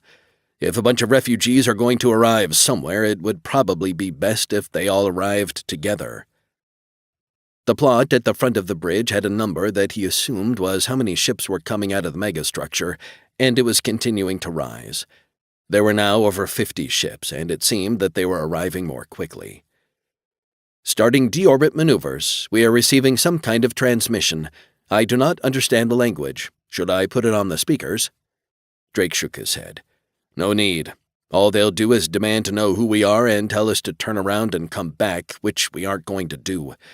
Start transmitting the information to the human ships as soon as Yuko confirms it. Make sure that they know to transmit it to other ships that might come in behind them. We don't know how big this wave of vessels will be, but we want to make sure that as many of our compatriots escape the ski as possible." In the end, it took them about 4 hours to get to the quantum shore. The number of ships coming out of the megastructure had continued to balloon and was now over 1,000. The surge showed no signs of slowing down. In fact, it was growing at an exponential rate, and with the warnings they'd sent, everyone was avoiding the ships trying to intercept them. It seemed that the ski weren't going to open fire on them, and the human vessels were quickly making their way toward the quantum shore. About 2 hours after they left orbit, one of the vessels that was trying to intercept the human ships coming out of the megastructure turned and began pursuing the Golden Rule. Rather than wait around to find out what the ship would do, he took one final look at the scene playing out behind them and brought the Golden Rule over the quantum shore and entered the quantum sea. It was time to leave the system and make arrangements for an influx of humans at Petroburga. 39. It took them longer to unwind after escaping from the ski than he anticipated. Part of that was taken up by each of them taking a run through a real shower and changing clothes. Once they'd cleaned up as well as they could and released the cats into their area to relax, Drake made dinner, splurging on some of the things he was preparing. The three of them sat at the table and ate without speaking very much. Victor was still distracted and depressed by what had happened to his parents and everyone he had known, and as Drake was not trained in how to help someone via therapy, all he could do was be supportive without trying to intervene. The young man seemed to be handling things as well as one could expect and was focusing on matters that he could affect, but that was only a short-term fix. He needed real therapy. Maybe something could be done once they arrived at Petroburga. He had no idea how many humans were living there, and the chances of finding a trained therapist seemed remote, but he wasn't going to write it off out of hand. The young man excused himself after finishing his meal. Perhaps spending time with the cats would help him. It couldn't hurt. Once they were down to sipping their drinks after eating, he pushed the dirty plates off to the side. He'd deal with them after he'd finished having a talk with Yuko. The last few months had definitely been different than either of them had expected when they set out on this particular job, and now they were cornered on the other side of the galaxy from their homes. They needed to figure out what came next. "We've finally gotten a little room to breathe in," he opened with. "The events have been rolling over us without much opportunity to do anything other than react. Now we can finally make choices about what we'd like to do next, and I think that we need to have that talk about officially becoming partners." She nodded.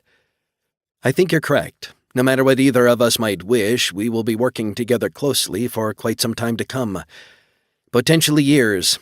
Everything we've done to this point has been because of events beyond our control, or as an ad hoc response to those events. You want me to become your partner.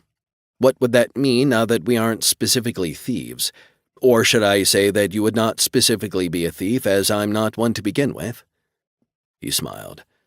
"I've always been something of a Renaissance man. Just because I'm a thief doesn't mean that I don't dabble in other things. One of the things that annoys me the most about ending up on the other side of the galaxy is that my great collection of kingdom artifacts is now lost. I wonder who'll end up with them when they finally figure out where they're stashed. In any case, if I'm not going to be just a simple thief, what is it you expect that I'll be doing?" She raised an eyebrow and leaned back in her seat. "How many humans do you think will be following us? How many more are already scattered around this area of space, living lives on the outskirts of society?" He shrugged. "A lot, though I'm not sure what that has to do with me.